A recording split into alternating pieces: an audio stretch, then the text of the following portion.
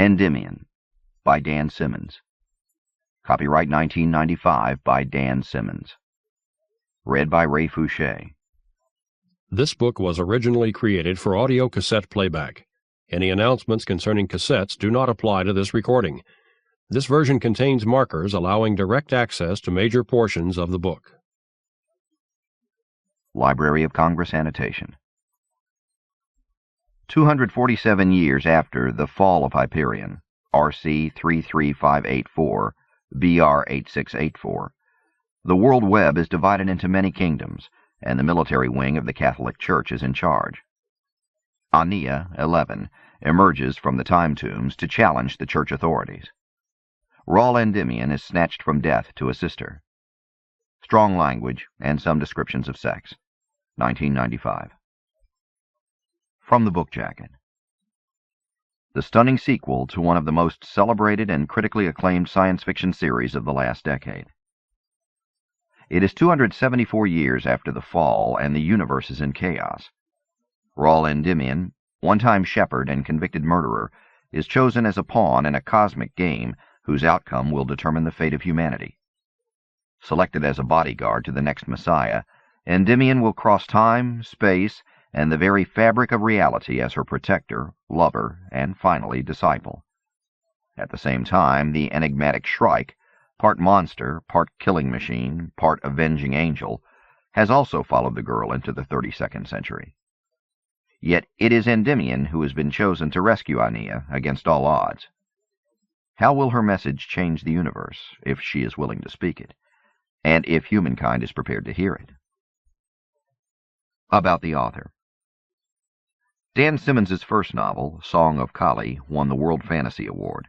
His science fiction novel, Hyperion, received the Hugo, and the Horror Writers of America awarded him its highest honor for his novel, Carrion Comfort.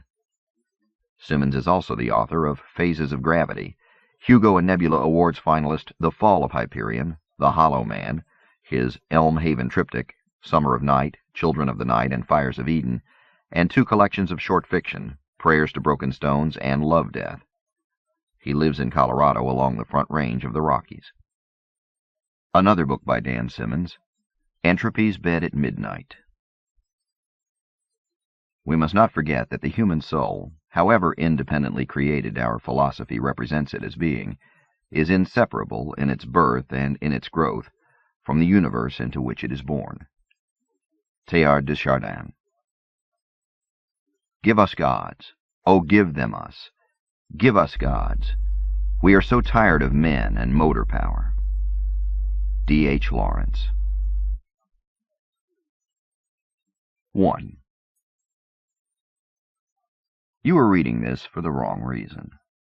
If you are reading this to learn what it was like to make love to a Messiah, our Messiah, then you should not read on, because you are little more than a voyeur. If you are reading this because you are a fan of the old poet's cantos and are obsessed with curiosity about what happened next in the lives of the Hyperion pilgrims, you will be disappointed. I do not know what happened to most of them. They lived and died almost 3 centuries before I was born. If you are reading this because you seek more insight into the message from the one who teaches, you may also be disappointed. I confess that I was more interested in her as a woman than as a teacher or a Messiah. Finally, if you are reading this to discover her fate, or even my fate, you are reading the wrong document. Although both our fates seem as certain as anyone's could be, I was not with her when hers was played out, and my own awaits the final act even as I write these words. If you are reading this at all, I would be amazed, but this would not be the first time that events have amazed me. The past few years have been one improbability after another, each more marvelous and seemingly inevitable than the last. To share these memories is the reason that I am writing. Perhaps the motivation is not even to share, knowing that the document I am creating almost certainly will never be found, but just to put down the series of events so that I can structure them in my own mind. How do I know what I think until I see what I say? Wrote some pre-Hijra writer. Precisely. I must see these things in order to know what to think of them. I must see the events turn to ink and the emotions in print to believe that they actually occurred and touched me.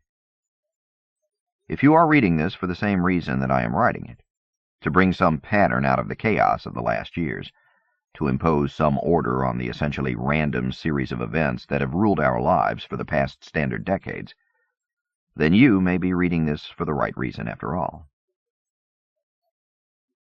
Where to start? With a death sentence, perhaps. But whose? My death sentence or hers? And if mine, which of mine? There are several from which to choose. Perhaps this final one is appropriate. Begin at the ending. I am writing this in a Schrödinger cat box in high orbit around the quarantined world of Armagast. The cat box is not much of a box, more of a smooth-hulled ovoid, a mere 6 meters by 3 meters. It will be my entire world until the end of my life. Most of the interior of my world is a Spartan cell consisting of a black box air and waste recycler, my bunk, the food synthesizer unit, a narrow counter that serves as both my dining table and writing desk, and finally the toilet, sink, and shower, which are set behind a fiberplastic partition for reasons of propriety that escape me. No one will ever visit me here. Privacy seems a hollow joke. I have a text slate and stylus. When I finish each page, I transfer it to hard copy on microvellum produced by the recycler. The low accretion of wafer-thin pages is the only visible change in my environment from day to day. The vial of poison gas is not visible. It is set in the static dynamic shell of the cat box, linked to the air filtration unit in such a way that to attempt to fiddle with it would trigger the cyanide, as would any attempt to breach the shell itself. The radiation detector, its timer, and the isotope element are also fused into the frozen energy of the shell. I never know when the random timer activates the detector. I never know when the same random timing element opens the lead shielding to the tiny isotope. I never know when the isotope yields a particle. But I will know when the detector is activated at the instant the isotope yields a particle. There should be the scent of bitter almonds in that second or two before the gas kills me. I hope that it will be only a second or two. Technically, according to the ancient enigma of quantum physics, I am now neither dead nor alive.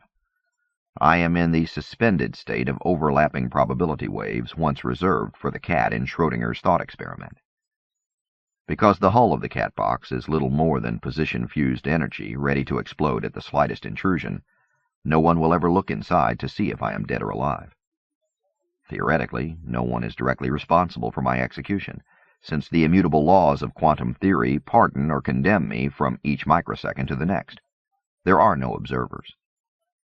But I am an observer. I am waiting for this particular collapse of probability waves with something more than detached interest. In the instant after the hissing of cyanide gas begins, but before it reaches my lungs and heart and brain, I will know which way the universe has chosen to sort itself out.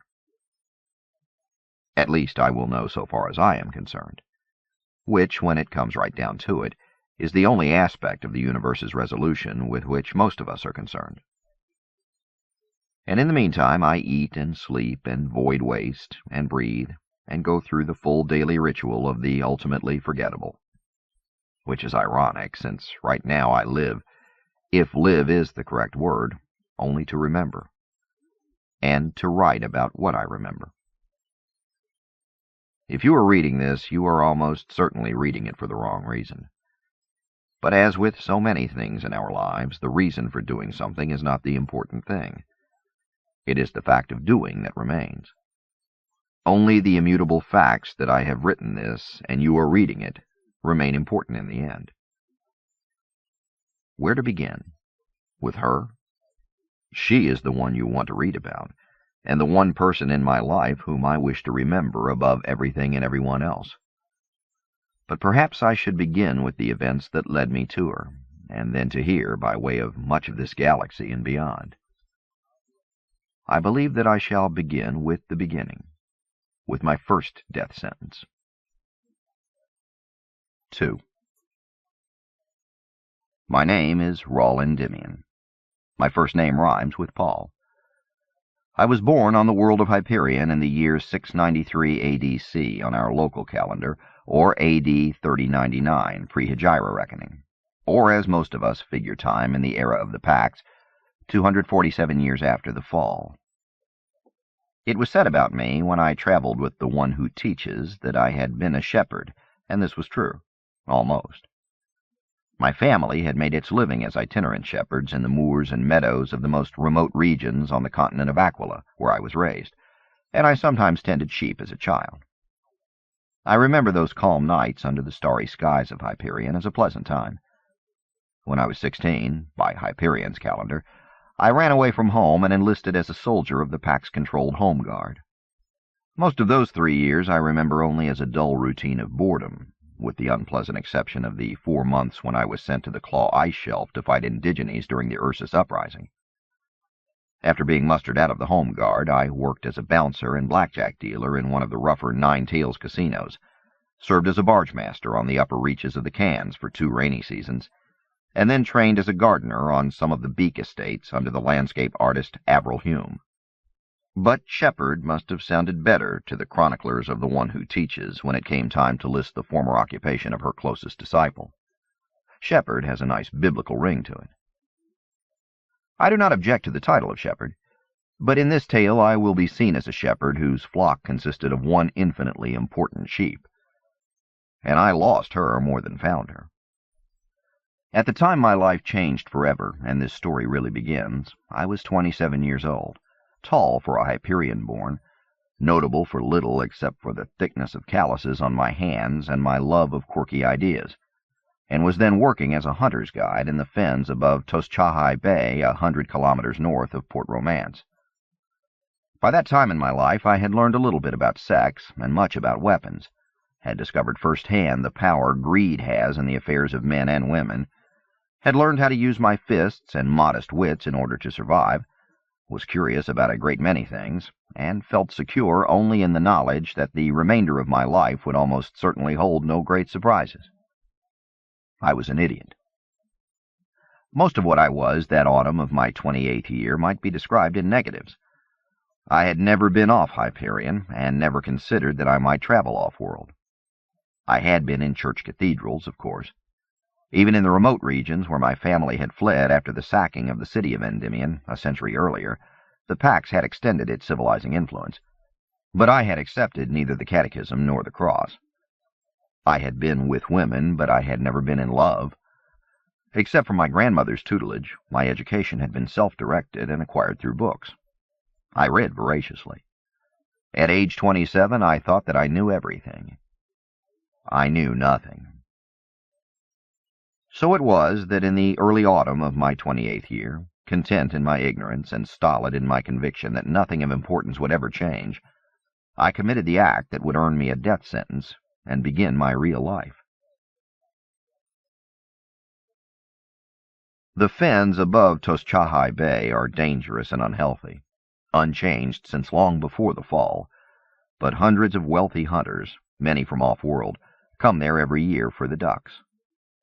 Most of the proto-mallards died off quickly after their regeneration and release from the seed ship 7 centuries earlier, either unable to adapt to Hyperion's climate or stalked by its indigene predators, but a few ducks survived in the fens of north-central Aquila, and the hunters came, and I guided them.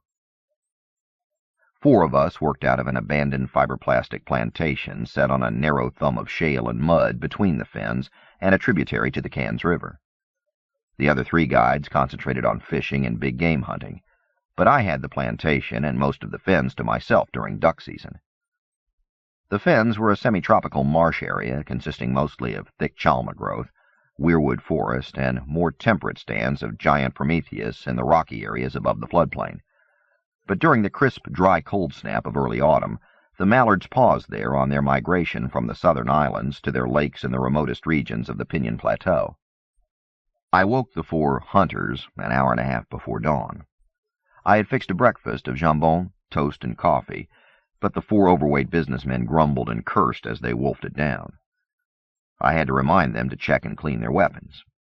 3 carried shotguns, and the 4th was foolish enough to bring an antique energy rifle.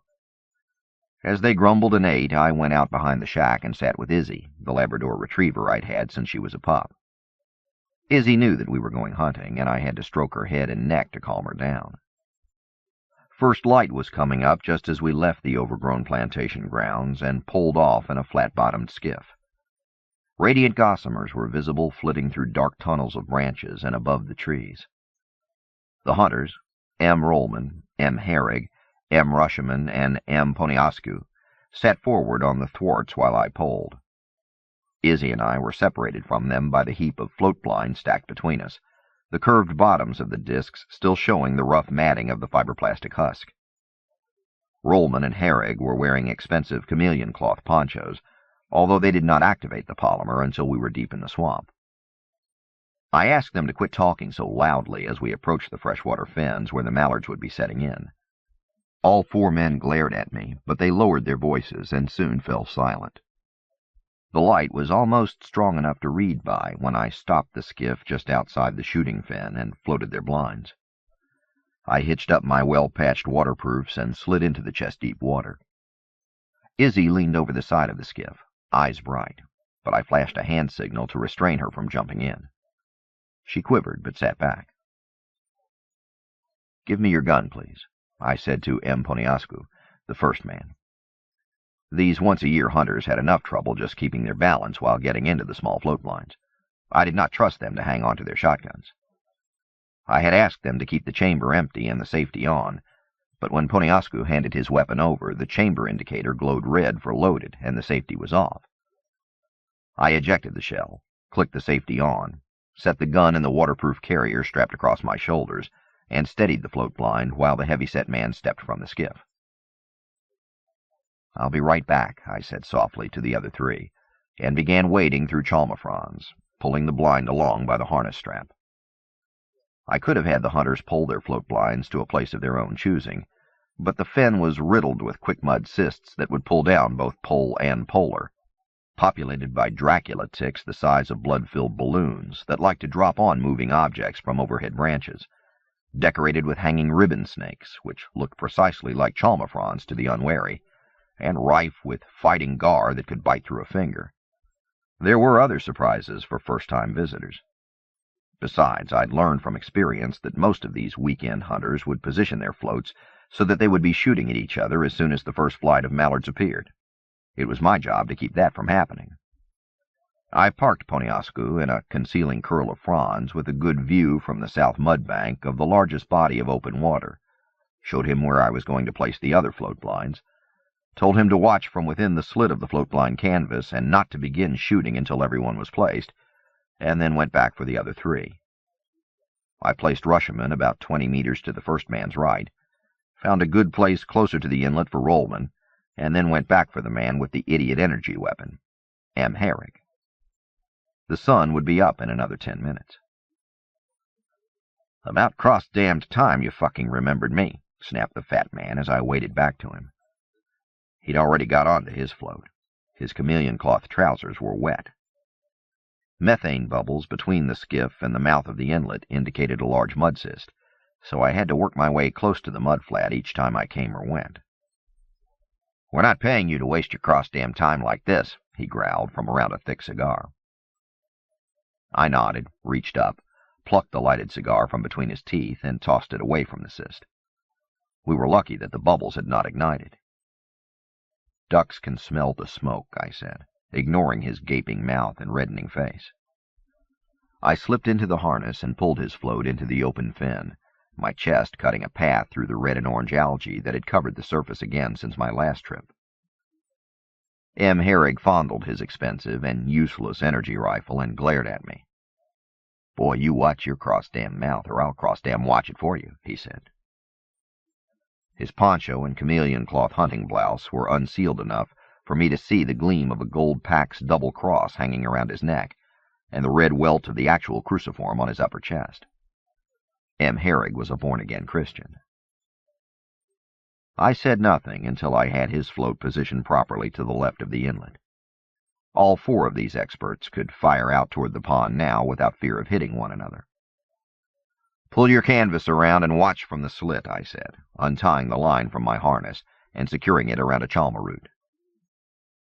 M. Herrig made a noise, but left the camouflage canvas still furled on the dome wands. "Wait until I've got the decoys out before shooting," I said. I pointed out the other shooting positions. "And don't fire toward the inlet. I'll be there in the skiff." M. Herrig did not answer. I shrugged and waded back to the skiff. Izzy was sitting where I had commanded her to stay, but I could see from her straining muscles and gleaming eyes that in spirit she was bounding back and forth like a puppy. Without climbing into the skiff, I rubbed her neck. "Just a few minutes now, girl," I whispered. Released from her stay command, she ran to the bow as I began dragging the skiff toward the inlet. The radiant gossamers had disappeared, and the sky streaks of meteor showers were fading as the pre-dawn light solidified into a milky glow. The symphony of insect sounds and the croak of ampus bands along the mudflats were giving way to morning bird calls and the occasional gronk of a gar inflating its challenge sack. The sky was deepening to its daytime lapis in the east. I pulled the skiff under Franz, gestured for Izzy to stay in the bow, and pulled 4 of the decoys out from under the thwarts. There was the slightest film of ice along the shoreline here, but the center of the fen was clear, and I began positioning the decoys, activating each one as I left it. The water was never deeper than my chest. I had just returned to the skiff and lay down next to Izzy under the concealing fronds when the ducks arrived. Izzy heard them first. Her entire body went rigid, and her nose came up as if she could sniff them on the wind. A second later there came the whisper of wings. I leaned forward and peered through the brittle foliage. In the center of the pond the decoys were swimming and preening. One of them arched its neck and called just as the real mallards became visible above the tree line to the south. A flight of 3 ducks swept out of their pattern, extended wings to break, and came sliding down invisible rails toward the fen. I felt the usual thrill I always encounter at such moments. My throat tightens and my heart pounds, seems to stop for a moment, and then palpably aches. I had spent most of my life in remote regions, observing nature, but confrontation with such beauty always touched something so deep in me that I had no words for it. Beside me, Izzy was as still and rigid as an ebony statue. The gunfire started then. The 3 with shotguns opened up at once and kept firing as quickly as they could eject shells. The energy rifle sliced its beam across the fen, the narrow shaft of violet light clearly visible in the morning mists. The first duck must have been hit by 2 or 3 patterns at once. It flew apart in an explosion of feathers and viscera. The second one's wings folded and it dropped, all grace and beauty blasted out of it. The third mallard slipped to its right, recovered just above the water, and beat its wings for altitude. The energy beam slashed after it, slicing through leaves and branches like a silent scythe. Shotguns roared again, but the mallard seemed to anticipate their aim. The bird dived toward the lake, banked hard right, and flew straight toward the inlet. Straight toward Izzy and me. The bird was no more than 2 meters above the water. Its wings were beating strongly.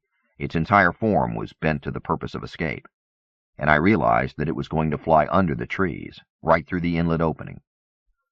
Despite the fact that the bird's unusual flight pattern had taken it between several shooting positions, all 4 men were still firing. I used my right leg to push the skiff out of the concealing branches. "Cease fire!" I shouted, in a command voice that I'd acquired during my brief career as a sergeant in the Home Guard. 2 of the men did. 1 shotgun and the energy rifle continued firing. The mallard never wavered as it passed the skiff a meter to our left. Izzy's body quivered, and her mouth seemed to drop farther open in surprise as the duck flapped low past us. The shotgun did not fire again, but I could see the violet beam panning toward us through the rising mists. I shouted and pulled Izzy down between the thwarts. The mallard escaped the tunnel of chalma branches behind us and beat its wings for altitude.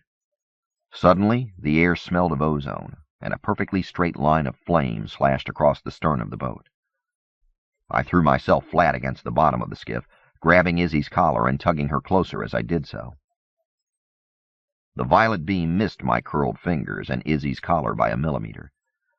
I saw the briefest glimmer of a quizzical look in Izzy's excited eyes, and then she tried to lower her head to my chest the way she had as a puppy when she acted penitent. At the movement, her head and the section of neck above her collar separated from her body and went over the side with a soft splash. I still held the collar, and her weight was still on me, her forepaws still quivering against my chest. Then blood geysered out over me from arteries in the cleanly severed neck, and I rolled aside, pushing the spasming headless body of my dog away from me. Her blood was warm, and it tasted of copper.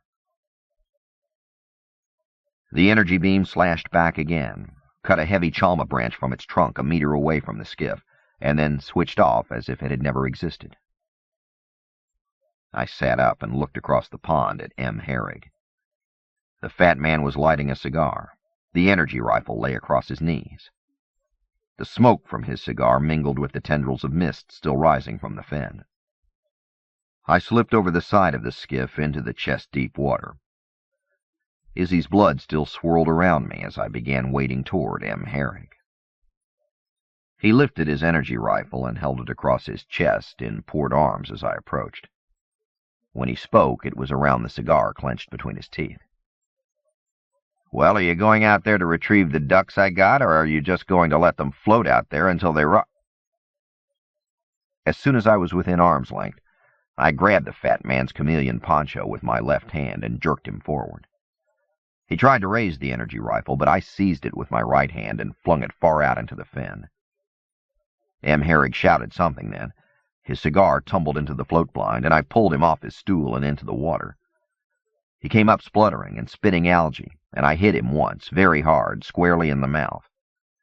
I felt the skin on my knuckles tear as several of his teeth snapped, and then he was sprawling backward. His head hit the frame of the float blind with a hollow bang, and he went under again. I waited for his fat face to rise to the surface again like the belly of some dead fish, and when it did, I held it down, watching the bubbles rise while his arms flailed and his pudgy hands batted uselessly at my wrists. The other 3 hunters began shouting from their shooting positions across the fin. I ignored them. When M. Herrig's hands had dropped away and the stream of bubbles had thinned to a weak trickle, I released him and stepped back.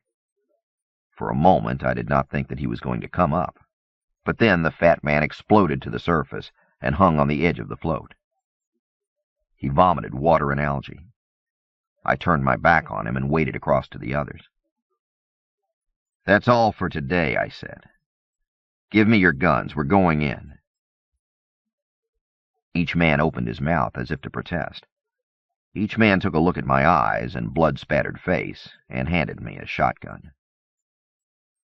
"Retrieve your friend," I said to the last man, Poniascu.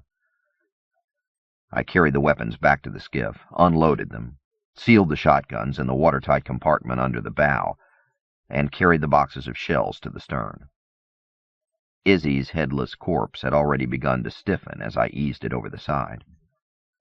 The bottom of the skiff was awash with her blood. I went back to the stern, stowed the shells, and stood leaning on the pole. The 3 hunters returned eventually, awkwardly paddling their own floats while pulling the one in which M. Herrig was sprawled. The fat man was still hanging over the side, his face pale. They climbed into the skiff and began trying to pull the floats aboard. "Leave them," I said. "Tie them to that chalma root. I'll come back for them later." They tied off the floats and pulled M. Herrig aboard like some obese fish. The only sounds were the birds and insects of the fin coming alive, and M. Herrig's continued retching. When he was aboard, the other 3 hunters seated and muttering, I pulled us back to the plantation as the sun burned through the last of the morning vapors rising from the dark waters. And that should have been the end of it. Except, of course, it was not. I was making lunch in the primitive kitchen when M. Herrig came out of the sleeping barracks with a stubby military fléchette gun. Such weapons were illegal on Hyperion. The packs allowed no one except the home guard to carry them. I could see the white, shocked faces of the other 3 hunters peering from the barracks door as M. Herrig staggered into the kitchen amid a fog of whiskey fumes. The fat man could not resist the impulse to give a short, melodramatic speech before killing me. "You cross-damned heathen son of a bitch," he began. But I did not stand around to listen to the rest. I threw myself down and forward, even as he fired from the hip. 6,000 steel flechettes blew apart the stove, the pan of stew I had been cooking on the stove, the sink, the window above the sink, and the shelves and crockery on the shelves. Food, plastic, porcelain, and glass showered over my legs as I crawled under the open counter and reached for M. Herrig's legs, even as he leaned over the counter to spray me with a second burst of flechettes. I grabbed the big man's ankles and jerked. He went down on his back with a crash that sent a decade's worth of dust rising from the floorboards. I clambered up over his legs, kneeing him in the groin as I climbed, and grabbed his wrist with the intention of forcing the gun out of his hands. He had a firm grip on the stock. His finger was still on the trigger. The magazine whined softly as another flechette cartridge clicked into place. I could smell M. Herrig's whiskey and cigar breath on my face as he grimaced triumphantly and forced the weapon's muzzle toward me. In one movement, I slammed my forearm against his wrist and the heavy gun, squeezing it tight under M. Herrig's fleshy chins. Our eyes met for the instant before his struggles made him complete his squeeze of the trigger. I told one of the other hunters how to use the radio in the common room, and a PAX security skimmer was setting down on the grassy lawn within the hour. There were only a dozen or so working skimmers on the continent, so the sight of the black PAX vehicle was sobering, to say the least. They banded my wrists, slapped a cortical come-along to my temple, and hurried me into the holding box in the rear of the vehicle. I sat there, dripping sweat in the hot stillness of the box, while PAX-trained forensic specialists used needle-nosed pliers to try to retrieve every shard of M. Herrig's skull and scattered brain tissue from the perforated floor and wall. Then, when they had interrogated the other hunters, and had found as much of M. Herrig as they were going to find, I watched through the scarred perspex window as they loaded his body-bagged corpse aboard the skimmer. Lift blades whined. The ventilators allowed me a bit of cooler air, just as I thought I could no longer breathe, and the skimmer rose, circled the plantation once, and flew south toward Port Romance. My trial was held 6 days later. M's Rollman, Rushaman, and Poniascu testified that I had insulted M. Herrig on the trip to the fen, and then assaulted him there. They pointed out that the hunting dog had been killed in the melee that I had begun. They testified that once back at the plantation, I had brandished the illegal flechette gun and threatened to kill all of them. M. Herrig had tried to take the weapon away from me. I had shot him at point-blank range, literally blowing his head off in the process. M. Herrig was the last to testify. Still shaken and pale from his 3-day resurrection, dressed in a somber business suit and cape, his voice shook as he confirmed the other men's testimony and described my brutal assault on him. My court-appointed attorney did not cross-examine him.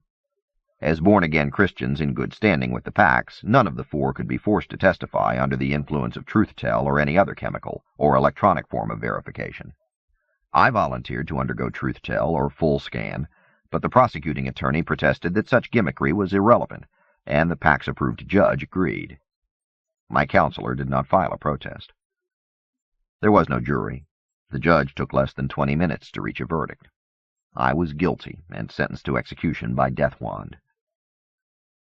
I stood and asked that the sentence be delayed until I could get word to my aunt and cousins in North Aquila so that they could visit me one last time. My request was denied. The time of execution was set for sunrise on the following day. 3. A priest from the Pax Monastery in Port Romance came to visit me that evening. He was a small, somewhat nervous man with thinning blonde hair and a slight stutter. Once in the windowless visiting room, he introduced himself as Father Tse and waved the guards away. "My son," he began, and I felt the urge to smile since the priest looked to be about my age. "My son, are you prepared for tomorrow?" Any urge to smile fled. I shrugged. Father Tse chewed his lip. "You have not accepted our Lord," he said, voice tense with emotion. I had the urge to shrug again, but spoke instead. "I haven't accepted the cruciform, Father. It might not be the same thing." His brown eyes were insistent, almost pleading. "It is the same thing, my son. Our Lord has revealed this." I said nothing. Father Tse set down his missal and touched my bound wrist. "You know that if you repent this night and accept Jesus Christ as your personal Savior, that 3 days after, tomorrow, you will rise to live again in the grace of our Lord's forgiveness." His brown eyes did not blink. "You do know this, do you not, my son?" I returned his gaze. Some prisoner in the adjoining cell block had screamed most of the last 3 nights. I felt very tired. "Yes, Father," I said. "I know how the cruciform works." Father Tse vigorously shook his head. "Not the cruciform, my son. The grace of our Lord." I nodded. "Have you gone through resurrection, Father?" The priest glanced down. "Not yet, my son. But I have no fear of that day." He looked up at me again. "Nor must you." I closed my eyes for a moment. I had been thinking about this for almost every minute of the past 6 days and nights. "Look, Father," I said, "I don't mean to hurt your feelings, but I made the decision some years ago not to go under the cruciform, and I don't think that this is the right time to change my mind." Father Tse leaned forward, eyes bright. "Any time is the right time to accept our Lord, my son. After sunrise tomorrow, there will be no more time. Your dead body will be taken out from this place and disposed of at sea. Mere food for the carrion fish beyond the bay." This was not a new image for me. "Yes," I said. "I know the penalty for a murderer executed without converting. But I have this." I tapped the cortical come-along now permanently attached to my temple. "I don't need a cruciform symbiote embedded in me to put me in a deeper slavery." Father Tse pulled back as if I had slapped him. "One mere lifetime of commitment to our Lord is not slavery," he said, his stutter banished by cold anger. "Millions have offered this before the tangible blessing of immediate resurrection in this life was offered. Billions gratefully accept it now." He stood up. "You have the choice, my son. Eternal light, with the gift of almost unlimited life in this world in which to serve Christ, or eternal darkness." I shrugged and looked away. Father Tse blessed me, said goodbye in tones commingled with sadness and contempt, turned, called the guards, and was gone. A minute later, pain stabbed at my skull as the guards tickled my come-along and led me back to my cell. I won't bore you with a long litany of the thoughts that chased through my mind that endless autumn night. I was 27 years old. I loved life with a passion that sometimes led me into trouble, although never anything as serious as this before. For the first few hours of that final night, I pondered escape the way a caged animal must claw at steel bars. The prison was set high on the sheer cliff overlooking the reef called the Mandible, far out on Toschahai Bay. Everything was unbreakable perspex, unbendable steel or seamless plastic. The guards carried death wands, and I sensed no reluctance in them to use them. Even if I should escape, a touch of a button on the come-along remote would curl me up with the universe's worst migraine until they followed the beacon to my hiding place. My last hours were spent pondering the folly of my short, useless life. I regretted nothing, but also had little to show for Raul Endymion's 27 years on Hyperion. The dominant theme of my life seemed to be the same perverse stubbornness that had led me to reject resurrection. "So you owe the Church a lifetime of service," whispered a frenzied voice in the back of my skull. "At least you get a lifetime that way, and more lifetimes beyond that. How can you turn down a deal like that? Anything's better than real death. Your rotting corpse being fed to the amphreys, coelacanths, and skankworms. Think about this." I closed my eyes and pretended to sleep just to flee from the shouts echoing in my own mind. The night lasted an eternity, but sunrise still seemed to come early. 4 guards walked me to the death chamber, strapped me into a wooden chair, and then sealed the steel door. If I looked over my left shoulder, I could see faces peering through the perspex. Somehow I had expected a priest, maybe not Father Tsay again, but a priest, some representative of the Pax, to offer me one final chance at immortality. There was none. Only part of me was glad. I cannot say now whether I would have changed my mind at the last moment. The method of execution was simple and mechanical. Not as ingenious as a Schrödinger cat box, perhaps, but clever nonetheless. A short-range death wand was set on the wall and aimed at the chair where I sat. I saw the red light click on the small comlog unit attached to the weapon. Prisoners in adjoining cells had gleefully whispered the mechanics of my death to me even before the sentence had been passed. The comlog computer had a random number generator. When the number generated was a prime smaller than 17, the death wand beam would be activated. Every synapse in the gray lump that was the personality and memory of Raul Endymion would be fused, destroyed, melted down to the neuronic equivalent of radioactive slag. Autonomic functions would cease mere milliseconds later. My heart and breathing would stop almost as soon as my mind was destroyed. Experts said that death by death wand was as painless a way to die as had ever been invented. Those resurrected after death wand execution usually did not want to talk about the sensation, but the word in the cells was that it hurt like hell, as if every circuit in your brain were exploding. I looked at the red light of the comlog and the business end of the short death wand. Some wag had rigged an LED display so that I could see the numerals being generated. They flicked by like floor numbers on an elevator to hell. 26, 74, 109, 19, 37. They had programmed the comlog to generate no numbers larger than 150. 77, 42, 12, 60, 84, 129, 108, 14.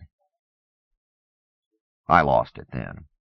I balled my fists, strained at the unyielding plastic straps, and screamed obscenities at the walls, at the pale faces distorted through the perspex windows, at the fucking church and its fucking Pax, at the fucking coward who'd killed my dog, at the goddamn fucking cowards who...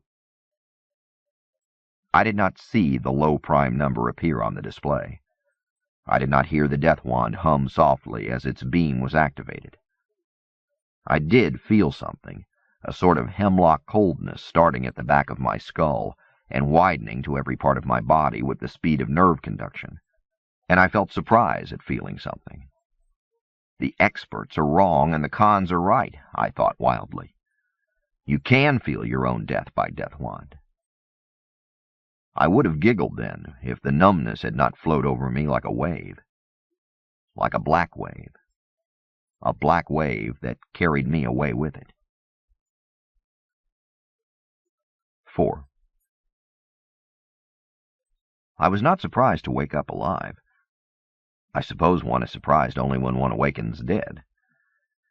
At any rate, I awoke with no more discomfort than a vague tingling in my extremities, and lay there watching sunlight crawl across a rough plaster ceiling for a minute or more until an urgent thought shook me full awake.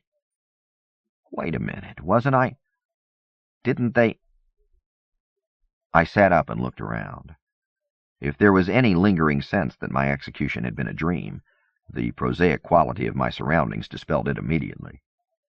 The room was pie-shaped, with a curved and whitewashed outer stone wall and thick plaster ceilings. The bed was the only piece of furniture, and the heavy off-white linen on it complemented the texture of plaster and stone. There was a massive wooden door, closed, and an arched window open to the elements. One glance at the lapis sky beyond the window told me that I was still on Hyperion. There was no chance that I was still in the Port Romance prison. The stone here was too old, the details of the door too ornamental, the quality of linen too good. I rose, found myself naked, and walked to the window. The autumn breeze was brisk, but the sun was warm on my skin. I was in a stone tower. Yellow chalma and the thick tangle of low weirwood wove a solid canopy of treetops up hills to the horizon. Everblues grew on granite rock faces. I could see other walls, ramparts, and the curve of another tower stretching away along the ridgeline upon which this tower stood. The walls seemed old. The quality of their construction and the organic feel of their architecture was from an era of skill and taste long predating the fall. I guessed at once where I must be. The Chalma and Weirwood suggested that I was still on the southern continent of Aquila. The elegant ruins spoke of the abandoned city of Endymion. I had never been to the town from which my family took its surname, but I had heard many descriptions of it from Grandam, our clan storyteller. Endymion had been one of the first Hyperion cities settled after the dropship crash almost 700 years earlier. Until the fall, it had been famous for its fine university, a huge castle-like structure that towered over the old town below it. Grandam's great-grandfather's grandfather had been a professor at the university, until the Pax troops commandeered the entire region of central Aquila and literally sent thousands of people packing. And now I had returned. A bald man with blue skin and cobalt-blue eyes came through the door, set underwear and a simple day suit of what looked like homespun cotton on the bed, and said, "Please get dressed." I admit that I stared silently as the man turned and went out the door. Blue skin, bright blue eyes, no hair. It had to be the first android that I had ever seen. If asked, I would have said that there were no androids left on Hyperion. They had been illegal to biofacture since before the fall, and although they had been imported by the legendary Sad King Billy to build most of the cities in the north centuries ago, I had never heard of one still existing on our world. I shook my head and got dressed. The day suit fit nicely, despite my rather unusually large shoulders and long legs. I was back at the window when the android returned. He stood by the open door and gestured with an open hand. "This way, please, M. Endymion." I resisted the impulse to ask questions and followed him up the tower stairs. The room at the top took up the entire floor. Late afternoon sunlight streamed in through yellow and red stained glass windows. At least one window was open, and I could hear the rustle of the leaf canopy far below as a wind came up from the valley. This room was as white and bare as my cell had been, except for a cluster of medical equipment and communication consoles in the center of the circle. The android left, closing the heavy door behind him, and it took me a second to realize that there was a human being in the locus of all that equipment. At least, I thought it was a human being. The man was lying on a flow-foam hoverchair bed that had been adjusted to a sitting position. Tubes, IV drips, monitor filaments, and organic-looking umbilicals ran from the equipment to the wizened figure in the chair. I say wizened, but in truth the man's body looked almost mummified, the skin wrinkled like the folds of an old leather jacket, the skull mottled and almost perfectly bald, the arms and legs emaciated to the point of being vestigial appendages. Everything about the old man's posture made me think of a wrinkled and featherless baby bird that had fallen out of the nest.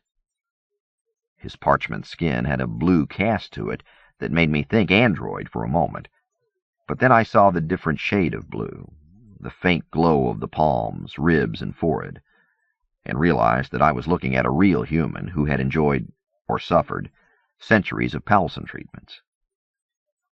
No one receives Palson treatments anymore. The technology was lost in the fall, as were the raw materials from worlds lost in time and space. Or so I thought. But here was a creature at least many centuries old who must have received Palson treatments as recently as decades ago. The old man opened his eyes. I have since seen eyes with as much power as his, but nothing in my life to that point had prepared me for the intensity of such a gaze. I think I took a step back. "Come closer, Raul Endymion." The voice was like the scraping of a dull blade on parchment. The old man's mouth moved like a turtle's beak. I stepped closer, stopping only when a comm console stood between me and the mummified form. The old man blinked and lifted a bony hand that still seemed too heavy for the twig of a wrist. "Do you know who I am?" The scratch of a voice was as soft as a whisper.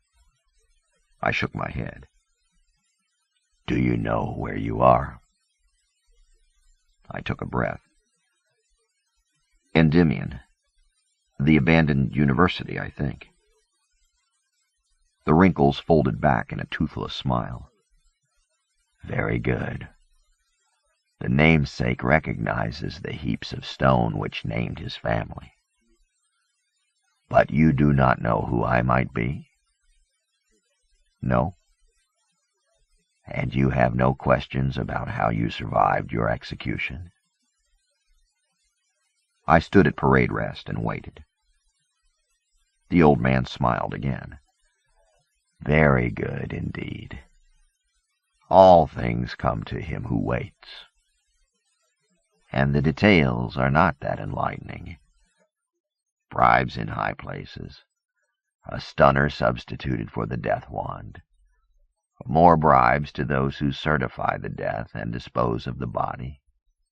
It is not the how we are interested in, is it, Raul Endymion? No, I said at last. Why? The turtle's beak twitched, the massive head nodded. I noticed now that even through the damage of centuries, the face was still sharp and angular, a satyr's countenance. Precisely, he said. Why? Why go to the trouble of faking your execution and transporting your fucking carcass across half a fucking continent? Why, indeed? The obscenities did not seem especially harsh from the old man's mouth. It was as if he had sprinkled his speech with them for so long that they deserved no special emphasis. I waited. I want you to run an errand for me, Raul Endymion. The old man's breath wheezed. Pale fluid flowed through the intravenous tubes. Do I have a choice? The face smiled again, but the eyes were as unchanging as the stone in the walls. We always have choices, dear boy. In this case, you can ignore any debt you might owe me for saving your life and simply leave here. Walk away. My servants will not stop you. With luck, you will get out of this restricted area, find your way back to more civilized regions, and avoid PAX patrols where your identity and lack of papers might be, embarrassing. I nodded. My clothes, chronometer, work papers, and PAX ID were probably in Toschahai Bay by now. Working as a hunting guide in the fens made me forget how often the authorities checked IDs in the cities. I would soon be reminded if I wandered back to any of the coastal cities or inland towns. And even rural jobs, such as shepherd and guide, required PAX ID for tax and tithe forms, which left hiding in the interior for the rest of my life, living off the land and avoiding people. Or, said the old man, you can run an errand for me and become rich. He paused, his dark eyes inspecting me the way I had seen professional hunters inspect pups that might or might not prove to be good hunting dogs. Tell me, I said. The old man closed his eyes and rattled in a deep breath. He did not bother to open his eyes when he spoke. Can you read, Raul Endymion? Yes.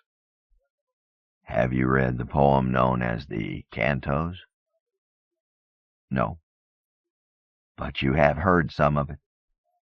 Surely, being born into one of the nomadic shepherd clans of the north, the storyteller has touched on the Cantos? There was a strange tone in the cracked voice. Modesty, perhaps. I shrugged. I've heard bits of it. My clan preferred the Garden Epic or the Glennon Heights saga. The satyr features creased into a smile. The Garden Epic, yes. Raul was a centaur hero in that, was he not? I said nothing. Grandam had loved the character of the centaur named Raul. My mother and I both had grown up listening to tales of him. Do you believe the stories? Snapped the old man. The Cantos tales, I mean. Believe them, I said. That they actually happen that way? The pilgrims and the Shrike and all that? I paused a minute. There were those who believed all the tall tales told in the cantos, and there were those who believed none of it, that it was all myth and maundering thrown together to add mystery to the ugly war and confusion that was the fall. I never really thought about it, I said truthfully.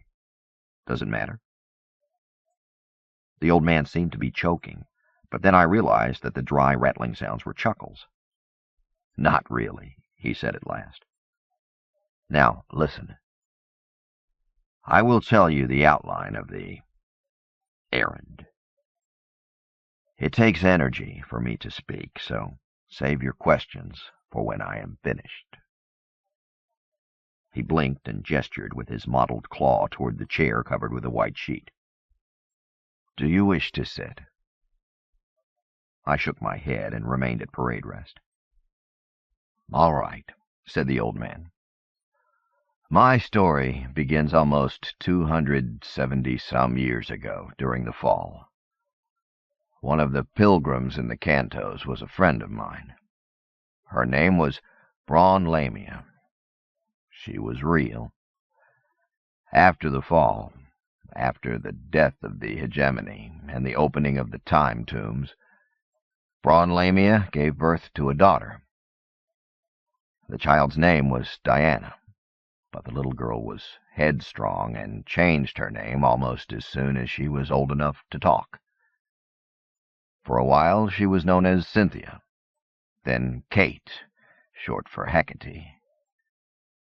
And then, when she turned 12, she insisted that her friends and family call her Themis.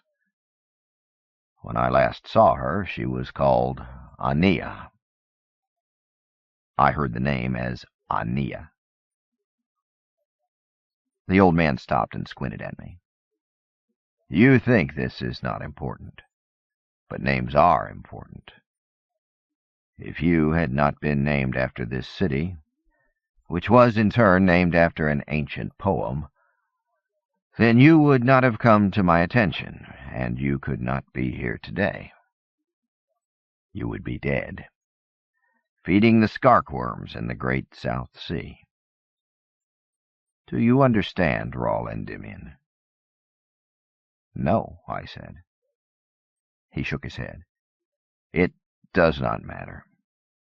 Where was I? The last time you saw the child, she called herself Aenea.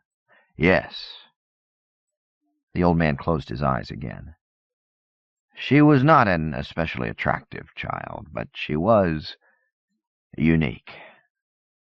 Everyone who knew her felt that she was different, special, not spoiled, despite all the nonsense with the name changes, just different. He smiled, showing pink gums. Have you ever met someone who is profoundly different, Raul Endymion? I hesitated only a second. No, I said. It was not quite true. This old man was different, but I knew he was not asking that. Kate, Aenea, was different, he said, eyes closed again. Her mother knew it. Of course, Braun knew that the child was special before she was born. He stopped and opened his eyes enough to squint at me. You've heard this part of the cantos? Yes, I said. It was foretold by a cybrid entity that the woman named Lamia was to give birth to a child known as the One Who Teaches. I thought that the old man was going to spit. A stupid title. No one called Aenea that during the time I knew her. She was simply a child, brilliant and headstrong, but a child. Everything that was unique only in potential. But then... His voice trailed off, and his eyes seemed to film over. It was as if he had lost track of the conversation. I waited. But then Raul Endymion died, he said, several minutes later, voice stronger, as if there had been no gap in the monologue. And Aenea disappeared. She was 12. Technically, I was her guardian, but she did not ask my permission to disappear. One day she left, and I never heard from her again. Here the story paused again, as if the old man were a machine that ran down occasionally and required some internal rewinding. "Where was I?" he said at last. "You never heard from her again?" "Yes." "I never heard from her. But I know where she went and when she will reappear. The time tombs are off limits now, guarded from public view by the Pax troops stationed there. But do you remember the names and functions of the tombs, Raul Endymion?" I grunted. Grandam used to grill me on aspects of the oral tales in much this way. I used to think that Grandam was old. Next to this ancient wizened thing, Grandam had been an infant. "I think I remember the tombs," I said. "There was the one called the Sphinx, the Jade Tomb, the Obelisk, the crystal monolith where the soldier was buried." "Colonel Fedman Kassad," muttered the old man. Then his gaze returned to me. "Go on." "The 3 cave tombs." "Only the 3rd cave tomb led anywhere," interrupted the old man again. "To labyrinths on other worlds. The Pack sealed it." "Go on." "That's all I can remember. Oh, the Shrike Palace." The old man showed a turtle's sharp smile. "One mustn't forget the Shrike Palace, or our old friend the Shrike, must one?" "Is that all of them?" "I think so," I said. "Yes." The mummified figure nodded. "Braun Lamia's daughter disappeared through one of these tombs. Can you guess which one?" "No." I did not know, but I suspected. 7 days after Braun died, the girl left a note. Went to the Sphinx in the dead of night and disappeared. Do you remember where the Sphinx led, boy?" "According to the cantos," I said, "Saul Weintraub and his daughter traveled to the distant future through the Sphinx." "Yes," whispered the ancient thing in the hoverbed. "Saul and Rachel and a precious few others disappeared into the Sphinx before the Pax sealed it and closed off the Valley of the Time Tombs. Many tried in those early days, tried to find a shortcut to the future. But the Sphinx seemed to choose who might travel its tunnel through time." "And it accepted the girl," I said. The old man merely grunted at this statement of the obvious. "Raul Endymion," he rasped at last, "do you know what I am going to ask of you?" "No," I said, although once again I had a strong suspicion. "I want you to go after my Aenea," said the old man.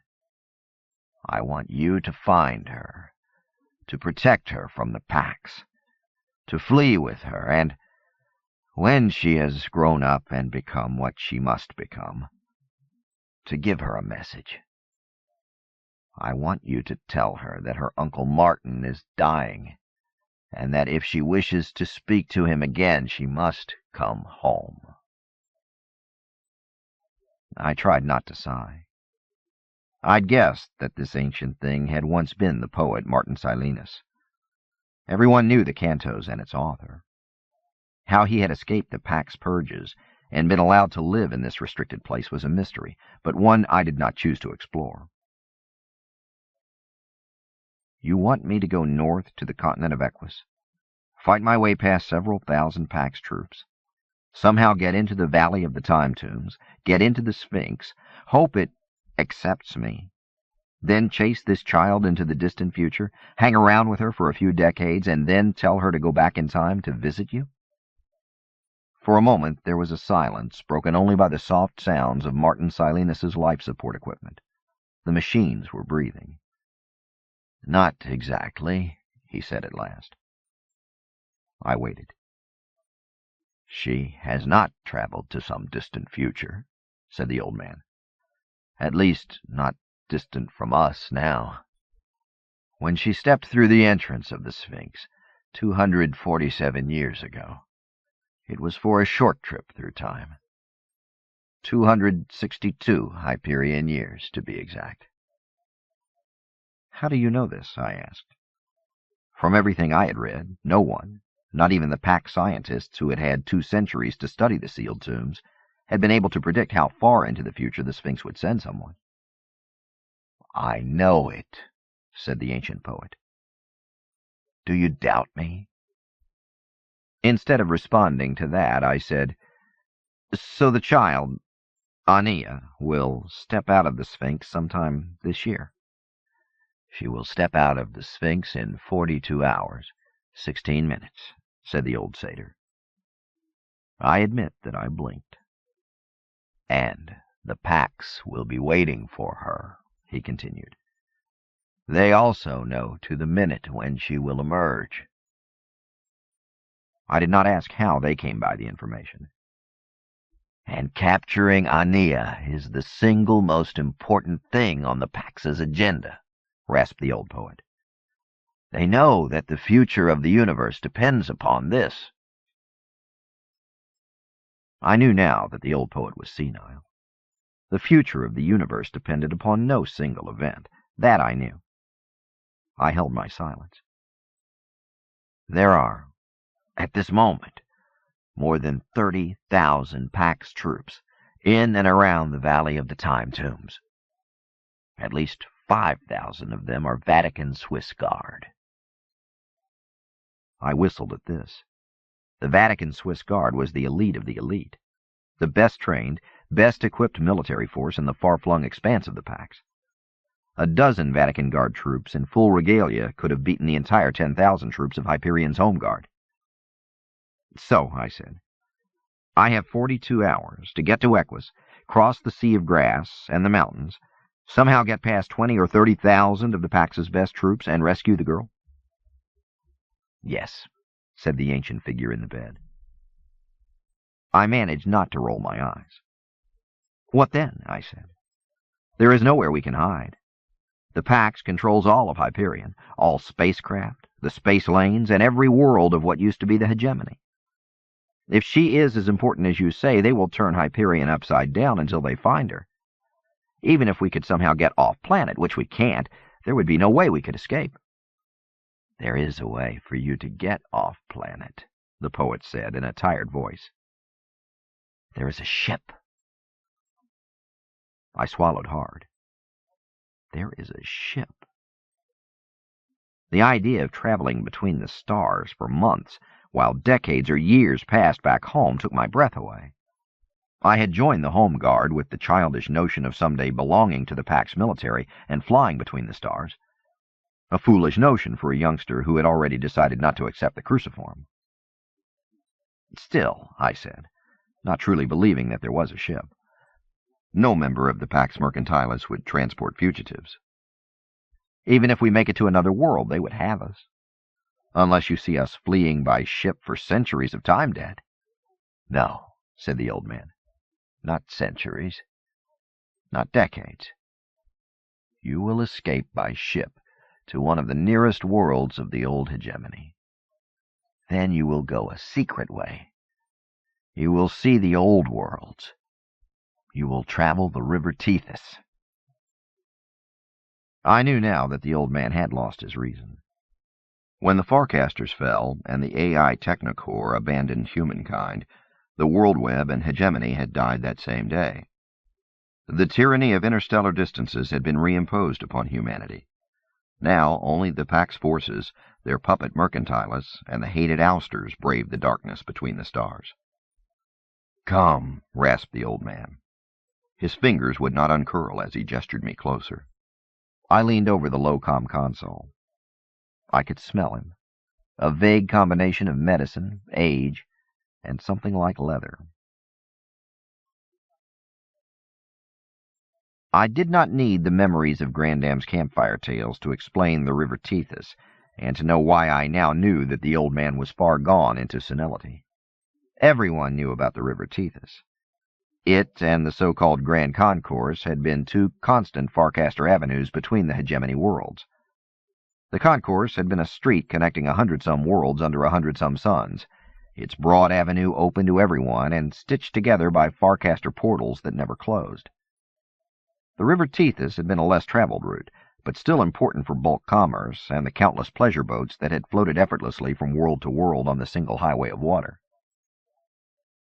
The concourse had been sliced into 1,000 separate segments by the fall of the WorldWeb Farcaster network. The Tethys had simply ceased to exist. The connecting portals useless. The single river on 100 worlds reverted to 100 smaller rivers that would never be connected again. Even the old poet seated before me had described the river's death. I remembered the words from Grandam's recitation of the cantos. And the river that had flowed on for 2 centuries or more, linked through space and time by the tricks of Technocore, ceased flowing now on Foushee and on Barnard's world, on Acteon and Deneb Dry, on Esperance and Nevermore. Everywhere the Tethys run, like ribbons through the worlds of man, there the portals worked no more. There the riverbeds ran dry. There the currents ceased to swirl. Lost were the tricks of Technocore, lost were the travelers forevermore. Locked the portal, locked the door, flowed the Tethys nevermore. "Come closer," whispered the old poet, still beckoning me with his yellowed finger. I leaned closer. The ancient creature's breath was like a dry wind out of an unsealed tomb, free of odor, but ancient, somehow redolent of forgotten centuries, as he whispered to me, "A thing of beauty is a joy forever. Its loveliness increases. It will never pass into nothingness." I pulled my head back and nodded as if the old man had said something sensible. It was clear that he was mad. As if reading my mind, the old poet chuckled.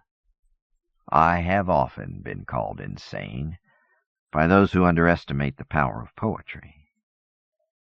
Do not decide now, Raul Endymion. We will meet later for dinner, and I will finish describing your challenge. Decide then. For now, rest. Your death and resurrection must have tired you." The old man hunched over, and there came the dry rattling that I now understood as laughter. The android showed me back to my room. I caught glimpses of courtyards and outbuildings through the tower windows. Once I saw another android, also male, walking past clear-story windows across the courtyard. My guide opened the door and stepped back. I realized that I would not be locked in, that I was not a prisoner. "Evening clothes have been set out for you, sir," said the blue-skinned man. "You are, of course, free to go or wander the old university grounds as you wish. I should warn you, M. Endymion, that there are dangerous animals in the forest and mountains in this vicinity." I nodded and smiled. Dangerous animals would not keep me from leaving if I wished to leave. At the moment, I did not. The android turned to leave then, and on impulse I stepped forward and did something that would change the course of my life forever. "Wait," I said. I extended a hand. "We haven't been introduced. I'm Raul Endymion." For a long moment, the android only looked at my extended hand, and I was sure that I had committed some breach of protocol. Androids had been, after all, considered something less than human centuries ago, when they had been biofactored for use during the Hegira expansion. Then the artificial man grasped my hand in his and shook firmly. "I am A. Betic," he said softly. "It is a pleasure to make your acquaintance." A. Betic. The name had some resonance for me that I could not place. I said, "I would like to talk to you, A. Betic. Learn more about you and this place and the old poet." The android's blue eyes lifted, and I thought I glimpsed something like amusement there. "Yes, sir," he said.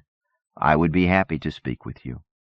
I fear that it must be later, since there are many duties I have to oversee at this moment.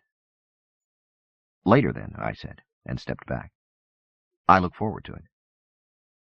Aebetic nodded and descended the tower stairs. I walked into my room. Except for the bed being made, and a suit of elegant evening clothes laid out there, the space was just as it had been. I went to the window and looked out over the ruins of Endymion University.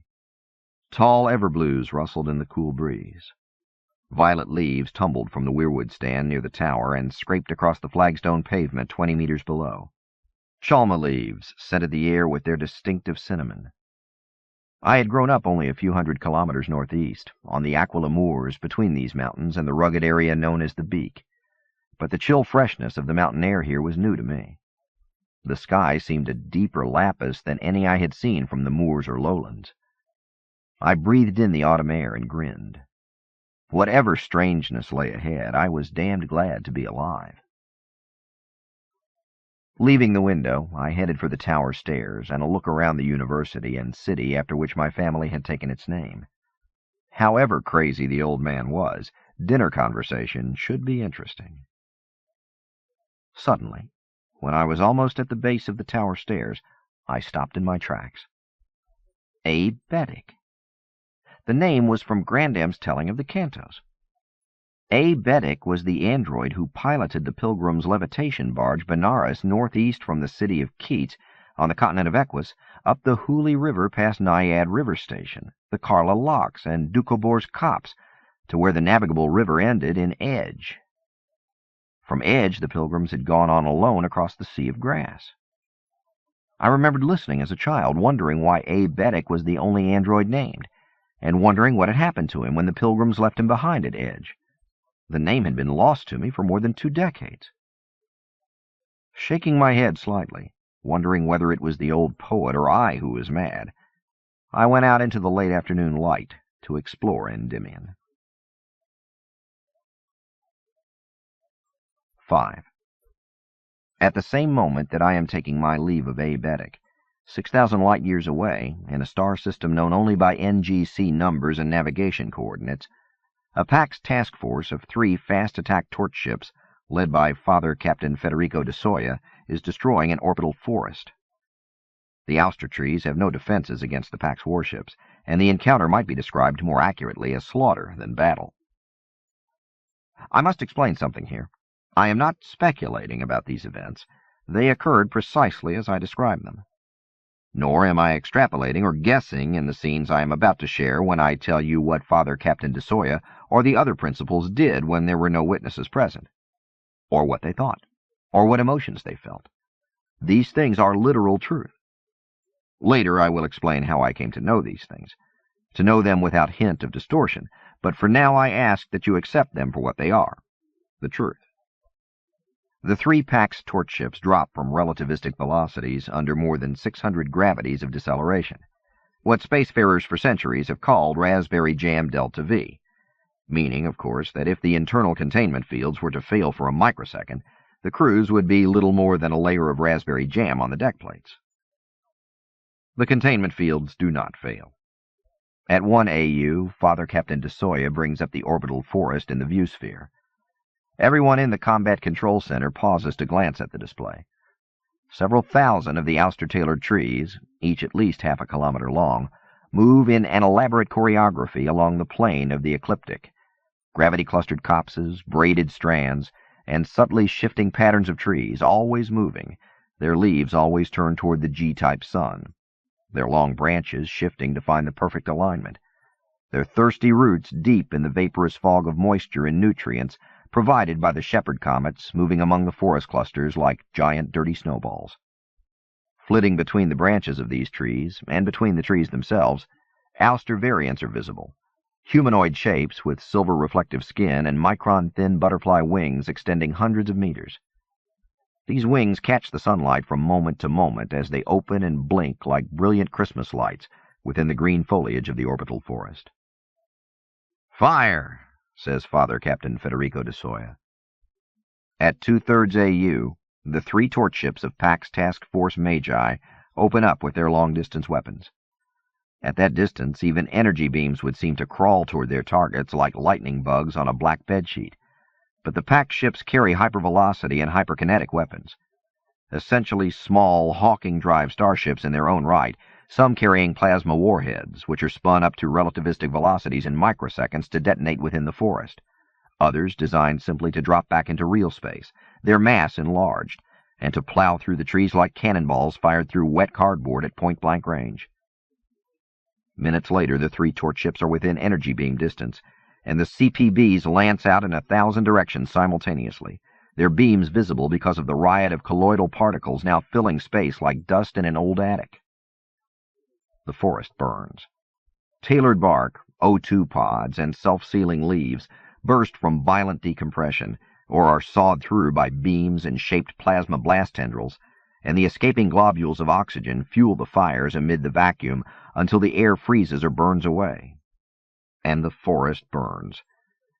Tens of millions of leaves fly away from the exploding forest, each leaf or cluster of leaves its own blazing pyre, while trunks and branches burn against the black background of space. The shepherd comets are struck and then volatilized in an instant, blasting the braided strands of forest apart in expanding shock waves of steam and molten rock fragments.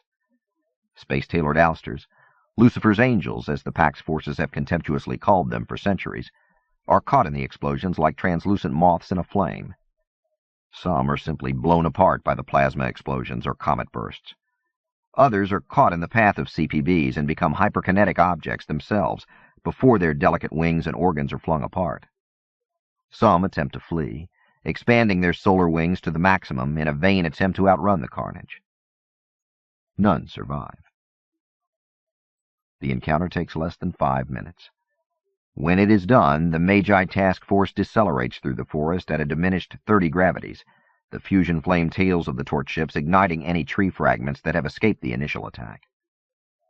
Where the forest had floated in space 5 minutes before, green leaves catching the sunlight, roots drinking the spheres of comet water, ouster angels floating like radiant gossamers among the branches. Now there is only a torus of smoke and expanding debris filling the plane of the ecliptic along this arc of space. "Any survivors?" asks Father Captain de Soya, standing along the edge of the C3 central display, his hands clasped behind his back, balancing easily, with only the balls of his feet touching the stick-tight strip around the display rim. Despite the fact that the torch ship is still decelerating under 30 gravities, the Combat Control Center is held at a constant 1/50th standard G microgravity. The dozen officers in the room sit and stand with their heads toward the center of the sphere. De Soya is a short man in his mid-30s, standard. His face is round, the skin dark, and friends had noticed over the years that his eyes reflected priestly compassion more frequently than military ruthlessness. They are troubled now. "No survivors," says Mother Commander Stone, De Soya's executive officer and another Jesuit. She turns from the tactical display to shunt into a blinking comm unit. De Soya knows that none of his officers in the C3 are pleased by this engagement. Destroying ouster orbital forests is part of their mission. The seemingly innocuous trees serve as refueling and refitting centers for combat swarms. But few Pax warriors take pleasure in wanton destruction. They were trained as knights of the Church, defenders of the Pax, not as destroyers of beauty or murderers of unarmed life forms, even if those life forms were tailored ousters who had surrendered their souls. "Lay in the usual search pattern," De Soya orders. "Tell the crew to stand down from battle stations." On a modern torch ship, the crew consists of only these dozen officers and half a dozen others spread throughout the ship. Suddenly, Mother Commander Stone interrupts. "Sir, a Hawking drive distortion reading up angle 72, coordinates 229, 43, 105. C plus exit point at 700.5,000 clicks. Probability of single vehicle, 96%. Relative velocity, unknown." "Full battle stations," says De Soya. He smiles slightly without being aware of doing so. Perhaps the ousters are rushing to the rescue of their forest. Or perhaps there was a single defender, and it has just launched a standoff weapon from somewhere beyond the system's Oort cloud. Or perhaps it is the vanguard of an entire swarm of ouster fighting units, and his task force is doomed. Whatever the threat, Father Captain DeSoya prefers a fight to this vandalism. "Vehicle is translating," reports the acquisition officer from his perch above DeSoya's head. "Very good," says Father Captain DeSoya. He watches displays flicker before his eyes, resets his shunt, and opens several virtual optic channels. Now the C3 fades away, and he stands in space, a giant 5 million clicks tall, seeing his own ships like specks with flaming tails, the curved column of smoke that is the destroyed forest bending past at belt height. And now this intruder flicking into existence 700,000 clicks and an arm reach above the plane of the ecliptic. Red spheres around his ships show external fields at combat strength. Other colors fill space, displaying sensor readings, acquisition pulses, and targeting preparation. Working on the millisecond tactical level, DeSoya can launch weapons or unleash energies by pointing and snapping his fingers.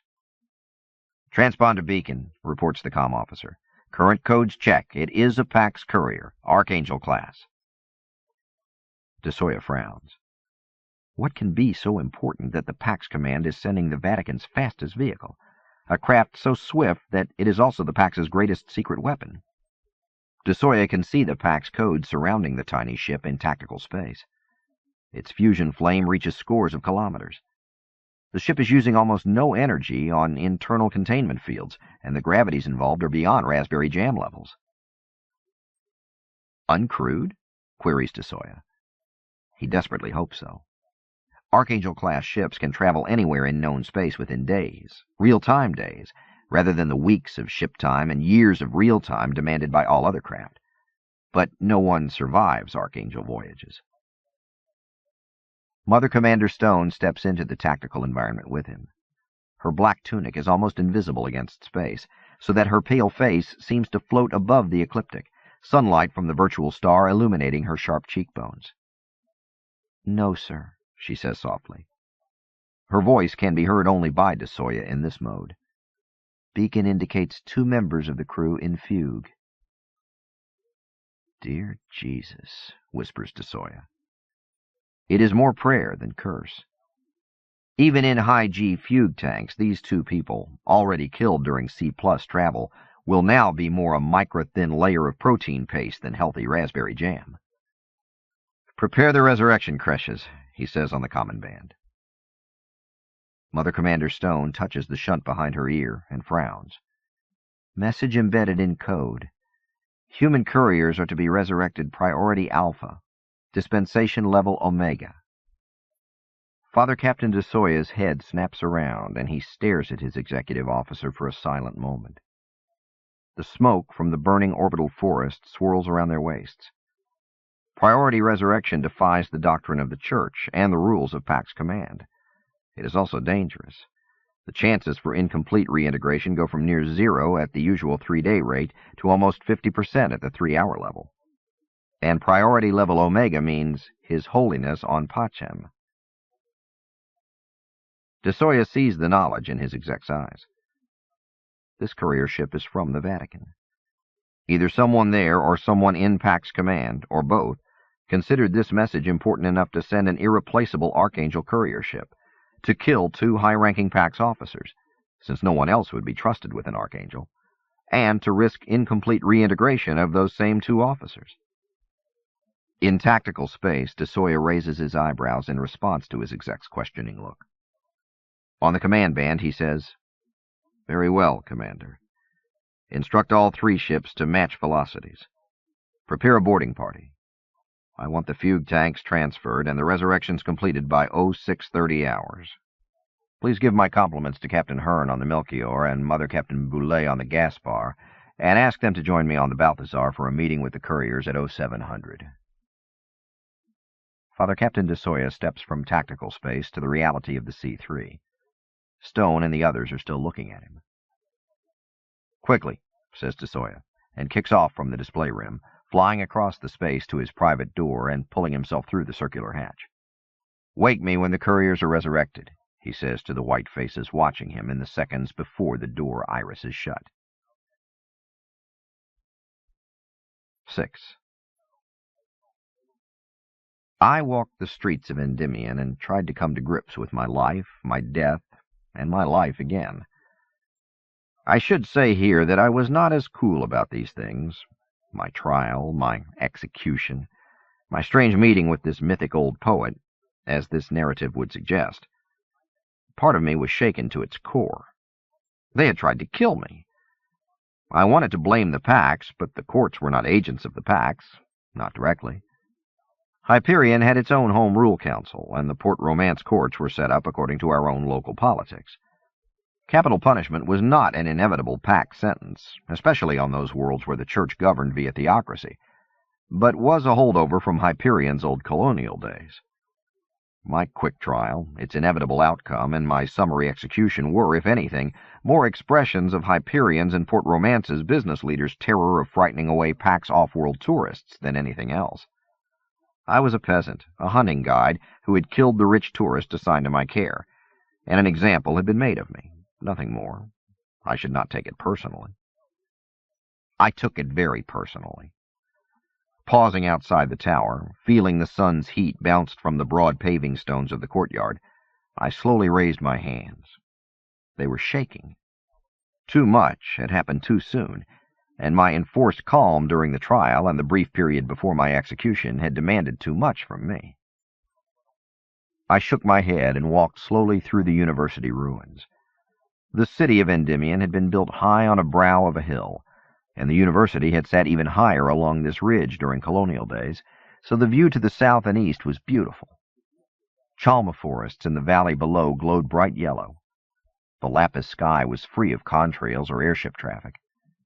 I knew that the Pax cared nothing about Endymion, that it was the Pinion Plateau region to the northeast that their troops still guarded, and their robots still mined for the unique cruciform symbiotes. But this entire section of the continent had been off-limits for so many decades that it had a fresh wilderness feel to it.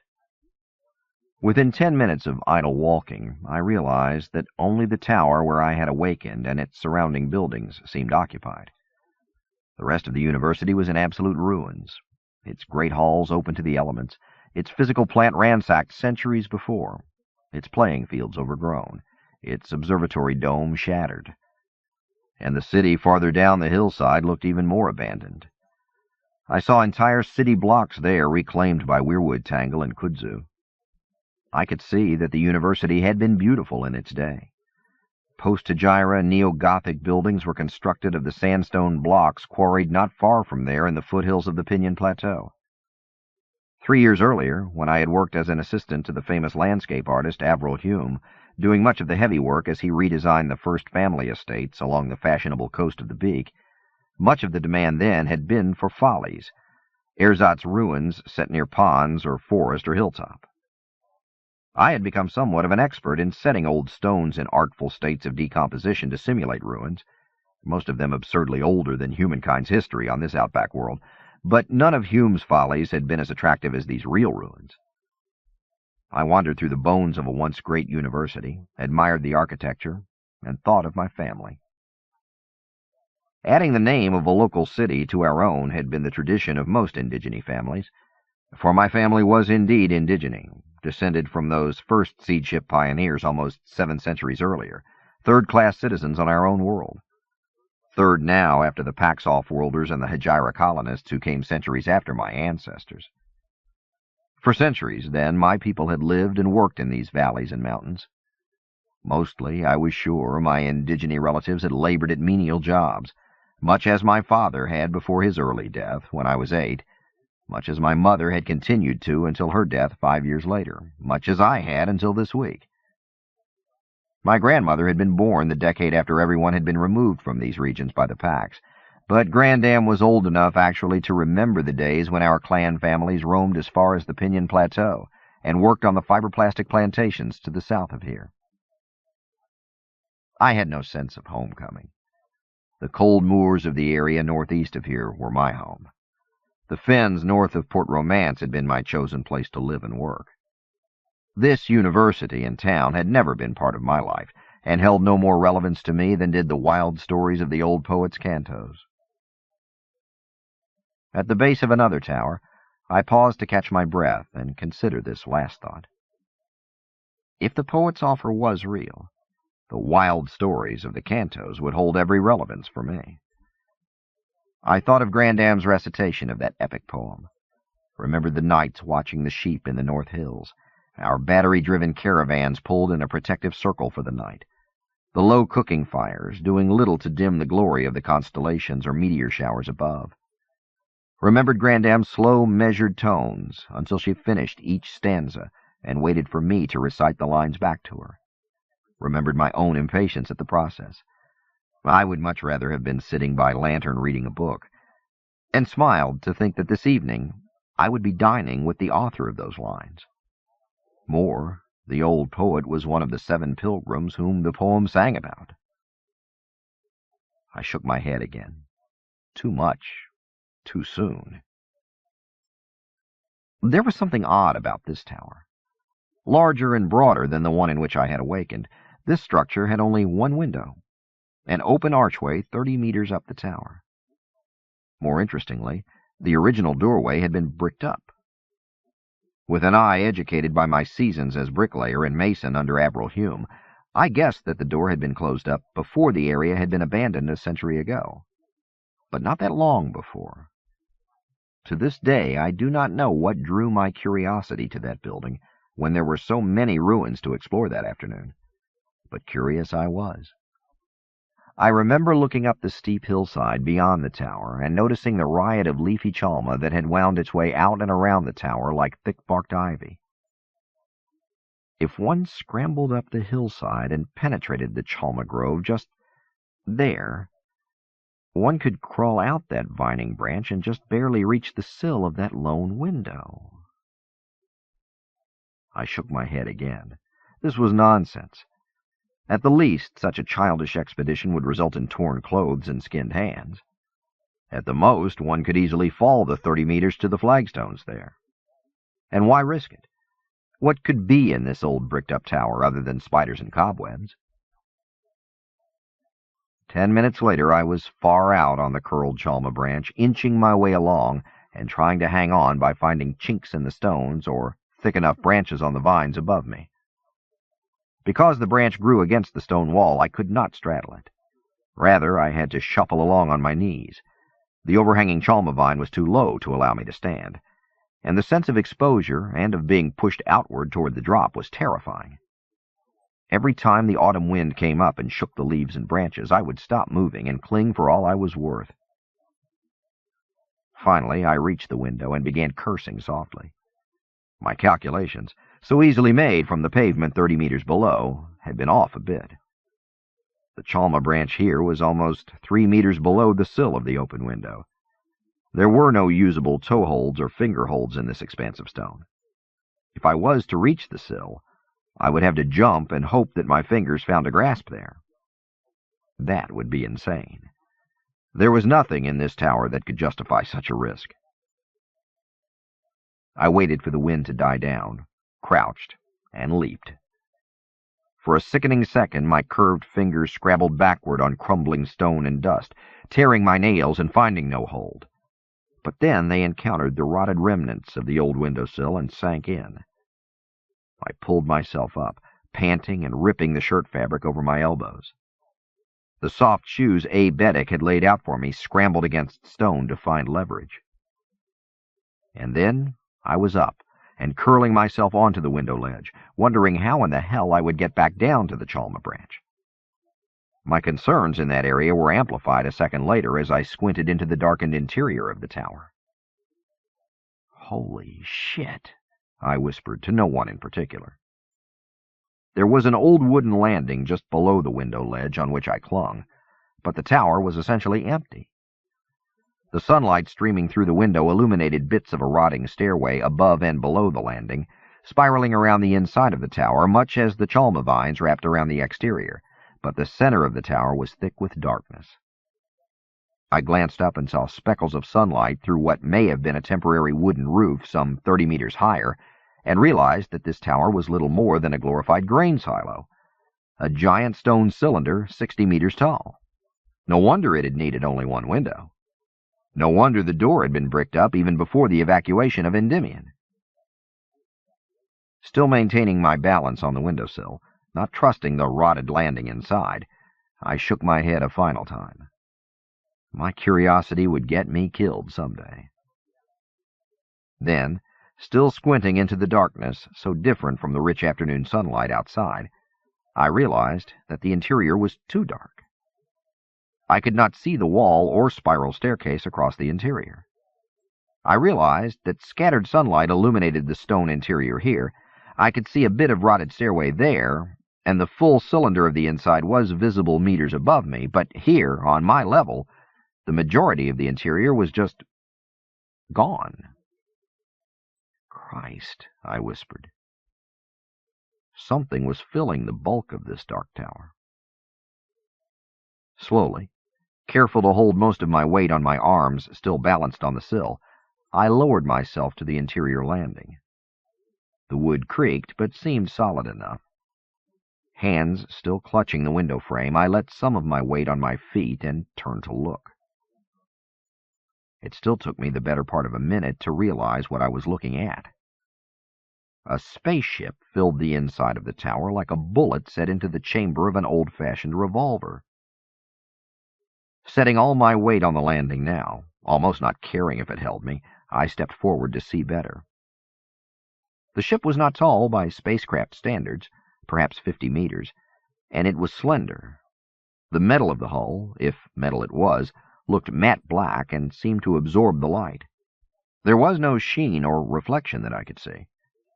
I made out the ship's outline mostly by looking at the stone wall behind it and seeing where the stones and reflected light from them ended.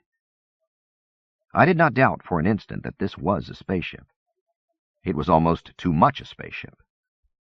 I once read that small children on hundreds of worlds still draw houses by sketching a box with a pyramid on top, smoke spiraling from a rectangular chimney, even if the kids in question reside in organically grown living pods high in RNA'd residential trees.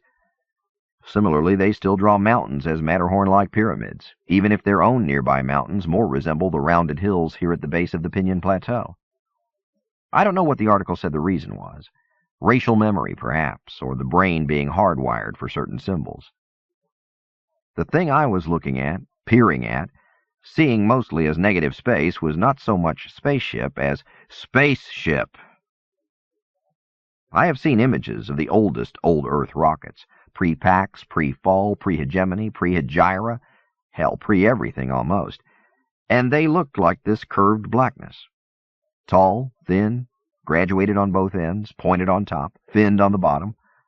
I was looking at the hardwired, racial-memoried, symbolically perfect image of spaceship.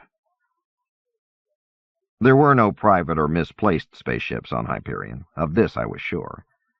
Spacecraft, even of the simple interplanetary variety, were simply too expensive and too rare to leave lying around in old stone towers. At one time, centuries ago, before the Fall, when the resources of the WorldWeb seemed unlimited, there may have been a plethora of spacecraft.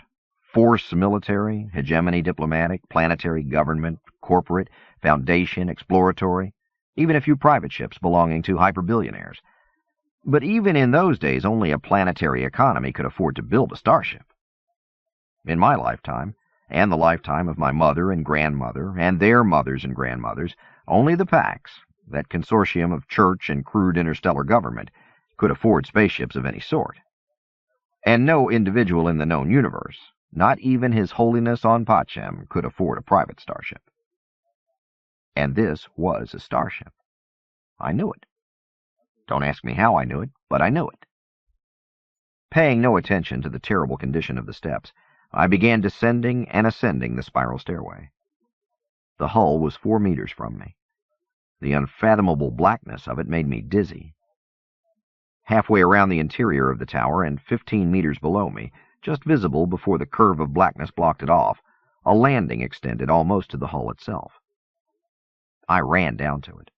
One rotted step actually broke under me, but I was moving so fast that I ignored it. The landing had no railings here and extended out like a diving board. A fall from it would almost certainly break bones and leave me lying in the blackness of a sealed tower. I gave it no thought at all as I stepped out and set my palm against the hull of the ship. The hull was warm. It did not feel like metal, more like the smooth skin of some sleeping creature. To add to that illusion, There was the softest movement and vibration from the hull, as if the ship were breathing, as if I could detect a heartbeat beneath my palm. Suddenly, there was true motion beneath my hand, and the hull simply fell and folded away. Not rising mechanically like some portals I had seen, and certainly not swinging on hinges, simply folding into itself and out of the way, like lips pulling back. Lights turned on. An interior corridor, its ceiling and walls as organic as a glimpse of some mechanical cervix, glowed softly. I paused about 3 nanoseconds. For years my life had been as calm and predictable as most people's. This week I had accidentally killed a man, been condemned and executed, and had awakened in Grandam's favorite myth. Why stop there? I stepped into the spaceship, and the doors folded shut behind me like a hungry mouth closing on a morsel. The corridor into the ship was not as I would have imagined it. I had always thought of spacecraft interiors as being like the hold of the seagoing troop ships that transported our Home Guard regiment to Ursus. All gray metal, rivets, dogged hatches, and hissing steam pipes. None of that was evident here. The corridor was smooth, curved, and almost featureless, the interior bulkheads covered with a rich wood as warm and organic as flesh. If there was an airlock, I hadn't seen it. Hidden lights came on ahead of me as I advanced and then extinguished themselves as I passed, leaving me in a small pool of light with darkness ahead and behind. I knew that the ship couldn't be more than 10 meters across, but the slight curve of this corridor made it seem larger on the inside than it had appeared on the outside. The corridor ended at what must have been the center of the ship, an open well with a central metal staircase spiraling upward and downward into darkness. I set my foot on the first step, and lights came on somewhere above. Guessing that the more interesting parts of the ship lay upward, I began to climb. The next deck above filled the entire circle of the ship and held an antique holopit of the kind I had seen in old books, a scattering of chairs and tables in a style I could not identify, and a grand piano. I should say here that probably not one person out of 10,000 born on Hyperion could have identified that object as a piano, especially not as a grand piano. My mother and Grandam both had held a passionate interest in music, and a piano had filled much of the space in one of our electric caravans. Many had been the time I had heard my uncles or grandfather complaining about the bulk and weight of that instrument, about all of the joules of energy used to trundle that heavy prehegira apparatus across the moors of Aquila, and about the common-sense efficiency of having a pocket synthesizer that could create the music of any piano or any other instrument. But Mother and Grandam were insistent. Nothing could equal the sound of a true piano, no matter how many times it had to be tuned after transport. And neither grandfather nor uncles complained when Grandam played Rachmaninoff, or Bach, or Mozart around the campfire at night. I learned about the great pianos of history from that old woman, the prehegira grand pianos included. And now I was looking at one.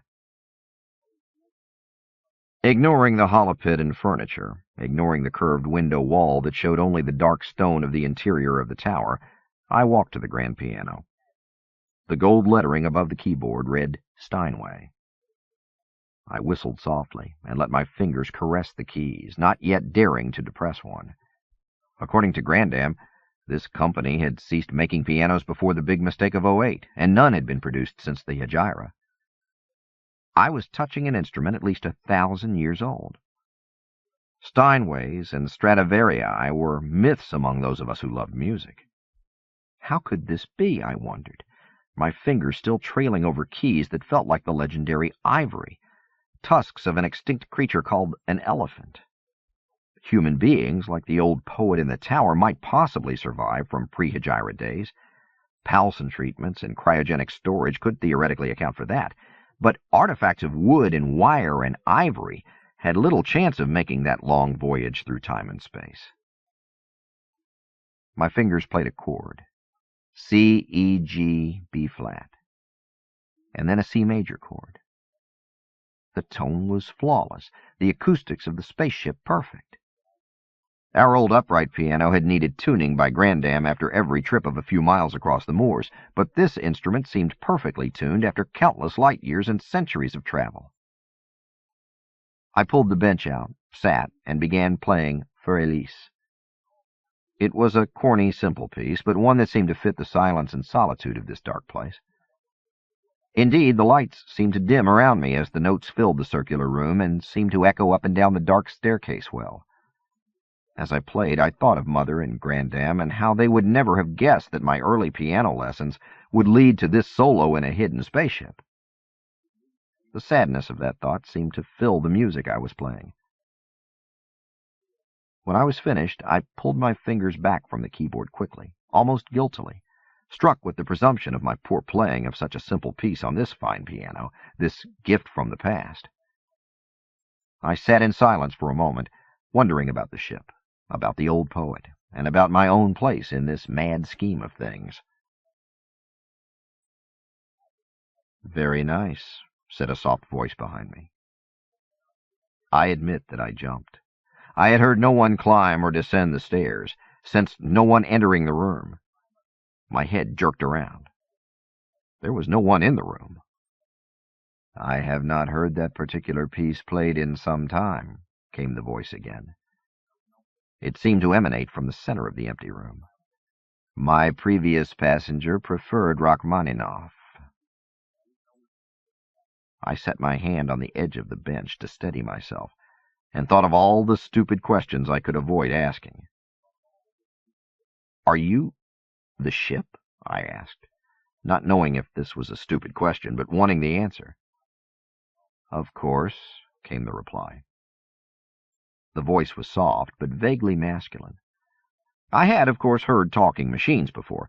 Such things had been around forever, but never one that might actually be intelligent. The Church and Pax had banned all true AIs more than 2 centuries before, and after seeing how the Technocore had helped the ousters destroy the hegemony, most of the trillions of people on 1,000 devastated worlds had agreed wholeheartedly. I realized that my own programming in that regard had been effective. The thought that I was talking to a truly sentient device made my palms moist and my throat tight. "Who was your, previous passenger?" I said. There was the hint of a pause. "The gentleman was generally known as the Consul," said the ship at last. "He had been a diplomat for the hegemony for much of his life."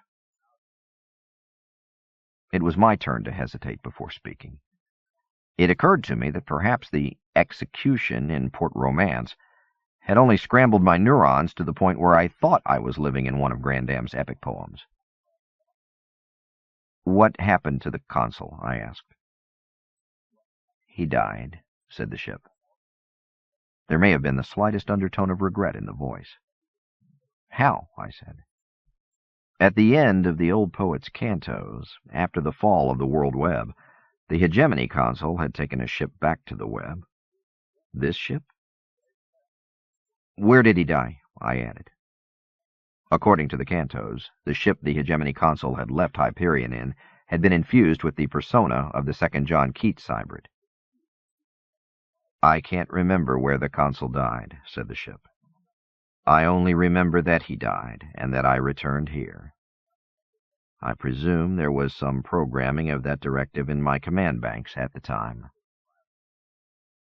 "Do you have a name?" I asked, mildly curious as to whether I was speaking to the AI persona of John Keats. "No," said the ship. "Only ship." Again there came something more pause than simple silence. "Although I do seem to recall that I had a name at one point." "Was it John?" I asked. "Or Johnny?" "It may have been," said the ship. "The details are cloudy." "Why is that?" I said. "Is your memory malfunctioning?" "No, not at all," said the ship. "As far as I can deduce, there was some traumatic event about 200 standard years ago which deleted certain memories, but since then my memory and other faculties have been flawless." "But you don't remember the event? The trauma?" "No," said the ship, cheerily enough. I believe that it occurred at about the same time that the consul died, and I returned to Hyperion, but I am not certain. And since then? I said. Since your return, you've been hidden away here in this tower? Yes, said the ship. I was in the Poet's City for a time, but for most of the past 2 local centuries I have been here. Who brought you here? Martin Silenus, said the ship. The poet. You met him earlier today. You're aware of that? I said. Oh, yes, said the ship. I was the one who gave M. Silenus the data about your trial and execution. I helped to arrange the bribe to the officials and the transport of your sleeping body here. How did you do that? I asked. The image of this massive archaic ship on the telephone too absurd to deal with. Hyperion has no true datasphere, said the ship, but I monitor all free microwave and satellite communications, as well as certain secure fiber optic and maser bands which I have tapped into. So you're a spy for the old poet, I said. Yes, said the ship. And what do you know about the old poet's plans for me? I asked, turning toward the keyboard again and beginning Bach's Air on a G-string. M. Endymion, said a different voice behind me. I quit playing and turned to see Aebetic, the android, standing at the head of the circular staircase. My master had become worried that you were lost, said Aebetic. I came to show you the way back to the tower. You just have time to dress for dinner. I shrugged and walked to the stairwell. Before following the blue-skinned man down the stairs, I turned and said to the darkening room, It was nice talking to you, ship. It was a pleasure meeting you, M. Endymion, said the ship. I will see you again soon. 7. The torch ships Balthazar, Melchior, and Gaspar are a full AU beyond the burning orbital forests, and still decelerating around the unnamed sun, when Mother Commander Stone buzzes at Father Captain de Soya's compartment portal to inform him that the couriers have been resurrected. Actually, only one was successfully resurrected, she amends, floating at the opened iris door. Father Captain de Soya winces. Has the unsuccessful one been returned to the resurrection creche? He asks. Not yet, says Stone. Father Sapieha is with the survivor. De Soya nods. Pax? He asks, hoping that this will be the case. Vatican couriers bring more problems than military ones. Mother Commander Stone shakes her head. Both are Vatican. Father Goronsky and Father Vandris. Both are legionaries of Christ. De Soya avoids a sigh only by an effort of will. Legionaries of Christ had all but replaced the more liberal Jesuits over the centuries. Their power had been growing in the Church a century before the big mistake, and it was no secret that the Pope used them as shock troops for difficult missions within the Church hierarchy. Which one survived? He asks. Father Vandris. Stone glances at her comlog. He should be revived by now, sir. Very well, says de Soya. Adjust the internal field to 1G at 0645. Pipe Captains Hearn and Boulay aboard and give them my compliments. Please escort them to the forward meeting room. I'll be in with Vandris until we convene. Aye, aye, says Mother Commander Stone, and kicks off. The revival room outside the resurrection creche is more chapel than infirmary. Father Captain de Soya genuflects toward the altar, and then joins Father Sapieha by the gurney, where the courier is sitting up. Sapieha is older than most Pax crew, at least 70 standard, and the soft halogen beams reflect from his bald scalp. De Soya has always found the ship's chaplain short-tempered and not very bright, much like several of the parish priests he had known as a boy. Captain, acknowledges the chaplain. De Soya nods and steps closer to the man on the gurney. Father Vandris is young, perhaps in his late 20s standard, and his dark hair is long and curled in the current Vatican fashion, or at least in the fashion that had been coming in when de Soya had last seen Pacem and the Vatican. A time debt of 3 years had already accrued in the 2 months they had been on this mission. Father Vandris, says de Soya, can you hear me? The young man on the cot nods and grunts. Language is hard for the first few minutes after resurrection, or so DeSoya has heard.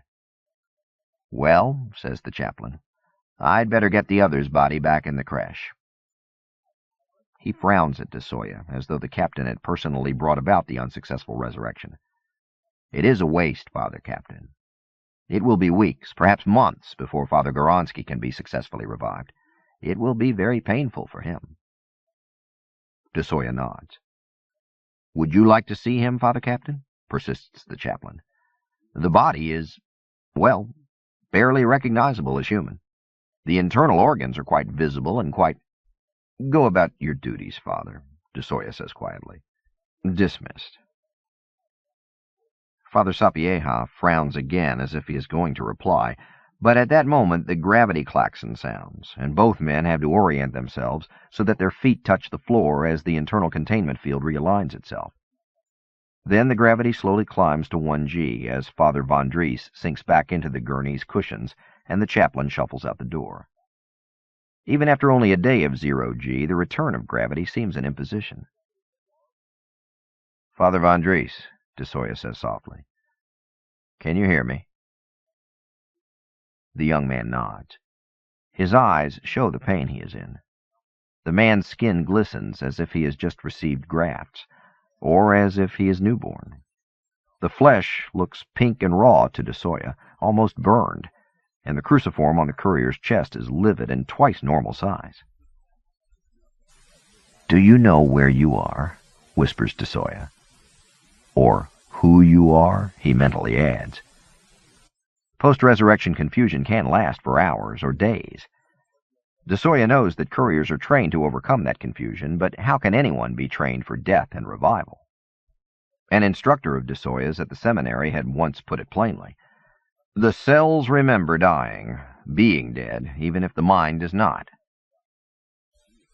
"I remember," whispers Father Von Dries, and his voice sounds as raw as his skin looks. "You are Captain DeSoya?" "Father Captain DeSoya, yes." Von Dries tries to lever himself up on his elbow and fails. "Closer," he whispers, too weak to lift his head from the pillow. DeSoya leans closer.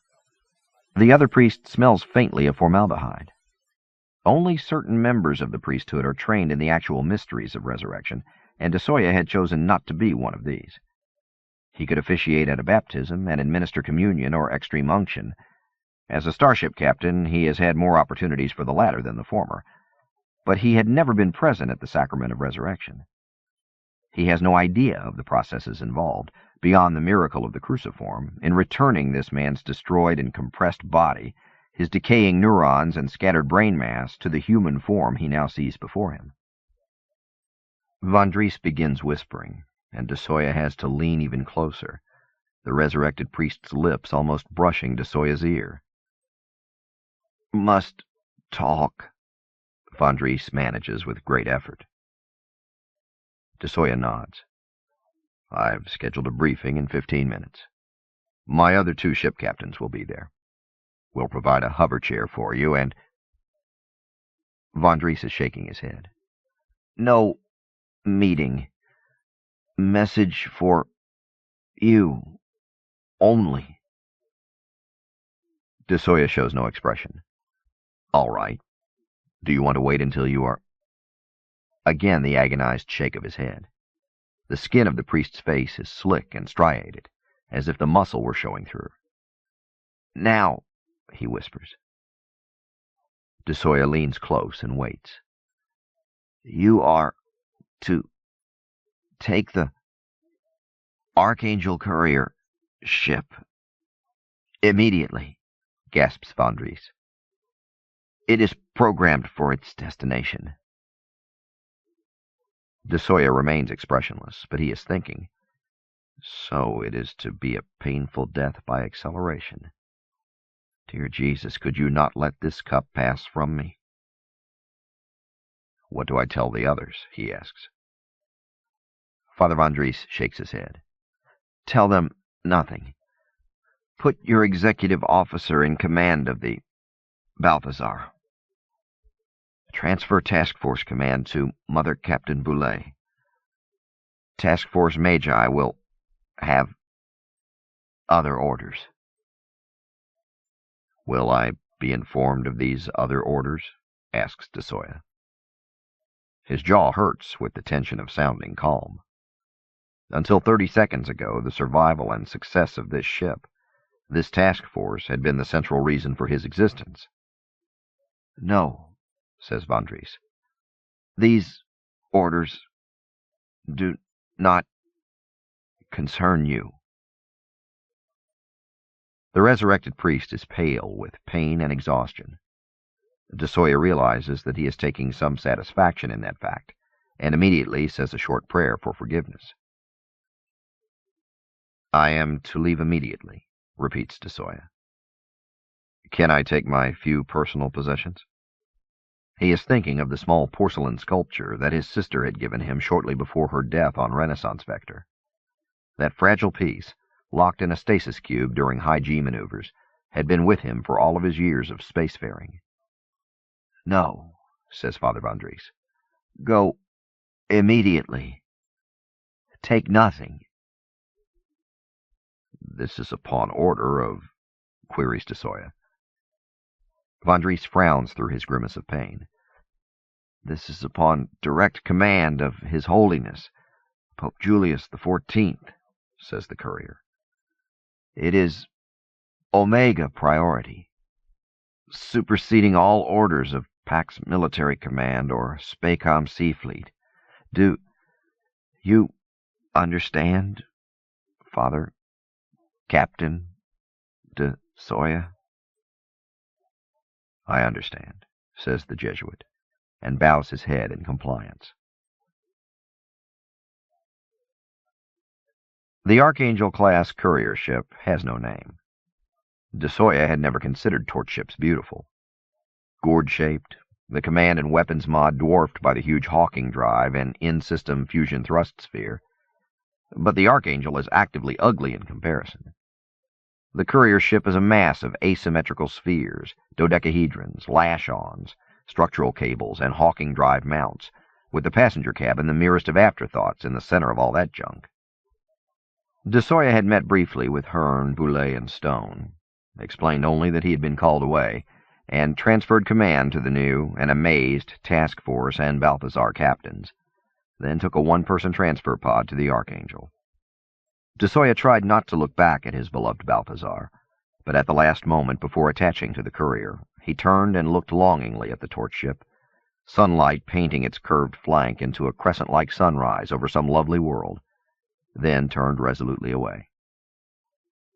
He sees upon entering that the Archangel has only the crudest virtual tactical command, manual controls, and bridge. The interior of the command pod is not much larger than DeSoya's crowded cubby on the Balthazar, although this space is crowded with cables, fiber optic leads, tech disk keys, and 2 acceleration couches. The only other space is the tiny navigation room come wardrobe cubby. No, DeSoya sees at once, the acceleration couches are not standard. These are unpadded steel trays in human form, more like autopsy slabs than couches.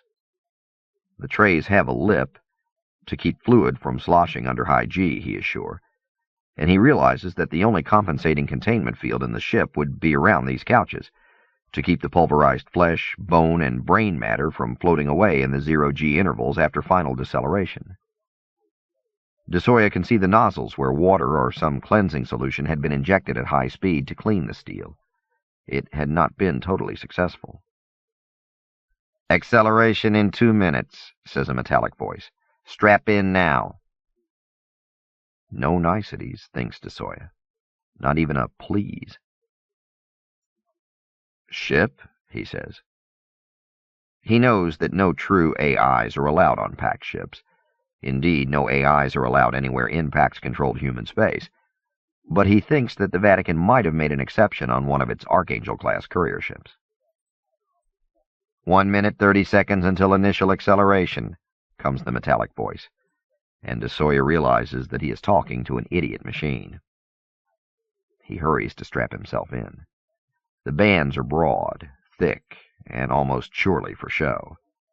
The containment field will hold him, or his remains, in place. 30 seconds, says the idiot voice. Be advised that the C+ translation will be lethal. Thanks, says Father Captain Federico de Soya. His heart is pounding so fiercely that he can hear it in his ears. Lights flicker in the various instruments. Nothing here is meant for human override, so de Soya ignores them. 15 seconds, says the ship. You might wish to pray now? Fuck you, says de Soya. He has been praying since he left the courier's recovery room. Now he adds a final prayer for forgiveness for the obscenity. 5 seconds, comes the voice. There will be no further communications. May God bless you and speed your resurrection in Christ's name. Amen, says Father Captain de Soya. He closes his eyes as acceleration commences. 8. Evening came early in the ruined city of Endymion. I watched the last of the autumn light dim and die from my vantage point in the tower where I had awakened earlier on this endless day. Aebetic had led me back, shown me to my room, where stylish but simple evening clothes, tan cotton trousers tightening just below the knees, white flax blouse with a hint of ruffled sleeves, black leather vest, black stockings, soft black leather boots, and a gold wristband were still laid out on the bed. The android also showed me to the toilet and bathing facilities a floor below, and told me that the thick cotton robe hanging on the door was for my use. I thanked him, bathed, dried my hair, dressed in everything that had been laid out except for the gold band, and waited at the window while the light grew more golden and horizontal and shadows crept down from the hills above the university. When the light had died to the point where shadows had fled and the brightest stars in the Swan were visible above the mountains to the east, Aebetic returned. Is it time? I asked. Not quite, sir, replied the android. Earlier you requested that I return so that we might talk. Ah, yes, I said, and gestured toward the bed, the only piece of furniture in the room. Have a seat. The blue-skinned man stood where he was by the door. I am comfortable standing, sir.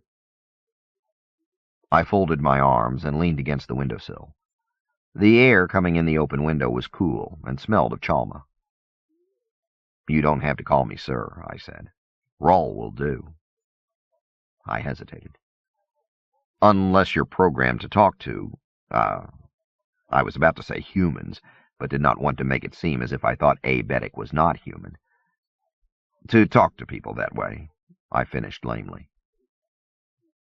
Aebetic smiled. No, sir. I am not programmed at all. Not like a machine. Except for several synthetic prostheses. To augment strength, for instance, or to provide resistance to radiation. I have no artificial parts. I was merely taught deference to fulfill my role. I could call you M. Endymion if that would be preferable. I shrugged. It doesn't matter. I'm sorry I'm so ignorant about androids. Aebetic's thin-lipped smile returned.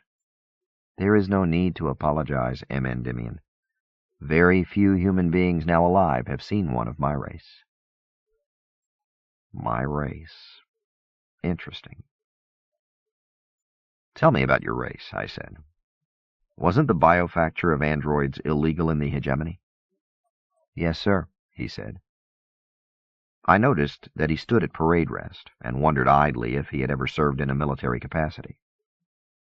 Biofacture of androids was illegal on old Earth and many of the hegemony homeworlds even before the Hegira, but the All Thing allowed biofacture of a certain number of androids for use in the Outback. Hyperion was part of the Outback in those days. It still is, I said. Yes, sir. When were you biofactured? Which worlds did you live on? What were your duties, I asked, if you don't mind my asking. Not at all, M. Endymion, he said softly. The android's voice had the hint of a dialect that was new to me. Off-world, ancient. I was created in the year 26 ADC by your calendar. In the 25th century AD, I said. 694 years ago. Aebetic nodded and said nothing. So you were born biofactured after old Earth was destroyed, I said, more to myself than to the android. Yes, sir. And was Hyperion your first, work destination? No, sir, said Aebetic. For the first half-century of my existence, I worked on Asquith in the service of His Royal Highness King Arthur VIII, sovereign lord of the Kingdom of Windsor in exile, and also in the service of his cousin, Prince Rupert of Monaco in exile. When King Arthur died, he willed me to his son, His Royal Highness King William the 23rd. Sad King Billy, I said. Yes, sir. And did you come to Hyperion when Sad King Billy fled Horus Glenenheit's rebellion? Yes, said Aebetic.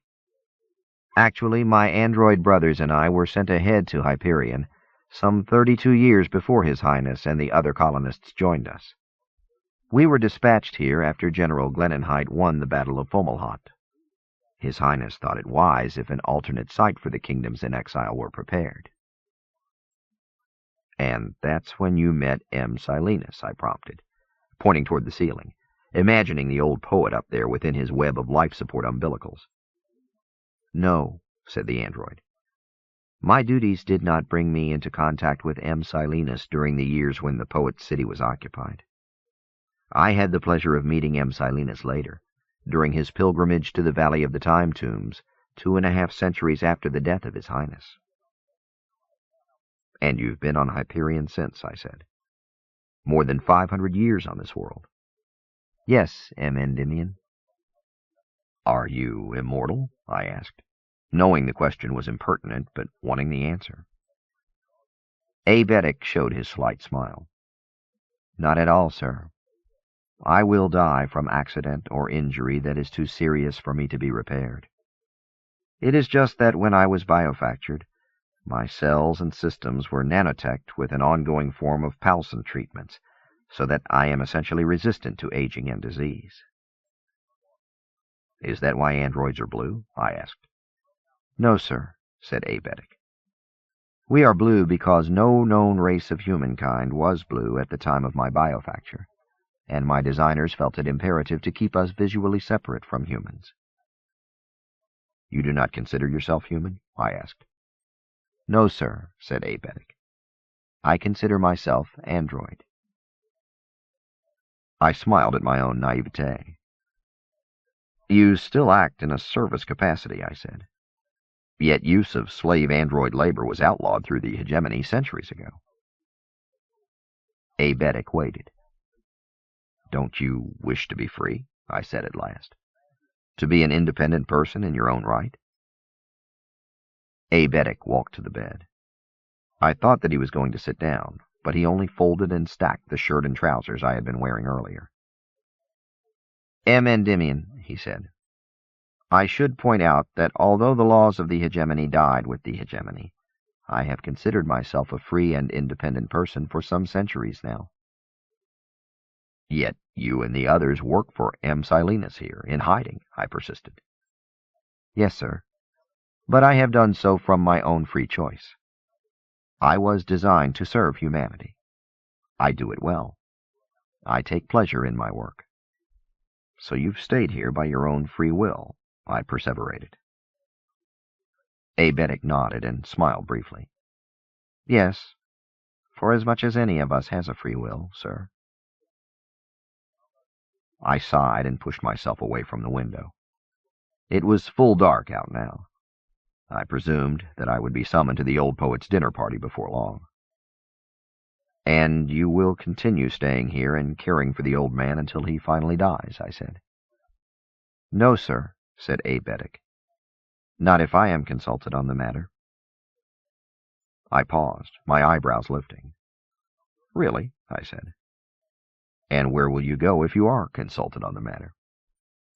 If you choose to accept this mission which M. Silenus has offered you, sir, said the blue-skinned man, I would choose to go with you. When I was led upstairs, I discovered that the top floor was no longer a sick room. It had been transformed into a dining room. The flow-foam hoverchair was gone, The medical monitors were gone, the communication consoles were absent, and the ceiling was open to the sky. I glanced up and located the constellations of the Swan and the Twin Sisters with the trained eye of a former shepherd. Braziers on tall tripods sat in front of each of the stained-glass windows, their flames adding both warmth and light to the room. In the center of the room, the comm consoles had been replaced with a 3-meter-long dining table. China, silver, and crystal glimmered in the light of candles flickering from 2 ornate candelabra. A place had been set at each end of the table. At the far end, Martin Silenus awaited, already seated in a tall chair. The old poet was hardly recognizable. He seemed to have shed centuries in the hours since I had last seen him. From being a mummy with parchment skin and sunken eyes, he had transformed into just another old man at a dining table, a hungry old man from the look in his eyes. As I approached the table, I noticed the subtle IV drips and monitor filaments snaking under the table, but otherwise the illusion of someone restored to life from the dead was almost perfect. Silenus chuckled at my expression. "You caught me at my worst this afternoon, Raul Endymion," he rasped. The voice was still harsh with age, but much more forceful than before. "I was still recovering from my cold sleep." He gestured me to my place at the other end of the table. "Cryogenic fugue?" I said stupidly, unfurling the linen napkin and dropping it to my lap. It had been years since I had eaten at a table this fancy. The day that I had demobilized from the Home Guard, I had gone straight to the best restaurant in the port city of Gran Chaco on South Talon Peninsula and ordered the finest meal on the menu, blowing my last month's pay in the process. It had been worth it. "Of course, cryogenic fucking fugue," said the old poet. "How else do you think I passed these decades?" He chuckled again. "It merely takes me a few days to get up to speed again after defrosting. I'm not as young as I used to be." I took a breath. "If you don't mind my asking, sir," I said, "how old are you?" The poet ignored me and beckoned to the waiting android, not Abetic, who nodded toward the stairwell. Other androids began carrying up the food in silence. My water glass was filled. I watched as Abetic showed a bottle of wine to the poet, waited for the old man's nod, and then went through the ritual, offering him the cork and a sample to taste. Martin Silenus sloshed the vintage wine around in his mouth, swallowed, and grunted. Abetic took this for assent and poured the wine for each of us. The appetizers arrived, 2 for each of us. I recognized the charbroiled chicken yakitori and the tender Monet-raised beef carpaccio arugula. In addition, Silenus helped himself to the sautéed foie gras wrapped in mandrake leaves that had been set near his end of the table. I lifted the ornamented skewer and tried the yakitori. It was excellent. Martin Silenus might be 800 or 900 years old, perhaps the oldest human alive, but the codger had an appetite. I saw the gleam of perfect white teeth as he attacked the beef carpaccio, and wondered if these new additions were dentures or Arnid substitutes. Probably the latter. I realized that I was ravenous. Evidently, either my pseudo-resurrection or the exercise involved in climbing to the ship had instilled an appetite in me. For several minutes there was no conversation, only the soft sound of the serving android's footsteps on stones, the crackle of flames in the braziers, an occasional hint of night breeze overhead, and the sounds of our chewing. As the androids removed our appetizer plates and brought in bowls of steaming black mussel bisque, the poet said, "I understand that you met our ship today." "Yes," I said. "It was the consul's private ship?" "Of course." Silenus gestured to an android, and bread was brought still hot from the oven. The smell of it mingled with the rising vapors from the bisque and the hint of autumn foliage on the breeze. "And this is the ship you expect me to use to rescue the girl?" I said. I expected the poet to ask for my decision then. Instead, he said, "What do you think of the Pax, Endymion?" I blinked, the spoon of bisque halfway to my mouth. "The Pax?" Silenus waited. I set the spoon back and shrugged. I don't think much of it, I guess. Not even after one of its courts sentenced you to death? Instead of sharing what I had been thinking earlier, how it had not been the Pax influence that sentenced me, but Hyperion's brand of frontier justice, I said, no, the Pax has been mostly irrelevant to my life. The old poet nodded and sipped his bisque. And the Church? What about it, sir? Has it been largely irrelevant to your life? I guess so. I realized that I was sounding like a tongue-tied adolescent, but these questions seemed less important than the question he was supposed to ask me, and the decision I was supposed to give him. I remember the first time we heard of the Pax, he said. It was only a few months after Aenea disappeared. Church ships arrived in orbit, and troops seized Keats, Port Romance, Endymion, the university, all of the spaceports and important cities. Then they lifted off in combat skimmers, and we realized that they were after the cruciforms on the Pinion Plateau. I nodded. None of this was new information. The occupation of the Pinion Plateau and search for cruciforms had been the last great gamble of a dying church, and the beginning of the Pax. It had been almost a century and a half before real Pax troops had arrived to occupy all of Hyperion, and to order the evacuation of Endymion and other towns near the plateau. But the ships which put in here during the expansion of the Pax, continued the poet, what tales they brought! The Church's expansion from Pachem through the old web worlds, then the outback colonies. The androids removed the bisque bowls and returned with plates of carved fowl with Pommery mustard sauce and a gratin of Cannes River manto with caviar mousseline. Duck, I said. The poet showed his reconstituted teeth. It seemed appropriate after your, trouble of the last week. I sighed and touched the slice of fowl with my fork. Moist vapors rose to my cheek and eyes. I thought of Izzy's eagerness as the ducks approached the open water. It seemed a lifetime ago. I looked at Martin Silenus and tried to imagine having centuries of memories to contend with. How could anyone stay sane with entire lifetimes stored in one human mind? The old poet was grinning at me in that wild way of his, and once again I wondered if he was sane.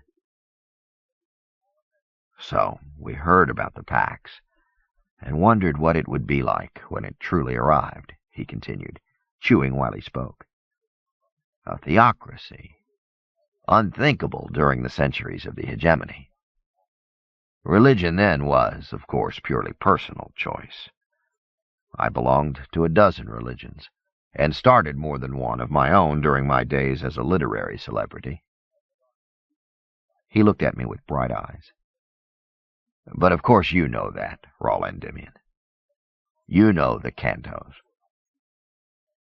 I tasted the manta and said nothing. Most people I knew were Zen Christians, he continued. More Zen than Christian, of course, but not too much of either, actually.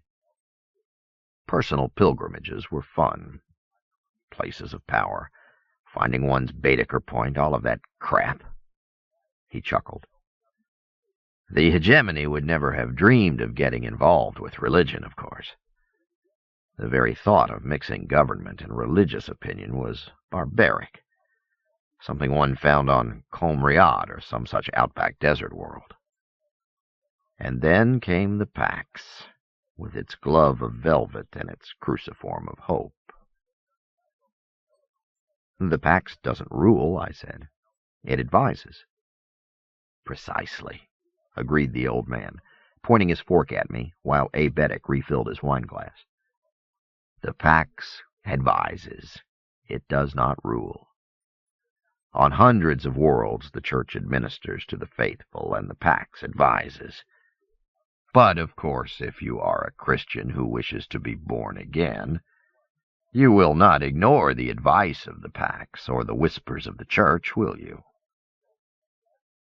I shrugged again. The influence of the church had been a constant of life as long as I had been alive. There was nothing strange about it to me. But you are not a Christian who wishes to be born again, are you, Endymion? I looked at the old poet then, and a terrible suspicion formed in the back of my mind. He somehow finessed my fake execution and transported me here when I should have been buried at sea by the authorities. He has clout with the Port Romance authorities. Could he have dictated my conviction and sentencing? Was all this some sort of test?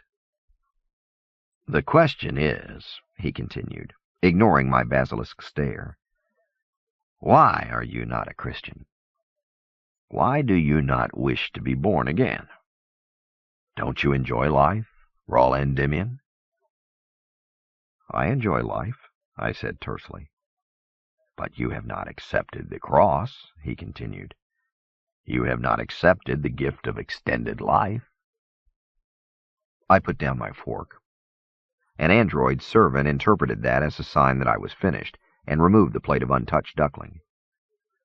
I have not accepted the cruciform, I snapped. How to explain the suspicion bred into my nomadic clan through generations of being the expatriates, the outsiders, the unsettled indigenes? How to explain the fierce independence of people like Grandam and my mother? How to explain the legacy of philosophical rigor and inbred skepticism passed on to me by my education and upbringing? I did not try. Martin Silenus nodded as if I had explained. And you see the cruciform as something other than a miracle offered the faithful through the miraculous intercession of the Catholic Church? I see the cruciform as a parasite, I said, surprising myself by the vehemence in my voice. Perhaps you are afraid of losing, your masculinity, rasped the poet. The androids brought in 2 swans sculpted of mocha chocolate and filled with Highland branch truffles, and set them at our places. I ignored mine. In the cantos, the priest pilgrim, Paul Duray, tells his tale of discovering the lost tribe, the Bikura, and learning how they had survived centuries by a cruciform symbiote offered to them by the legendary Shrike. The cruciform resurrected them much as it did today, in the era of the Pax, only in the priest's tale the side effects included irreversible brain damage after several resurrections, and the disappearance of all sexual organs and impulses. The Bikura were retarded eunuchs. All of them. No, I said. I know that the Church has somehow solved that problem. Silenus smiled. He looked like a mummified satyr when he did that. If one has taken communion, and if one is resurrected under the auspices of the Church, he rasped. Otherwise, even if one has somehow stolen a cruciform, his fate remains that of the Bikura. I nodded. Generations had attempted to steal immortality. Before the Pack sealed off the plateau, adventurers smuggled out cruciforms. Other symbiotes had been stolen from the Church itself. The results had always been the same: idiocy and sexlessness. Only the Church held the secret of successful resurrection. So, I said. So, why has allegiance to the Church and a tithing of every 10th year of service to the Church been too high a price for you, my boy? Billions have opted for life. I sat in silence for a moment. Finally, I said, Billions can do what they want. My life is important to me. I want to keep it mine. This made no sense even to me, but the poet once again nodded as if I had explained matters to his satisfaction. He ate his chocolate swan while I watched. The androids removed our plates and filled our cups with coffee. All right, the poet said. Have you thought about my proposition? The question was so absurd that I had to stifle the urge to laugh. Yes, I said at last. I've thought about it. And? And I have a few questions. Martin Silenus waited. What is in this for me? I asked. You talk about the difficulty of my going back to a life here on Hyperion, lack of papers and all that, but you know I'm comfortable in the wilderness. It would be a hell of a lot easier for me to take off for the Fens and avoid the Pack's authorities than it would be to chase across space with your kid friend in tow. Besides, to the Pack's, I'm dead. I could go home to the moors and stay with my clan with no problem. Martin Silenus nodded. After another moment of silence, I said, So why should I even consider this nonsense? The old man smiled. You want to be a hero, Raul Endymion. I blew out my breath in derision and set my hands on the tablecloth. My fingers looked blunt and clumsy there, out of place against the fine linen. You want to be a hero, he repeated. You want to be one of those rare human beings who make history, rather than merely watch it flow around them like water around a rock. I don't know what you're talking about. I did, of course, but there was no way he could know me that well. I do know you that well, said Martin Silenus, seemingly responding to my thought rather than my last statement. I should say here that I did not think for a second that the old man was telepathic. First of all, I do not believe in telepathy, or rather, I did not at that time. And secondly, I was more intrigued by the potential of a human being who had lived almost 1,000 standard years. Why, even if he were insane, I thought, it was possible that he had learned to read facial expressions and physical nuance to the point where the effect would be almost indistinguishable from telepathy. Or perhaps it was just a lucky guess. I don't want to be a hero, I said flatly. I saw what happens to heroes when my brigade was sent to fight the rebels on the southern continent. Ah, Ursus, he muttered. The South Polar Bear. Hyperion's most useless mass of ice and mud. I remember some rumors of a disturbance there. The war there had lasted 8 Hyperion years, and killed thousands of us local boys who were stupid enough to enlist in the Home Guard to fight there. Perhaps the old poet wasn't as astute as I was making him out to be. I don't mean hero as in the fools who throw themselves on plasma grenades, he continued, licking his thin lips with a lizard's flick of tongue. I mean hero as in he whose prowess and beneficence is so legendary that he comes to be honored as a divinity. I mean hero in the literary sense, as in central protagonist given to forceful action. I mean hero as in he whose tragic flaws will be his undoing. The poet paused and looked expectantly at me, but I stared back in silence. No tragic flaws, he said at last, or not given to forceful action. I don't want to be a hero, I said again. The old man hunched over his coffee. When he looked up, his eyes held a mischievous glint. Where do you get your hair cut, boy? Pardon me? He licked his lips again. You heard me. Your hair is long, but not wild. Where do you get it cut? I sighed and said, Sometimes when I was in the Fens for a long period, I'd cut it myself. But when I'm in Port Romance, I go to a little shop on Datu Street. Ah, said Silenus, settling back in his tall-backed chair. I know Datu Street. It's in the Night District. More of an alley than a street. The open market there used to sell ferrets in gilded cages. There were street barbers, but the best barber shop there belonged to an old man named Palani Wu. He had 6 sons, and as each came of age, he would add another chair to the shop. The old eyes raised to look at me, and once again I was struck by the power of personality there. That was a century ago, he said. I get my hair cut at Wu's, I said. Palani Wu's great-grandson, Kalakaua, owns the shop now. There are still 6 chairs. Yes, said the poet, nodding to himself. Not too much changes on our dear Hyperion. Does it, Raul Endymion? Is that your point? Point, he said, opening his hands as if showing that he had nothing so sinister as a point to hide. No point. Conversation, my boy. It amuses me to think of world historical figures, much less heroes of future myths, paying to get their hair cut. I thought of this centuries ago, by the way. This strange disconnection between the stuff of myth and the stuff of life. Do you know what Datu means? I blinked at this sudden change of direction. No. A wind out of Gibraltar. It carried a beautiful fragrance.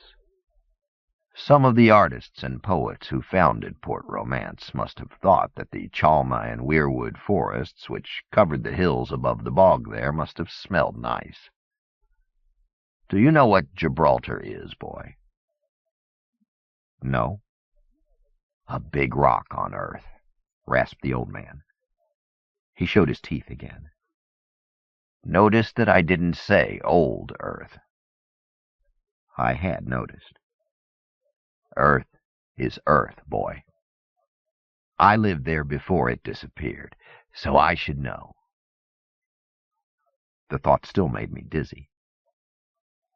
I want you to find it, said the poet, his eyes gleaming. Find it, I repeated. Old Earth? I thought you wanted me to travel with the girl, Aenea. His bony hands waved away my sentence. You go with her, and you'll find Earth, Raul Endymion. I nodded, all the while pondering the wisdom of explaining to him that old Earth had been swallowed by the black hole dropped into its guts during the big mistake of '08. But then this ancient creature had fled from that shattered world. It made little sense to contradict his delusions. His cantos had mentioned some plot by the warring AI Technocorps to steal old Earth, to spirit it away to either the Hercules cluster or the Magellanic Clouds. The cantos were inconsistent. But that was fantasy. The Magellanic Cloud was a separate galaxy, more than 160,000 light-years from the Milky Way, if I remembered correctly, and no ship, neither Pax nor Hegemony, had ever been sent farther than our small sphere in one spiral arm of our galaxy. And even with the Hawking drive exclusion to Einsteinian realities, a trip to the large Magellanic Cloud would take many centuries of ship time and tens of thousands of years time debt. Even the ousters who savored the dark places between the stars would not undertake a voyage like that. Besides, planets are not kidnapped. I want you to find Earth and bring it back, continued the old poet. I want to see it again before I die. Will you do that for me, Raul Endymion? I looked the old man in the eye. Sure, I said. Save this child from the Swiss Guard and the Pax. Keep her safe until she becomes the one who teaches. Find old Earth and bring it back so you can see it again. Easy. Anything else? Yes, said Martin Silenus, with the tone of absolute solemnity that comes with dementia. I want you to find out what the fuck the Technocorps is up to, and stop it. I nodded again.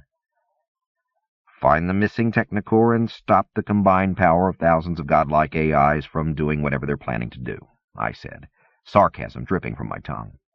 Check, will do. Anything else? Yes. You are to talk with the ousters and see if they can offer me immortality. True immortality, not this born-again Christian bullshit.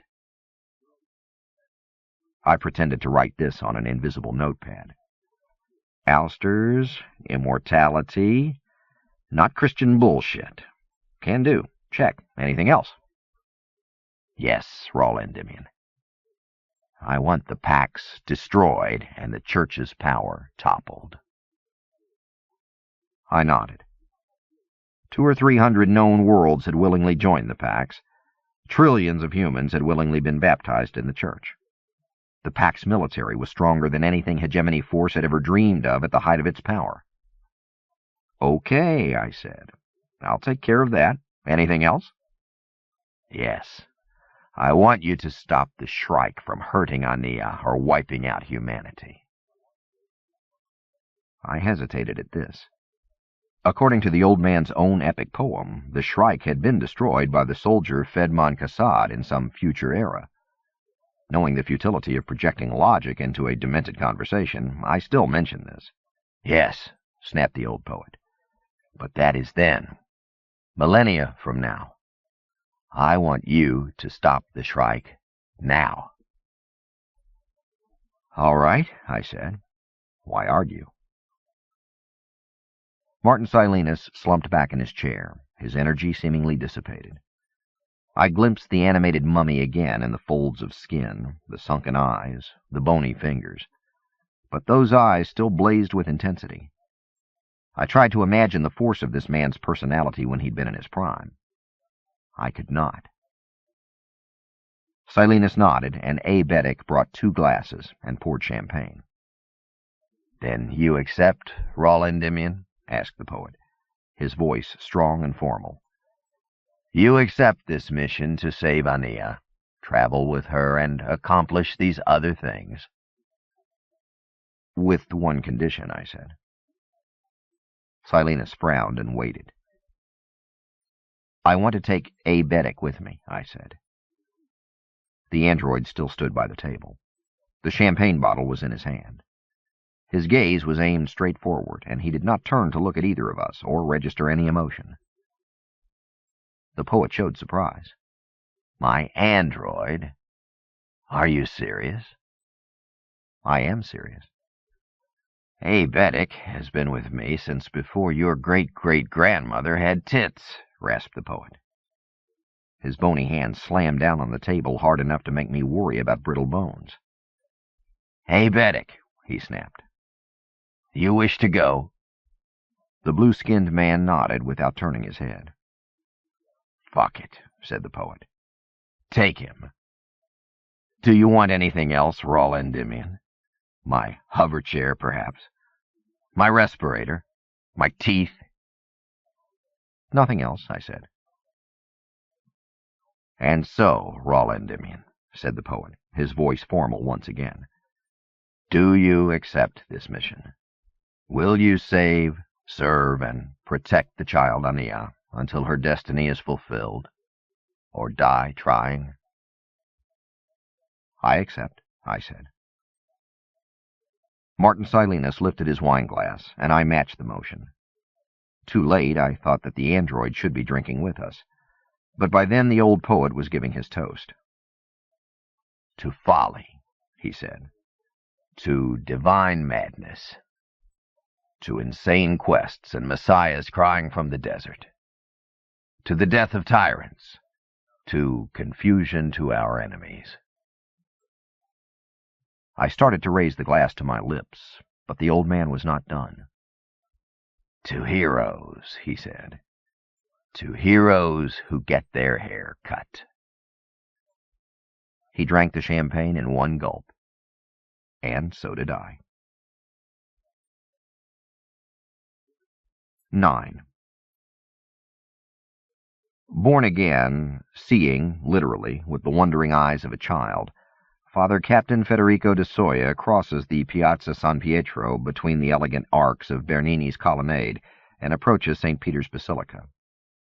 The day is beautiful, with cold sunlight, pale blue skies, and a chill in the air.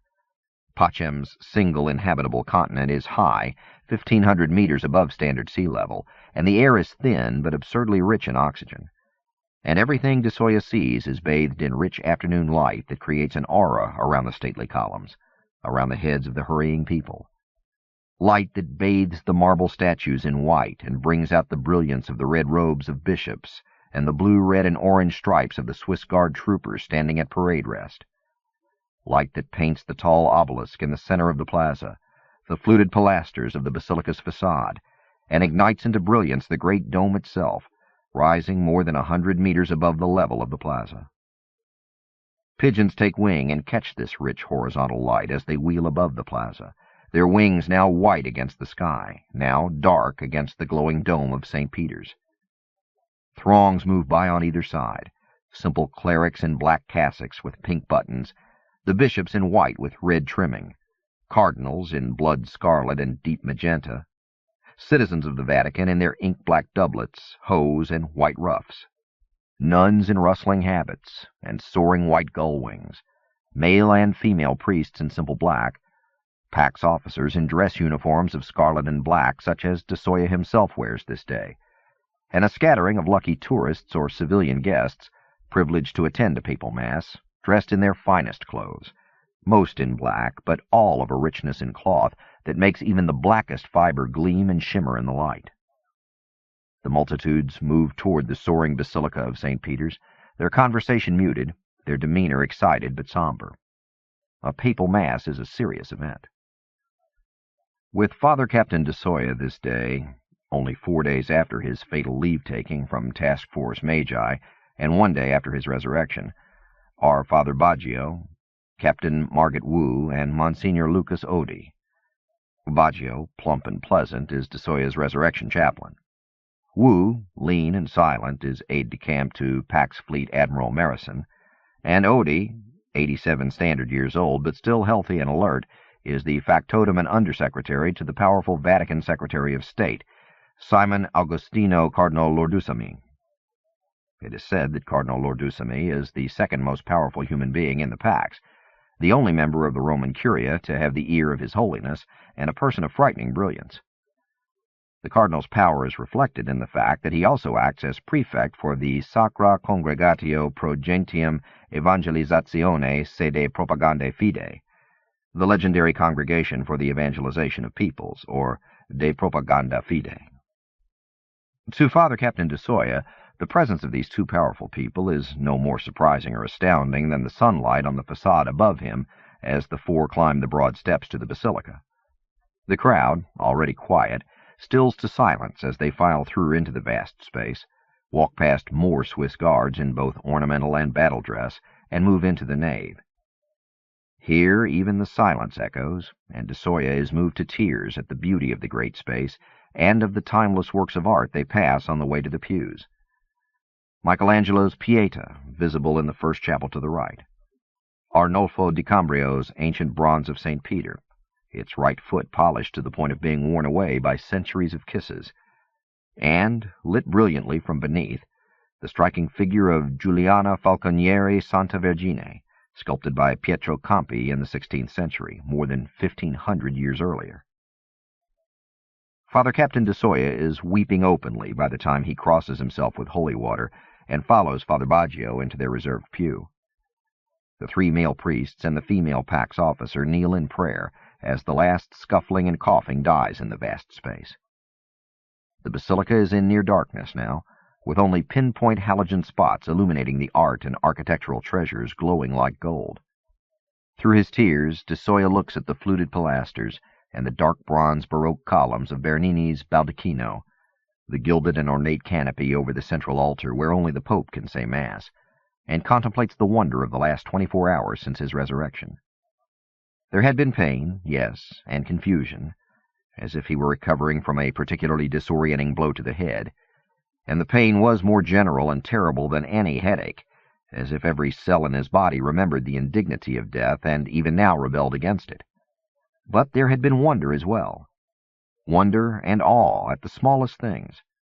The taste of the broth Father Baggio had fed him, the first sight of Pachem's pale blue sky through the rectory windows, the overwhelming humanness of the faces he had seen that day, the voices he had heard.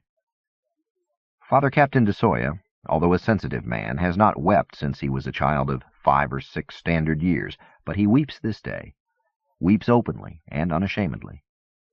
Jesus Christ had given him the gift of life for the second time.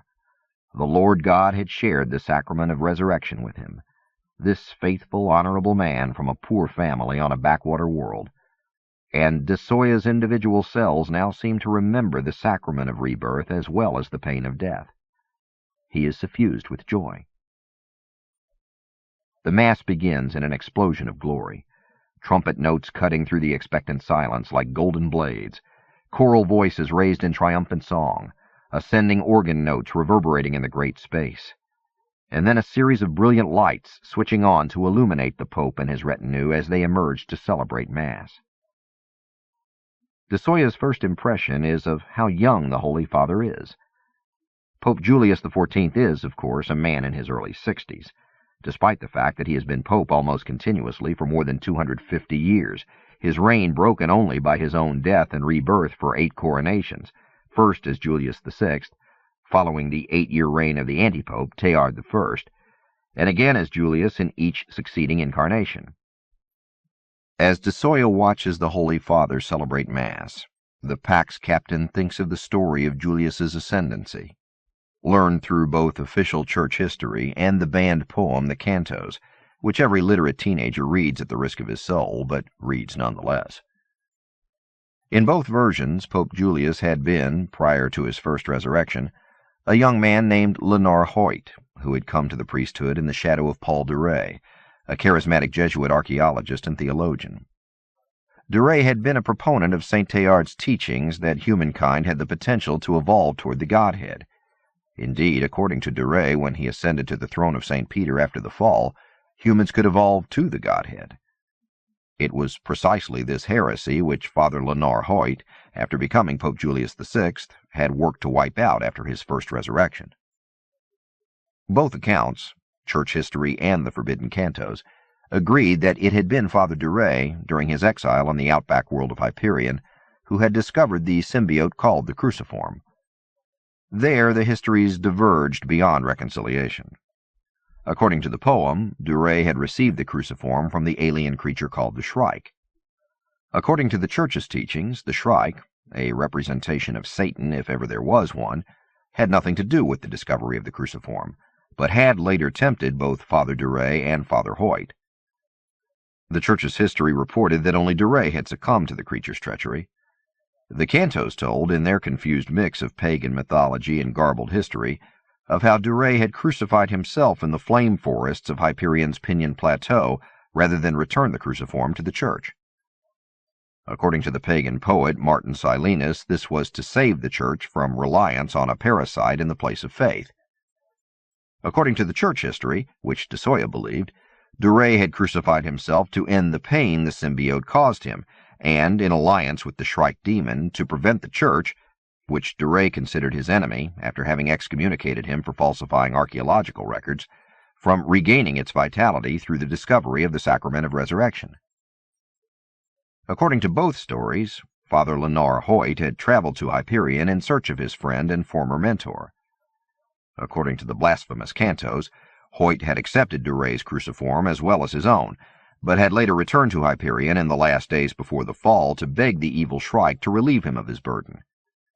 The Church pointed out the falseness of that, explaining how Father Hoyt had courageously returned to face down the demon in its own lair.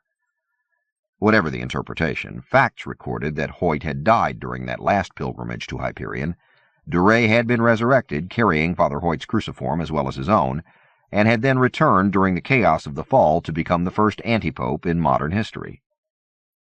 De Ray Teilhard I's 9 standard years of heresy had been a low point for the Church, but after the false pope's death by accident, Lenar Hoyt's resurrection from the shared body had led to the glory of Julius VI, the discovery of the sacramental nature of what de Ray had called a parasite, Julius's revelation from God, still understood only by the innermost sancta of the Church, of how the resurrections could be guided to success, and the subsequent growth of the Church from a minor sect to the official faith of humanity.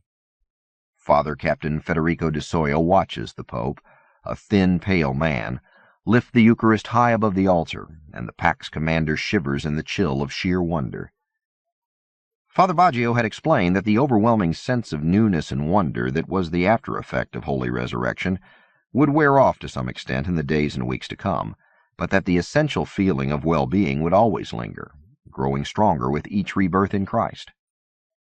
De Soya could see why the Church held suicide as one of its most mortal sins, punishable by immediate excommunication, since the glow of nearness to God was so much stronger after tasting the ashes of death. Resurrection could easily become addictive if the punishment for suicide were not so terrible.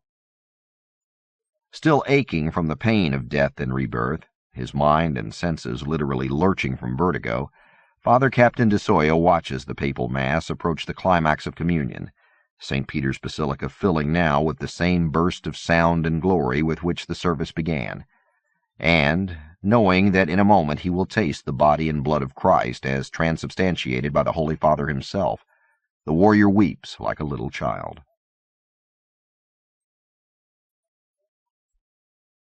After the Mass, in the cool of the evening, with the sky above St. Peter's the color of pale porcelain, Father Captain de Soya walks with his new friends in the shadows of the Vatican gardens. "Federico," Father Baggio is saying, "the meeting we are about to have is very important. Very, very important. Is your mind clear enough to understand the important things that will be said?" "Yes," says de Soya. "My mind is very clear." Monsignor Lucas Oddi touches the young Pax officer's shoulder. "Federico, my son, you are certain of this? We can wait another day if we must." De Soya shakes his head. His mind is reeling with the beauty and solemnity of the Mass he has just witnessed. His tongue still tastes the perfection of the Eucharist and the wine. He feels that Christ is whispering to him at this very moment, but his thoughts are clear. "I am ready," he says. Captain Wu is a silent shadow behind Oddi. "Very good," says the Monsignor, and nods to Father Baggio. "We will need your services no longer, Father. Thank you." Baggio nods, bows slightly, and leaves without another word. In his perfect clarity, de Soya realizes that he will never see his kindly resurrection chaplain again, and a surge of pure love brings more tears to his eyes. He is grateful to the darkness that hides these tears. He knows he must be in control for the meeting. He wonders where this important conference will be held. In the fabled Borgia apartment? In the Sistine Chapel? In the Vatican offices of the Holy See? Perhaps in the Pax Liaison offices in what had once been called the Borgia Tower. Monsignor Lucas Oddi stops at the far end of the gardens, waves the others to a stone bench near where another man waits, and Father de Soya realizes that the seated man is Cardinal Lordusimi, and the conference is happening here in the scented gardens. The priest goes to his knee on the gravel in front of the Monsignor and kisses the ring on the extended hand. "Rise," says Cardinal Lordusimi. He is a large man with a round face and heavy jowls, and his deep voice sounds like the voice of God to de Soya. "Be seated," says the Cardinal. De Soya sits on the stone bench as the others remain standing. To the Cardinal's left, another man sits in the shadows. De Soya can make out a Pax uniform in the dim light, but not the insignia. He is vaguely aware of other people, at least one seated and several standing, within the deeper shadows of a bower to their left. "Father de Soya," begins Simon Augustino Cardinal Lordusimi, nodding toward the seated man on his left. "May I present Fleet Admiral William Lee Marison." De Soya is on his feet in an instant, saluting, holding himself at rigid attention. "My apologies, Admiral," he manages through clenched jaws. "I did not recognize you, sir." "At ease," says Marison. "Be seated, Captain." De Soya takes his seat again, but gingerly now, awareness of the company he is in burning through the joyous fog of resurrection like hot sunlight. "We are well pleased with you, Captain," says Admiral Marison. "Thank you, sir," mumbles the priest, glancing around the shadows again. There are definitely others watching from the bower. "As are we," rumbles Cardinal Lordusimi. "That is why we have chosen you for this mission." "Mission, Your Excellency?" says de Soya. He feels dizzy with tension and confusion. "As always, you will be serving both the Pax and the Church," says the Admiral, leaning closer in the dim light. The world of Pacem has no moon, but the starlight here is very bright, as de Soya's eyes adapt to the dim light. Somewhere, a small bell rings monks to vespers. Lights from the Vatican buildings bathe the dome of St. Peter's in a soft glow. "As always," continues the cardinal, "you will report to both the church and the military authorities." The huge man pauses and glances at the admiral. "What is my mission, Your Excellency?" "Admiral," asks de Soya, not knowing which man to address. Marison is his ultimate superior, but Pax officers usually defer to high officials of the church. Neither man answers, but Marison nods toward Captain Margit Wu, who stands several meters away near a hedge. The Pax officer steps forward quickly and hands de Soya a holocube. "Activate it," says Admiral Marison. De Soya touches the underside of the small ceramic block. The image of a female child mists into existence above the cube. De Soya rotates the image, noticing the girl's dark hair, large eyes, and intense gaze. The child's disembodied head and neck are the brightest things in the darkness of the Vatican gardens. Father de Soya looks up and sees the glow from the holo in the eyes of the cardinal and the admiral. "Her name? Well, we are not sure of her name," says Cardinal Lordusamy. "How old does she look to you, Father?" De Soya looks back at the image, considers her age, and converts the years to standard. "Perhaps 12, he guesses. He has spent little time around children since he was one. 11, standard?" Cardinal Lordusamy nods. "She was 11, standard, on Hyperion, when she disappeared more than 260 standard years ago, Father." De Soya looks back at the holo. So the child is probably dead. He could not remember if the Pax had brought the sacrament of resurrection to Hyperion 277 years ago, or certainly grown and reborn. He wonders why they are showing him a holo of this person as a child from centuries ago. He waits. "This child is the daughter of a woman named Braun Lamia," says Admiral Marison. "Does the name mean anything to you, Father?" It does, but for a moment de Soya cannot think why. Then the verses of the cantos come to mind, and he remembers the female pilgrim in that story. "Yes," he says, "I remember the name. She was one of the pilgrims with His Holiness during that final pilgrimage before the fall." Cardinal Lordusamy leans closer and folds pudgy hands together on his knee. His robe is bright red where the light from the holo touches it. "Braun Lamia had sexual intercourse with an abomination," rumbles the cardinal. "A cybrid, a cloned human construct whose mind was an artificial intelligence residing in the technocore. Do you remember the history and the band poem?" Father de Soya blinks. Is it possible that they have brought him here to the Vatican to punish him for reading the cantos when he was a child? He confessed the sin 20 years ago, did penance, and never reread the forbidden work. He blushes. Cardinal Lordusamy chuckles. "It is all right, my son. Everyone in the church has committed this particular sin. Curiosity is too great, the appeal of the forbidden too strong. We have all read the band poem. Do you remember that the woman Lamia had carnal relations with the cybrid of John Keats?" "Vaguely," says de Soya, then hurriedly adds, "Your Excellency." "And do you know who John Keats was, my son?" "No, Your Excellency."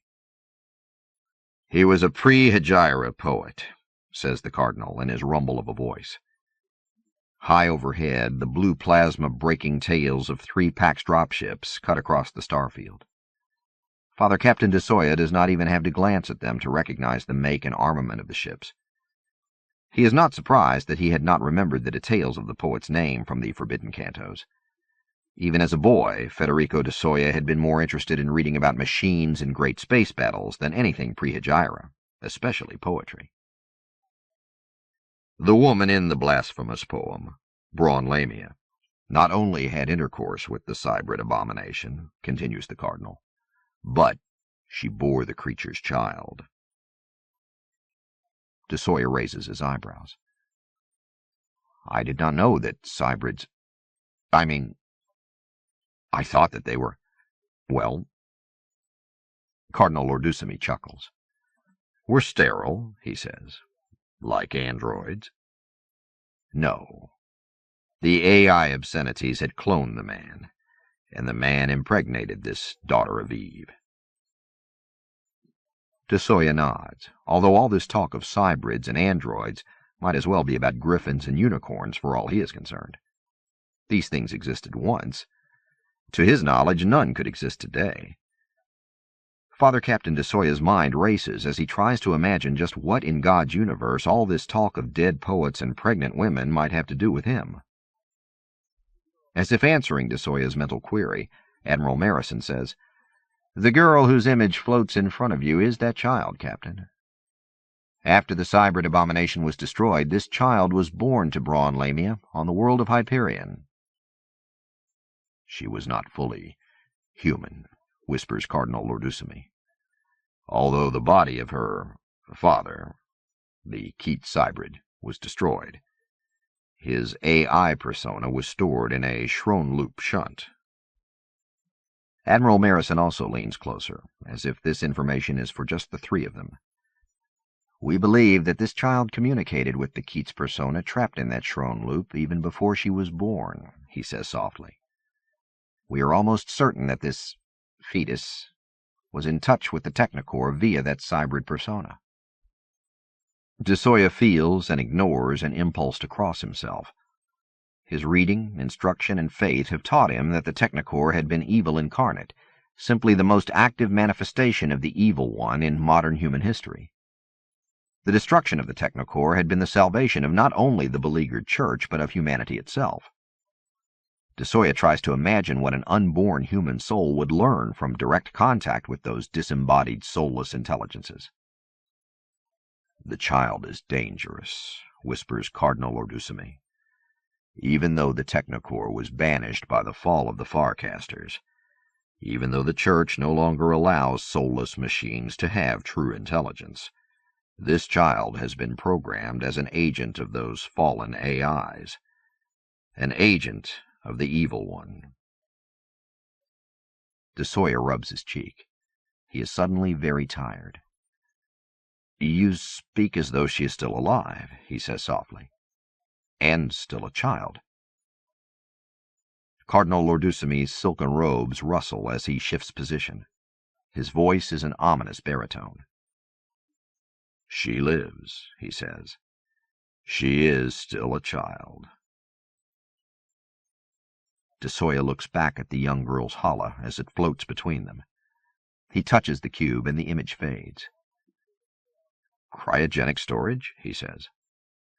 On Hyperion there are time tombs, rumbles Lord-Ducemy. One of them, a thing called the Sphinx, which you may remember from the poem or church history, has been used as a portal across time. No one knows how it works. For most people, it does not work at all. The Cardinal glances at the Admiral, and then back to the priest-captain before him. This child disappeared in the Sphinx some 264 standard years ago. We knew at the time that she was dangerous to the Pax, but we arrived days late. We have reliable information that she will emerge from that tomb in less than a standard month. Still a child. Still lethally dangerous to the Pax. Dangerous to the Pax, repeats de Sawyer. He does not understand. His Holiness has foreseen this danger, rumbles Cardinal Lord-Ducemy. Almost 3 centuries ago, our Lord saw fit to reveal to His Holiness the threat this poor child represents, and the Holy Father has now moved to deal with this danger. I don't understand, confesses Father Captain de Sawyer. The hala is off, but he can still see the innocent face of the child in his mind. How can this little girl be a danger, then or now? Cardinal Lord-Ducemy squeezes de Sawyer's forearm. As an agent of the Technocorps, she will be a virus introduced into the body of Christ. It has been revealed to His Holiness that the girl will have powers that are not human. One of these powers is the power to persuade the faithful to leave the light of God's teachings, to abandon salvation for service to the evil one. Desoya nods, although he does not understand. His forearm aches from the pressure of Lord Dusomy's powerful hand. "What do you wish of me, Your Excellency?" Admiral Marison answers in a loud voice that shocks Desoya after all of the soft tones and whispering. "As of this moment," snaps Marison, "you are detached from your fleet assignment, Father Captain Desoya. As of this moment, you are assigned to find and return this child, this girl, to the Vatican." The Cardinal seems to catch a glint of anxiety in Desoya's eyes. "My son," he says, his deep voice soothing now, "are you afraid the child might be harmed?" "Yes, Your Excellency." Desoya wonders if this admission will disqualify him from service. Lord Dusomy's touch lightens, becomes a friendlier grip. "Be assured, my son, that no one in the Holy See, no one in the Pax, has any intention of harming this little girl. Indeed, the Holy Father has instructed us, has instructed you, to make it your second highest priority that no harm shall come to her. Your first priority," says the Admiral, "is to return her here to Pacem, to Pax Command here in the Vatican." Desoya nods and swallows. The question foremost in his mind is, why me? Aloud, he says, "Yes, sir, I understand." "You will receive a papal authority disk key," continues the Admiral. "You may requisition any materials, help, liaison, or personnel it is in the power of local Pax authorities to provide. Do you have any questions about that?" "No, sir." Desoya's voice is firm, but his mind is reeling. A papal authority disk key would give him more power than that bestowed on Pax planetary governors. "You will translate to Hyperion's system this very day," continues Admiral Marison in the same brisk, no-nonsense voice of command. "Captain Wu?" The Pax military aide steps forward and hands Desoya a red action portfolio disc. The Father Captain nods, but his mind is screaming, "To Hyperion's system this day, the Archangel courier ship. To die again, the pain. No, sweet Jesus, dear Lord, let this cup pass from me." "You will have command of our newest and most advanced courier ship, Captain," Marison is saying. "It is similar to the one which brought you to Pacem system, except that it can hold 6 passengers. It is armed to the level of your former torch ship, and it has an automated resurrection system." "Yes, sir," says Desoya. An automated resurrection system, he thinks. Is the sacrament to be administered by a machine? Cardinal Lord Dusomy pats his arm again. "The robot system is regrettable, my son. But the ship may carry you to places where the Pax and the Church do not exist. We cannot deny you resurrection simply because you are beyond the reach of God's servants. Be assured, my son, that the Holy Father himself has blessed this resurrection equipment and ordained it with the same sacramental imperative a true resurrection mass would offer." "Thank you, Your Excellency," Desoya mumbles. "But I do not understand. Places beyond the Church. Did you not say that I was to travel to Hyperion? I have never been there, but I thought that this world was a member of—" "It belongs to the Pax," interrupts the Admiral. "But if you are unsuccessful in capturing—" He pauses. "In rescuing this child, if for some unforeseen reason you must follow her to other worlds, other systems, we thought it best that the ship have an automated resurrection creche for you." Desoya bows his head in obedience and confusion. "But we expect you to find the child on Hyperion," continues Admiral Marison. "When you arrive on that world, you will introduce yourself and show your papal disk key to Ground Force Commander Barnes-Avne. The commander is in charge of the Swiss Guard Brigade that has been prepositioned on Hyperion, and upon your arrival you will be in effective command of those troops." Desoya blinks. Command of a Swiss Guard brigade. I am a fleet torch ship captain. I wouldn't know a ground force maneuver from a cavalry charge. Admiral Marison chuckles. We understand that this is a bit out of your regular line of duty, Father Captain de Soya, but be assured that your command status is necessary. Commander Barnes-Avna will continue day-to-day command of ground forces, but it is imperative that all resources be bent to the rescue of this child. De Soya clears his throat. What will happen to... You say that we do not know her name? The child, I mean. Before she disappeared, rumbles Cardinal Lordusamy, she called herself Aenea. And as for what will happen to her, again I reassure you, my son, our intentions are to prevent her from infecting the body of Christ in the Pax from her virus, but we will do so without harming her. Indeed, our mission, your mission, is to save the child's immortal soul. The Holy Father himself will see to that.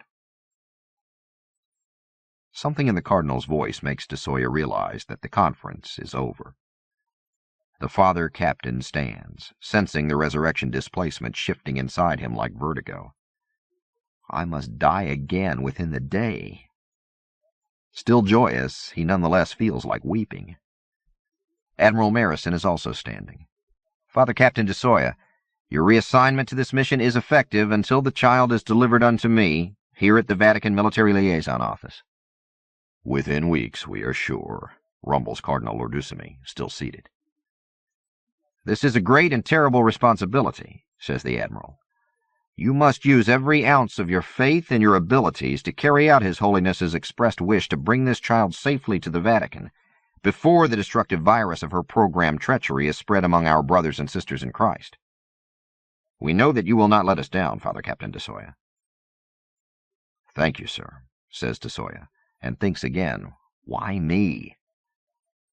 He kneels to kiss the Cardinal's ring, and rises to find that the Admiral has stepped back in the darkness of the bower, where the other shadowy figures have not stirred.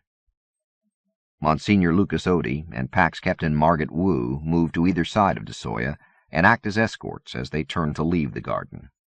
It is then, his mind still lurching in confusion and shock, his heart pounding with eagerness and terror at the important service set before him, that Father Captain de Soya glances back just as a rising dropship's plasma tail lights the dome of St. Peter's, the rooftops of the Vatican, and the garden with its pulse of blue flame. For an instant, the figures within the arched shadow of the bower are clearly visible, illuminated by the strobe of blue plasma light. Admiral Marison is there, already turned away from de Soya, as are two standing Swiss Guard officers in combat armor, their fléchette weapons raised at port arms. But it is the seated figure illuminated for that instant who will haunt de Soya's dreams and thoughts for years to come. Seated there on the garden bench, his sad eyes locked firmly on de Soya's retreating form, his high brow and mournful countenance painted briefly but indelibly in blue plasma glow, is His Holiness Pope Julius XIV, the Holy Father to more than 600 billion faithful Catholics, the de facto ruler of 400 billion more scattered souls in the far-flung Pax, and the man who has just launched Federico de Soya on his fateful voyage. 10. It was the morning after our banquet, and we were in the spaceship again. That is, the android A. Betic and I were in the ship, having walked there the convenient way, through the tunnel connecting the two towers.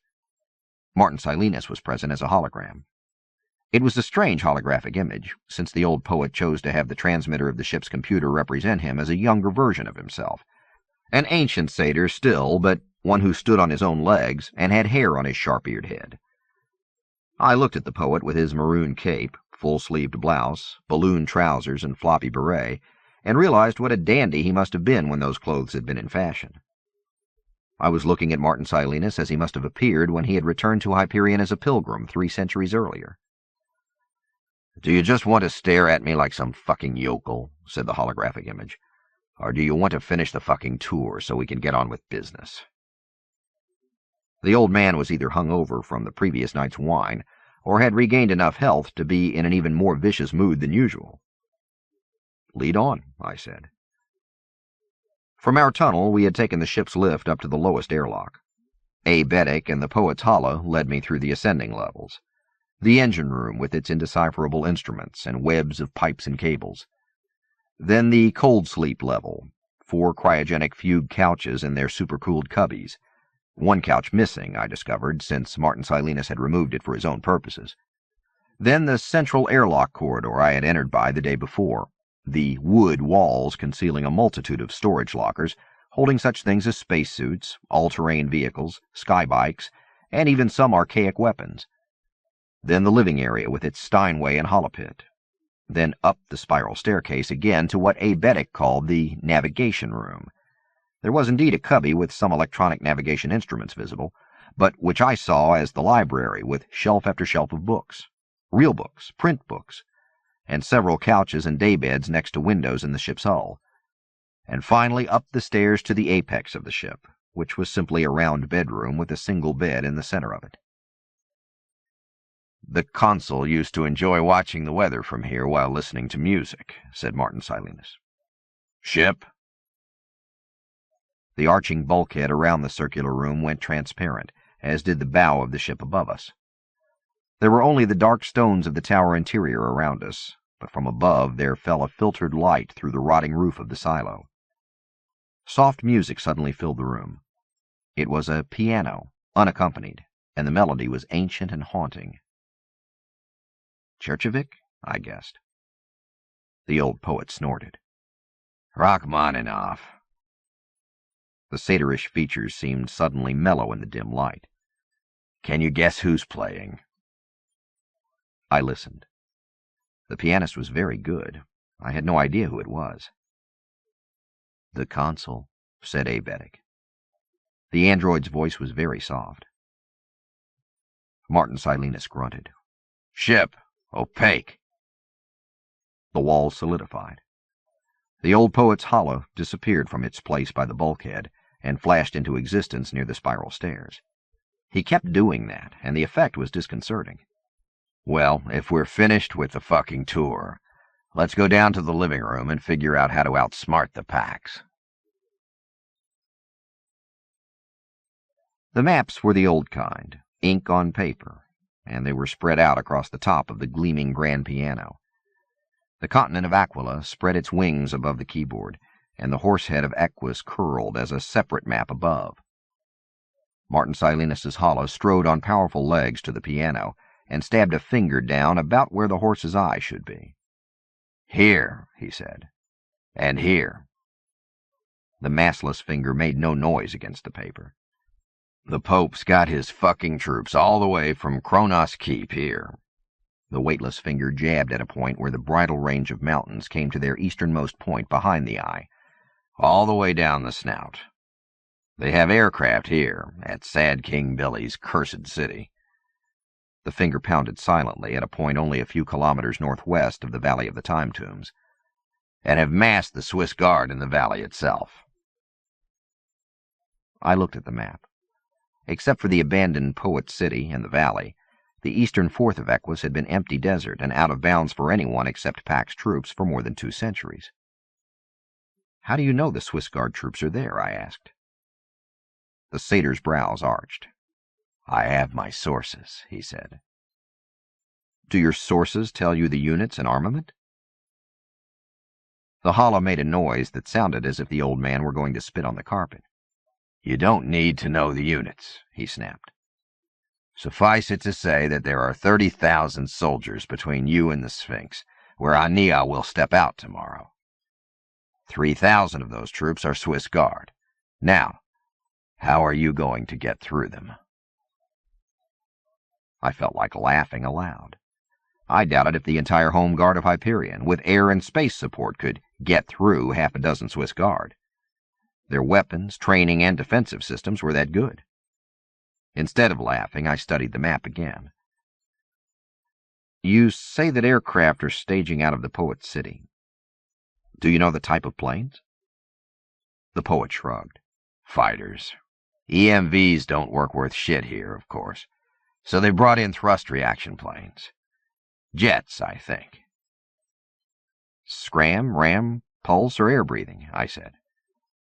I was trying to sound as if I knew what I was talking about, but my military knowledge gleaned in the Home Guard had been centered on field stripping my weapon, cleaning my weapon, firing my weapon, marching through nasty weather without getting my weapon wet, trying to get a few hours sleep when I wasn't marching, cleaning, or field stripping, trying not to freeze to death when I was asleep, and, upon occasion, keeping my head down so that I wouldn't get killed by Ursa's snipers. "What the fuck does it matter what kind of planes?" growled Martin Silenus. Losing 3 centuries in appearance certainly had not mellowed him. "They're fighters. We've clocked them at—" "Ship, what the fuck was the speed we clocked those last blips at?" "Mach 3, said the ship. "Mach 3, repeated the poet. "Fast enough to fly down here, firebomb this place to ashes, and be back to the North Continent before their beers get warm."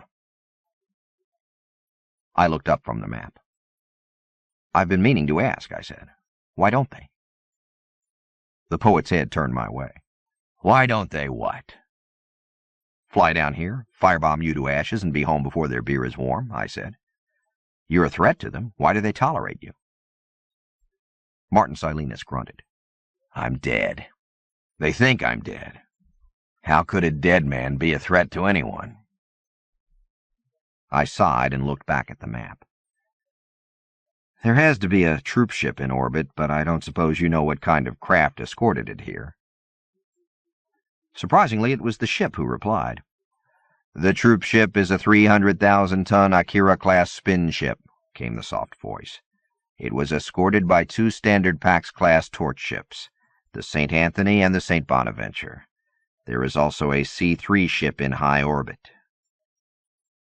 "What the fuck is a C-3 ship?" grumbled the poet's hollow. I glanced at him. How could anyone live for 1,000 years and not learn such a basic thing? Poets were strange. "Command, communications, control," I said. "So the Pax SOB who's in charge is up there?" asked Silenus. I rubbed my cheek and stared at the map. "Not necessarily," I said. "The commander of the Space Task Force will be there, but the head of operations may be on the ground. The Pax trains its commanders for combined operations. With so many of the Swiss Guard here, someone important is in command on the ground." "All right," said the poet. "How are you going to get through them and get my little friend out?" "Excuse me," said the ship, "but there is an additional spacecraft in orbit. It arrived about 3 weeks ago, standard, and sent a dropship to the Valley of the Time Tombs." "What kind of ship?" I asked. There was the briefest hesitation. "I do not know," said the ship. "The configuration is strange to me. Small, perhaps courier-sized, but the propulsion profile is strange." "It probably is a courier," I said to Silenus. "Poor bugger's been stuck in cryogenic fugue for months, paying years of time debt just to deliver some message Pax Central forgot to give the commander before he or she left." The poet's holographic hand brushed at the map again. "Stick to the subject. How do you get Aenea away from these mother-humpers?" I stepped away from the piano. My voice held anger when I spoke. "How the hell should I know? You're the one who's had 2.5 centuries to plan this stupid escape." I waved my hand, indicating the ship. "I presume this thing is our ticket to outrunning the torch ships." I paused. "Ship, can you outrun a Pax torch ship to C+ translation?" All Hawking drives provided the same pseudo-velocity above light speed, of course, so our escape and survival, or capture and destruction, depended upon the race to that quantum point. "Oh, yes," said the ship immediately. "Parts of my memory are missing, but I am aware that the consul had me modified during a visit to the ouster colony." "An ouster colony?" I repeated stupidly. My skin prickled, despite logic.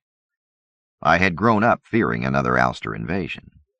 Ousters were the ultimate bogeymen. "Yes," said the ship, with something like pride audible in its voice. "We will be able to spin up to C+ velocities almost 23% faster than a Pax torch ship of the line." "They can lance you at half an AU," I said, not convinced. "Yes," agreed the ship. "Nothing to worry about, if we have 15 minutes head start."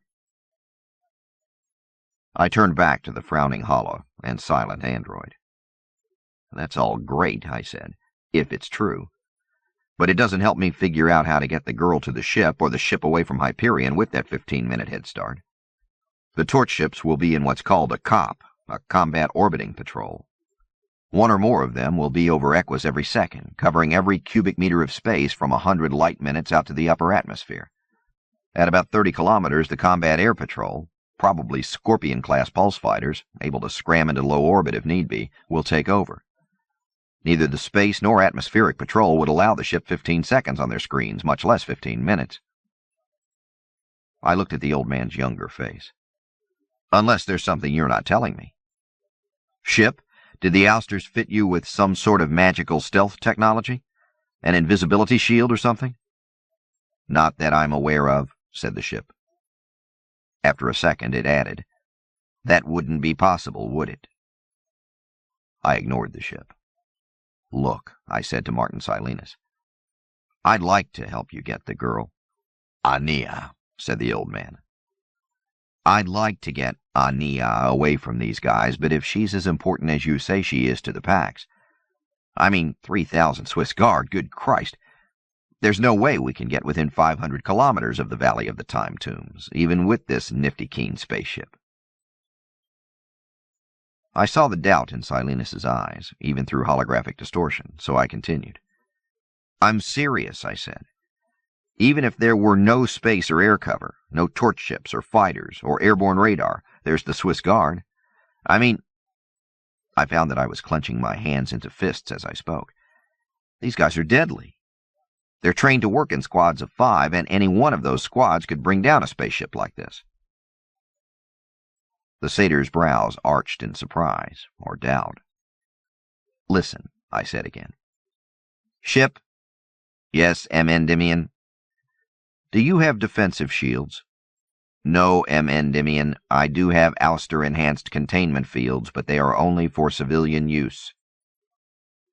I didn't know what ouster-enhanced containment fields were, but I went on. "Could they stop a standard torch ship, CPB or Lance?" "No," said the ship.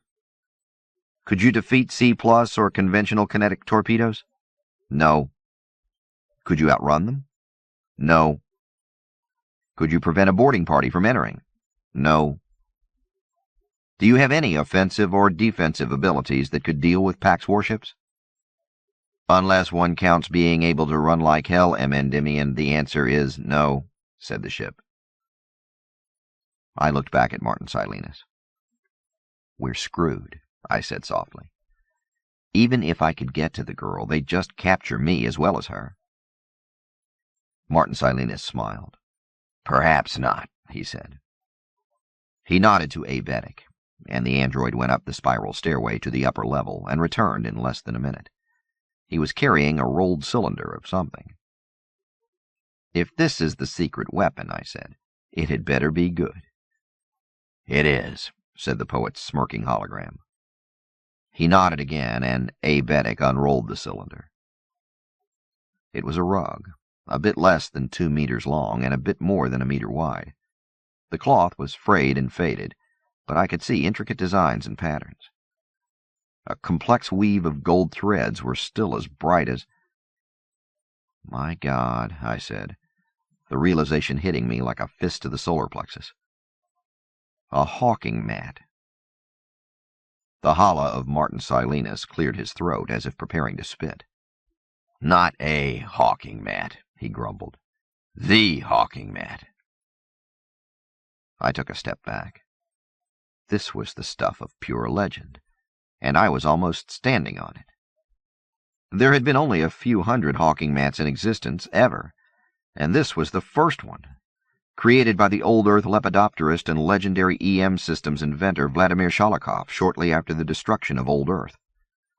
Sholokov, already in his 70s, standard, had fallen madly in love with his teenage niece, Alodola, and had created this flying carpet to win her love in return. After a passionate interlude, the teenager had spurned the old man. Sholokov had killed himself on New Earth only weeks after perfecting the current Hawking spin drive, and the carpet had been lost for centuries.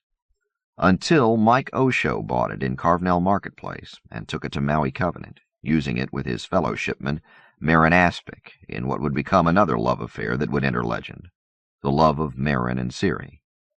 This second legend, of course, had become part of Martin Silenus's epic cantos, and if his tale was to be believed, Ciri had been the consul's grandmother.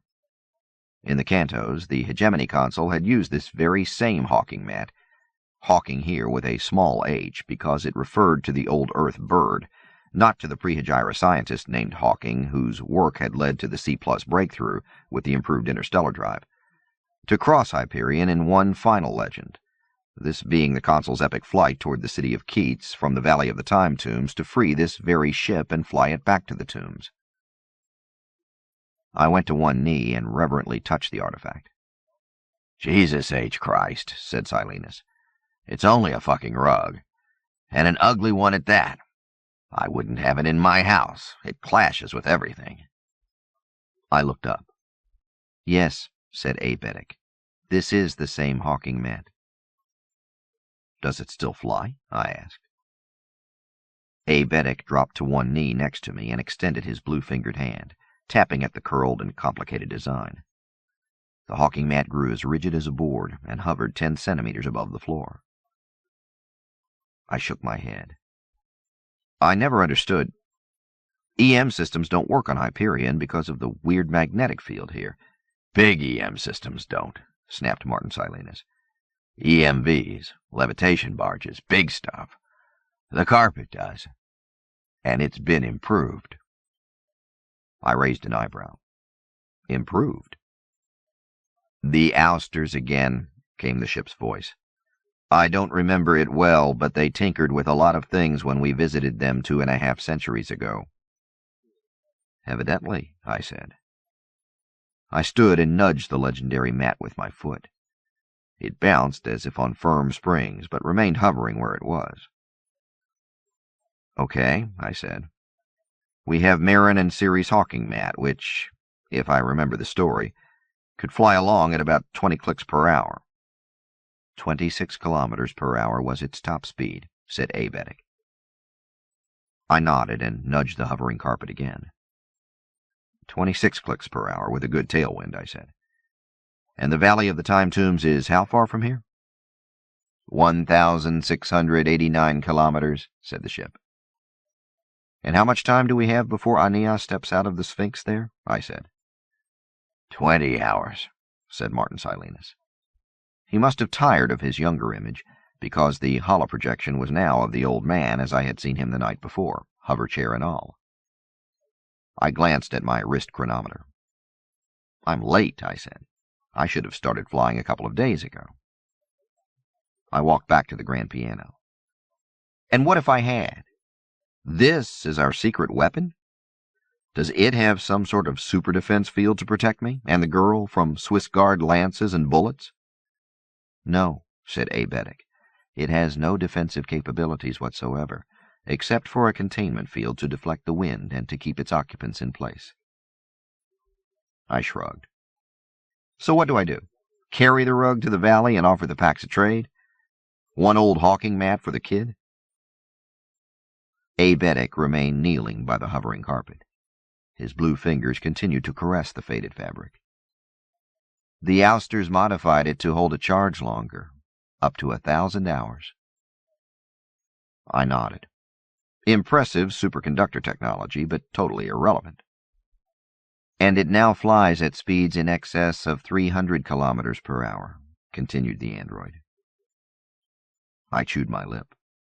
So I could get there by tomorrow, if I wanted to sit on a flying rug for 5.5 hours. And then what? "I thought we had to pluck her away in this ship," I said. "Get her out of the Hyperion system and all that." "Yes," said Martin Silenus, his voice suddenly as tired as his aged image. "But first you have to get her to the ship." I walked away from the piano, stopping at the spiral staircase to whirl back toward the android, the holla, and the hovering carpet. "You two just don't understand, do you?" I said, my voice louder and sharper than I had intended. "These are Swiss Guard. If you think that damned rug can get me in under their radar, motion detectors, and other sensors, you're crazy.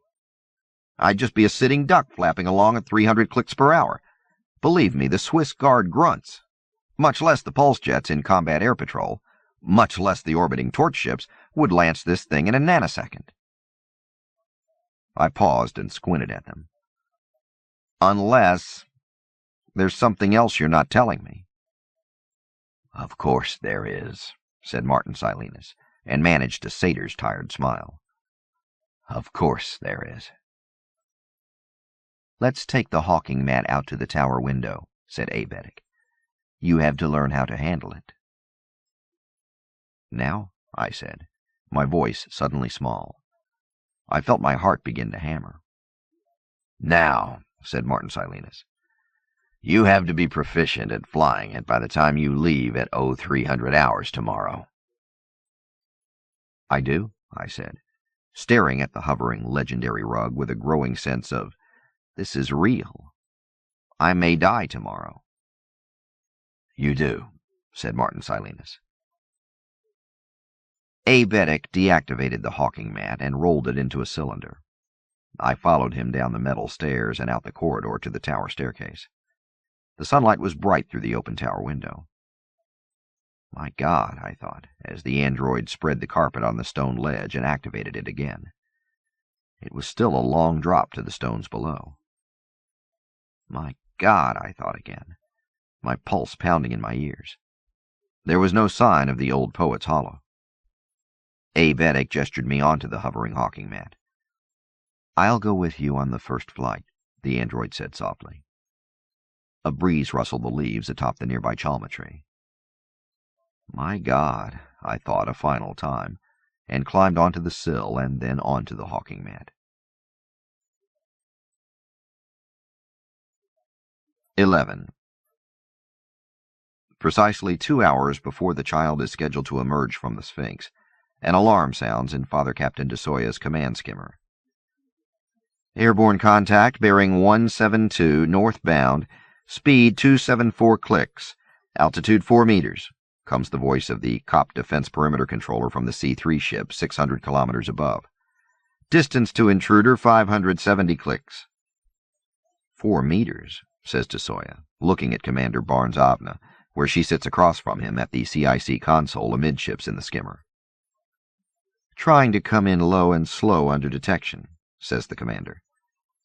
She is a small woman with pale skin and red hair, but very little of either skin or hair is visible under the combat headgear she wears. In the 3 weeks de Soya has known the commander, he has not seen her smile. Tactical visor, she says. Her own visor is in place. De Soya lowers his. The blip is near the southern tip of Equus, moving north from the coast. Why didn't we see it before? He asks. Could have just launched, says Barnes-Avna. She is checking combat assets within her tactical display. After the first difficult hour in which de Soya had to present the papal disc key to convince her that command of the Pax's most elite brigades was to be handed over to a mere ship's captain, Barnes-Avna has shown total cooperation. Of course, de Soya has left the minute-to-minute operation to her. Many of the Swiss Guard Brigade leaders believe de Soya to be a mere papal liaison. De Soya does not care. The child is his concern, the girl, and as long as the ground force is being well commanded, the details are of little concern. No visual, says the commander. Dust storm down there. It'll be here before S-hour. S-hour is what the troops have been calling the opening of the Sphinx for months now. Only a few officers among them know that a child has been the focus of all this firepower. Swiss Guards do not grumble, but few could appreciate such a provincial posting, so far from the action, in such sandy and uncomfortable surroundings. Contact remains northbound 172, velocity now 259 clicks, altitude 3 meters, says the C-3 controller. Distance 570 kilometers. Time to bring it down, says Commander Barnes-Avna on the command channel limited to her and de Soya. Recommendations? De Soya glances up. The skimmer is banking to the south. Outside, the mantis-eye blisters, the horizon tilts, and the bizarre time tombs of Hyperion pass 1,000 meters beneath them. The sky to the south is a dull brown and yellow band. Lancet from orbit, he says. Barnes-Avna nods, but says, "You're familiar with the torch ship's work. Let's put a squad on it." With her god glove, she touches red pips at the southern tip of the defensive perimeter. "Sergeant Gregorius?" She has switched to the tactical channel tight beam. "Commander?" The sergeant's voice is deep and graveled. "You're monitoring the bogey?" "Affirmative, Commander." "Intercept it, identify it, and destroy it, Sergeant." "Affirmative, Commander." DeSoya watches as the C3 cameras zoom toward the southern desert. 5 human forms suddenly appear, rising from the dunes, their chameleon polymer fading as they rise above dust cloud. On a normal world, they would be flying by EM repulsors. On Hyperion, they wear the bulkier reaction packs. The 5 fan out so that several hundred meters separate them and hurtle southward into the dust cloud. "IR," says Barnes-Avna, and the visual shifts to the infrared to follow them through the thickening cloud. "Illuminate target," she says. The image shifts south, but the target is only a heat blur. "Small," says the commander. "Plane?" Father Captain DeSoya is used to spaceborne tactical displays. "Too small, unless it's some sort of motorized paraglider," says Barnes-Avna. There is absolutely no stress in her voice. DeSoya looks down as the skimmer passes over the south end of the Valley of the Time Tombs and accelerates. The dust storm is a gold-brown band along the horizon ahead of them. "Distance to intercept 180 clicks, comes Sergeant Gregorius's laconic voice. DeSoya's visor is slave to the commander's, and they are seeing what the Swiss Guard sergeant sees. Nothing. The squad of troops is flying on instruments through blowing sand so thick that the air is as dark as night around them. "Reaction packs are heating up," comes another calm voice. DeSoya checks the readout. It is Corporal Key. "Sand's fouling up the intakes," continues the corporal. DeSoya looks through his visor at Commander Barnes-Avna. He knows she has a tough choice to make. Another minute in that dust cloud could send one or more of her troops falling to their deaths. Failure to identify the bogey could lead to trouble later. "Sergeant Gregorius," she says, her voice still rock calm, "take out the intruder now." There is the briefest of pauses on the comm line. "Commander, we can hang in here a few more," begins the sergeant. DeSoya can hear the howl of the dust storm over the man's voice. "Take it out now, Sergeant," says Barnes-Avna. "Affirmative." DeSoya switches to the wide-range tactical and looks up to see the commander watching him. "You think this might be a feint?" she says. "A distraction to pull us away so that the real intruder can infiltrate elsewhere?" "Could be," says DeSoya. He sees from the display that the commander has raised the alert all along the perimeter to level 5. A level 6 alert is combat. "Let's see," she says, just as Gregorius's troops fire. The dust storm is a rolling cauldron of sand and electricity. At 175 kilometers, their energy weapons are unreliable. Gregorius chooses a steel rain dart and launches it himself. The dart accelerates to Mach 6. The bogey does not divert from its path. "No sensors, I think," says Barnes-Avna. "It's flying blind, programmed." The dart passes over the heat target and detonates at a distance of 30 meters, the shaped charge propelling the 20,000 flechettes directly downward into the intruder's path. "Contact down," says the C3 controller, at the same second that Sergeant Gregorius reports. "Got him." "Find and identify," says the commander. Their skimmer has banked back toward the valley. DeSoya glances through the visor display. She has taken the kill at a distance, but is not removing the troops from the storm. "Affirmative," says the sergeant, and the storm is wild enough to add static to a tight beam. The skimmer flies low over the valley, and DeSoya identifies the tombs for the 1000th time. Here, in reverse order from the usual pilgrim's approach, although there have been no pilgrims for more than 3 centuries, comes first the Shrike Palace, farther south than the others, its barbed and serrated buttresses reminiscent of the creature that has not been seen here since the days of the pilgrims. The more subtle cave tombs, 3 in all, their entrances carved out of the pink stone of the canyon wall, then the huge centrally placed crystal monolith, then the obelisk, then the jade tomb, and finally the intricately carved sphinx with sealed door and outflung wings. DeSoya glances at his chronometer. 1 hour and 56 minutes, says Commander Barnes-Avna. Father Captain DeSoya chews his lip. The cordon of Swiss Guard troops is in place around the Sphinx, has been in place for months. Farther out, more troops are placed in a broader perimeter. Each tomb has its detail of waiting soldiers, just in case the prophecy might have been mistaken. Beyond the valley, more troops. Above them, the torch ships and command ship keep watch. At the entrance to the valley, DeSoya's private dropship awaits, its engines already powered up, ready for immediate liftoff as soon as the sedated child is aboard. 2,000 clicks above, the Archangel-class courier ship Raphael waits with its child-sized acceleration couch. First, though, DeSoya knows the girl whose name might be Aenea must receive the sacrament of the cruciform. This will happen at the chapel in the torch ship St. Bonaventure in orbit, moments before the sleeping child is transferred to the courier ship. 3 days after that, she will be resurrected on Pachem and delivered to the Pax authorities. Father Captain DeSoya licks his dry lips.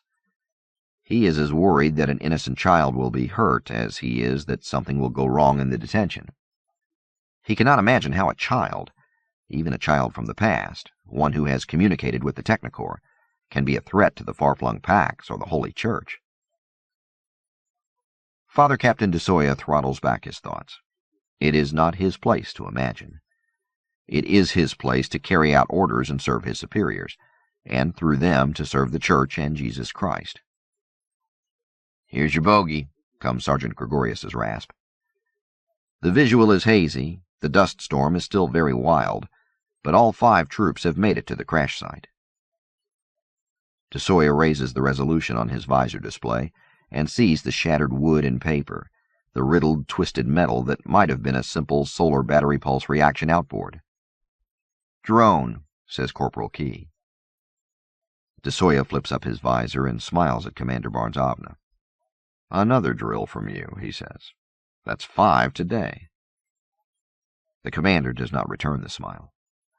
"Next time it may be the real thing," she says. To her tactical mic, she says, "Level 5 continues. At S-60, we go to Level 6. Confirmations ring on all bands. "I still don't understand who might want to interfere," says Father Captain DeSoya, "or how they could do it." Commander Barnes-Avna shrugs. "The ousters could be spinning down from C+ even as we speak." "Then they'd better bring a full swarm," says the Father Captain. "Anything less and we'll handle them easily." "Nothing in life is easy," says Commander Barnes-Avna. The skimmer touches down.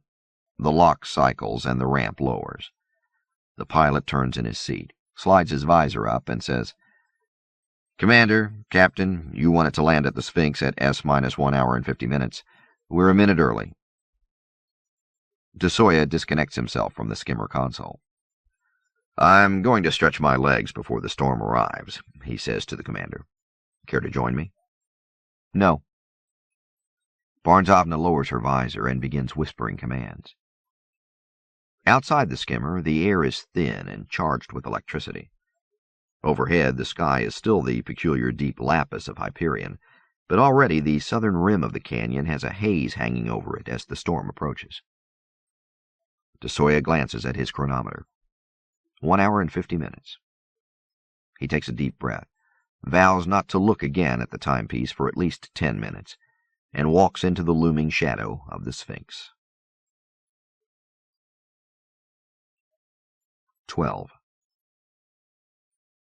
After hours of talk, I was sent to bed to sleep until 3 a.m. Of course I did not. I always have had trouble sleeping the night before a trip, and this night I did not sleep at all. The city after which I was named was quiet after midnight. The autumn breeze had dropped, and the stars were very bright. For an hour or two I stayed in my sleep shirt, but by 1 a.m. I rose, dressed in the sturdy clothes they had given me the night before, and went through the contents of my pack for the 5th or 6th time. There was not much for so daunting an adventure. A change of clothes and underwear, socks, a flashlight laser, 2 water bottles, a knife, I had specified the type, in a belt scabbard, a heavy canvas jacket with thermal lining, an ultralight blanket to use as a bedroll, an inertial guidance compass, an old sweater, night vision glasses, and a pair of leather gloves. What else would you need to explore the universe? I muttered. I had also specified the type of clothing I would wear on this day. A comfortable canvas shirt and an overvest with numerous pockets, tough whipcord trousers of the sort I'd worn while duck hunting in the fens, soft high boots, what I thought of as buccaneer boots from the description in Grandam's stories, that were only a bit too tight, and a soft tricorn cap that would fold away in a vest pocket when I did not need it. I clasped the knife to my belt, set the compass in my vest pocket, and stood at the window watching the stars wheel over the mountain tops until A. Beddick came to wake me at 2:45. The old poet was awake and in his hover chair at the end of the table on the highest level of the tower. The canvas roof had been pulled back, and the stars burned coldly overhead. Flames sputtered in the braziers along the wall, and actual torches were set higher on the stone wall. There was breakfast laid out, fried meats, fruits, meal patties with syrup, fresh bread, but I took only a cup of coffee. "You'd better eat," grumbled the old man. "You don't know when your next meal will come." I stood looking at him. Steam from the coffee rose to warm my face. The air was chill. If things go according to plan, I'll be in the spaceship in less than 6 hours. I leaked in. Martin Silenus made a rough noise. "When do things ever go according to plan, Raul Endymion?" I sipped coffee. "Speaking of plans, you were going to tell me about the sort of miracle that's going to distract the Swiss Guard while I whisk your young friend away." The ancient poet peered at me for a silent moment. "Just trust me on that, will you?" I sighed. I had been afraid he would say that. "That's a lot to take on trust, old man." He nodded, but remained silent. "All right," I said at last. "We'll see what happens." I turned to where A. Beddick was standing near the stairway. "Just don't forget to be there with the ship when we need you." "I will not forget, sir," said the android. I walked to where the hawking mat was laid out on the floor. A. Beddick had set my pack on it. "Any last instructions?" I asked, not knowing which person I was speaking to. The old man floated closer on his hover chair. He looked ancient in the torchlight, more wizened and mummified than ever. His fingers were like yellowed bones. "Just this," he rasped. "Listen. In the wide sea there lives a forlorn wretch, doomed with enfeebled carcass to outstretch his loathed existence through 10 centuries, and then to die alone. Who can devise a total opposition? No one. So 1,000,000 times ocean must ebb and flow, and he oppressed. Yet he shall not die. These things accomplished, if he utterly scans all depths of magic and expounds the meanings of all motions, shapes, and sounds, if he explores all forms and substances, straight homeward to their symbol essences, he shall not die. Moreover, and in chief, he must pursue this task of joy and grief. Most piously, all lovers tempest-tossed, and in the savage overwhelming lost, he shall deposit side by side until time's creeping shall the dreary space fulfill. Which done, and all these labors ripened, a youth by heavenly power loved and led shall stand before him, whom he shall direct, how to consummate all. The youth elect must do the thing, or both will be destroyed." "What?" I said. "I don't—" "Fuck it," rasped the poet. "Just get Aenea, take her to the ousters, and get her back alive. It's not too complicated. Even a shepherd should be able to do it. Don't forget landscape apprentice, bartender, and duck hunter, I said, and set my cup of coffee down. It's almost 3, said Silenus. You need to get going. I took a breath. Just 1 minute, I said. I clattered down the stairs, went into the lavatory, relieved myself, and leaned against the cool stone wall for a moment. Are you mad, Raul Endymion? It was my thought, but I heard it in Grandam's soft voice. Yes, I answered. I walked back up the stairs, amazed at how shaky my legs were and how rapidly my heart was beating. All set, I said. Mother always said to take care of these things before leaving home. The 1,000-year-old poet grunted and hovered his chair near the hawking mat. I sat on the rug, activated the flight threads, and hovered 1.5 meters above the stone floor. Remember, once you're in the cleft and find the entrance, it's programmed, said Silenus. I know, you told me all about. Shut up and listen, he rasped. Ancient parchment fingers pointed to the proper thread designs. You remember how to fly it. Once in, tap in the sequence there, there, there, and the program will take over. You can interrupt the sequence to fly manually by touching the interrupt design here. His fingers caressed air above the ancient threads. But don't try to fly it yourself down there. You'll never find your way out. I nodded and licked dry lips. You didn't tell me who programmed it. Who did this flight before? The satyr showed new teeth. I did, my boy. It took me months, but I did. Almost 2 centuries ago. 2 centuries? I almost stepped off the mat. What if there have been cave-ins, shiftings due to earthquakes? What if something's got in the way since then? Martin Silenus shrugged. You'll be going over 200 clicks per hour, boy, he said. I guess you'll die. He slapped me on the back. Get going. Give my love to Aenea. Tell her that Uncle Martin is waiting to see old Earth before he dies. Tell her that the old fart is eager to hear her expound the meaning of all motions, shapes, and sounds. I raised the hawking mat another 0.5 meter. Aebetic stepped forward and extended a blue hand.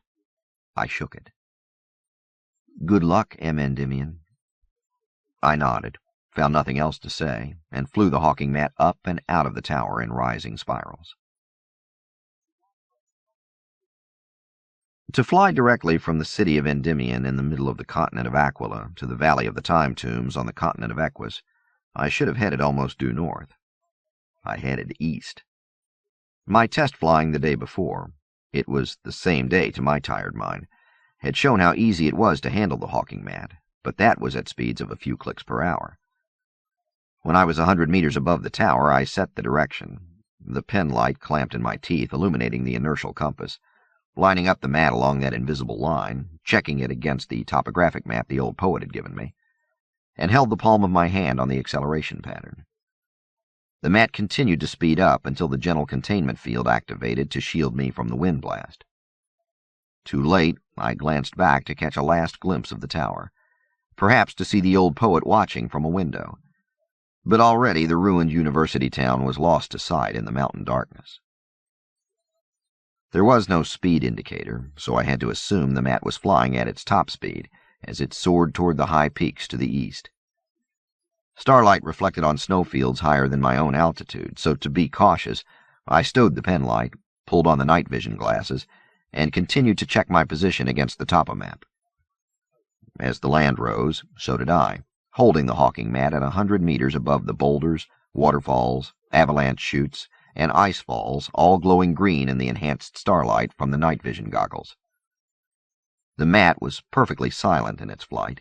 Even the wind noise was hushed by the deflective containment field, and several times I saw large animals leap to hiding, surprised by the sudden appearance of this wingless bird above them. I crossed the Continental Divide half an hour after leaving the tower, keeping the mat in the center of the 5,000-meter pass. It was cold there, and though the containment field held some of my own body heat in the traveling bubble of still air, I had long since pulled on my thermal jacket and gloves. Beyond the mountains, descending quickly to stay close to the rugged terrain, I watched the tundra give way to fen fields, the fen fields to low lines of dwarf everblues and triaspen, and then saw these high mountain trees trail off and disappear as the glow of the Tesla flame forests began to light the east like a false dawn. I stowed the night vision glasses in my pack. The sight ahead was beautiful and somewhat frightening. The entire eastern horizon snapping and crackling with electricity, ball lightning leaping between the 100-meter-tall Tesla trees, chain lightning rippling through the air between Tesla and exploding Prometheus, phoenix shrubs and random ground fires burning in 1,000 places. Both Martin Silenus and A. Beddick had warned me about this, and I took the Hawking Mat high, accepting the risk of detection at this altitude as preferable to being caught in that electric maelstrom below.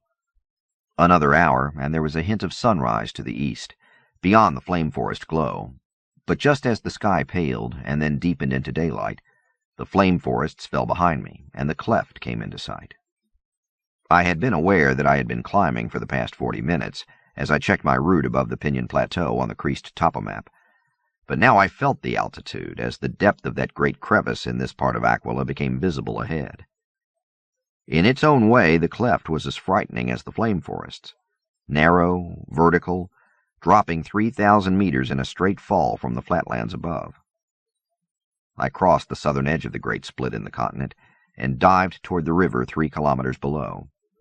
The cleft continued east, the river beneath me roaring along at nearly the same speed as the mat as I slowed.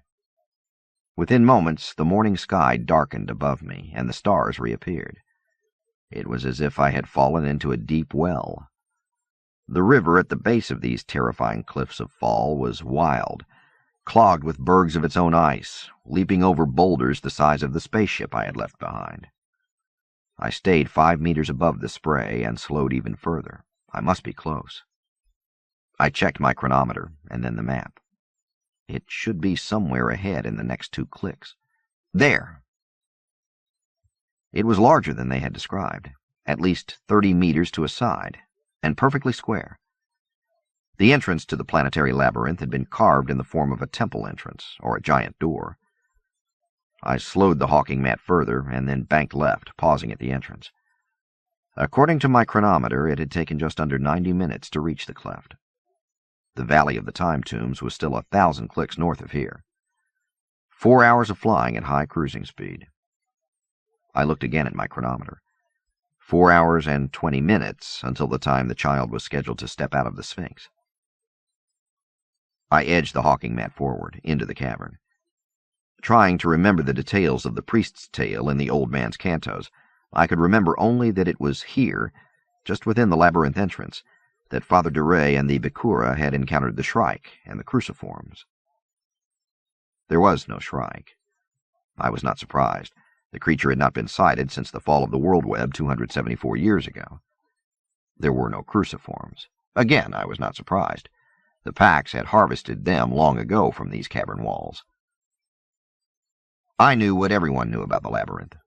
There had been 9 known labyrinthine worlds in the old hegemony.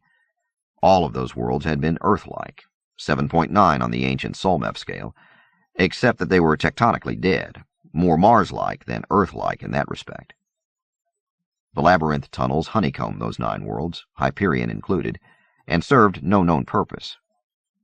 They had been tunneled tens of thousands of years before humankind had left old Earth, although no clue to the tunnelers had ever been found. The labyrinths fueled numerous myths, including the cantos, but their mystery remained. The labyrinth of Hyperion had never been mapped, except for the part I was ready to travel at 270 clicks per hour. It had been mapped by a mad poet. Or so I hoped. I slipped the night vision glasses back on as the sunlight faded behind me. I felt the skin on the back of my neck prickle as the darkness closed around. Soon the glasses would be useless, as there would be no light to enhance. Taking tape from my pack, I secured the flashlight laser to the front of the Hawking Mat and set the beam to its widest dispersal. The light would be faint, but the goggles would amplify it. Already I could see branchings ahead. The cavern remained a great hollow rectangular prism, 30 meters on a side, with only the smallest signs of cracks or collapse. And ahead, tunnels branched to the right, then left, then downward. I took a breath and tapped in the programmed sequence. The hawking mat leaped ahead, accelerating to its preset speed, the sudden lurch making me lean far backward, despite the compensating effect of the containment field. That field would not protect me if the carpet took a wrong turn and smashed into a wall at this speed. Rocks flashed past. The hawking mat banked sharply to make a right turn, leveled itself in the center of the long cavern, then dived to follow a descending branch. It was terrifying to watch. I took the night vision glasses off, secured them in my coat pocket, gripped the edge of the leaping, lurching mat, and closed my eyes. I need not have bothered. The darkness was now absolute. 13. With 15 minutes until the opening of the Sphinx, Father Captain de Soya paces the valley floor. The storm has long since arrived, and sand fills the air in a rasping blizzard. Hundreds of Swiss Guard are deployed here along the valley floor, but their armored CTVs, their gun emplacements, their missile batteries, their observation posts, all are invisible due to the dust storm. But de Soya knows that they would be invisible at any rate, concealed behind camouflage fields and chameleon polymer. The Father Captain has to rely on his infrared to see anything in this howling storm. And even then, with his visor down and sealed, fine particles of sand make their way down his combat suit collar and up into his mouth. This day tastes of grit. His sweat leaves tiny trails of red mud, like blood from some holy stigmata, on his brow and cheeks. "Attention," he says over the all-call channels. "This is Father Captain de Soya, commanding this mission under papal imperative.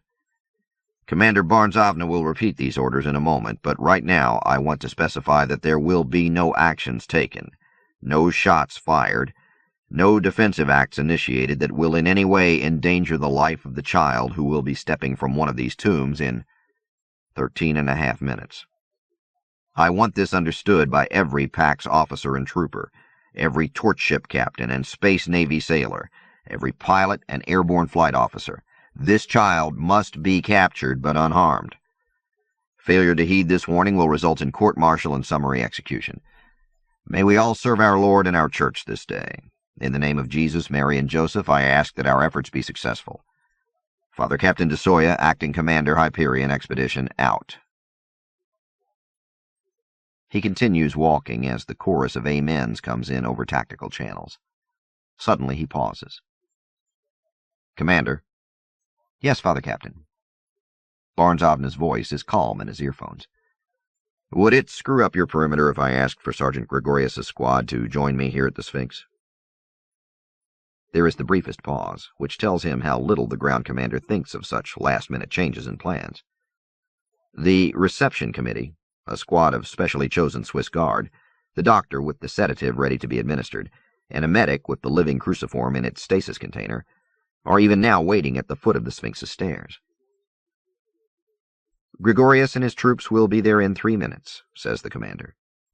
De Soya can hear the commands going out over the tactical tight beam and the confirmations coming in. Once again he has asked these 5 men and women to fly in dangerous conditions. The squad touches down in 2 minutes 45 seconds. De Soya can see them only on infrared. Their reaction packs are glowing white-hot. "Shed the flying packs," he says. "Just stay near me no matter what happens. Watch my back."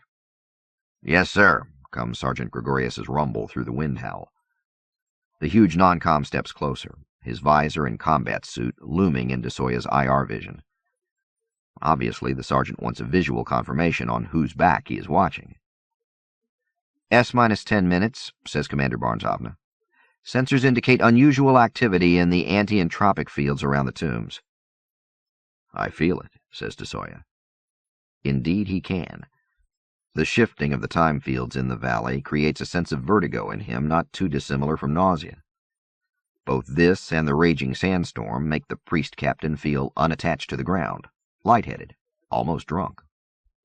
Planting his feet carefully, de Soya walks back to the Sphinx. Gregorius and his troopers follow in a tight V. The welcoming committee is standing on the steps of the Sphinx. DeSoya approaches, flashes his infrared and radio ID, talks briefly with the doctor carrying the sedative ampule, warns the woman not to harm the child, and then waits. There are 13 forms on the steps now, counting Gregorius's team. DeSoya realizes that the combat squads do not look especially welcoming with their raised heavy weapons. "Step back a few paces," he says to the 2 squad sergeants. "Keep the squads ready, but out of sight in the storm." "Affirmative." The 10 troopers take a dozen steps back and are totally invisible in the blowing sand. DeSoya knows that nothing living could break through the perimeter they have established. To the doctor and his medic aide carrying the cruciform, DeSoya says, "Let's get closer to the door." The suited figures nod, and the 3 slowly climb the stairs. The anti-entropic fields are intense now. DeSoya remembers once, as a young boy, he had stood up to his chest in a vicious surf, the tide and undertow trying to pull him out into an unfriendly ocean on his homeworld. This is a bit like that. S-7 minutes, says Barnes-Avna on the common channel. Then on the tight beam to DeSoya. "Father Captain, would you like the skimmer to land and get you? There's a better overview up here." "No, thank you," says DeSoya. "I'll stay with the contact team." He sees on his display that the skimmer is climbing for altitude, finally pausing at 10,000 meters, above the worst of the dust storm. Like any good commander, Barnes-Avna wants to control the action while not being caught up in it. DeSoya keys the private channel to his dropship pilot. "Hiroshi?" "Yes, sir." "Be ready to lift off in 10 minutes or less." "Ready, sir." "The storm won't be a problem?" As with all deep space combat captains, DeSoya is more distrustful of atmosphere than of almost anything else. "No problem, sir." "Good." S-5 minutes, comes Commander Barnes-Avna's steady voice. "Orbital detectors show no space activity for 30 AUs. Northern Hemispheric Air Watch shows no vehicles airborne. Ground detection shows no unauthorized movement from the bridle range to the coast." "Cop screen's clear," comes the C3 controller's voice. "Cap clear," says the lead Scorpion pilot. "It's still a beautiful day up here." "Radio and tight beam silence from this point on until level 6 goes to stand down," says Barnes-Avna. S-4 minutes, and sensors show maximum anti-entropic activity throughout the valley. "Contact team, report in." "I'm at the door," says Dr. Chakra. "Ready," says the medic, a very young trooper named Calf. The trooper's voice is shaky. DeSoya realizes that he does not know if Calf is male or female. "All set here," reports DeSoya. He glances over his shoulder through the clear visor. Even the bottom of the stone stairway is invisible in the howling sand. Electrical discharges crackle and pop. DeSoya switches to IR and sees the 10 Swiss guards standing there, weapons literally hot. Even in the midst of storm noise, a terrible quiet suddenly descends. DeSoya can hear his own breathing within the helmet of his combat suit.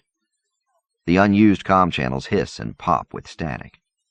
More static lashes his tactical and IR visors, and DeSoya slides them up in exasperation. The sealed portal of the Sphinx is less than 3 meters in front of him, but the sand now conceals it, now reveals it, like a shifting curtain. DeSoya takes 2 steps closer, and Dr. Chakra and her medic follow. 2 minutes, says Barnes-Avna. "All weapons to full hot. High-speed recorders to automatic. Medical dust-off teams, stand by." DeSoya closes his eyes to fight the vertigo of the time tides. The universe, he thinks, is truly wondrous. He is sorry that he has to sedate the child within seconds of meeting her. Those are his orders. She would sleep through the attachment of the cruciform and the fatal flight back to Pachem, and he knows that he will, in all probability, never hear the girl's voice. He is sorry. He would like to talk to her, ask her questions about the past, about herself. 1 minute, perimeter fire control on full auto. "Commander!" DeSoya has to slide the tactical visor down to identify the voice as belonging to a science lieutenant on the interior perimeter. "The fields are building to max along all the tombs. Doors opening on the caves, the monolith, the Shrike Palace, the Jade Tomb." "Silence on all channels," snaps Barnes-Avna. "We're monitoring it here. 30 seconds. DeSoya realizes that the child is going to step into this new era, only to be confronted with 3 helmeted, visored figures in combat armor, and slides all of his visors up. He may never get to talk to the girl, but she will see his human face before she sleeps. 15 seconds. For the first time, DeSoya hears tension in the commander's voice. Blowing sand claws at Father Captain DeSoya's exposed eyes. He raises a gloved hand, rubs, and blinks through tears. He and Dr. Chatkra take another step closer. The doors of the Sphinx are opening inward. The interior is dark. DeSoya wishes he could see in IR, but he does not flip the visor down. He is determined that this child will see his eyes. A shadow moves within darkness. The doctor begins to step toward the form, but DeSoya touches her arm.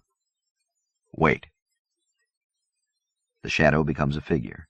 The figure becomes a form. The form is a child. She is smaller than DeSoya expected. Her shoulder-length hair blows in the wind. "Aenea," says DeSoya. He had not planned on speaking to her or calling her by name. The girl looks up at him. He sees the dark eyes, but senses no fear there, just anxiety, sadness. "Aenea, don't worry," he begins. But the doctor moves forward quickly at that moment, injector raised, and the girl takes a quick step back. It is then that Father Captain DeSoya sees the second figure in the gloom, and it is then that the screaming begins.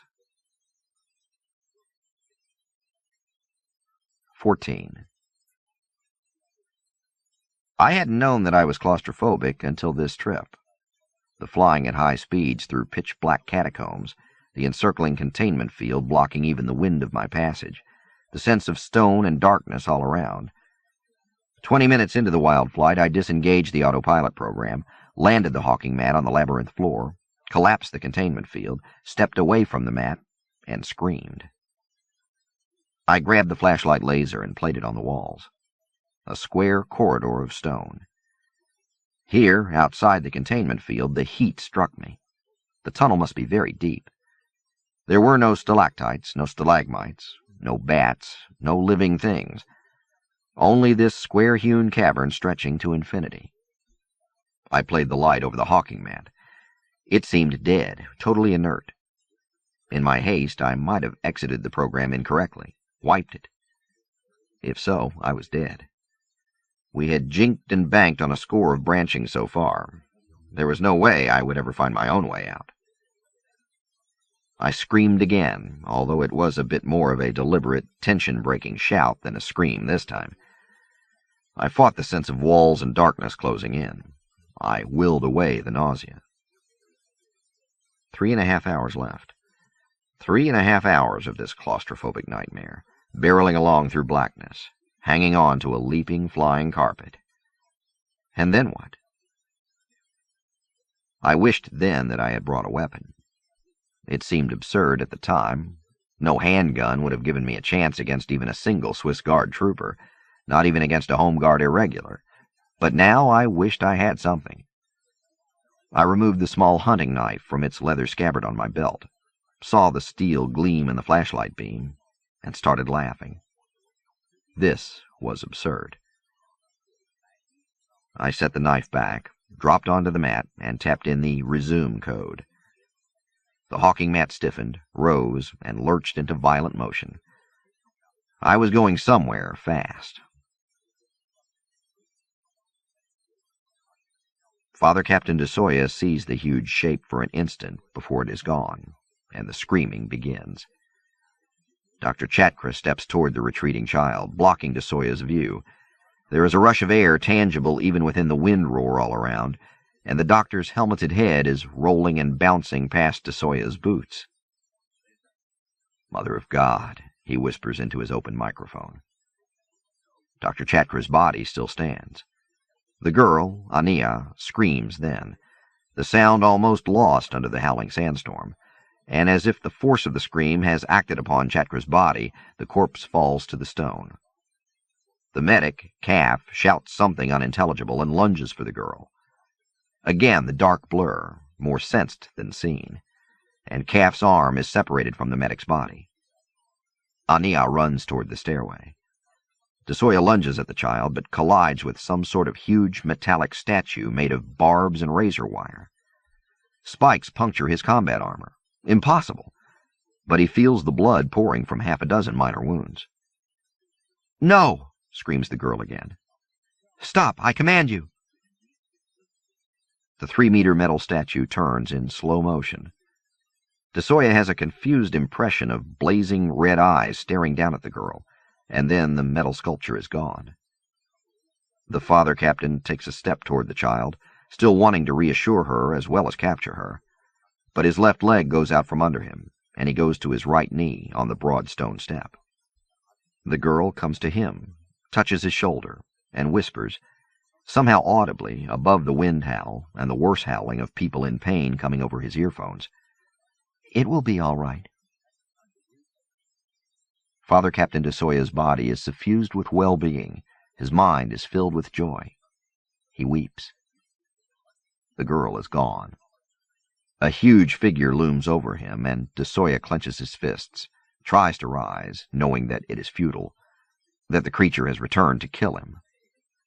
"Easy," shouts Sergeant Gregorius. The big man helps Desoya to his feet. The father captain cannot stand. His left leg is bleeding and useless, so Gregorius holds him in one giant arm while he sweeps the area with his energy lance. "Don't shoot," shouts Desoya. "The girl—" "Gone," says Sergeant Gregorius. He fires. A spike of pure energy lashes into the crackling swirl of sand. Damn! Gregorius lifts the father captain over his armored shoulder. The screams on the net are growing wilder. My chronometer and compass tell me that I am almost there. Nothing else suggests that. I am still flying blind, still hanging on to the lurching hawking mat as it selects which branch of the endless labyrinth to hurtle down. I have had little sense of the tunnels climbing toward the surface, but then I have had little sense of anything except vertigo and claustrophobia. For the last 2 hours I have worn my night vision glasses and illuminated our flight path with the flashlight laser at its widest setting. At 300 clicks per hour, the rock walls rush by with alarming rapidity, but rather that than darkness. I am still wearing the goggles when the first light appears and blinds me. I sweep off the glasses, stow them in a vest pocket, and blink away after images. The hawking mat is hurtling me toward a rectangle of pure light. I remember the old poet saying that the third cave tomb had been closed for more than 2.5 centuries. All of the time tombs on Hyperion had their portals sealed after the fall, but the third cave tomb actually had a wall of rock sealing it off from the labyrinth behind the closed portal. For hours now I had half expected to barrel into that wall of rock at almost 300 clicks per hour. The square of light grows rapidly. I realized that the tunnel has been climbing for some time, rising to the surface here. I lie full length on the hawking mat, feeling it slow as it reaches the end of its programmed flight plan. "Good work, old man," I say aloud, hearing my voice for the first time since the shouting interlude 3.5 hours ago. I set my hand over the acceleration threads, afraid to let the mat slow to a walking pace here where I am bound to be a sitting duck. I had said that it would take a miracle to keep from being shot by the Swiss Guard. The poet had promised me one. It is time. Sand swirls in the tomb opening, covering the doorway like a dry waterfall. Is this the miracle? I hope not. Troopers can see through a sandstorm easily enough. I break the mat to a stop just within the doorway, pull a bandana and sunglasses from my pack, tie the scarf over my nose and mouth, lie full length on my belly again, set my fingers over the flight designs, and punch the acceleration threads. The hawking mat flies through the doorway and into open air. I jink hard right, rising and dropping the mat in a wild evasive pattern, knowing even as I do so that such efforts are useless against auto-targeting. It does not matter. My urge to stay alive overrides my logic. I cannot see. The storm is so wild that everything 2 meters beyond the leading edge of the mat is obscured. This is insane. The old poet and I never discussed the possibility of a sandstorm here. I can't even tell my altitude. Suddenly, a razor-sharp flying buttress passes less than a meter beneath the hurling carpet. Immediately, I fly under another barbed metal strut, and I realize that I have almost just collided with the Shrike Palace. I am headed precisely the wrong direction, south, when I need to be at the north end of the valley. I look at my compass, confirm my folly, and swing the hawking mat around.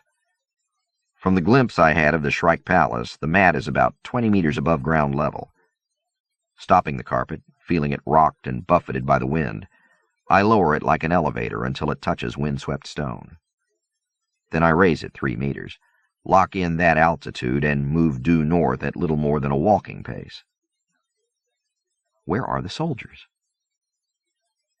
As if to answer my unspoken question, dark forms in battle armor hurtle by. I flinch as they fire their Baroque energy lances and stubby fléchette guns, but they are not firing at me. They are shooting over their shoulders. They are Swiss Guard, and they are running. I had never heard of such a thing. Suddenly I realized that beneath the wind howl, the valley is alive with human screams. I don't see how this is possible. Troopers would keep their helmets fastened and visors down in such a storm, but the screams are there. I can hear them. A jet or skimmer suddenly roars overhead, no more than 10 meters above me, its autoguns firing to either side. I survive because I am directly beneath the thing, and I have to brake suddenly as the storm ahead of me is illuminated by a terrible blast of light and heat. The skimmer, jet, whatever, has flown directly into one of the tombs ahead of me. I guess that it is the crystal monolith or the jade tomb. More firing to my left. I fly right, then northwest again, trying to bypass the tombs. Suddenly there are screams to my right and directly ahead. Bolts of lance fire slash through the storm. This time someone is shooting at me. Shooting and missing? How can this be? Not waiting for an answer, I drop the hawking mat like an express elevator. Slamming into the ground, I roll aside, bolts of energy ionizing the air not 20 centimeters above my head. The inertial compass, still on a lanyard around my neck, punches me in the face as I roll. There are no boulders to hide behind, no rocks. The sand is flat here. I try to dig a ditch with my fingers as the blue bolts crisscross the air over my head. Fléchette clouds flash overhead with their characteristic ripping sound. If I had been airborne now, the hawking mat and I would be in small tatters. Something huge is standing not 3 meters from me in the whipping sand. Its legs are planted wide. It looks like a giant in barbed combat armor, a giant with too many arms. A plasma bolt strikes it, outlining the spiked form for an instant. The thing does not melt or fall or fly apart. Impossible. Fucking impossible. Part of my mind coolly notes that I am thinking in obscenities the way I always have in combat. The huge shape is gone. There are more screams to my left, explosions straight ahead. How the hell am I supposed to find the kid in all this carnage? And if I do, how can I find my way to the third cave tomb? The idea, the plan, had been for me to swoop Aenea up in the miracle distraction the old poet had promised, make a dash for the third cave again, and then punch in the final bit of autopilot for the 30-click run for Kronos Keep on the edge of the bridle range, where A. Betic and the spaceship would be waiting for me in 3 minutes. Even in all this confusion, whatever the hell it is, there is no way that the orbital torch ships or ground-based AA batteries can miss something as big as the ship if it hangs around for more than the 30 seconds we'd allotted for it to be on the ground. This whole rescue mission is screwed. The earth shakes, and a boom fills the valley. Either something huge has blown up, an ammo dump at least, or something much larger than a skimmer has crashed. A wild red glow illuminates the entire northern part of the valley, blossoms of flame visible even through the sandstorm. Against that glow, I can see scores of armored figures running, firing, flying, falling. One form is smaller than the rest and is unarmored. The barbed giant is standing next to it. The smaller form, still silhouetted against the fiery glow of pure destruction, is attacking the giant, pounding small fists against barbs and spikes. Shit! I crawl toward the hawking mat, cannot find it in the storm, rub sand out of my eyes, crawl in a circle, and feel cloth under my right palm. In the seconds I have been off the mat, it has become almost buried beneath the sand. Digging like a frenzied dog, I unearth the flight designs, activate the mat, and fly toward the fading glow. The two figures are no longer visible, but I have kept the presence of mind to take a compass reading. 2 lance bolts scorch the air, 1 centimeters above my prone body, 1 millimeters under the mat. Shit! God damn! I shout, to no one in particular. Father Captain DeSoya is only semi-conscious as he bounces along on Sergeant Gregorius's armored shoulder. DeSoya half senses other dark shapes running through the storm with them, occasionally firing plasma bolts at unseen targets, and he wonders if this is the rest of Gregorius's squad. Fading in and out of awareness, he desperately wishes he could see the girl again, talk to her. Gregorius almost runs into something, stops, orders his squad to close up. A Scarab armored fighting vehicle has dropped its camouflage shield and is sitting askew on a boulder. The left track is missing, and the barrels of the rear miniguns have been melted like wax in a flame. The right eye blister is shattered and gaping. "Here," pants Gregorius, and carefully lowers Father Captain DeSoya through the blister. A second later, the sergeant pulls himself through, illuminating the interior of the Scarab with the torch beam on his energy lance. The driver's seat looks as if someone has spray-painted it red. The rear bulkheads seem to have been spattered with random colors, rather like some absurd pre-Hijra abstract art Father Captain DeSoya once saw in a museum. Only this metal canvas has been daubed with human parts. Sergeant Gregorius pulls him deeper into the tilted Scarab and leans the torch ship captain against the lower bulkhead. 2 other suited figures squeeze through the shattered blister.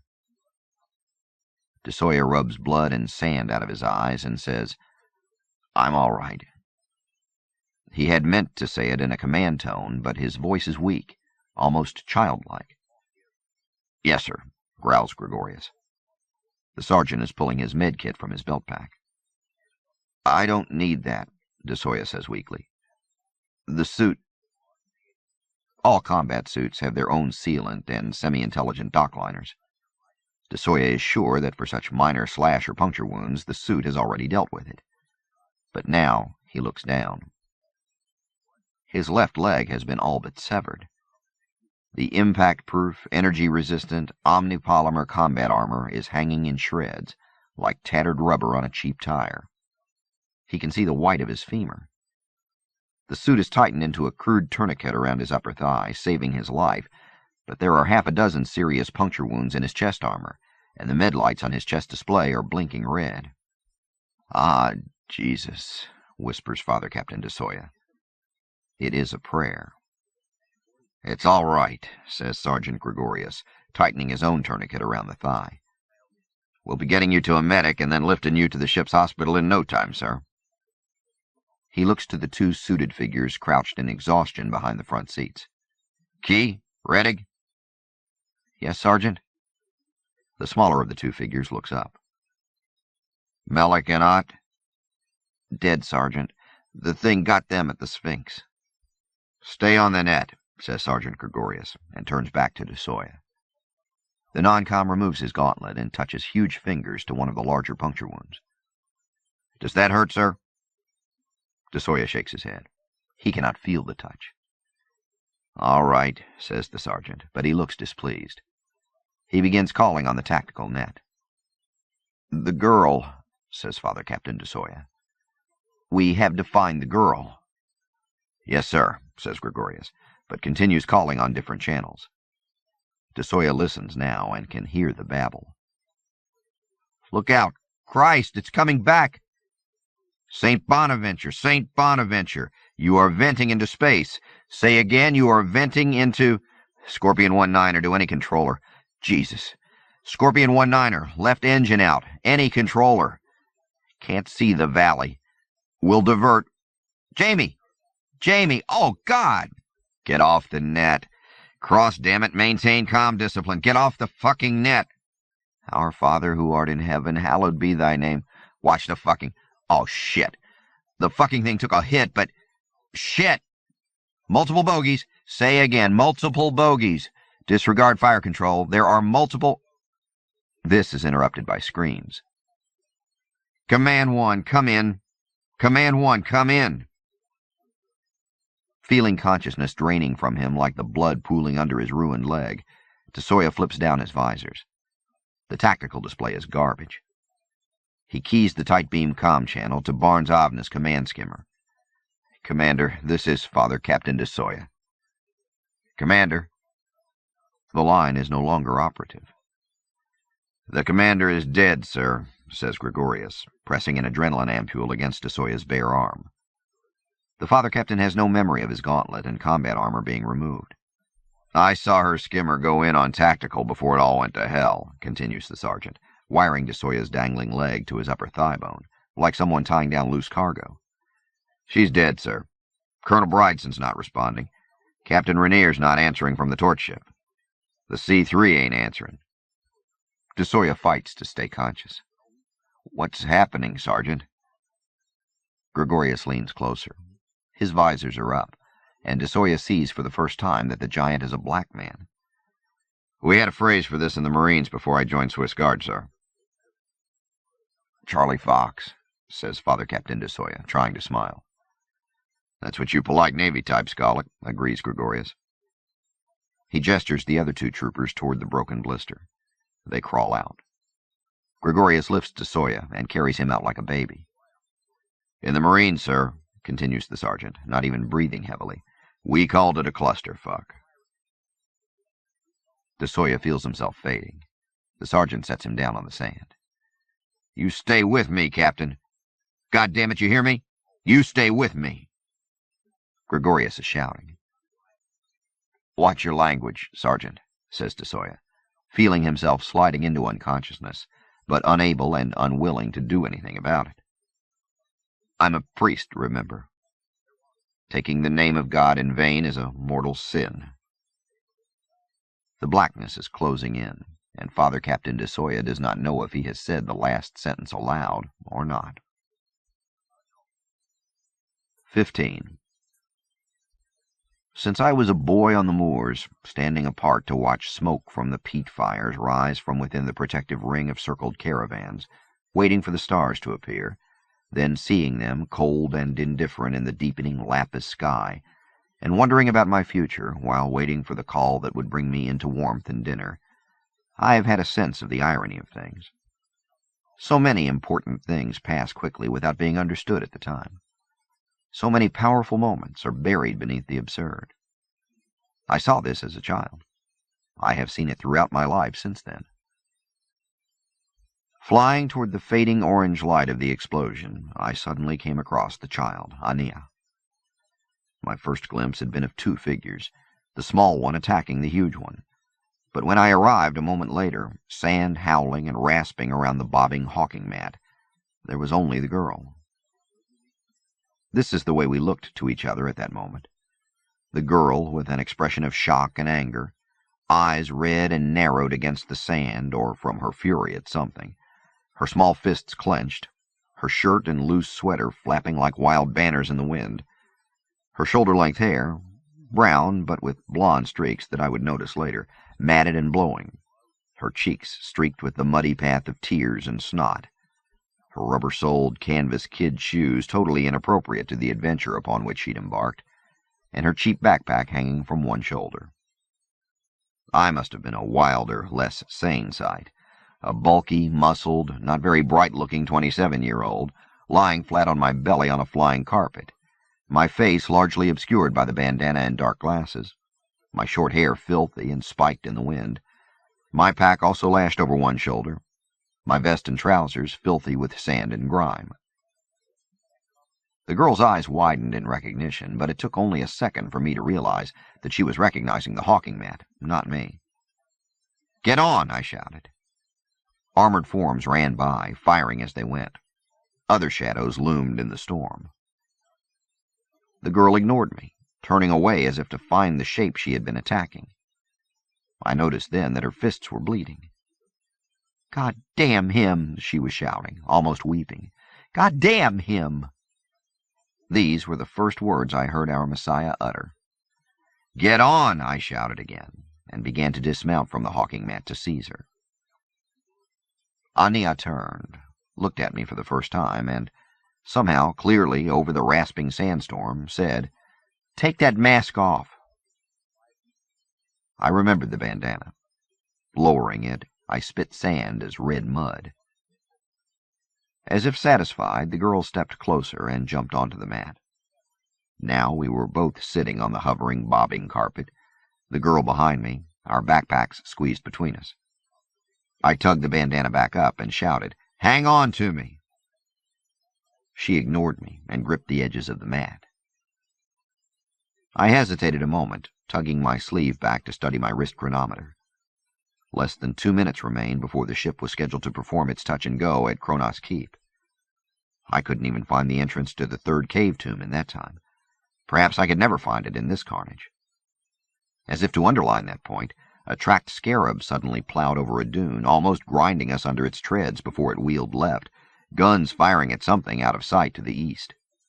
"Hang on!" I shouted again, and keyed the mat to full acceleration, gaining altitude as I went, watching my compass and concentrating on flying north until we left the valley. This was no time to crash into a cliff wall. A great stone wing passed under us. "Sphinx!" I shouted back to the girl huddling behind me. I realized in an instant how stupid this comment was. She had just come from that tomb. Guessing our altitude to be several hundred meters, I leveled off and increased our speed. The deflection shield came on, but sand still whirled around us within the nacelle of trapped air. "We shouldn't hit anything at this altitude," I began, shouting over my shoulder again, but was interrupted by the looming shape of a skimmer flying directly at us in the storm cloud. I did not have time to react, but somehow I did, diving the mat so quickly that only the containment field held us in place, the shape of the skimmer passing over us with less than a meter to spare. The little hawking mat tumbled and twisted in the monster machine's liftwake. "Heckin' spit," said Aenea behind me. "Hell and shit." It was the second utterance I heard from our Messiah-to-be. Leveling off again, I peered over the edge of the mat, trying to make out anything on the ground. It was folly to be flying so high. Certainly every tactical sensor, detector, radar, and targeting imager in the area was tracking us. Except for the taste of chaos we had left behind, I had no idea why they hadn't fired at us yet. Unless... I looked over my shoulder again. The girl was leaning close to my back, shielding her face from the stinging sand.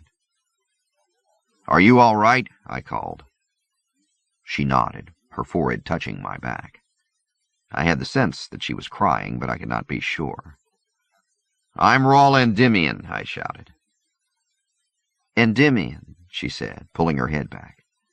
Her eyes were red, but dry. "Yes." "You're Aenea." I stopped. I could not think of anything intelligent to say. Checking the compass, I adjusted our direction of flight and hoped that our altitude was sufficient to clear the dunes here beyond the valley. Without much hope, I looked up, wondering if the plasma trail of the ship would be visible through the storm. I saw nothing. "Uncle Martin sent you," said the girl. It was not a question. "Yes," I shouted back. "We're going... Well, the ship... I'd arranged for it to meet us at Kronos Keep, but we're late." A bolt of lightning ripped the clouds not 30 meters to our right. Both the child and I flinched and ducked. To this day, I do not know if it was a lightning discharge or someone shooting at us. For the 100th time on this endless day, I cursed the crudeness of this ancient flying device. No speed indicators, no altimeter.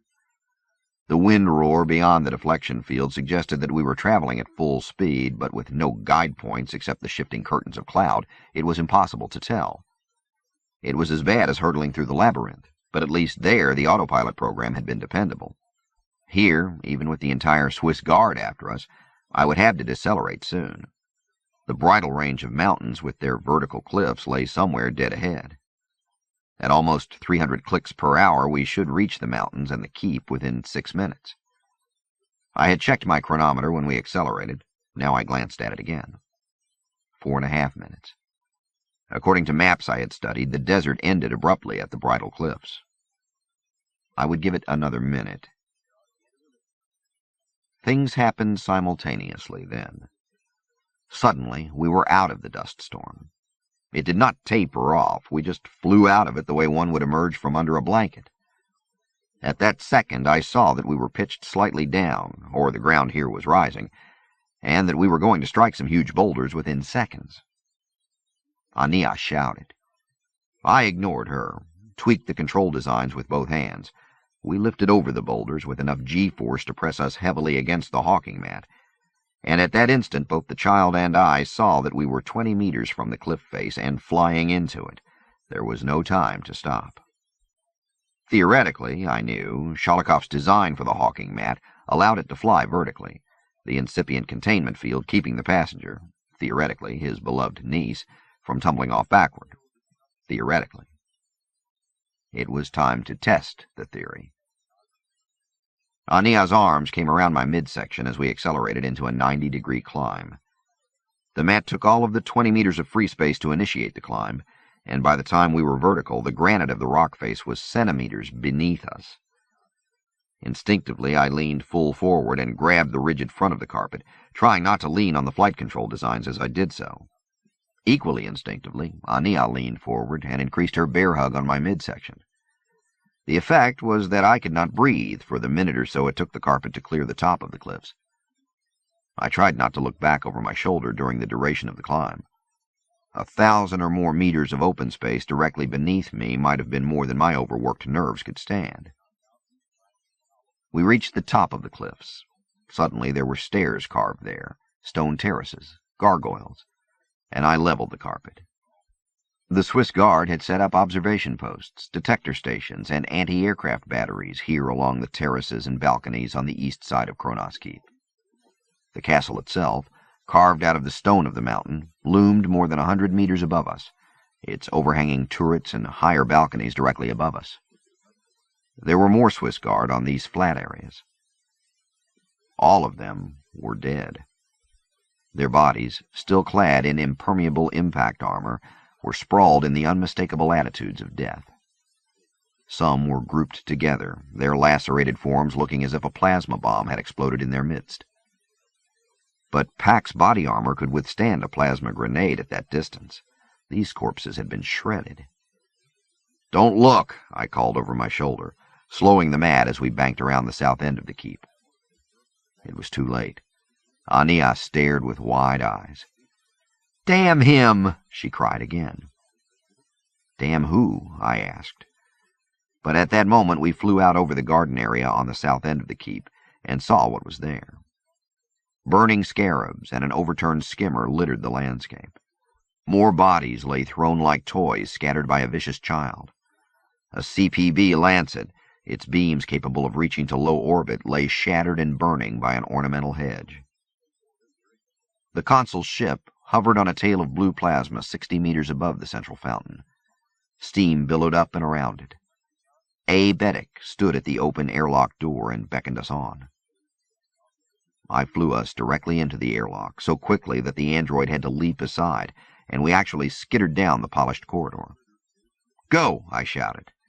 But either A. Bedek had already given the command, or the ship did not require it.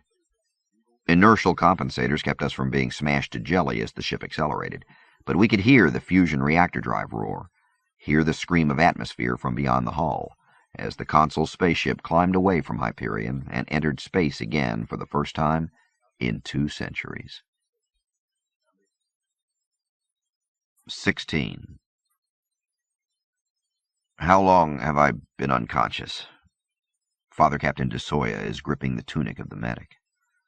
40 minutes, sir, said the medic, attempting to pull his shirt free.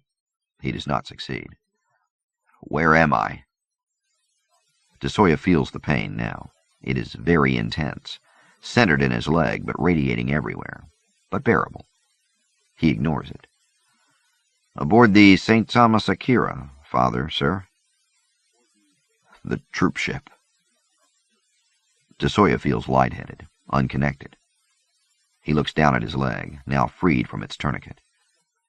The lower leg is attached to the upper only by fragments of muscle and tissue.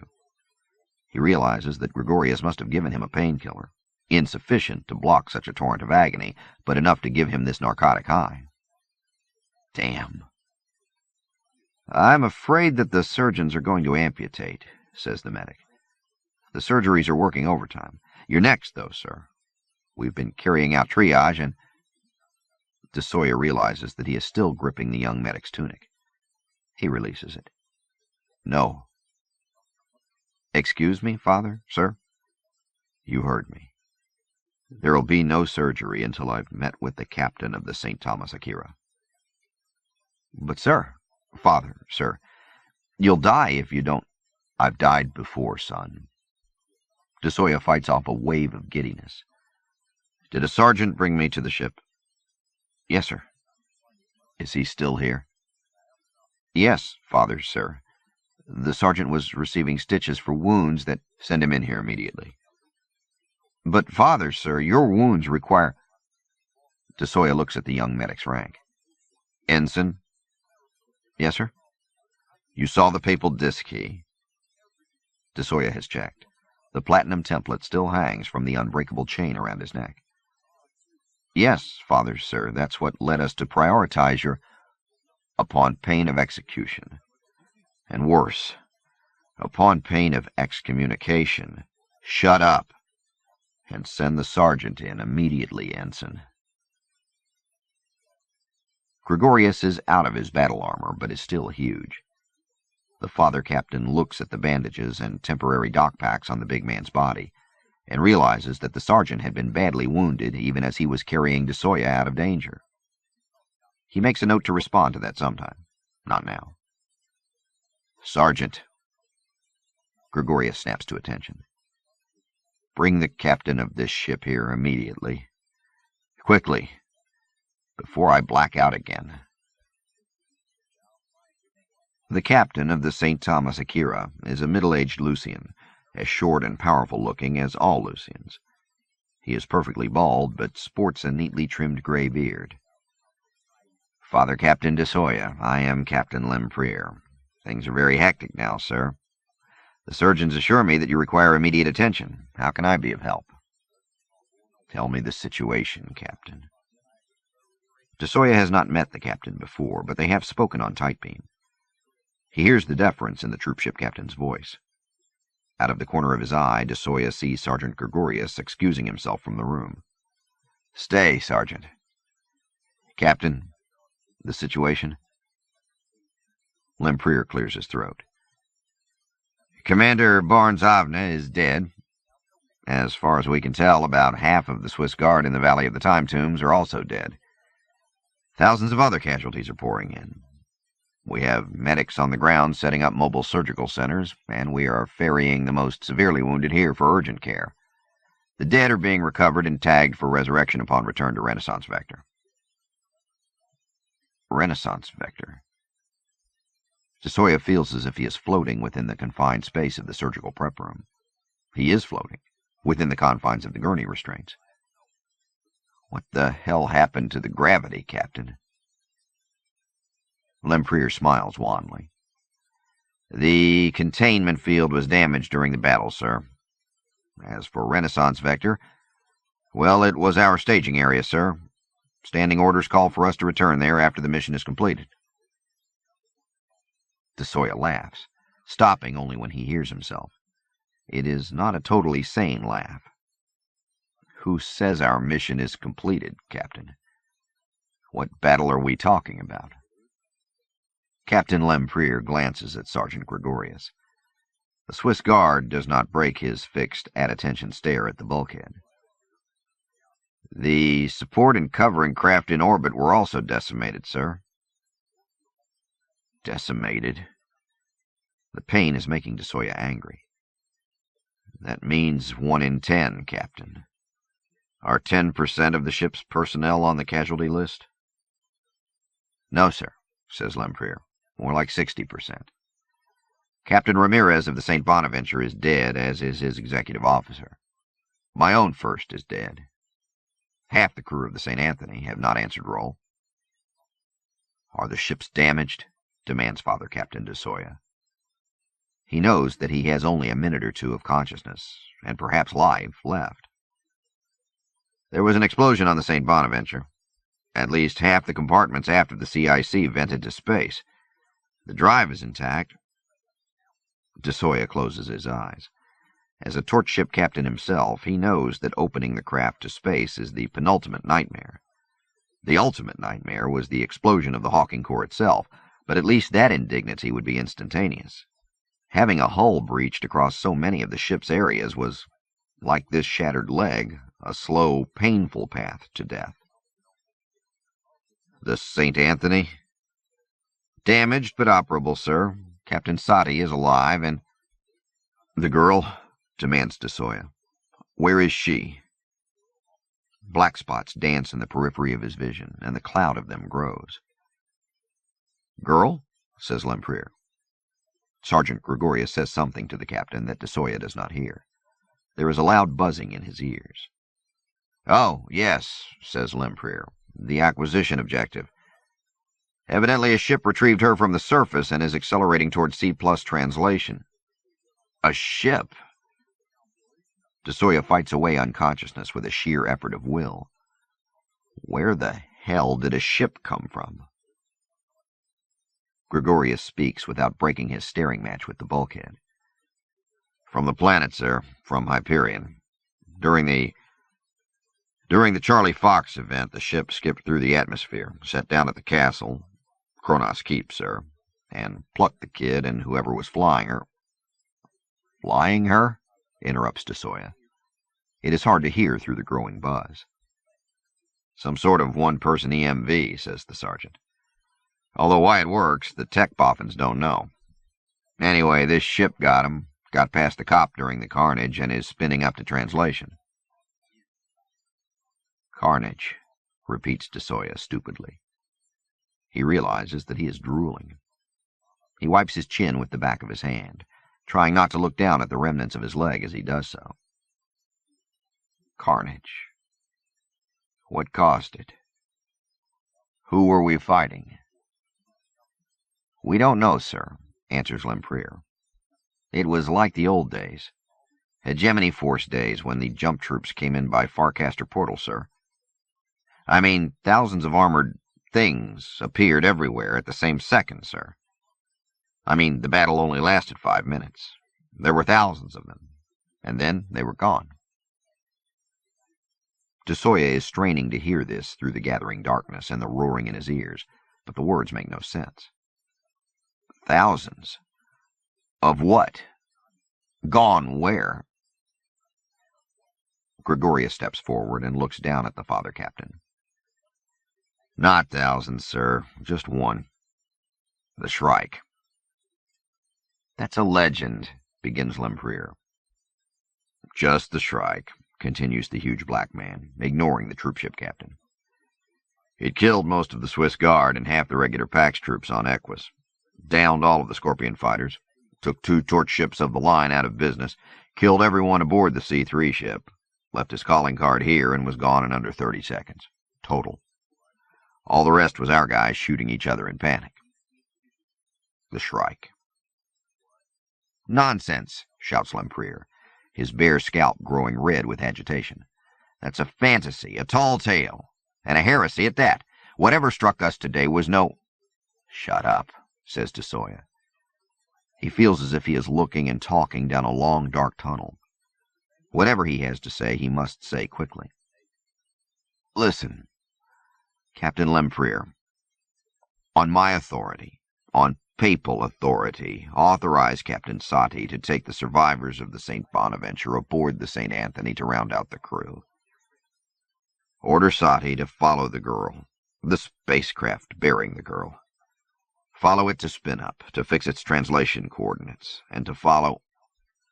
But, Father Captain, begins Lempriere. Listen, shouts de Soya over the waterfall noise in his ears. He can no longer see anything but dancing spots. Listen. Order Captain Sati to follow that ship anywhere, even if it takes a lifetime, and to capture the girl. That is his prime and total directive. Capture the girl and return her to Pachem. Gregorius? Yes, sir. Don't let them operate on me, Sergeant. Is my courier ship still intact? The Raphael? Yes, sir. It was empty during the battle. The Shrike didn't touch it. Is Hiroshi, my dropship pilot, still around? No, sir. He was killed. De Soya can barely hear the sergeant's booming voice over the louder booming. Requisition a pilot and shuttle, Sergeant. Get me, you, and the rest of your squad. Just 2 men now, sir. Listen. Get the 4 of us to the Raphael. The ship will know what to do. Tell it that we're going to follow the girl, the ship, and the St. Anthony. Wherever those ships go, we go. Sergeant? Yes, Father Captain. You and your men are born again, aren't you? Yes, Father Captain. Well, prepare to be born again for real, Sergeant. But your leg, says Captain Lempriere from very, very far away. His voice Doppler shifts as it recedes. I'll be reunited with it when I'm resurrected, mutters Father Captain de Soya. He wants to close his eyes to say a prayer now, but he does not have to close his eyes to shut out the light. The darkness around him is absolute. Into that roaring and buzzing, not knowing if anyone can hear him or if he is really speaking, he says, Quickly, Sergeant. Now. 17. Now, writing this so many years later, I had thought it would be difficult to remember Aenea as a child. It is not. My memories are so full of later years, later images. Rich sunlight on the woman's body as we floated among the branches of the orbital forest. The first time we made love in zero gravity. Strolling with her along the hangway walkways of Xuankung-Su with the rose-red cliffs of Huashan catching the rich light above us. That I had worried that those earlier memories would be too insubstantial. They are not. Nor have I given in to the impulse to leap ahead to the later years, despite my fear that this narrative will be interrupted at any second with the quantum mechanical hiss of Schrodinger's poison gas. I will write what I can write. Fate will determine the ending point of this narrative. A. Beddick led the way up the spiral staircase to the room with the piano as we roared up into space. The containment field kept the gravity constant, despite the wild acceleration, but still there was a wild sense of exhilaration in me, although perhaps it was just the aftermath of so much adrenaline in so little time. The child was dirty, disheveled, and still upset. I want to see where we are, she said. Please. The ship complied by turning the wall beyond the holopit into a window. The continent of Equus receded below, the face of the horse obscured by red dust cloud. To the north, where clouds covered the pole, the limb of Hyperion arced into a distinct curve. Within a minute the entire world was a globe, 2 of the 3 continents visible beneath scattered cloud, the great South Sea a breathtaking blue, while the Nine Tails archipelago was surrounded by the green of shallows. And then the world shrank, became a blue and red and white sphere, and fell behind. We were leaving in a hurry. Where are the torch ships? I asked the android. They should have challenged us by now, or blown us to bits. The ship and I were monitoring their wideband channels, said A. Beddick. They were preoccupied. I don't understand, I said, pacing the rim of the hollow pit, too agitated to sit in the deep cushions. That battle, who— The Shrike, said Aenea, and really looked at me for the first time. Mother and I hoped it would not happen like that, but it did. I am so sorry, so terribly sorry. Realizing that the girl probably had not heard me in the storm, I paused in my pacing, dropped to the arm of the couch, and said, We didn't have much of an introduction. I'm Raul Endymion. The girl's eyes were bright.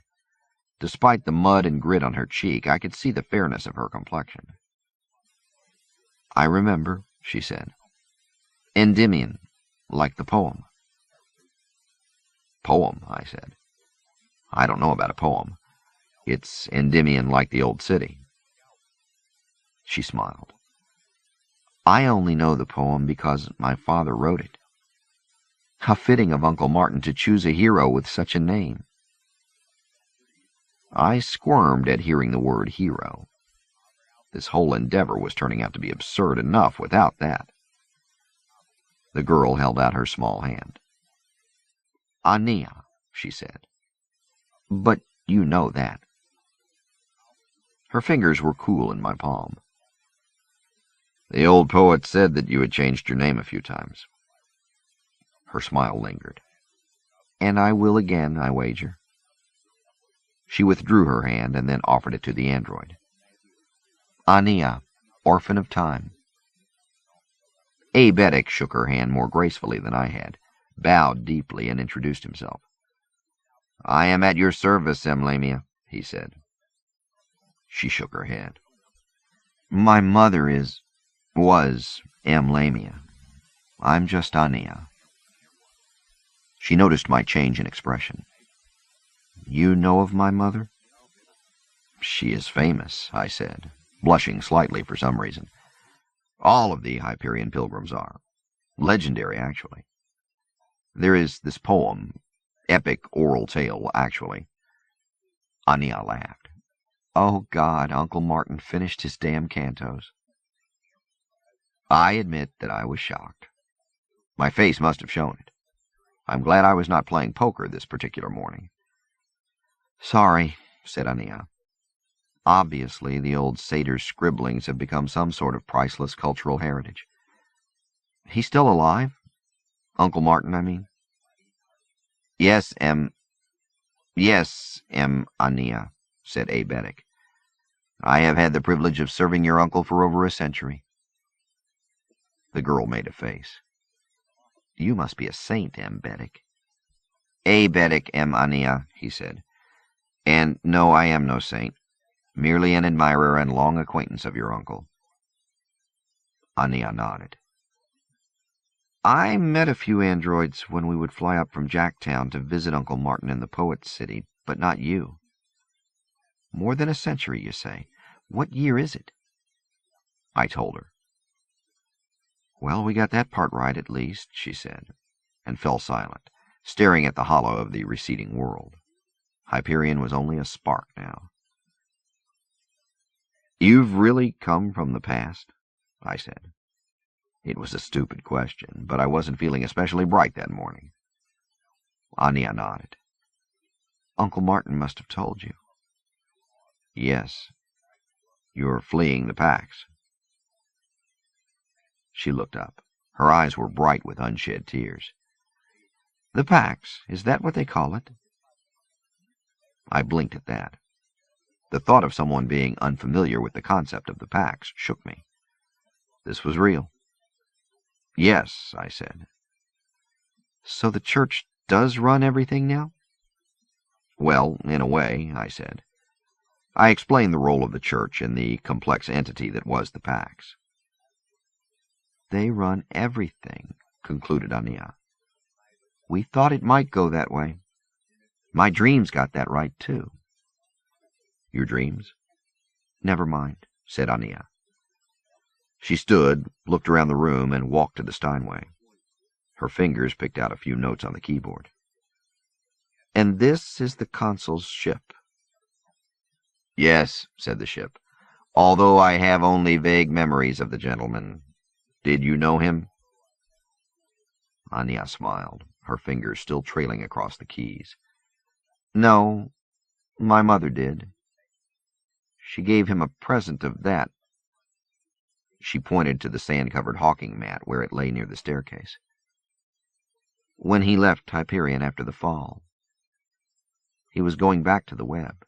He didn't return during my time." "He never did," said the ship.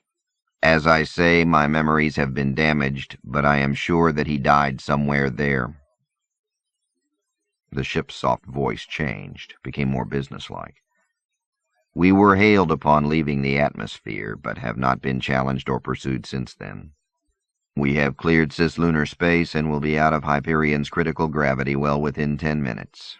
I need to set course for spin-up. Instructions, please." I looked at the girl. "The Ousters? That's where the old poet said you'd want to go." "I changed my mind," said Aenea. "What's the nearest inhabited world, ship?" "Parvati, 1.28 parsecs, 6.5 days ship time transit, 3 months time debt." "Was Parvati part of the web?" asked the girl. Aebetic answered, "No, not at the time of the fall." "What's the nearest old web world, traveling from Parvati?" said Aenea. "Renaissance Vector," said the ship immediately. "It is an additional 10 days ship time, 5 months time debt." I was frowning. "I don't know," I said. "The hunters, off-worlders, I used to work for usually came from Renaissance Vector. It's a big Pax world, busy. Lots of ships and troops there, I think." "But it's the closest web world?" said Aenea. "It used to have farcasters." "Yes," said the ship and Aebetic at the same moment. "Set course for Renaissance Vector by way of Parvati system," said Aenea. "It would be a ship time day and 2 weeks of time debt quicker to jump directly to Renaissance Vector if that is our destination," advised the ship. "I know," said Aenea, "but I want to go by way of Parvati system." She must have seen the question in my eyes, for she said, "They'll be following us, and I don't want them to know the real destination when we spin up out of this system." "They are not in pursuit now," said Aebetic. "I know," said Aenea, "but they will be in a few hours. Then, and for the rest of my life." She looked back at the hollow pit as if the ship's persona resided there. "Carry out the command, please." The stars shifted on the holodisplay as the ship obeyed. 27 minutes to translation point for Parvati system, it said. "Still no challenge or pursuit, although the torch ship St. Anthony is underway, as is the troop ship." "What about the other torch ship?" I said. What was it? "The St. Bonaventure." "Common band communications traffic and sensors show that it is open to space and emitting distress signals," said the ship. "The St. Anthony is responding." "My God," I whispered. "What was it, an ouster attack?" The girl shook her head and walked away from the piano. "Just the Shrike. My father warned me." She fell silent. "The Shrike?" It was the android who spoke. "To my knowledge, in legend and the old records, the creature called the Shrike never left Hyperion, usually staying in the area within a few 100 kilometers around the time tombs." Aenea dropped back into the cushions. Her eyes were still red, and she looked tired.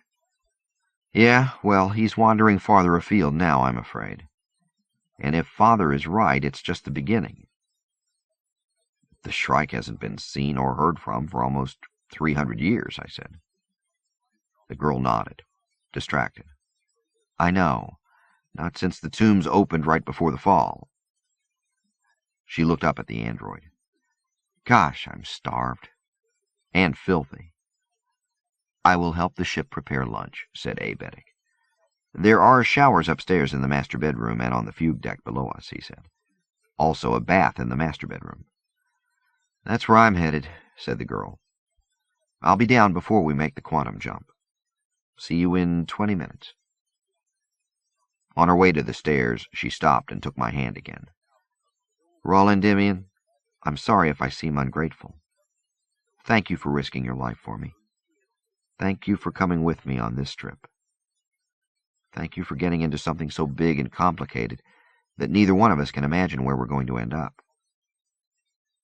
You're welcome, I said stupidly. The child grinned at me. You need a shower too, friend. Someday we'll take it together, but right now I think you should use the one on the fugue deck. Blinking, not knowing what to think, I watched her bounce up the stairs. 18. Father Captain de Soya awakens in a resurrection creche aboard the Raphael. He had been allowed to name the Archangel-class ship. Raphael is the archangel in charge of finding lost loves.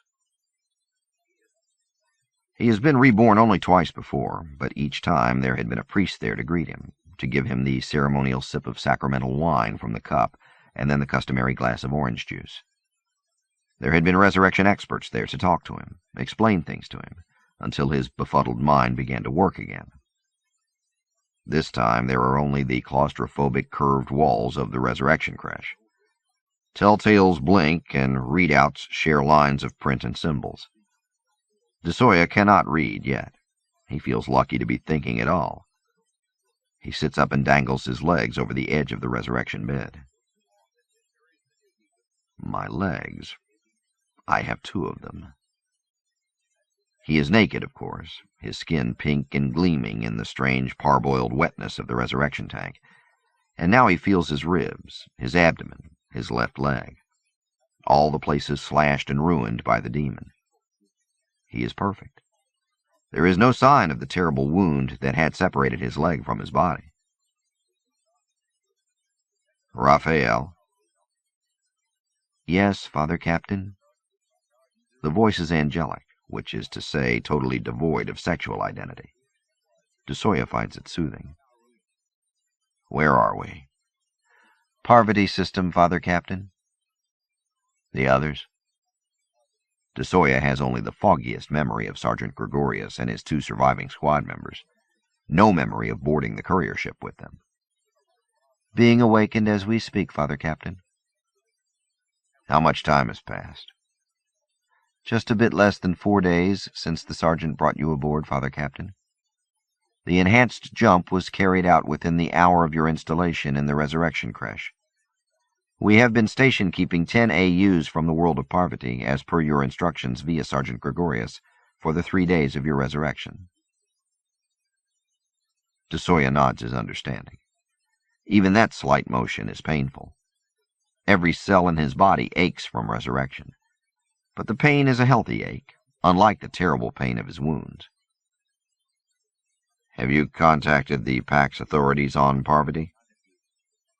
No, Father Captain. Good. Parvati had been a remote colony world during the days of the hegemony. Now it is a remote PAX colony. It holds no interstellar spacecraft, PAX military or mercantilist, and only a small military contingent and a few crude interplanetary ships. If the girl was going to be captured in this system, the Raphael would have to do the capturing. Update on the girl's ship, he says. The unidentified spacecraft spun up 2 hours and 18 minutes before we did, said Raphael. The translation coordinates were undoubtedly for Parvati system. Arrival time for the unidentified ship is approximately 2 months, 3 weeks, 2 days, and 17 hours. Thank you, says de Soya. When Gregorius and the others are revived and dressed, have them meet me in the Situation Room. Yes, Father Captain. Thank you, he says again. He thinks. 2 months, 3 weeks, 2 days. Mother of mercy, what am I going to do for almost 3 months in this backwater system? Perhaps he had not thought through this clearly. Certainly he had been distracted by trauma, pain, and drugs. But the next nearest PAX system was Renaissance Vector, which was 10 days ship time travel from Parvati, 5 months time debt. 3.5 days and 2 months after the girl's ship would arrive from Hyperion system. No, he might not have been thinking clearly. He is not now, he realizes. But he had made the right decision. Better to come here and think things over. I could jump to Pachim, ask for instructions directly from Pax Command, from the Pope even, recuperate for 2.5 months, and jump back here with time to spare. De Soya shakes his head, grimaces from the discomfort of doing so. He has his instructions. Capture the girl and return her to Pachim. Returning to the Vatican would be only an admission of failure. Perhaps they would send someone else. During the pre-flight briefing, Captain Margaret Wu had made it clear that the Raphael was unique, the only armed 6-person Archangel-class courier ship in existence. And although another might have come online in the months of time debt that have elapsed since he left Pachim, there is little sense in returning now. If Raphael was still the only armed Archangel, all de Soya could do would be add 2 more troopers to the ship's roster. Death and resurrection are not to be taken lightly. That precept had been driven home time and again in de Soya's catechism when he was growing up. Just because the sacrament exists and is offered to the faithful does not mean it should be exercised without great solemnity and restraint. No, I'll talk to Gregorius and the others and figure things out here. We can make our plans, then use the cryogenic fugue cubbies to wait the last couple of months. When the girl ship arrives, the St. Anthony will be in hot pursuit. Between the torch ship and Raphael, we should be able to interdict the ship, board her, and retrieve the girl without problem. Logically, this all makes sense to de Soya's aching brain, but another part of his mind is whispering, without problem. This is what you thought about the Hyperion mission. Father Captain de Soya groans, lifts himself down from the resurrection couch, and pads off in search of a shower, hot coffee, and some clothes. 19. I knew little about the principles of the Hawking Drive when I first experienced it years ago. I know little more about it now. The fact that it was essentially, if accidentally, the brainchild of someone who lived in the 20th century, Christian era, boggled my mind then as it does now, but not nearly as much as the experience itself. We met in the library, formerly known as the navigation level, the ship informed us, a few minutes before translation to C+ speeds. I was dressed in my spare set of clothes, and my hair was wet, as was Aenea's. The child wore only a thick robe, which she must have found in the consul's closet because the garment was far too large for her. She looked even younger than her 12 years, swallowed as she was in all those yards of terry cloth. "Shouldn't we be getting to the cryogenic fugue couches?" I asked. "Why?" said Aenea. "Don't you want to see the fun?" I frowned.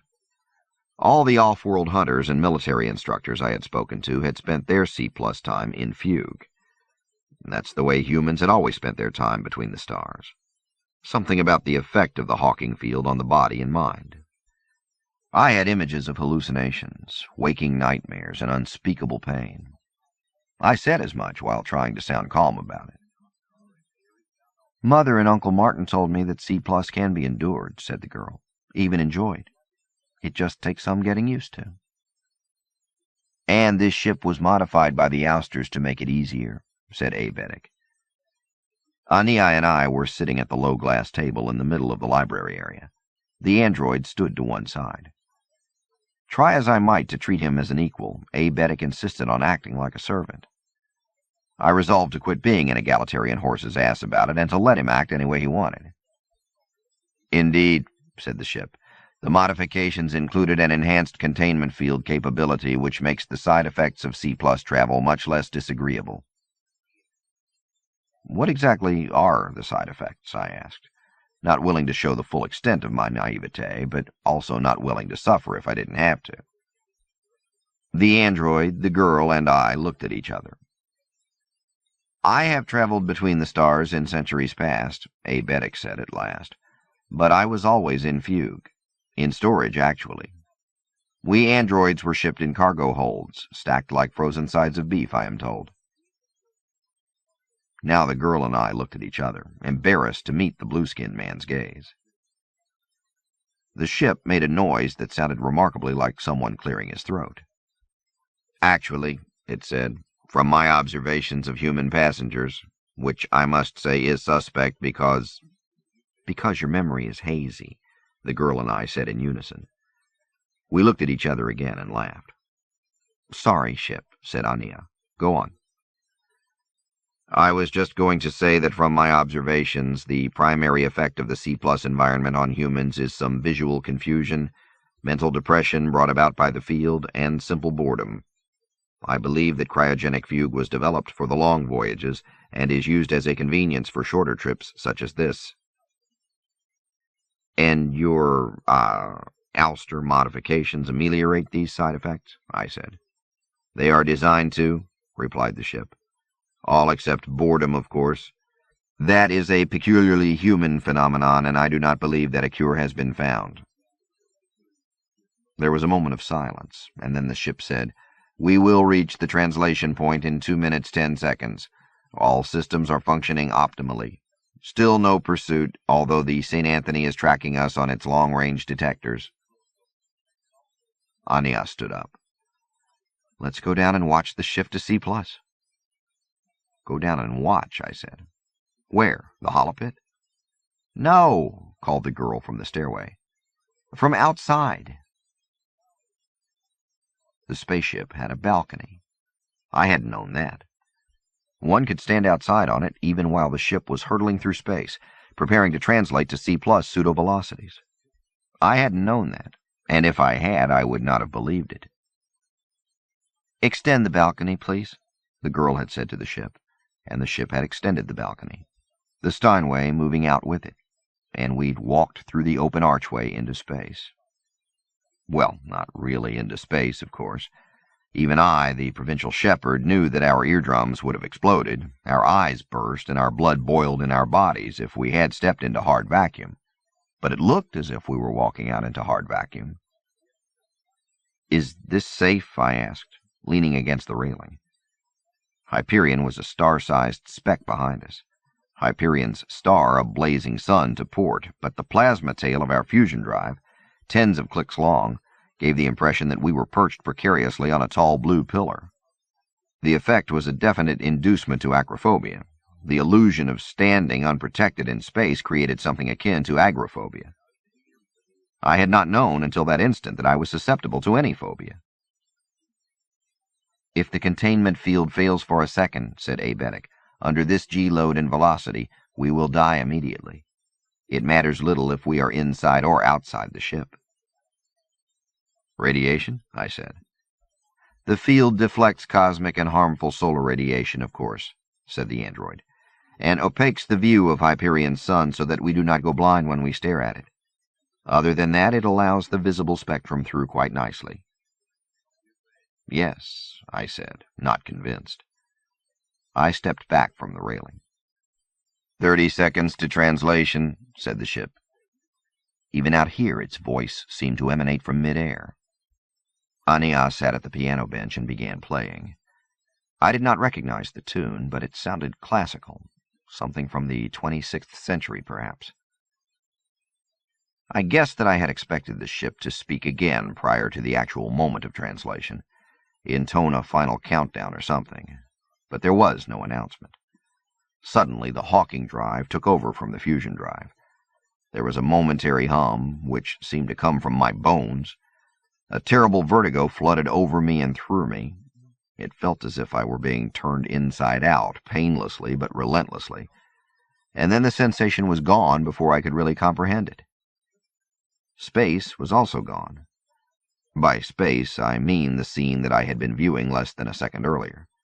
Hyperion's brilliant sun, the receding disk of the planet itself, the bright glare along the hull of the ship, the few bright stars visible through that glare, even the pillar of blue flame upon which we had been perched, all gone. In its place was... it is hard to describe. The ship was still there, looming above and below us. The balcony upon which we stood still seemed substantial, but there seemed to be no light striking any part of it. I realize how absurd that sounds even as I write the words. There must be reflected light for anything to be seen, but the effect was truly as if part of my eyes had ceased working, and while they registered the shape and mass of the ship, light seemed to be missing. Beyond the ship, the universe had contracted into a blue sphere near the bow and a red sphere behind the fins at the stern. I knew enough basic science to have expected a Doppler effect, but this was a false effect, since we had not been anywhere near the speed of light until translation to C+, and were now far beyond it within the Hawking fold.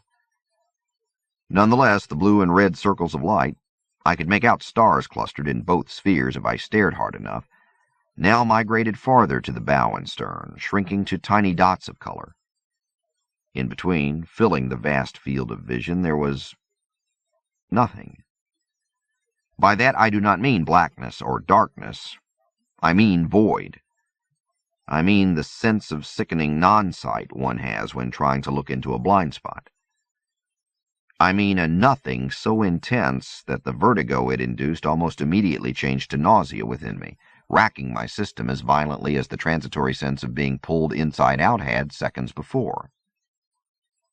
"My God," I managed to say, gripping the rail tightly and squeezing my eyes shut. It did not help.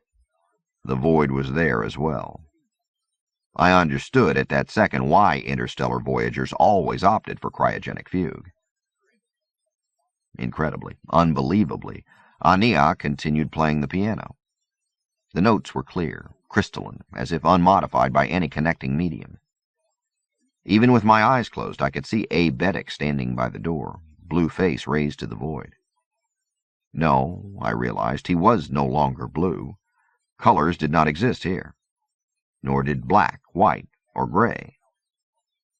I wondered if humans who had been blind since birth dreamed of light and colors in this mad way. "Compensating," said the ship, and its voice had the same crystalline quality as Aenea's piano notes. Suddenly, the void collapsed in on itself. Vision returned, and the spheres of red and blue returned fore and aft. Within seconds, the blue sphere from the stern migrated along the ship like a donut passing over a writing stylus. It merged with the red sphere at the bow, and colored geometries burst without warning from the forward sphere, like flying creatures emerging from an egg. I say colored geometries, but this does nothing to share the complex reality. Fractal-generated shapes pulsed and coiled and twisted through what had been the void. Spiral forms, spiked with their own subgeometries, curled in on themselves, spitting smaller forms of the same cobalt and blood-red brilliance. Yellow ovoids became pulsar-precise explosions of light. Mauve and indigo helixes, looking like the universe's DNA, spiraled past us. I could hear these colors, like distant thunder, like the pounding of surf just beyond the horizon. I realized that my jaw was hanging slack. I turned away from the railing and tried to concentrate on the girl and android. The colors of the fractal universe played across them. Aenea still played softly, her fingers moving across keys even as she looked up at me and at the fractal heavens beyond me. "Maybe we should go inside," I said, hearing each word in my own voice hanging separately in the air like icicles along a branch. "Fascinating," said Aebetic, arms still folded, his gaze on the tunnel of forms surrounding us. His skin was blue again. Aenea stopped playing. Perhaps sensing my vertigo and terror for the first time, she rose, took my hand, and led me inside the ship. The balcony followed us in. The hull reformed. I was able to breathe again. "We have 6 days," the girl said. We were sitting in the hollow pit because the cushions were comfortable there. We had eaten, and Aebetic had fetched us cold fruit drinks from the refrigerator drawers. My hand shook only slightly as we sat and talked. 6 days, 9 hours, and 27 minutes, said the ship. Aenea looked up at the bulkhead. "Ship, you can stay quiet for a while unless there's something vital you have to say or we have a question for you." "Yes, Aenea," said the ship. 6 days, repeated the girl. "We have to get ready." I sipped my drink. Ready for what? I think they'll be there waiting for us. We have to come up with a way to get through Parvati's system and on to Renaissance Vector without their stopping us. I considered the child. She looked tired. Her hair was still straggly from the shower. With all of the Canto's talk of the one who teaches, I had expected someone extraordinary. A young messiah in toga, a prodigy delivering cryptic utterances. But the only thing extraordinary about this young person was the powerful clarity of her dark eyes. How could they be waiting for us, I said. The fat line hasn't worked for centuries. The packed ships behind us can't call ahead as they could in your time. Aenea shook her head. No, the fat line had fallen before I was born. Remember, my mother was pregnant with me during the fall. She looked at Vedic. The android was drinking juice, but he had not chosen to sit down. I'm sorry I don't remember you. As I said, I used to visit the Poet's City and thought I knew all of the androids. He bowed his head slightly. No reason for you to remember me, Aenea. I had left the Poet's City even before your mother's pilgrimage. My siblings and I were working along the Huli River and on the Sea of Grass then.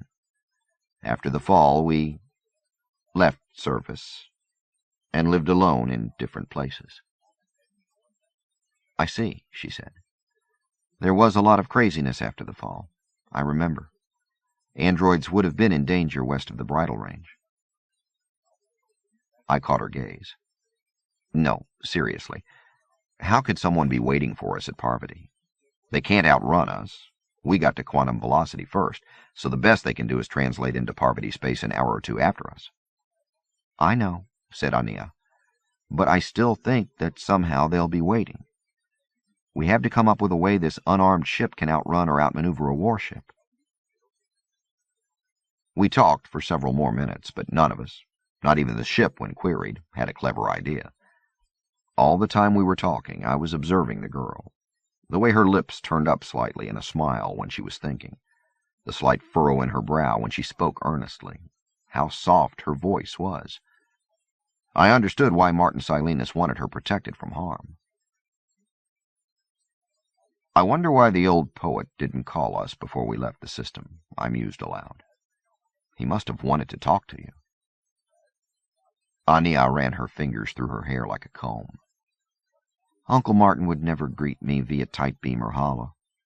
We were agreed that we would speak after this trip was over. I looked at her. So you two planned the whole thing? I mean, your getaway, the hawking map, everything? She smiled again at the thought. My mother and I planned the essential details. After she died, Uncle Martin and I discussed the plan. He saw me off to the Sphinx this morning. This morning, I said, confused. Then I understood. It's been a long day for me, the girl said ruefully. I took a few steps this morning and covered half the time that humans have been on Hyperion. Everyone I knew, except Uncle Martin, must be dead. Not necessarily, I said. The packs arrived not long after you disappeared, so many of your friends and family could have accepted the cross. They would still be here. Accepted the cross, repeated the girl, and shivered slightly. I don't have any family. My mother was my only real family. And I sort of doubt that many of my friends or my mother's friends would have accepted the cross. We stared at each other in silence for a moment, and I realized how exotic this young creature was. Most of the historical events on Hyperion I was familiar with had not yet occurred when this girl had taken her step into the Sphinx this morning. So anyway, she said, we didn't plan things down to the detail of the hawking mat. We didn't know if the consul's ship would return with it, of course, but Mother and I did plan to use the labyrinth if the Valley of the Tombs was off limits. That worked out all right. And we hoped that the consul's ship would be here to get me off planet. Tell me about your time, I said.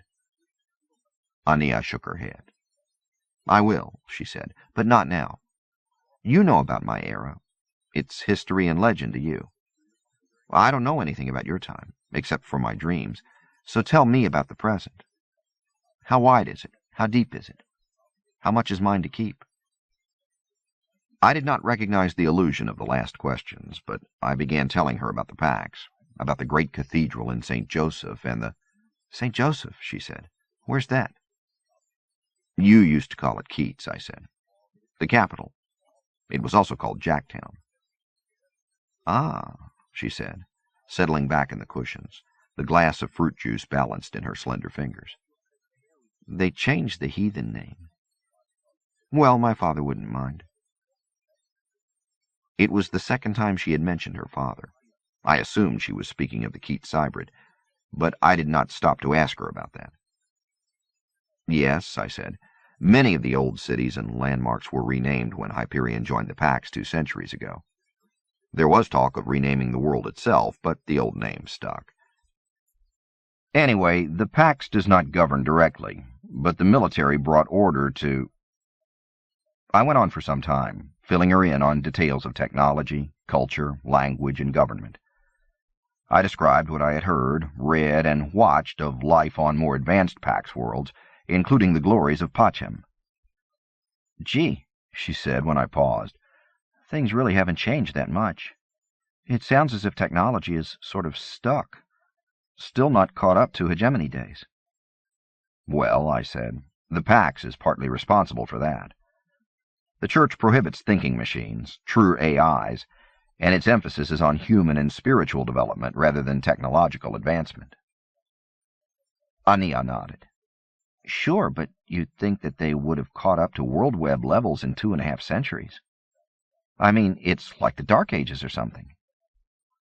I smiled as I realized that I was taking offense, being annoyed at criticism of the Pax society I had chosen not to join.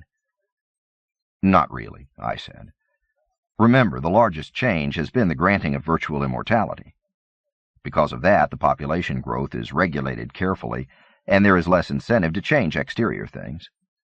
Most born-again Christians consider themselves to be in this life for the long haul, many centuries at least, and millennia with luck, so they aren't in a hurry to change things. Aenea regarded me carefully. So the cruciform resurrection stuff really works? Oh, yes. Then why haven't you accepted the cross? For the third time in recent days, I was at a loss to explain. I shrugged. Perversity, I guess. I'm stubborn. Also, a lot of people like me stay away from it when we're young. We all plan to live forever, right? And then convert when age starts setting in. Will you? Her dark eyes were piercing. I stopped myself from shrugging again, but the gesture of my hand was the equivalent. I don't know, I said. I had not told her yet about my execution and subsequent resurrection with Martin Silenus. I don't know, I said again. Aebetic stepped into the holopit circle. I thought that I might mention that we have stocked the ship with an ample supply of ice cream, in several flavors. Could I interest either of you in some? I formed a phrase reminding the android that he was not a servant on this voyage, but before I could speak, Aenea cried, Yes, chocolate! Aebetic nodded, smiled, and turned in my direction. Endymion? It had been a long day. Hawking mad voyages through the labyrinth, dust storms, carnage. She said it was the Shrike. And my first off-world trip. Quite a day. Chocolate, I said. Yes, definitely chocolate. 20. The surviving members of Sergeant Gregorius's squad are Corporal Bassin Key and Lancer Arenwal Gaspa KT Reddick.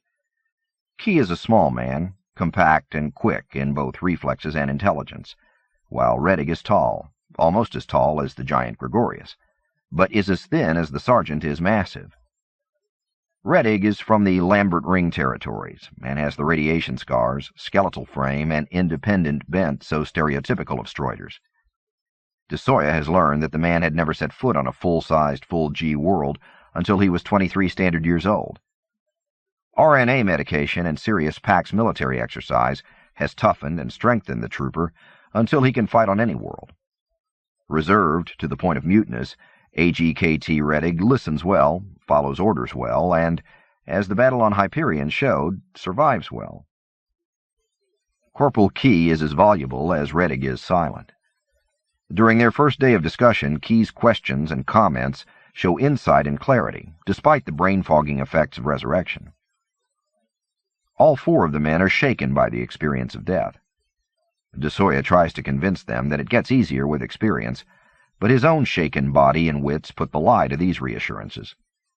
Here, without counseling and therapy and the welcoming resurrection chaplains, each of the PAX soldiers is dealing with the trauma as best he can. Their conferences on the first day in Parvati space are interrupted frequently as fatigue or sheer emotion overcome them. Only Sergeant Gregorius is outwardly unshaken by the experience.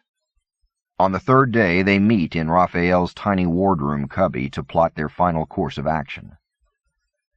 In 2 months and 3 weeks, that ship is going to translate into this system less than 1,000 clicks from where we're station holding, says Father Captain DeSoya, and we have to be certain we can intercept it and detain the girl. None of the Swiss Guard soldiers has asked why the girl's detention is required. None will discuss the issue until their commanding officer, DeSoya, raises it first. Each will die if necessary to carry out the cryptic order. "We don't know who else is on board the ship, right?" says Corporal Key. They have discussed these items, but memories are faulty for the first few days of their new lives. "No," says DeSoya. "We don't know the armament of the ship," says Key, as if checking off a mental list. "Correct." "We don't know if Parvati is the ship's destination." "Correct."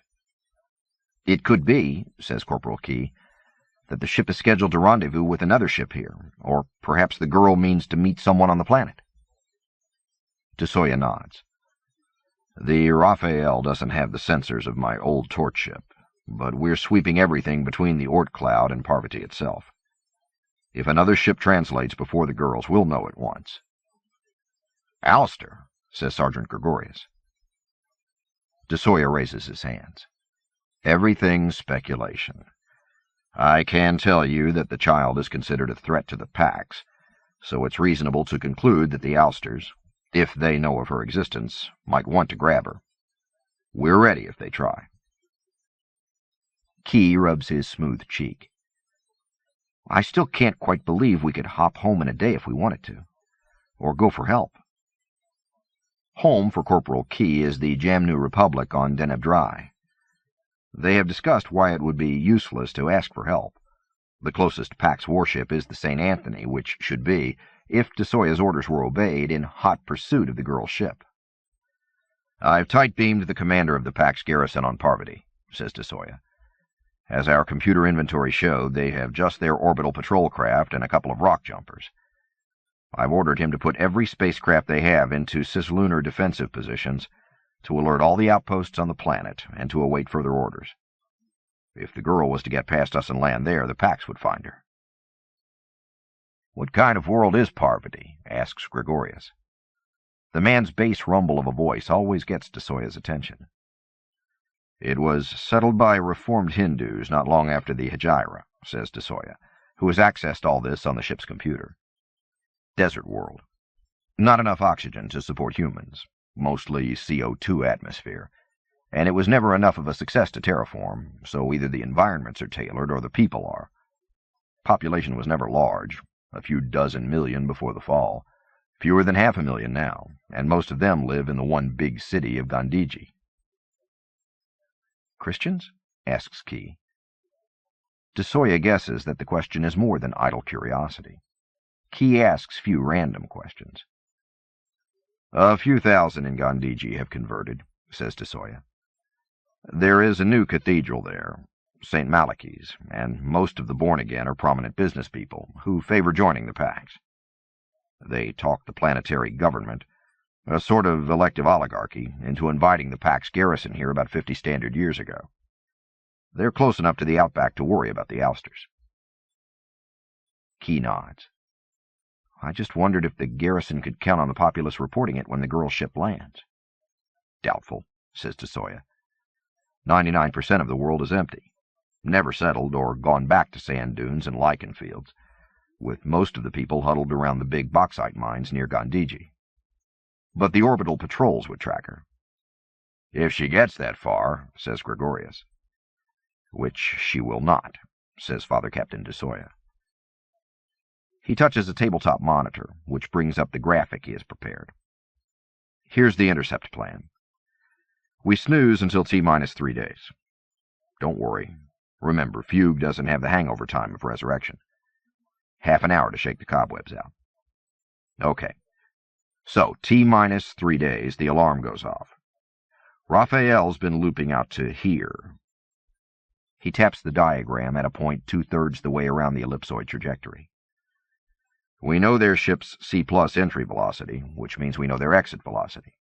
It will be about 0.03 c.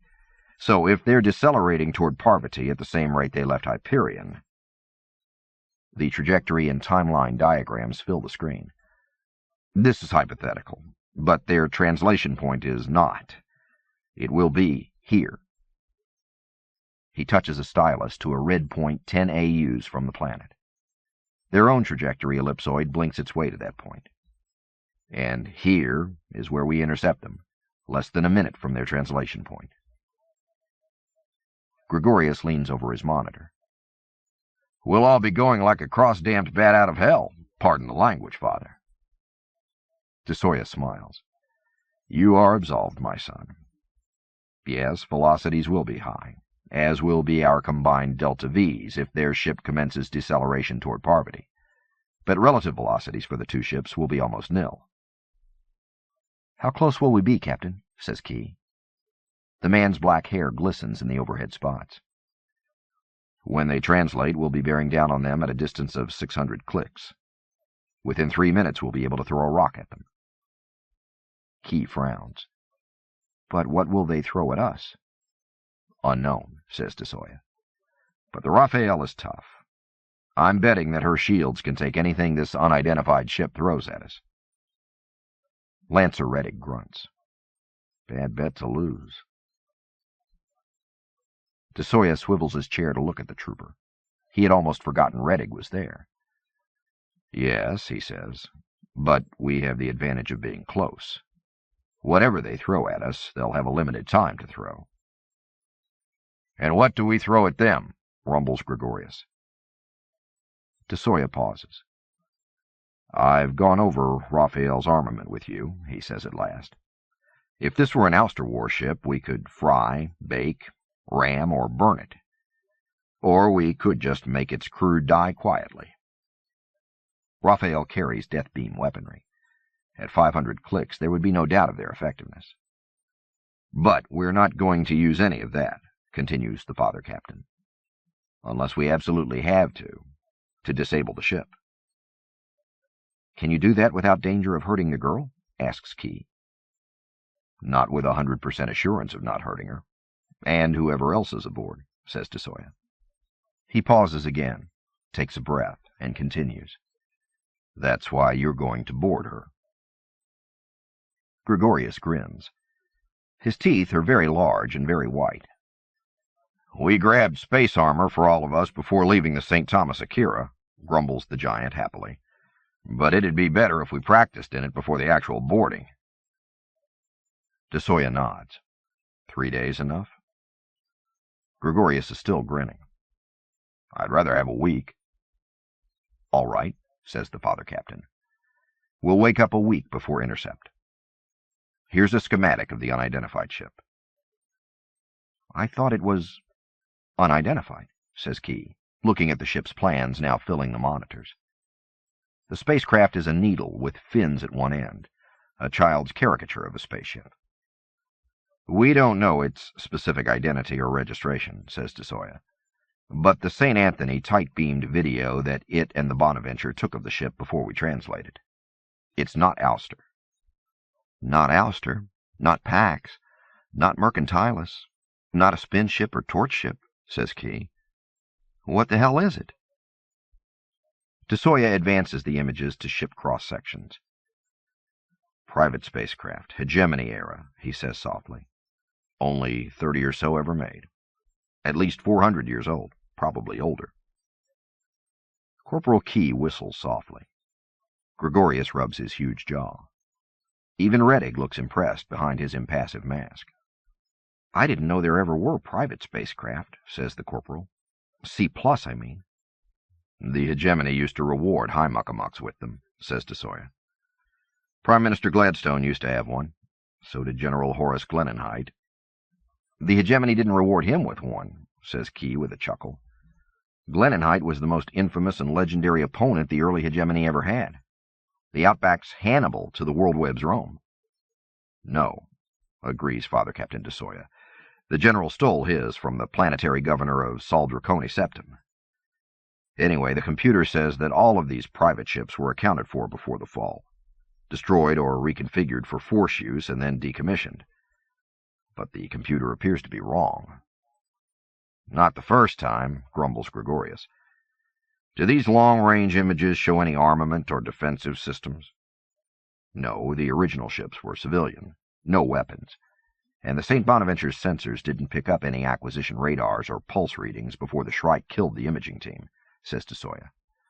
But this ship's been around for centuries, so we have to assume that it has been modified.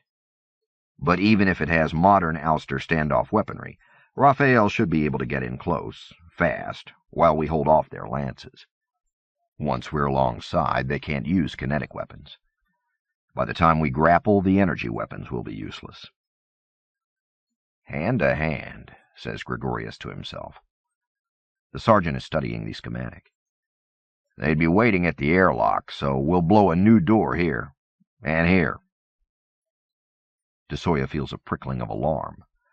We can't let the atmosphere out. The girl... Gregorius shows a shark's grin. Not to worry, sir. It takes less than a minute to rig a big catch bag on the hull. I brought several with the armor. And then we blow the hull section inward. Scoot in. He keys a closer image. I'll rig this for StimSim so we can rehearse in 3D for a few days. I'd like another week for Sim. The black face turns toward DeSoya. We may not get any fugue beauty sleep after all, sir. Key is tapping his lip with a finger. Question, Captain. DeSoya looks at him. I understand that under no circumstances can we harm the girl, but what about others that get in the way? DeSoya sighs. He has been waiting for the question. I'd prefer that no one else dies on this mission, Corporal. Yes, sir, says Key, his eyes alert. But what if they try to stop us? Father Captain DeSoya blanks the monitor.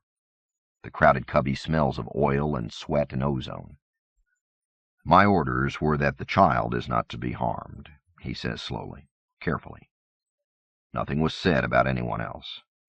If there's someone, or something, else on the ship and they try to get in the way, consider them expendable. Defend yourselves, even if you have to shoot before you're certain you're in danger. Kill them all, mutters Gregorius, except the kid, and let God sort them out. DeSoya has always hated that ancient mercenary joke. Do whatever you have to do without endangering the girl's life or health, he says.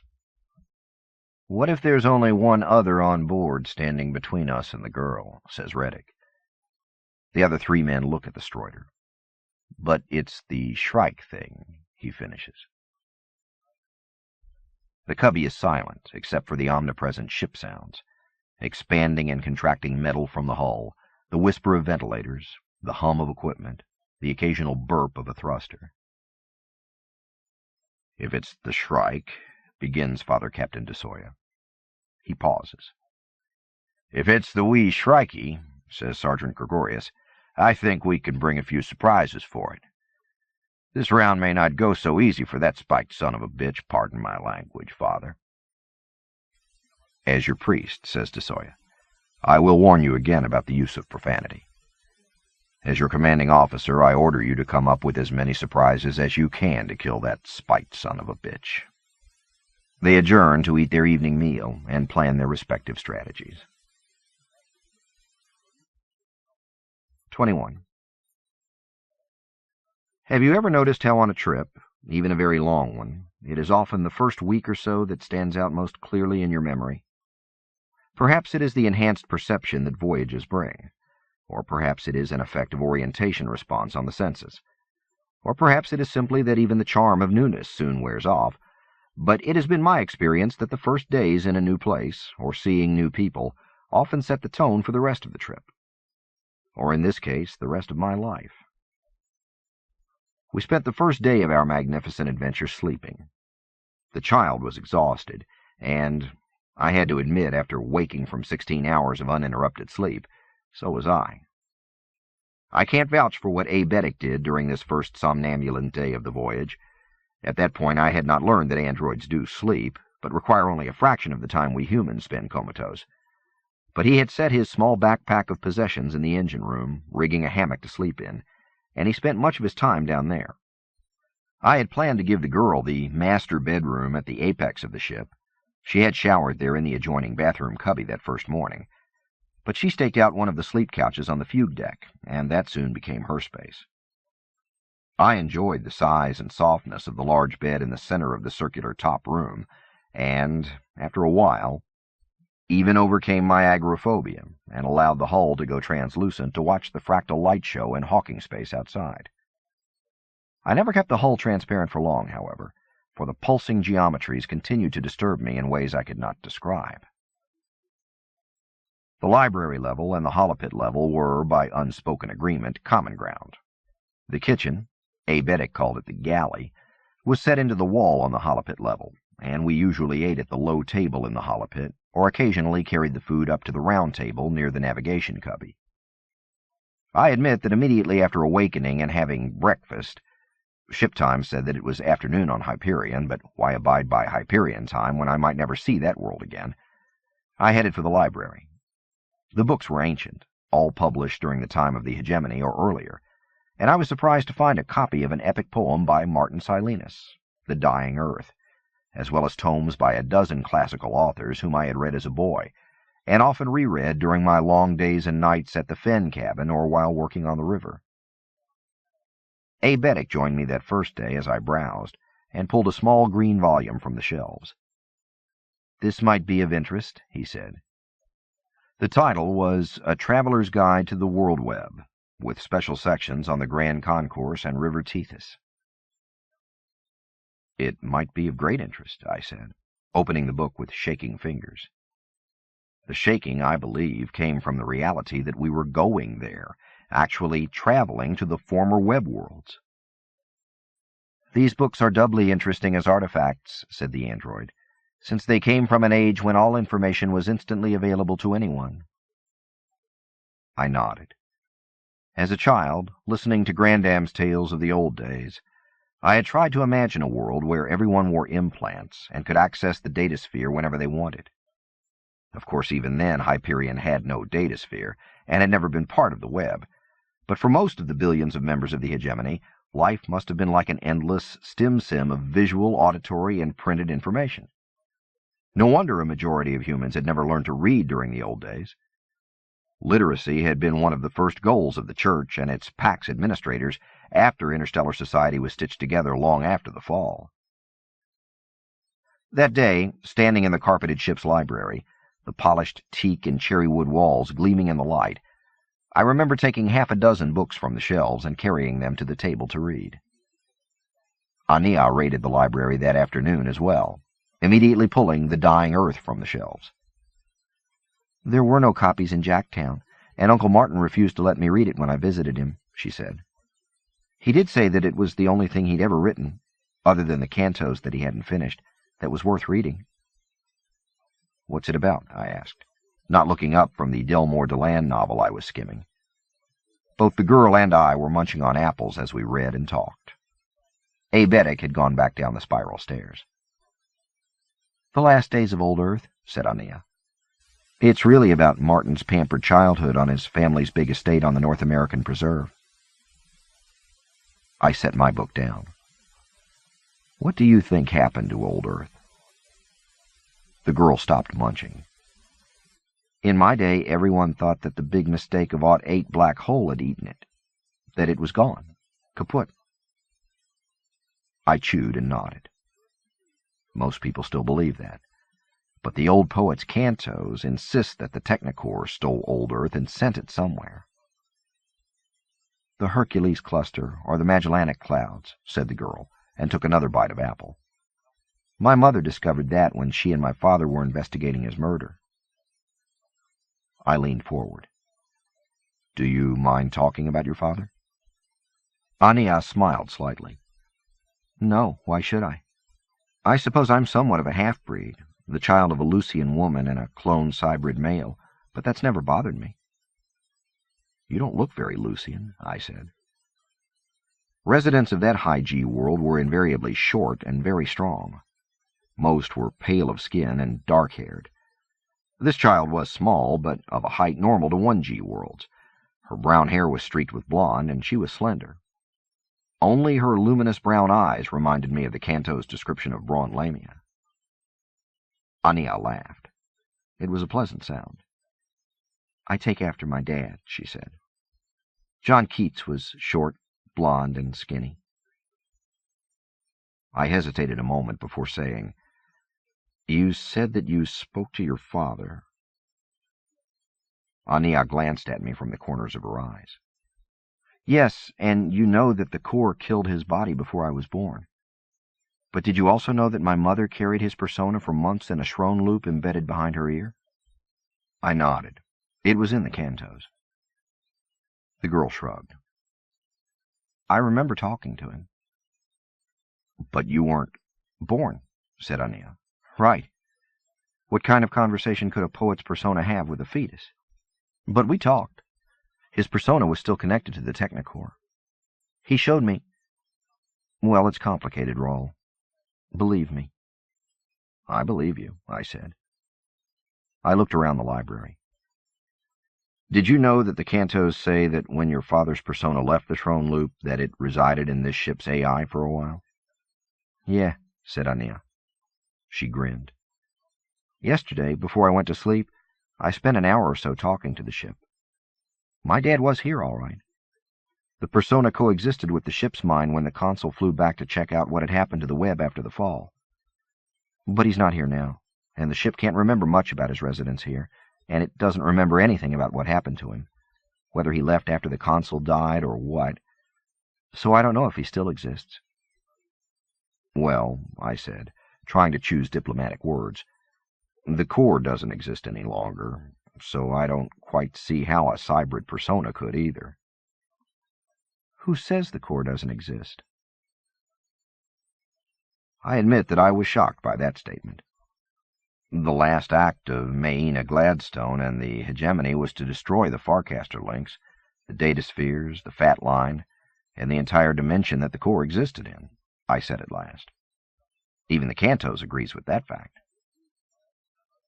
The child was still smiling. "Oh, they blew the space-based Farcasters to bits, and the others quit working all right. And the dataspheres were gone in my time, too. But who says the core is dead? That's like saying that you swept away a couple of spider webs, so the spider has to be dead." I admit that I looked over my shoulder. "So you think the Technicore still exists? That those AIs are still plotting against us?" "I don't know about the plotting," said Aenea, "but I know that the core exists." "How?" She held up a small finger. "First of all, my father's cybrid persona still existed after the fall, right? The basis for that persona was a core AI they had fashioned. That shows that the core was still somewhere." I thought about that. As I mentioned earlier, cybrids, like androids, were essentially a mythical species to me. We might as well have been discussing the physical characteristics of leprechauns. "Secondly," she said, lifting a second finger to join the first, "I've communicated with the core."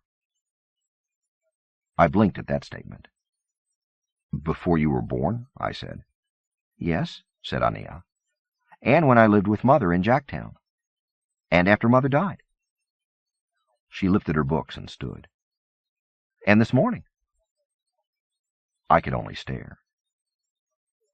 "I'm hungry, Raul," she said from the head of the stairs. "Want to go down and see what this old ship's galley can whomp up for lunch?" We soon settled into a schedule on the ship, adopting Hyperion's day and night schedules roughly as waking and sleeping times. I began to see why the old hegemony habit of keeping the 24-hour old Earth system as standard had been so important in the Web days. I had read somewhere that almost 90% of the Earth-like or terraformed worlds of the Web had held days that fell within 3 hours of the old Earth standard day. Aenea still liked to extend the balcony and play the Steinway out under the Hawking space sky, and I would sometimes stay out there and listen for a few minutes, but I preferred the sense of being surrounded that the interior of the ship gave me. None of us complained about the effects of the C+ environment, although we felt it. The occasional lurching of emotion and balance, a constant sense that someone was watching us, and very strange dreams. My own dreams awakened me with the pounding heart, dry mouth, and sweat-soaked sheets that only the worst nightmares could cause. But I never remembered the dreams. I wanted to ask the others about their dreams, but Aebetic never mentioned his. I did not know if androids could dream. And although Aenea acknowledged the strangeness of her dreams and said that she did remember them, she never discussed them. On the second day, while we were sitting in the library, Aenea suggested that we experience space travel. When I asked her how we could experience it more than we were, I had the Hawking fractals in mind when I said that. She only laughed and asked the ship to cancel the internal containment field. Immediately, we were weightless. As a boy, I had dreamed of zero-G. Swimming in the salty South Sea as a young soldier, I had closed my eyes, floated effortlessly, and wondered if this was what space travel in the olden days had been like. I can tell you it is not. Zero-G, especially sudden zero-G, such as the ship granted upon Aenea's request, is terrifying. It is, quite simply, falling. Or so it first seems. I gripped the chair, but the chair was also falling. It was precisely as if we had been sitting in one of the huge bridle range cable cars for the past 2 days, when suddenly the cable broke. My middle ear protested, trying to find a horizon line that was honest. None was. Aebetic kicked up from wherever he had been below and said calmly, "Is there a problem?" "No," laughed Aenea. "We're just going to experience space for a while." Aebetic nodded, and then pulled himself head-first down the stairway pit to get back to whatever he was working on. Aenea followed him to the stairwell, kicking over to the central opening. "See," she said. "This stairwell becomes a central drop shaft when the ship is in zero-G, just like in the old spin ships." "Isn't this dangerous?" I asked, switching my grip from the back of a chair to a bookshelf. For the first time I noticed the elastic cords that held the books in place. Everything else that was not attached, the book I had set on the table, the chairs around the table, a sweater I'd left thrown over the back of another chair, pieces of the orange I had been eating, was floating. "Not dangerous," said Aenea. "Messy. Next time we get everything ship-shape before we cancel the internal field." "But isn't the field important?" Aenea was floating upside down from my perspective. My inner ear liked this even less than the rest of the experience. "The field keeps us from being squashed and thrown around when we're moving in normal space," she said, pulling herself to the center of the 20-meter drop by grabbing the stairway railing. "But we can't speed up or slow down in C+ space, so here goes." She grabbed a handhold along the rod that ran the length of the ship, in the center of what had been the open stairwell, and catapulted herself out of sight, head first. "Jesus," I whispered, pushed away from the bookcase, bouncing off the opposite bulkhead, and followed her down the central drop shaft. For the next hour we played in zero-G, zero-G tag, zero-G hide and seek, finding that one could hide in the oddest places when gravity was not a restraint, zero-G soccer using one of the plastic space helmets from a locker on the storage corridor deck, and even zero-G wrestling, which was harder than I would have imagined. My first attempt to grab the child sent both of us tumbling and crashing through the length, breadth, and height of fugue deck. In the end, exhausted and sweaty, the perspiration hung in the air until one moved, or a trickle of air from the ventilators moved it, I discovered. Aenea ordered the balcony opened again. I shouted in fear when she did so, but the ship quietly reminded me that the exterior field was quite intact. and we floated out above the bolted-down Steinway, floated to the railing and beyond, into that no-man's land between the ship and the field, floated 10 meters out, and looked back at the ship itself, surrounded by exploding fractals, glowing in the cold fireworks glory of it as Hawking space folded and contracted around us several billion times a second. Finally, we kicked and swam our way back in, a difficult and awkward feat, I discovered, when there was nothing to push against. Warned A. Beddick over the intercom to find a floor, and brought back the 1G internal field. Both the child and I giggled as sweaters, sandwiches, chairs, books, and several spheres of water from a glass that had been left out came crashing down to the carpet. It was that same day, night rather, for the ship had dimmed the lights for sleep period, that I padded down the spiral stairs to the holopit level to fix a midnight snack, and heard soft sounds through the opening to the fugue deck below. "Aenea?" I said, speaking softly. There was no answer. I went to the head of the stairs, looking at the dark drop in the center of the stairwell, and smiling as I remembered our mid-air antics there a few hours before. "Aenea?" There still came no answer, but the soft sounds continued. Wishing I had a flashlight, I padded down the metal stairs in my sock feet. There was a soft glow from the fugue sleep monitors above the couches tucked in their cubbies. The soft sound was coming from Aenea's cubby. She had her back to me. The blanket was pulled to her shoulders, but I could see the collar of the consul's old shirt that she had appropriated for use as a nightshirt.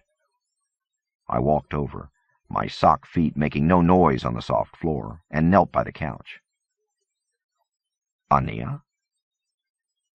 The girl was crying, obviously trying to muffle her sobs. I touched her shoulder, and she finally turned. Even in the dim instrument glow, I could see that she had been weeping for some time.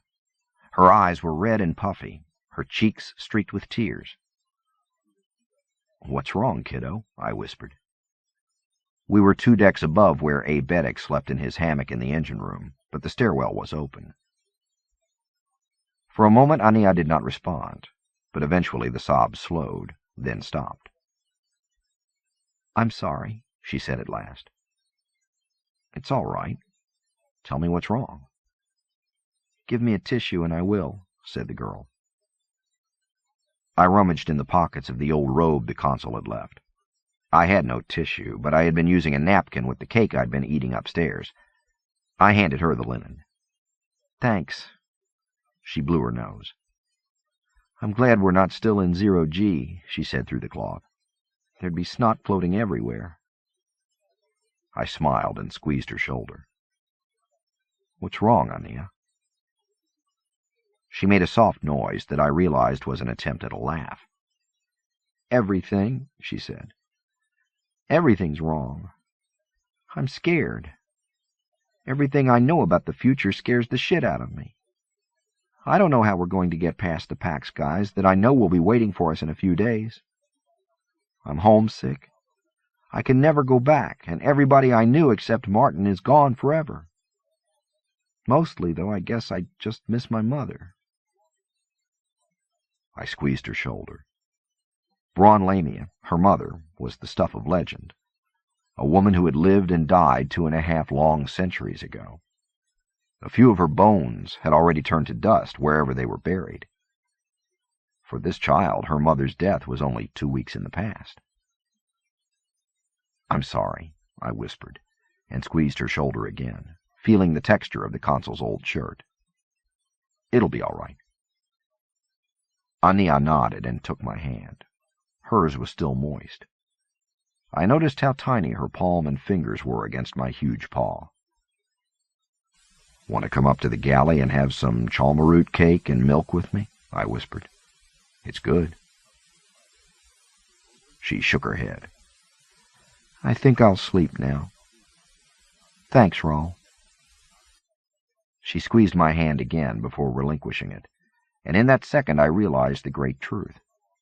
The one who teaches, the new Messiah, whatever Braun Lamia's daughter would turn out to be, she was also a child, one who giggled in zero-gravity antics and who wept in the night. I went softly up the stairs, stopping to look back at her before my head rose above the level of the next deck. She was huddled under her blanket, her face turned away again, her hair catching only a bit of the console glow from above her cubby. "Good night, Aenea," I whispered, knowing that she would not hear me. "It will be all right." 22. Sergeant Gregorius and his 2 troopers are waiting in the open Sallyport airlock of the Raphael as the Archangel-class starship closes on the unidentified spacecraft that is just translated from C+. Their spacesuit armor is cumbersome, and, with their reactionless rifles and energy weapons slung, the 3 men fill the airlock. Parvati's sun gleams on their gold visors as they lean out into space. "I've got it locked," comes Father Captain DeSoya's voice in their earphones. "Distance 100 meters and closing."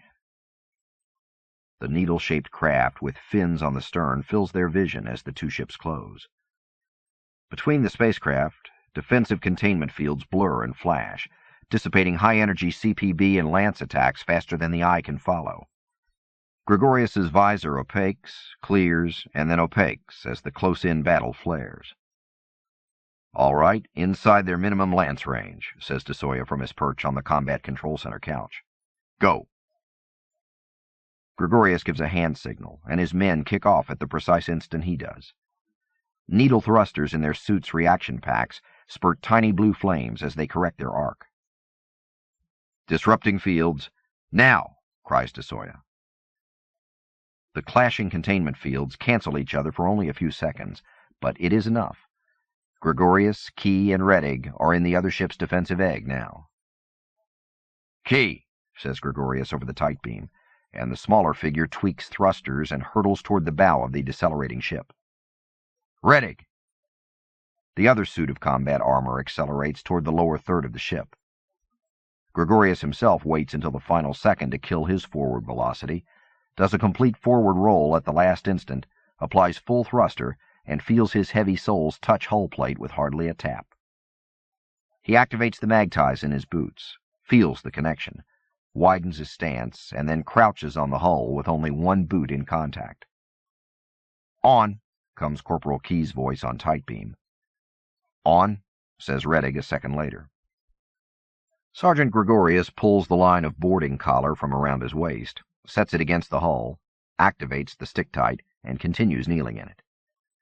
He is within a black hoop a little more than 1.5 meters in diameter. "On the count from 3, he says into his mic. 3, 2, 1, deploy." He touches his wrist controller and blinks as a micro-thin canopy of molecular polymer spins up from the hoop, closes over his head, and continues to bulge above him. Within 10 seconds he is within a 20-meter transparent bag, like a combat-armored shape crouching within a giant condom. "Ready," says Key. Rettig echoes the word. "Set," says Gregorius, slapping a charge against the hull and setting his gauntleted finger back against his wristplate. "From 5. The ship is rotating under them now, firing thrusters and its main engines almost at random, but the Raphael has it locked in a containment field death grip, and the men on its hull are not thrown free. 5, 4, 3, 2, 1, now. The detonation is soundless, of course, but it is also without flash or recoil. A 120-centimeter circle of hull flies inward. Gregorius can see only the gossamer hint of Key's polymer bag around the curve of the hull, sees the sunlight strike it as it inflates. Gregorius's bag also inflates like a giant balloon, as atmosphere rushes out of the hull breach and fills the space around him. He hears a hurricane screech through his external pickups for 5 seconds, then silence as the space around him, now filled with oxygen and nitrogen according to his helmet sensors, fills with dust and detritus blown out during the brief pressure differential. "Going in, now!" cries Gregorius, unslinging his reactionless plasma rifle as he kicks his way into the interior. There is no gravity. That is a surprise to the sergeant. He is ready to hit the decks rolling, but he adapts within seconds and twists in a circle, peering around. Some sort of common area. Gregorius sees seat cushions, some sort of ancient vid screen, bookshelves with real books. A man floats up the central drop shaft. "Halt!" cries Gregorius, using common radio bands and his helmet loudspeaker. The figure, little more than a silhouette, does not halt. The man has something in his hand. Gregorius fires from the hip. The plasma slug bores a hole 10 centimeters wide through the man. Blood and viscera explode outward from the tumbling figure, some of the globules spattering on Gregorius's visor and armored chestplate. The object falls from the dead man's hand, and Gregorius glances at it as he kicks by to the stairwell. It is a book. "Shit," mutters the sergeant. He has killed an unarmed man. He will lose points for this. "In, top level, no one here," radios Key. "Coming down." "Engine room," says Rettig. "One man here, tried to run and I had to burn him. No sign of the child. Coming up." "She must be on the middle level, or the airlock level," snaps the sergeant into his mic. "Proceed with care." The lights go out, and Gregorius's helmet searchlight and the pen light on his plasma rifle come on automatically, beams quite visible through air filled with dust, blood spheres, and tumbling artifacts. He stops at the top of the stairwell. Someone, or something, is drifting up toward him. He shifts his helmet, but the light on the plasma rifle illuminates the shape first. It is not the girl. Gregorius gets a confused impression of great size, razor wire, spikes, too many arms, and blazing red eyes. He must decide in a second or less. If he fires plasma bolts down the open drop shaft, he might hit the child. If he does nothing, he dies. Razor talons reach for him even as he hesitates. Gregorius has lashed the death wand to his plasma rifle before making the ship-to-ship jump. Now he kicks aside, finds an angle, and triggers the wand.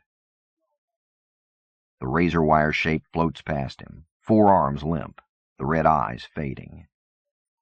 Gregorius thinks, the goddamn thing isn't invulnerable to death wands. It has synapses. He catches a glimpse of someone above him, swings the rifle, identifies Key, and the 2 men kick down the drop shaft head first. Embarrassing if someone turns the internal field back on now and gravity comes on, thinks Gregorius. Make a note of that. "I've got her," calls Rettig. "She was hiding in one of the fugue cubbies." Gregorius and Key float down past the common level and kick out into the fugue level. A massive figure in combat armor is holding the child. Gregorius notes the brown-blonde hair, the dark eyes, and the small fists flailing uselessly against Rettig's chest armor. "That's her," he says. He keys the tight beam to the ship. "Cleared the ship, we have the girl. Only 2 defenders and the creature this time." "Affirmative," comes DeSoya's voice. 2 minutes, 15 seconds. Impressive. "Come on out." Gregorius nods, takes a final glance at the captive child, no longer struggling, and keys his suit controls. He blinks and sees the other 2 lying next to him, their suits connected umbilically to VR Tactical. DeSoya has actually turned off the internal fields in the Raphael, better to maintain the illusion. Gregorius removes his helmet, sees the other 2 sweaty faces as they do the same, and begins to help Key remove his clumsy armor. The 3 meet DeSoya in the wardroom cubby. They could meet as easily in the stim-sim of tactical space, but they prefer physical reality for their debriefings. "It was smooth," says DeSoya, as they take their places around the small table. "Too smooth," says the sergeant. "I don't believe the death wands are going to kill the Shrike thing. And I screwed up with the guy on the navigation deck. He just had a book." DeSoya nods. "You did the right thing, though. Better to take him out than to take chances." "2 unarmed men?" says Corporal Key. "I doubt it. This is about as unrealistic as the 12 armed guys on the 3rd run-through. We should play more of the ouster encounters. Marine-level lethality, at least." "I don't know," mutters Rettig. They look at him and wait. "We keep getting the girl without any harm coming to her," says the man at last. "That 5th sim," begins Key. Yeah, says Reddick. I know we accidentally killed her then, but the whole ship was wired to blow in that one. I doubt if that will happen. Who ever heard of a 100 million mark spacecraft having a self-destruct button? That's stupid. The other three look at one another and shrug. It is a silly idea, says Father Captain DeSoya, but I programmed the tacticals for wide parameters of...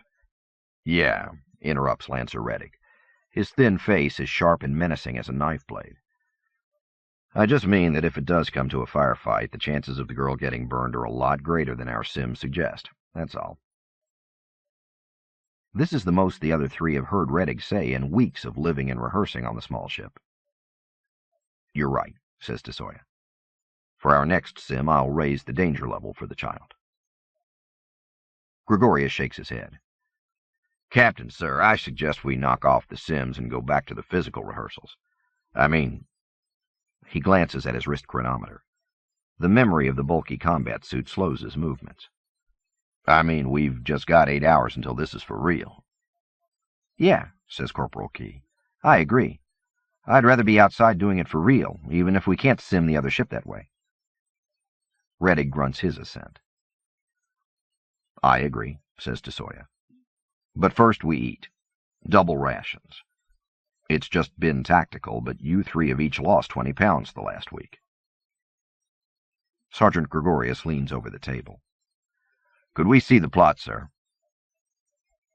DeSoya keys the monitor. Raphael's long ellipsoid trajectory and the escape ship's translation point are almost intersecting. The intersect point blinks red. One more real space run-through, says DeSoya, and then I want all of us to sleep at least 2 hours. Go over our equipment and take it easy. He looks at his own chronometer, even though the monitor is displaying ship and intercept time. Barring accidents or the unexpected, he says, the girl should be in our custody in 7 hours and 40 minutes, and we'll be getting ready to translate to Pachem. Sir, says Sergeant Gregorius. Yes, Sergeant. Meaning no disrespect, sir, says the other man. But there's no way in the good Lord's fucking universe that anyone can bar accidents or the unexpected. 23. So, I said, what's your plan? Aenea looked up from the book she was reading.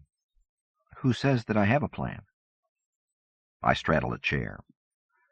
It's less than an hour until we pop out in the Parvati system, I said.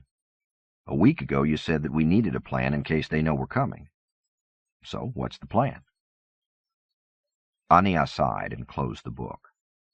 Aebetic had come up the stairway to the library, and now he joined us at the table, actually sitting with us, which was unusual for him. I'm not sure I have a plan, said the girl. I'd been afraid of this. The week had passed pleasantly enough. The three of us had read a lot, talked a lot, played a lot.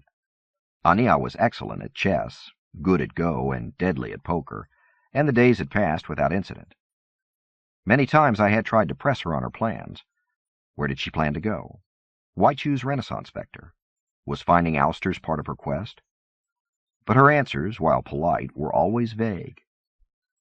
What Aenea showed great talent for was getting me talking. I hadn't known many children.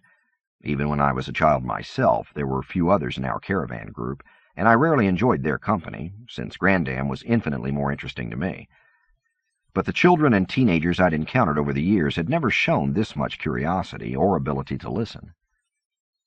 Aenea got me describing my years as a shepherd. She showed special interest in my apprenticeship as a landscape architect. She asked 1,000 questions about my river barge days and hunting guide days. In truth, it was only my soldiering days that she did not show much interest in. What she had seemed especially interested in was my dog, although even discussing Izzy, about raising her, training her as bird dog, about her death, upset me quite a bit. I noticed that she could even get Aebetic talking about his centuries of servitude, and here I often joined in the patient listening. The android had seen and experienced amazing things.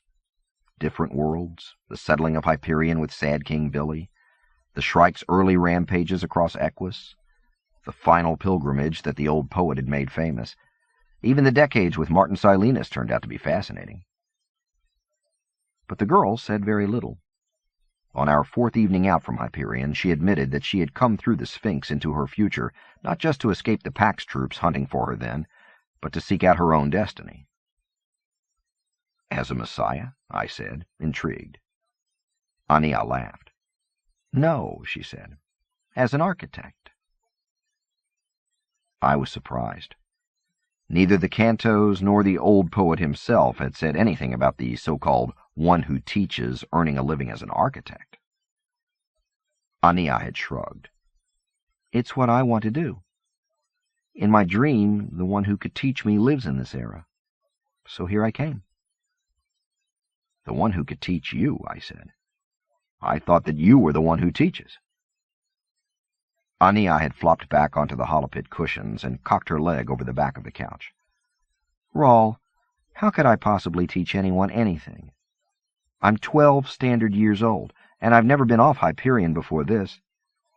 Hell, I never left the continent of Equus until this week. What do I have to teach? I had no answer to that.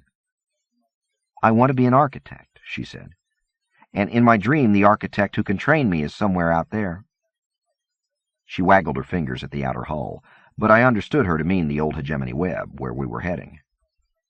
Who is he? I said. Or she? He, said Aenea. And I don't know his name. What world is he on? I asked. I don't know. Are you sure this is the right century? I asked, trying to keep the irritation out of my voice. Yeah, maybe. I think so. Aenea rarely acted petulant during the days I spent with her that week, but her voice seemed perilously close to that now. And you just dreamed about this person? She sat up in the cushions. Not just dreamed, she said then. My dreams are important to me. They're sort of more than dreams. She broke off. You'll see. I tried not to sigh aloud. What happens after you become an architect? She chewed on a fingernail. It was a bad habit I planned on breaking her of. What do you mean? I mean the old poets expecting big things of you. Being the Messiah is just one part. When does that kick in? Raul, she said, rising to go down to her fugue cubby. No offense, but why don't you just fuck off and leave me alone? She had apologized for that crudity later, but as we sat at the table an hour from translation into a strange star system, I was curious if my question about her plan would elicit the same response. It did not. She started to chew a nail, caught herself, and said, Okay, you're right. We need a plan. She looked at Aebetic. Do you have one? The android shook his head. Master Silenus and I discussed this many times, Aenea, but our conclusion was that if the pack somehow arrived first at our destination, then all was lost. It seems an improbability, though, since the torch ship pursuing us cannot travel more quickly through Hawking space than we can. I don't know, I said. Some of the hunters I've guided the past few years talked about rumors that the Pax, or the Church, had these super-fast ships. Aebetic nodded. We have heard similar rumors, Endymion, but logic suggests that if the Pax had developed such craft, a breakthrough which the hegemony never achieved, by the way, then there seems little reason that they would not have outfitted their warships and mercantilist vessels with such a drive. Aenea tapped the table. It doesn't really matter how they get there first, she said. I've dreamed that they will. I've been considering plans, but... What about the Shrike? I said. Aenea glanced sideways at me. What about it? Well, I said, it provided a pretty convenient deus ex machina for us on Hyperion, so I just thought that if it could... Damn it, Raul, cried the girl. I didn't ask that creature to kill those people on Hyperion. I wish to God it hadn't. I know, I said, touching her sleeve to calm her. Aebetic had cut down several of the consul's old shirts for her, but her wardrobe was still meager. I knew that she had been upset about the carnage during our escape. She later admitted that it had been part of the reason for her sobbing that second night out. "I'm sorry," I said sincerely. "I didn't mean to be flippant about the thing. I just thought that if someone tried to stop us again, maybe—" "No," said Aenea. "I've dreamed that someone tries to stop us from getting to Renaissance Vector. But I haven't dreamed that the Shrike helps us. We have to come up with our own plan." "What about the core?" I said tentatively. It was the first time I'd mentioned the Technocore since she had brought it up that first day. Aenea seemed lost in thought, or at least she ignored my question. "If we're going to get ourselves out of whatever trouble might be waiting for us, it will have to be our doing. Or maybe—" She turned her head. "Ship?" "Yes, Aenea." "Have you been listening to this conversation?" "Of course, Aenea." "Do you have any ideas that could help us?" "Help you to avoid capture if pack ships are waiting for you?" "Yeah," said Aenea, her voice irritable. She frequently lost patience with the ship. "Not any original ideas," said the ship. "I have been trying to remember how the consul avoided the local authorities when we were just passing through a system." "And?" said Aenea. "Well, as I have mentioned, my memory is not as complete as it should be." "Yes, yes," said Aenea. "But do you remember any clever ways you avoided local authorities?" "Well, primarily by outrunning them," said the ship. "As we have discussed previously, the ouster modifications were to the containment field and the fusion drive. The latter changes allow me to reach C+ translation velocities much more quickly than standard spin ships, or so it was when I last traveled between the stars." Aebetic folded his hands and spoke to the same bulkhead area that Aenea had been watching. "You are saying that if the authorities, in this case the pack ships, left from the planet Parvati or near it, you would be able to make the translation to Renaissance Vector before they could intercept us?" "Most assuredly," said the ship. "How long will the turnaround take?" I asked. "Turnaround?" "The time in system before we can spin up to the quantum jump to Renaissance Vector's system," I said. 37 minutes, said the ship, "which includes reorientation, navigation checks, and system checks." "What if a pack ship is waiting right there when we spin down?" asked Aenea. "Do you have any ouster modifications that could help us?" "Not that I can think of," said the ship. "You know of the enhanced containment fields, but they are still no match for a warship's weapons." The girl sighed and leaned on the table. "I've been over this and over this, but I don't see how it can help." Aebetic looked thoughtful, but then again he always looked thoughtful. "During the time we were concealing and caring for the ship," he said, "one other ouster modification became apparent." "What's that?" I said. Aebetic gestured downward, toward the holopit level below us. "They enhanced the ship's morphing ability. The way it can extrude the balcony is one example. Its ability to extend wings during atmospheric flight. It is able to open each separate living level to atmosphere, thus bypassing the old airlock entrance if necessary." "Neat," said Aenea. "But I don't see how that would help, unless the ship can morph to the point of passing itself off as a Pax torch ship or something. Can you do that, Ship?" "No, Aenea," said the soft male voice. "The ousters carried out some fascinating piezo-dynamic engineering on me, but there is still the conservation of mass to reckon with." After a second of silence, "I am sorry, Aenea." "Just a silly idea," said Aenea. Then she sat straight up. It was so obvious that something had occurred to her that neither Aebetic nor I interrupted her train of thought for 2 minutes. Finally, she said, "Ship?" "Yes, Aenea." "You're able to morph an airlock, or a simple opening, anywhere on your hull?" "Almost anywhere, Aenea. There are communications pods and certain drive-related areas in which I could not—" "But on the living decks?" interrupted the girl.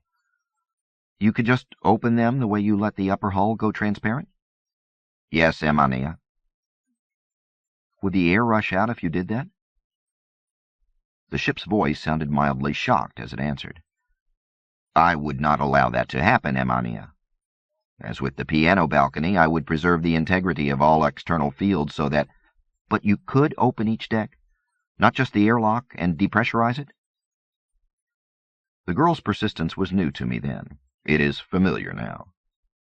Yes, Aenea. Abetic and I listened without comment.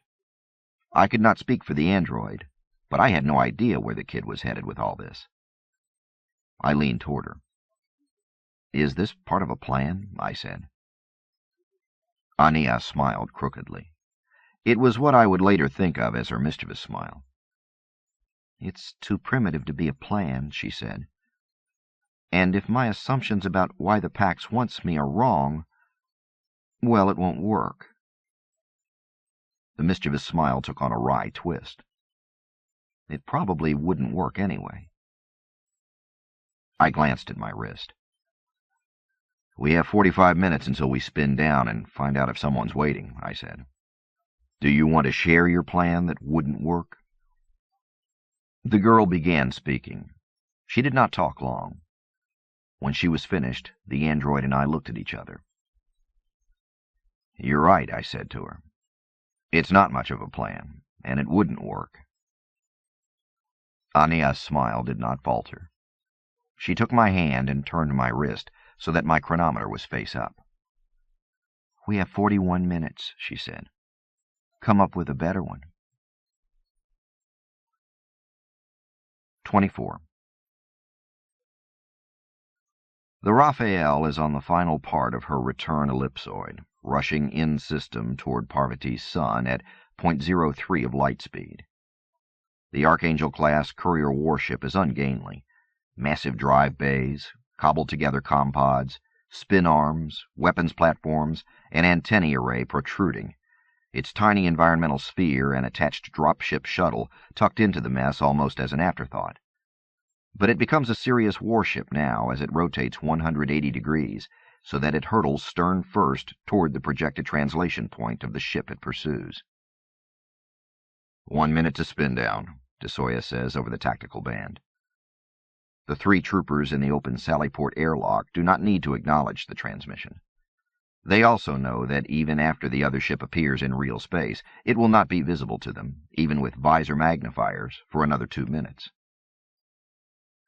Strapped in his acceleration couch with the control panels arrayed around him, his gauntleted hand on the Omni-controller, his tactical shunt in place so that he and the ship are effectively one, Father Captain DeSoya listens to the breathing of the 3 troopers over the comm channel while he watches and senses the other ship's approach. Picking up Hawking Drive distortion reading down angle 39, coordinates 000, 39, 199er, he says into his mic. Exit point at 000, 900 clicks. Single vehicle probability 99%. Relative velocity 19 kps. Suddenly the other ship becomes visible on radar, T-Dirac, and all passive sensors. Got it, Father Captain DeSoya says to the waiting troopers. On time, on schedule. Damn. What? Says Sergeant Gregorius. He and his men have checked their weapons, charges, and boarding collars. They are ready to jump in less than 3 minutes. The ship's begun accelerating, not decelerating as we'd guessed in most of the sims, says DeSoya. On the tactical channel, he enables the ship to carry out pre-programmed alternatives. Hang on, he says to the troopers, but the thrusters have already fired. Raphael is already rotating. No problem, he says as the main drive kicks on, boosting them to 147 gravities. Just stay within the field during the jump. It'll take just an extra minute to match velocities. Gregorius, Key, and Rettig do not respond. DeSoya can hear their breathing. 2 minutes later, DeSoya says, I have a visual. Sergeant Gregorius and his 2 troopers lean out of the open airlock. Gregorius can see the other ship as a ball of fusion flame. He keys the mag lenses so he can see beyond that, raises the filters, and sees the ship itself. Pretty much like the tacticals, says Key. Don't think that way, snaps the sergeant. The real thing's never like the tacticals. He knows that both these men realize that. They have been in combat. But Sergeant Gregorius was an instructor at Pax Command on Armagast for 3 years, and the instinct is hard to break. This thing's fast, says DeSoya. If we didn't have the bounce on them, I don't think we'd catch them. As it is, we'll just be able to match velocities for 5 or 6 minutes. We only need 3, says Gregorius. Just get us alongside, Captain. Coming alongside now, says DeSoya. She's painting us. The Raphael was not designed with stealth capabilities, and now every instrument records the other ship's sensors on her. 1 click, he reports. Still no weapons activity. Fields on full. Delta V dropping. 800 meters. Gregorius, Key, and Rettig unsling their plasma rifles and crouch. 300 meters. 200 meters, says DeSoya. The other ship is passive, its acceleration high but constant. In most of the sims, DeSoya had factored in a wild chase before matching speeds and disrupting the other ship's fields. This is too easy. The father captain feels concern for the first time. Inside minimum lance range, he reports. Go! The 3 Swiss Guard troopers explode out of the airlock, their reaction packs spurting blue flame. Disrupting now, cries DeSoya. The other ship's fields refuse to drop for an eternity. Almost 3 seconds, a time never simulated in the tactical exercises, but eventually they drop. Fields down, calls DeSoya, but the troopers already know that. They are tumbling, decelerating, and dropping onto the enemy hull at their prearranged entry points. Key near the bow, Gregorius on what had been the navigation level on the old schematics, Rettig above the engine room. On, comes Gregorius's voice. The other 2 confirm landing a second later. Boarding collars set, pants the sergeant. Set, confirms Key. Set, says Rettig. Deploy from 3, snaps the sergeant. 3, 2, 1. Deploy. His polymer bag gossamers into sunlight. On the command couch, DeSoya is watching the Delta V. The acceleration has risen to more than 230 gravities. If the fields fail now... He shoves the thought aside. Raphael is straining to her utmost to keep velocities matched. Another 4 or 5 minutes and he will have to fall away or risk overtaxing all the ship's fusion drive systems. Hurry, he thinks, toward the combat-armored shapes he sees in tactical space and video screens. Ready, reports Key. Ready, comes Rettig's voice from near the stern fins on the absurd ship.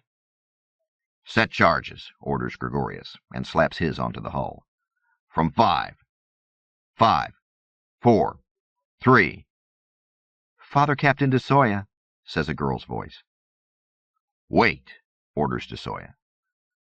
The girl's image has appeared on all the comm bands. She is sitting at a piano. It is the same child he saw at the Sphinx on Hyperion 3 months before. Stop, echoes Gregorius, his finger above the detonate button on his wrist plate. The other troopers obey. All are watching the vid broadcast on their visor inserts. How do you know my name? Asks Father Captain DeSoya. Instantly he knows how stupid the question is. It does not matter. His men need to enter the ship within 3 minutes, or the Raphael will fall behind, leaving them alone on the other ship. They had simulated that possibility, the troopers taking command of the ship after capturing the girl, slowing to wait for DeSoya to catch up, but it is not a preferable scenario.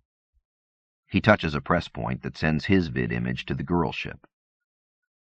Hello, Father Captain DeSoya, says the girl, her voice in no hurry, her appearance showing little or no stress. If your men try to enter the ship, I will depressurize my own ship and die. DeSoya blinks. Suicide is a mortal sin, he says. On the screen, the girl nods seriously. Yes, she says, but I am not a Christian.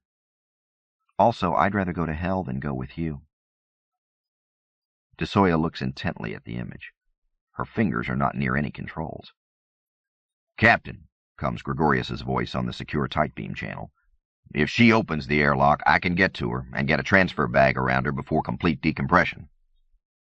On the screen the girl is watching, DeSoya's lips are still as he sub-vocalizes on the tight beam channel.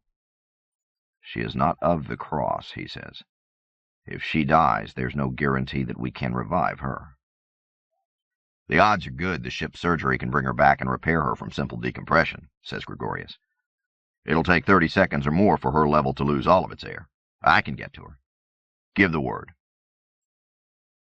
I mean it, says the child on the screen.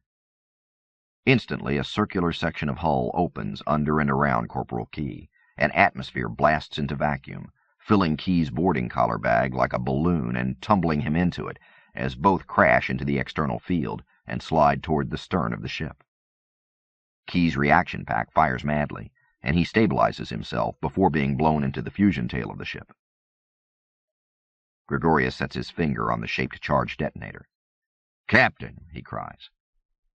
"Wait," sub-vocalizes DeSoya. It is the sight of the girl in her shirt sleeves that freezes his heart with anxiety. Space between the two ships is now filled with colloidal particles and ice crystals. "I'm sealed away from the top room," says the girl. "But if you don't call your men back, I'll open all the levels." In less than a second, the airlock blasts open, and a 2-meter circle opens in the hull where Gregorius had been standing. The sergeant had burned his way through the collar bag and jetted to another location as soon as the girl spoke. Now, he tumbles away from the blast of atmosphere and small debris jetting from the opening, fires his thrusters, and plants his boots on a section of hull 5 meters farther down the ship. In his mind, he can see the schematic, knows that the girl is just inside, a few meters from his grasp. If she was to blow this section, he would catch her, bag her, and have her in the Raphael's surgery within 2 minutes. He checks his tactical display. Rettig had jumped into space seconds before a section of hull opened under him. Now the other was station-keeping 3 meters from the hull. "Captain," Gregorius calls on the tight beam. "Wait," orders DeSoya. To the girl, he says, "We mean you no harm." "Then call them off," snaps the girl. "Now, or I open this last level." Federico DeSoya feels time slow down as he weighs his options. He knows that he has less than a minute before he has to throttle back. Alarms and telltales are flashing throughout his tactical connections to the ship and across the boards. He does not want to leave his men behind, but the most important factor is the child. His orders are specific and absolute. Bring the child back alive. DeSoya's entire tactical virtual environment begins to pulse red, a warning that the ship must decelerate in 1 minute or automatic overrides will kick in. His control boards tell the same story. He keys the audible mic channels, broadcasts on common bands as well as tight beam. "Gregorius, Rettig, Key. Return to the Raphael. Now." Sergeant Gregorius feels the fury and frustration surge through him like a blast of cosmic radiation, but he is a member of the Swiss Guard. "Returning now, sir," he snaps, peels off his shaped charge, and kicks off toward the Archangel. The other 2 rise from the hull with blue pinpricks of reaction thrusters. The merged fields flicker just long enough to allow the 3 armored men to pass through. Gregorius reaches the Raphael's hull first, grabs a hold on, and literally flings his men into the sallyport lock as they float by. He pulls himself in, confirms that the others are clinging to web restraints, and keys his mic. "In and tight, sir." "Breaking off," says DeSoya, broadcasting in the clear so that the girl can also hear. He switches from tactical space to real time and tweaks the Omni controller. Raphael cuts back from its 110% thrust, separates its field from the targets, and begins to fall behind. DeSoya widens the distance from the girl's ship, keeping Raphael as far away from the other craft's fusion tail as he can. All indications are that the other ship is unarmed, but that term is relative when the thing's fusion drive can reach 100 kilometers through space. Raphael's external fields are on full defensive, the ship's countermeasures on full automatic, ready to react in a millionth of a second. The girl's ship continues accelerating off the plane of the ecliptic. Parvati is not the child's destination. A rendezvous with the Alisters, wonders DeSoya. His ship's sensors still show no activity beyond Parvati's orbital patrols, but entire ouster swarms could be waiting beyond the heliosphere. 20 minutes later, the child's ship, already hundreds of thousands of clicks ahead of Raphael, the question is answered. "We've got Hawking space distortion here," Father Captain DeSoya reports to the three men still clinging to restraints in the Sallyport lock. "Her ship is preparing to spin up." "To where?" asks Gregorius. The huge sergeant's voice reveals none of his fury at the near miss. DeSoya pauses and rechecks his readings before answering. "Renaissance vector space," he says. "Very close to the planet." Gregorius and the other two Swiss guard troopers are silent. DeSoya can guess their unspoken questions. Why Renaissance vector? It's a packed stronghold.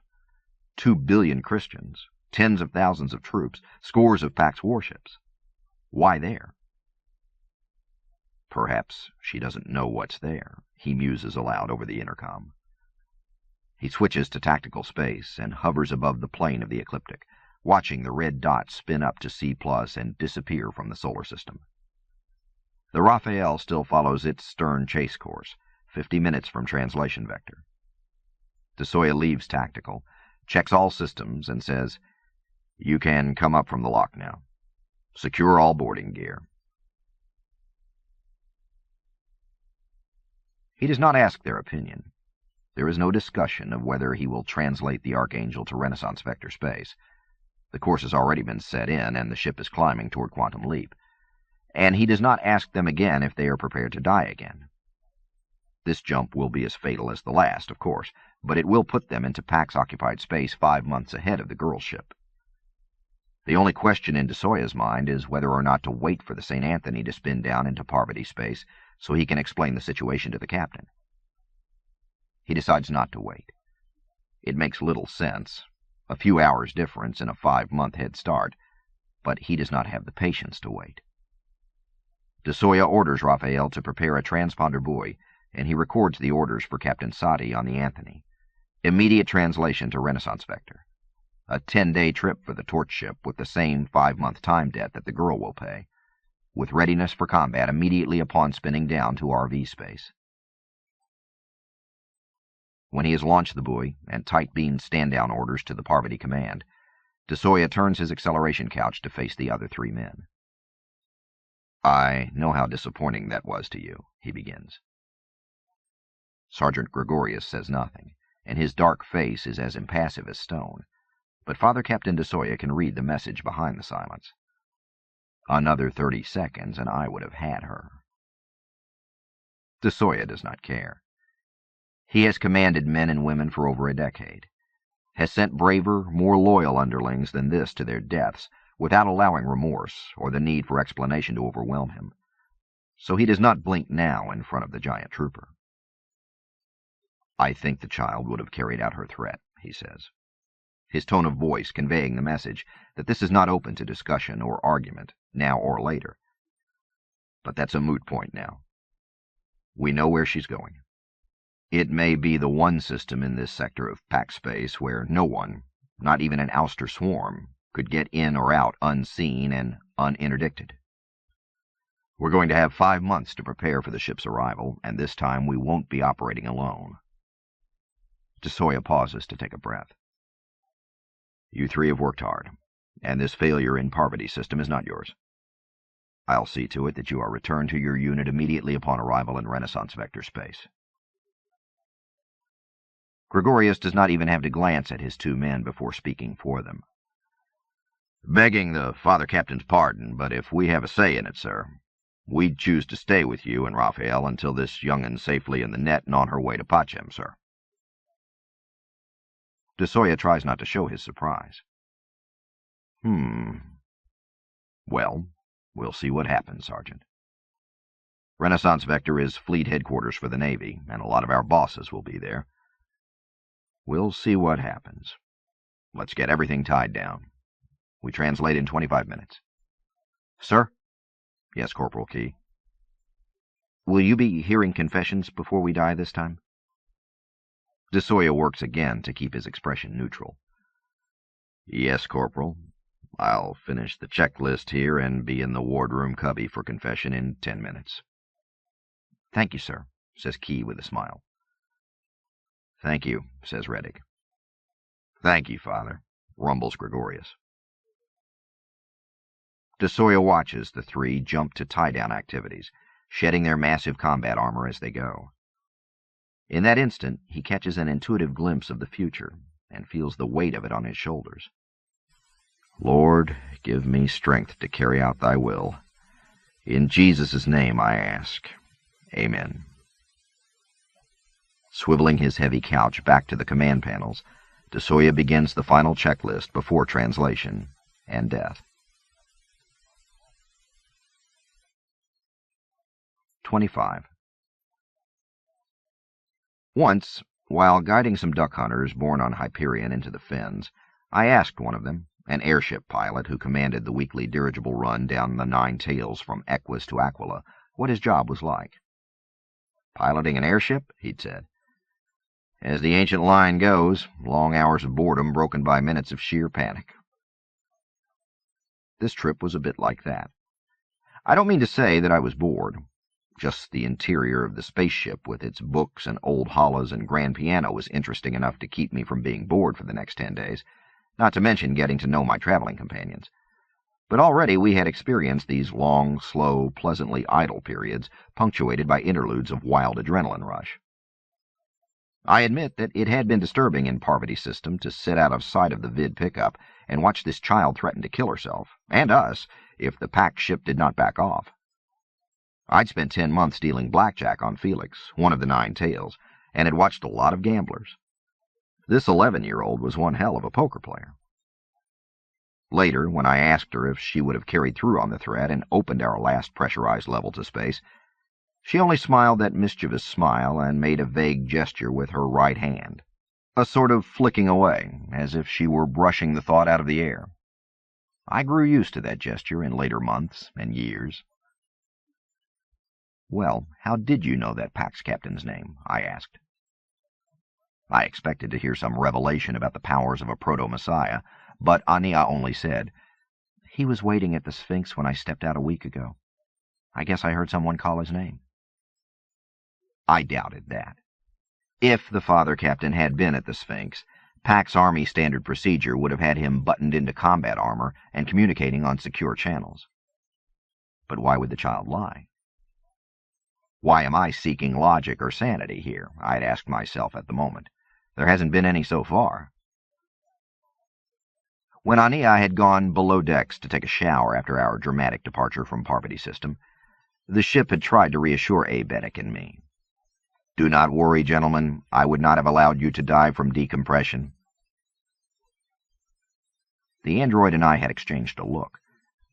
I think that both of us were wondering whether the ship knew what it would have done, or whether the child had some special control over it. As the days of the second leg of the voyage passed, I found myself brooding about the situation and my reaction to it.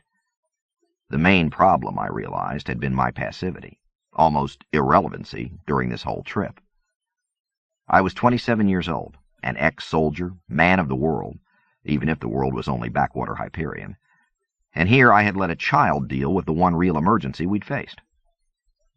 I understood why Abetic had been so passive in the situation. He was, after all, conditioned by bioprogramming and centuries of habit to defer to human decisions. But why had I been such a stump? Martin Silenus had saved my life and sent me on this insane quest to protect the girl, to keep her alive and help her get wherever she had to go. So far, all I had done was fly a carpet and hide behind a piano while the kid dealt with a Pax warship. The four of us, including the ship, talked about that Pax warship during those first few days out from Parvati space. If Aenea was right, if Father Captain DeSoya had been on Hyperion during the opening of the tomb, then the Pax had found some way to take a shortcut through Hawking space. The implications of that reality were more than sobering. They scared the shit out of me. Aenea did not seem overly worried. The days passed, and we fell into the comfortable, if a bit claustrophobic, shipboard routine. Aenea playing the piano after dinner, all of us grazing in the library, checking the ship's hollas and navigation logs for any clue as to where it had taken the console. There were many clues, none definitive. Playing cards in the evening. She was a formidable poker player. And occasionally exercising, which I did by asking the ship to set the containment field to 1.3 G just in the stairwell, and then running up and down the 6 stories worth of spiral steps for 45 minutes. I'm not sure what it did for the rest of my body, but my calves, thighs, and ankles soon looked like they belonged to some Jovian world elephantoid. When Aenea realized that the field could be tailored to small regions of the ship, there was no stopping her. She began sleeping in a bubble of 0 G on the fugue deck. She found that the table on the library deck could be morphed into a billiard table, and she insisted on at least 2 games a day, each time under different G loads. One night I heard a noise while reading on the navigation level, went down the stairs to the holopit level, and found the hull irised open, the balcony extended without the piano there, and a giant sphere of water, perhaps 8 or 10 meters across, floating between the balcony and the outer containment field. "What the hell?" "It's fun," came a voice from within the pulsing blob of shifting water. A head with wet hair broke the surface, hanging upside down 2 meters above the floor of the balcony. "Come on in," cried the girl. "The water's warm." I leaned away from the apparition, putting my weight on the railing, and trying not to think of what would happen if that localized bubble of the field failed for a second. "Has A. Beddick seen this?" I said. The pale shoulders shrugged. The fractal fireworks were pulsing and folding out beyond the balcony, casting incredible colors and reflections on the sphere of water. The sphere itself was a great blue blob with lighter patches on the surface and interior where bubbles of air shifted. Actually, it reminded me of photos of old Earth I had seen. Aenea ducked her head under, was a pale form kicking through the water for a moment, and re-emerged 5 meters up the curved surface. Smaller globules splashed free and curved back to the surface of the larger sphere, herded there by the field differential, I assumed, splashing and sending complex, concentric circles rippling across the surface of the water globe. "Come on in," she said again. "I mean it." "I don't have a suit." Aenea floated a second, kicked over onto her stomach, and dived again. When she emerged, head completely upside down from my perspective this time, she said, "Who has a suit? You don't need one." I knew she was not joking because during her dive I had seen the pale vertebrae pressing against the skin of her back, her ribs, and her still boy-like butt reflecting the fractal light like 2 small white mushrooms poking up from a pond.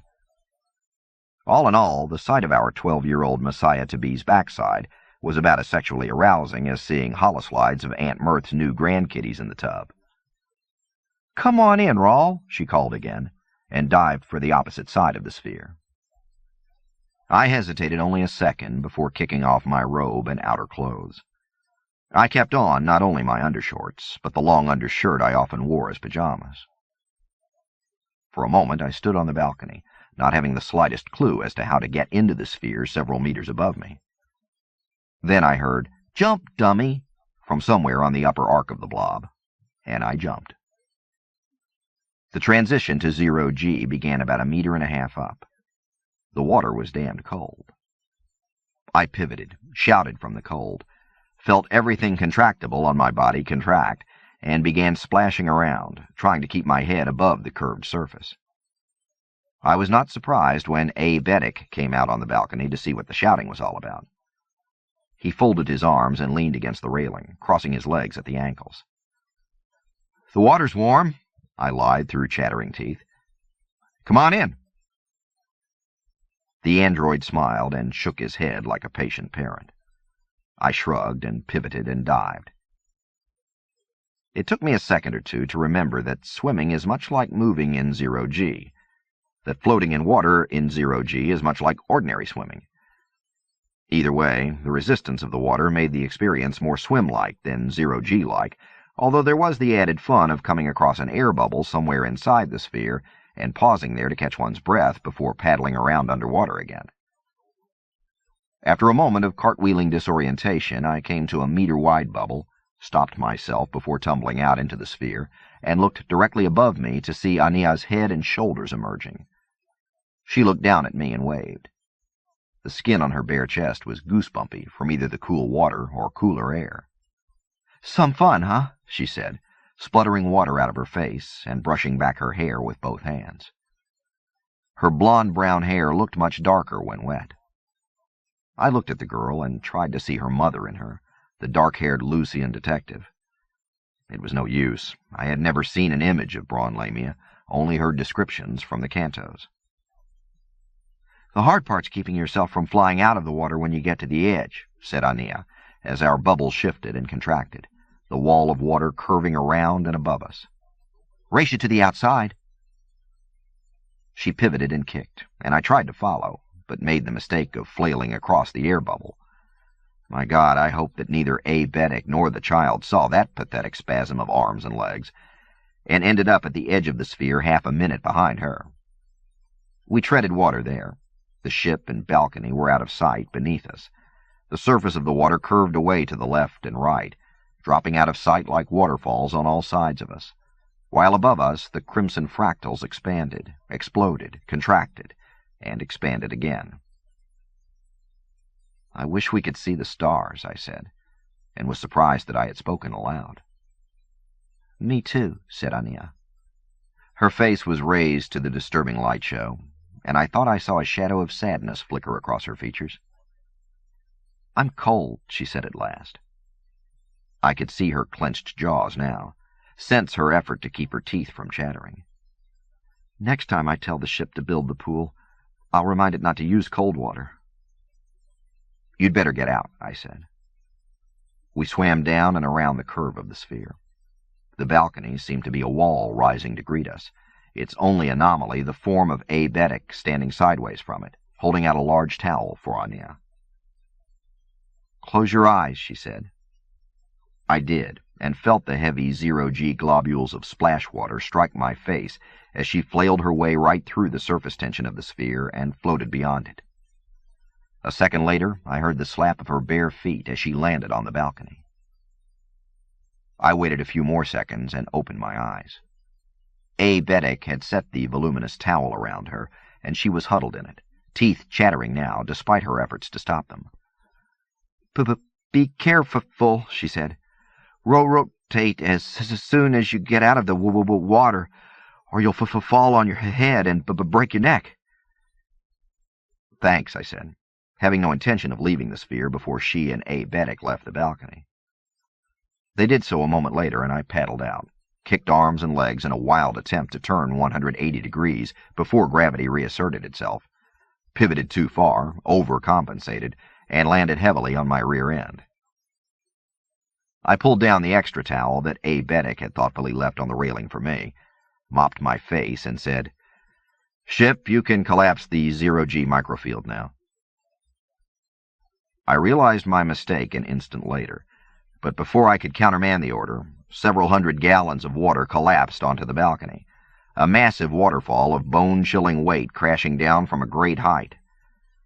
If I had been directly under it, it might well have killed me, a mildly ironic end to a great adventure.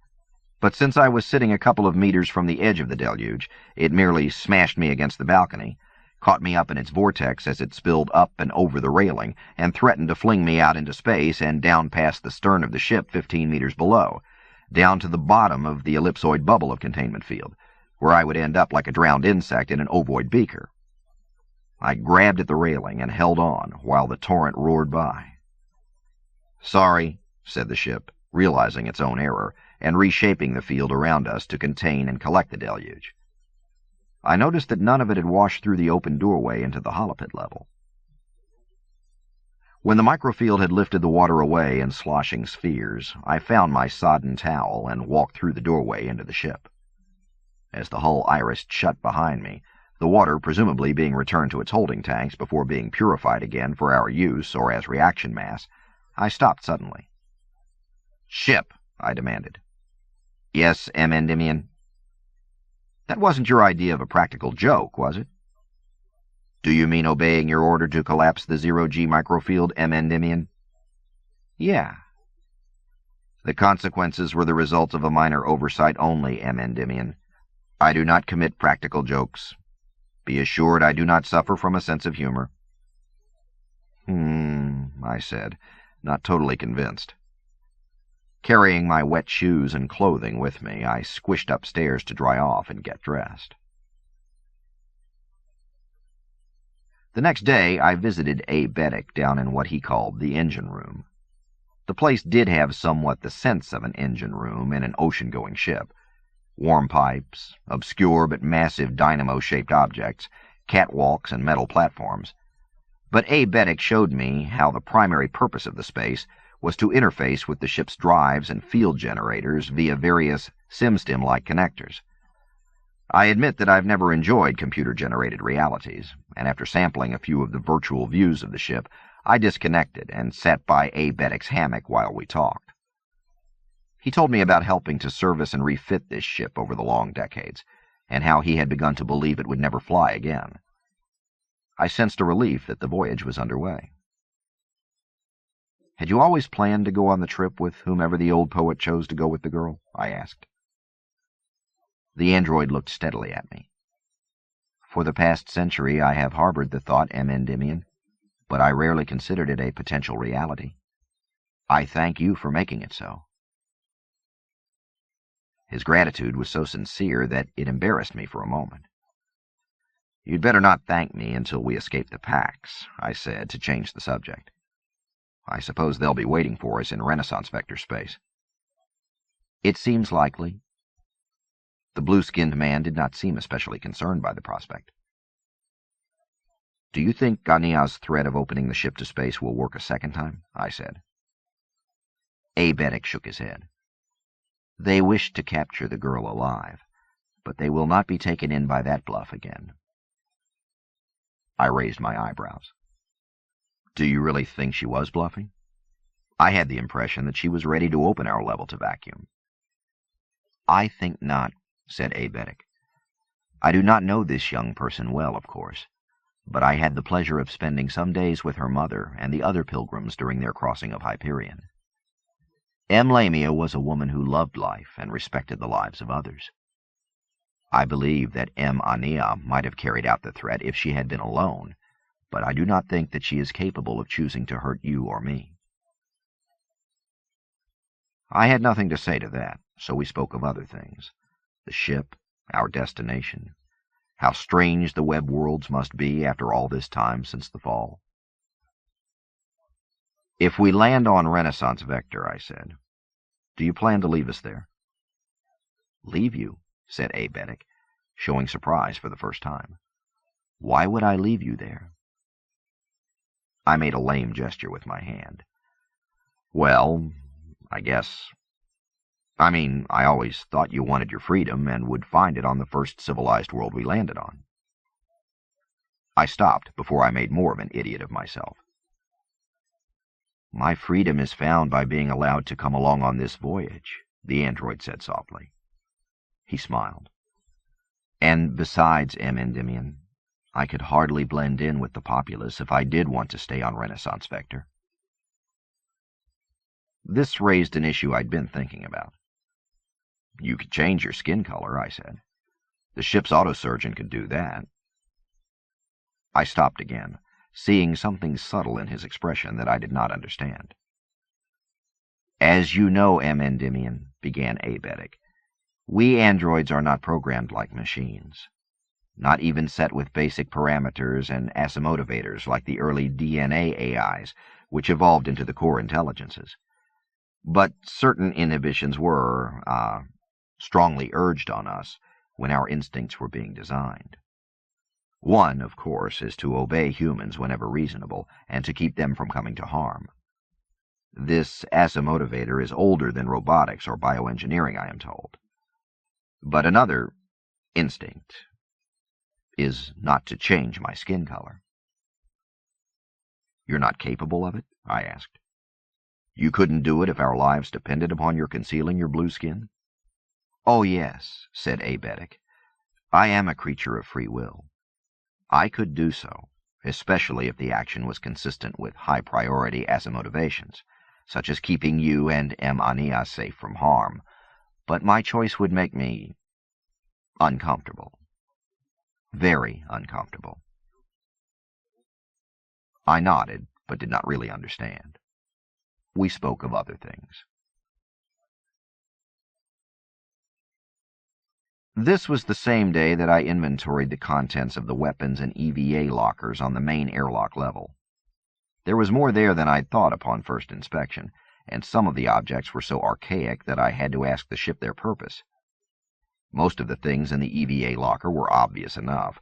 Spacesuits and hazardous atmosphere suits, 4 flybikes cleverly folded into their storage niches under the spacesuit closet, heavy-duty hand lamps, camping gear, osmosis masks, and scuba gear with flippers and spear guns, 1 EM flying belt, 3 boxes of tools, 2 well-equipped medkits, 6 sets of night vision and IR goggles, an equal number of lightweight headsets with mic bead communicators and vid cameras, and comm logs. These last items caused me to query the ship. On a world without a datasphere, I had grown up with little use for the things. The comm logs ranged from antiquated, the thin silver band of jewelry type that was popular several decades ago, to absolutely ancient, massive things the size of a small book.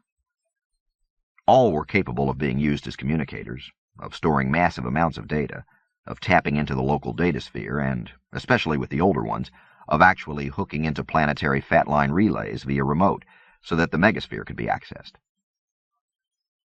I held one of the bracelet pieces in my palm. It weighed much less than a gram. Useless. I understood from listening to off-world hunters that there were a few worlds with primitive dataspheres once again. Renaissance Vector was one of them, I thought. But the fat line relays had been useless for almost 3 centuries. The fat line, that common band of FTL communication upon which the hegemony had depended, had been silent since the fall. I started to put the comm log back in its velvet-lined case. "You might find it useful to take with you if you leave me for any period of time," said the ship. I glanced over my shoulder. "Why?" "Information," said the ship. "I would be happy to download the bulk of my basic data logs into one or more of those. You could access it at will." I chewed my lip, trying to imagine any value in having the ship's confused mass of data on my wrist. Then I heard Grandam's voice from my childhood. "Information is always to be treasured, Raul. It is behind only love and honesty in a person's attempt to understand the universe." "Good idea," I said, snapping the thin silver thread around my wrist. "When can you download the databanks?" "I just did," said the ship. I had gone through the weapons locker carefully before we had reached Parvati space. There had been nothing there which could have slowed a Swiss guardsman for a second. Now I studied the contents of the locker with different purposes in mind. It is odd how old things look old. The spacesuits and flybikes and hand lamps, almost everything aboard the ship, seemed antiquated, out of style. There were no skin suits, for instance, and the bulk, design, and color of everything seemed like a hollow from a history text. But the weapons were a slightly different story. They were old, yes, but very familiar to my eye and hand. The consul had obviously been a hunter. There were 6 shotguns on the rack, well-oiled and stored properly. I could have taken any one of them and headed for the fens to bag ducks. They ranged from a petite .310 over and under to a massive 28-gauge double barrel. I chose an ancient but perfectly preserved 16-gauge pump with actual cartridges and set it in the corridor. The rifles and energy weapons were beautiful. The consul must have been a collector, because these specimens were works of art as well as killing devices. Scroll work on the stocks, blue steel, hand-fitted elements, perfect balance.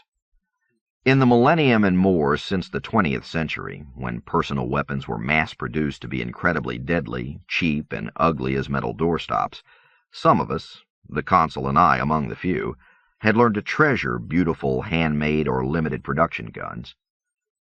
On the rack here were high-caliber hunting rifles, plasma rifles, not a misnomer I had learned while in Home Guard basic training. The plasma cartridges were bolts of sheer energy, of course, when they emerged from the barrel, but the cartridges did benefit from the barrel's rifling before they volatilized. 2 elaborately carved laser-based energy rifles. This was a misnomer, an artifact of language rather than design. Not that different from the one M. Herrig had killed Izzy with not so many days earlier. A matte black force assault rifle that probably resembled the one Colonel Fedman Kassad had brought to Hyperion 3 centuries ago. A huge-bore plasma weapon that the consul must have used for shooting dinosaurs on some world. And 3 handguns. There were no death wands. I was glad. I hated the damned things. I removed one of the plasma rifles, the force assault weapon, and the handguns for further inspection.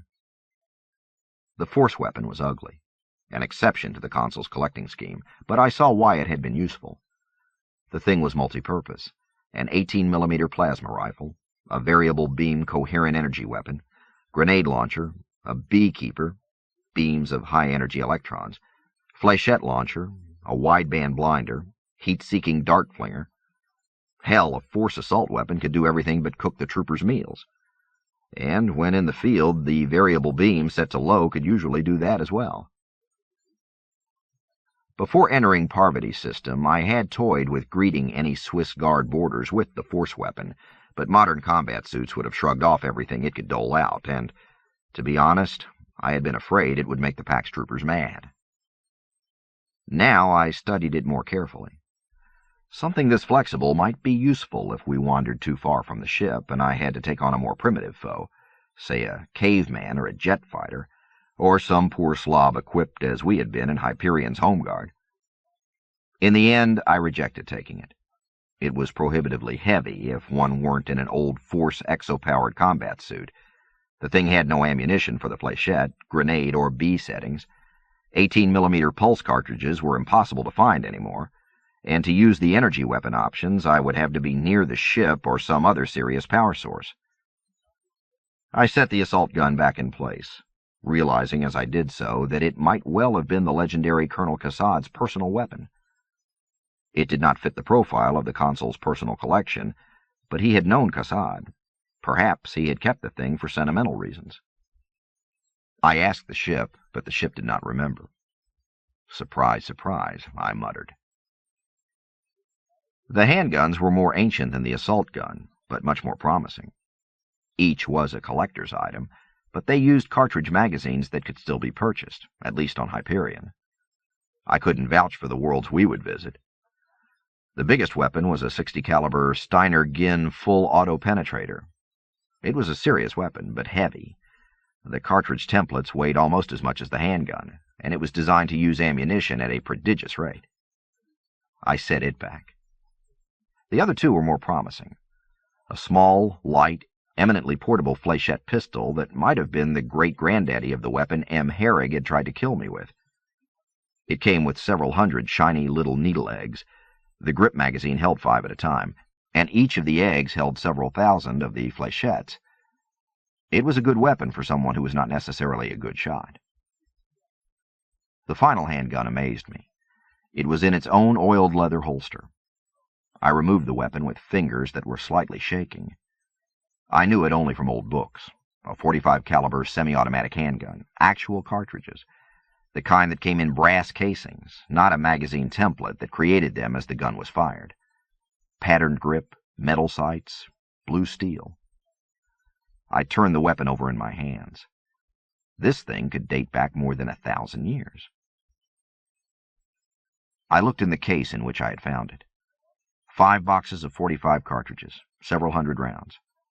I thought that they must be ancient as well, but I found the manufacturer's tag. Lucis, about 3 centuries ago. Hadn't Braun Lamia carried an ancient 45, according to the cantos? Later, when I asked Aenea, the child said that she had never seen her mother with a handgun. Still, it and the fléchette pistol seemed like weapons we should have with us.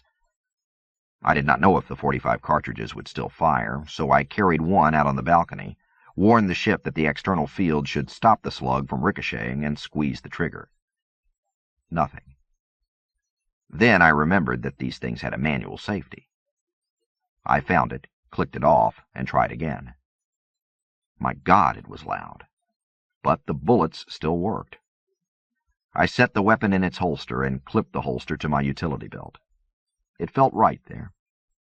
Of course, when the last .45 cartridge had been fired, that would be it forever, unless I could find an antique gun club that manufactured them.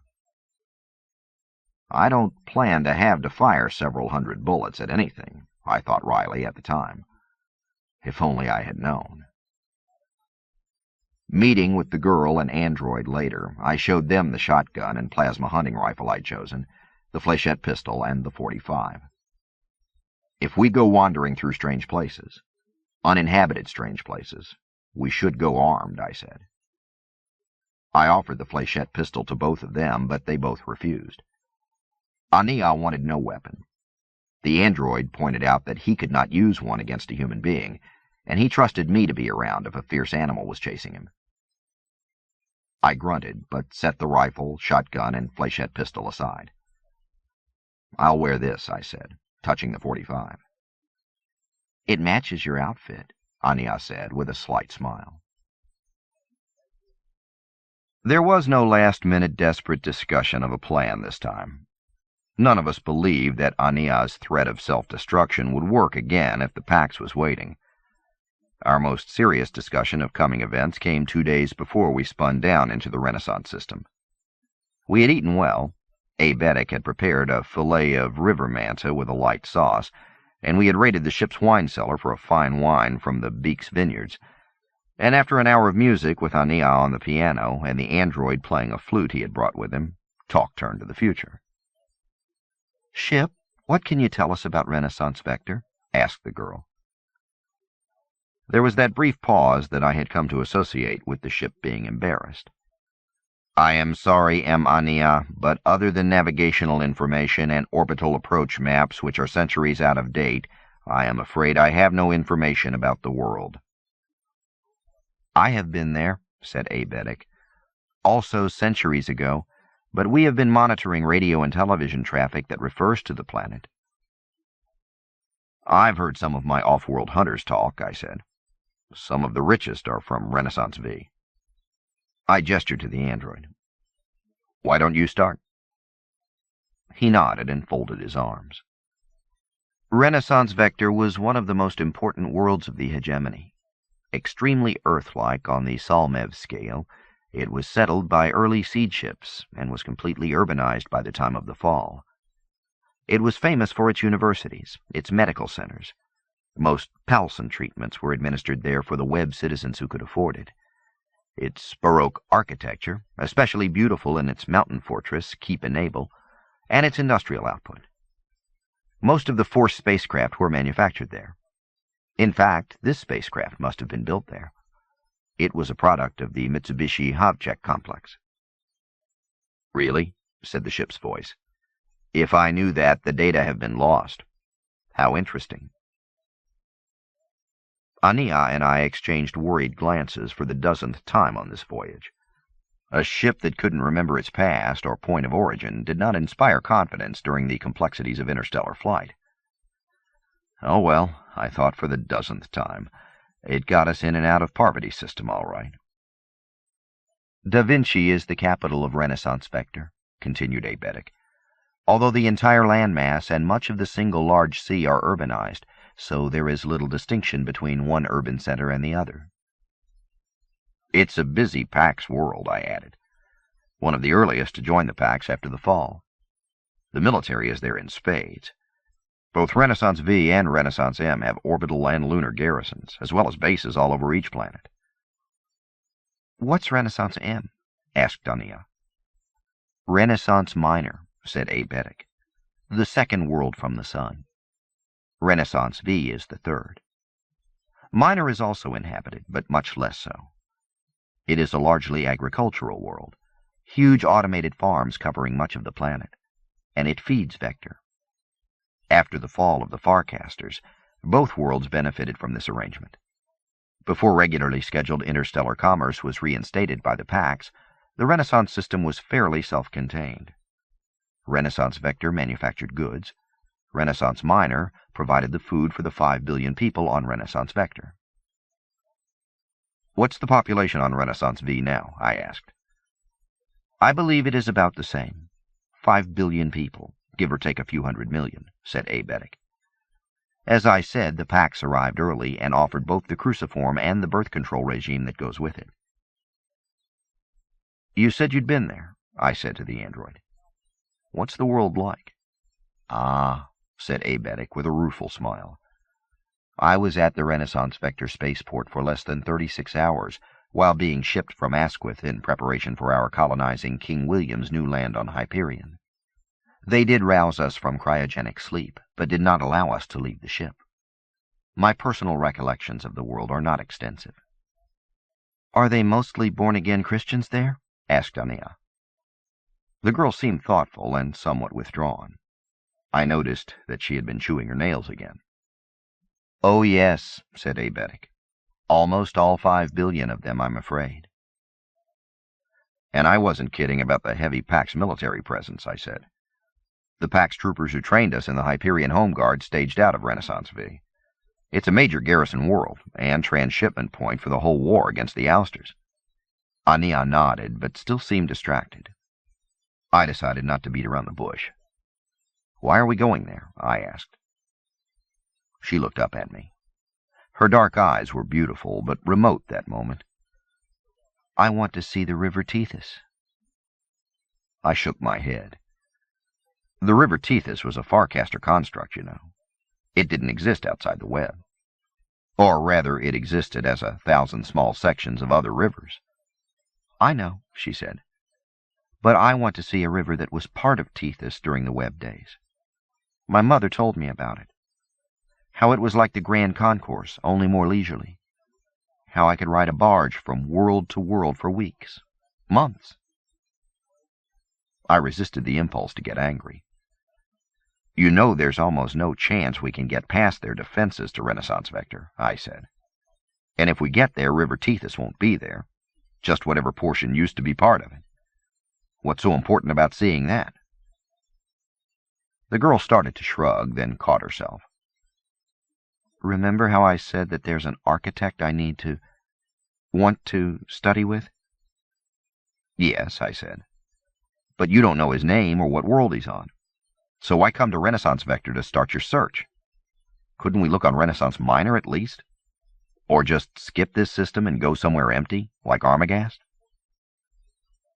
Aenea shook her head. I noticed that she had brushed her hair especially well. The blonde highlights were very visible. In my dreams, she said, one of the architect's buildings lies near the River Tethys. There are hundreds of other old Tethys worlds, I said, leaning closer to her so she could see that I was very serious. Not all of them will get us caught or killed by the Pax. Do we have to start in Renaissance System? I think so, she said softly. I dropped my large hands to my knees. Martin Silenus had not said that this trip would be easy or make sense. He had just said that it would make me a hero. All right, I said again, hearing the weariness in my own voice. What's our plan this time, kiddo? No plan, said Aenea. If they're waiting for us, I'm just going to tell them the truth. That we're going to land the ship on Renaissance Vector. I think they'll let us land. And if they do, I said, trying to imagine the ship surrounded by thousands of Pax troopers. We'll take it from there, I guess, said the girl. She smiled at me. Want to play 1/6 G billiards, you two? For money this time? I started to say something sharp, then changed my tone. You don't have any money, I said. Aenea's grin grew wider.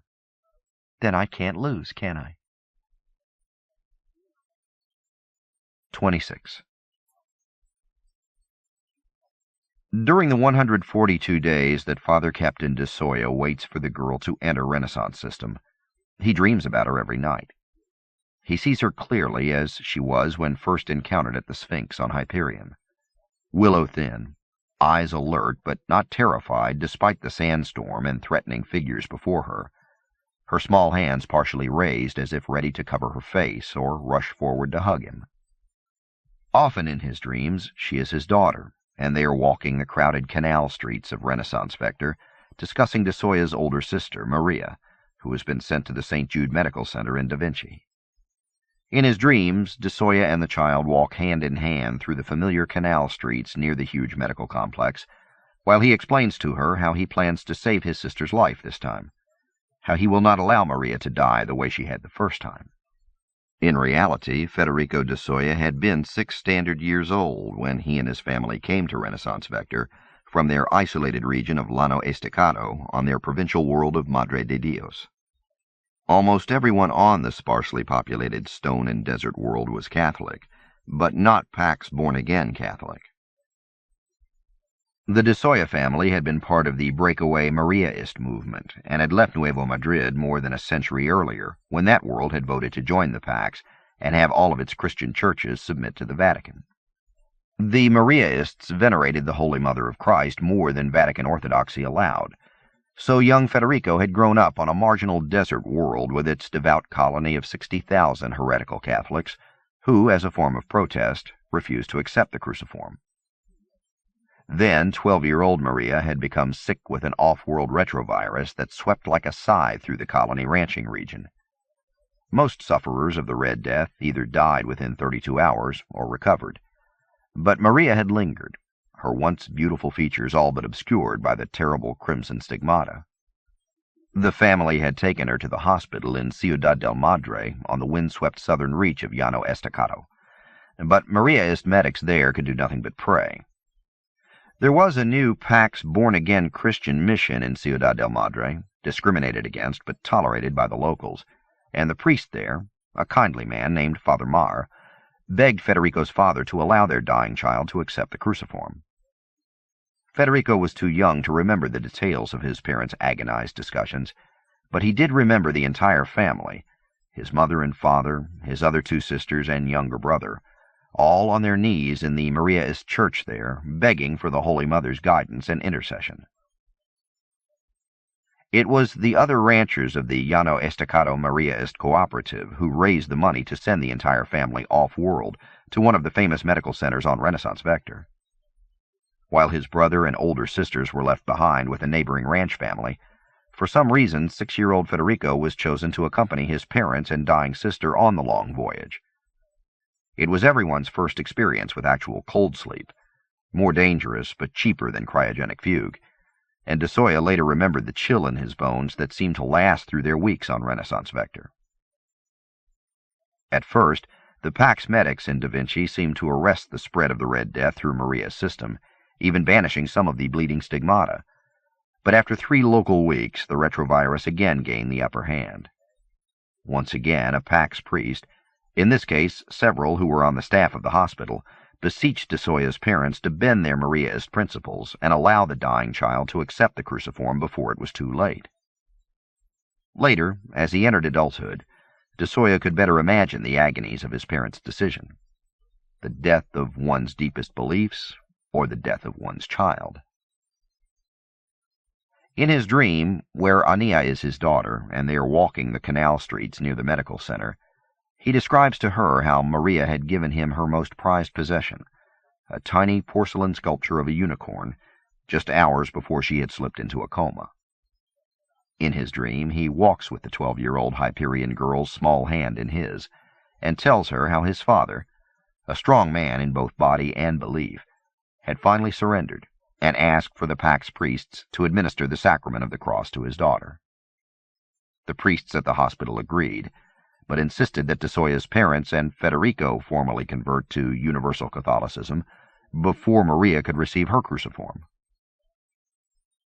De Soya explains to his daughter, Aenea, how he remembers the brief rebaptism ceremony at the local cathedral, St. John the Divine, where he and his parents renounced the ascendancy of the Holy Mother and accepted the sole dominion of Jesus Christ, as well as the power of the Vatican over their religious lives. He remembers receiving both First Communion and the cruciform that same evening. Maria's sacrament of the cross was scheduled for 10 p.m. She died suddenly at 8:45 p.m. By the rules of the Church and the laws of the Pax, someone who suffered brain death before receiving the cross could not be revived artificially to receive it.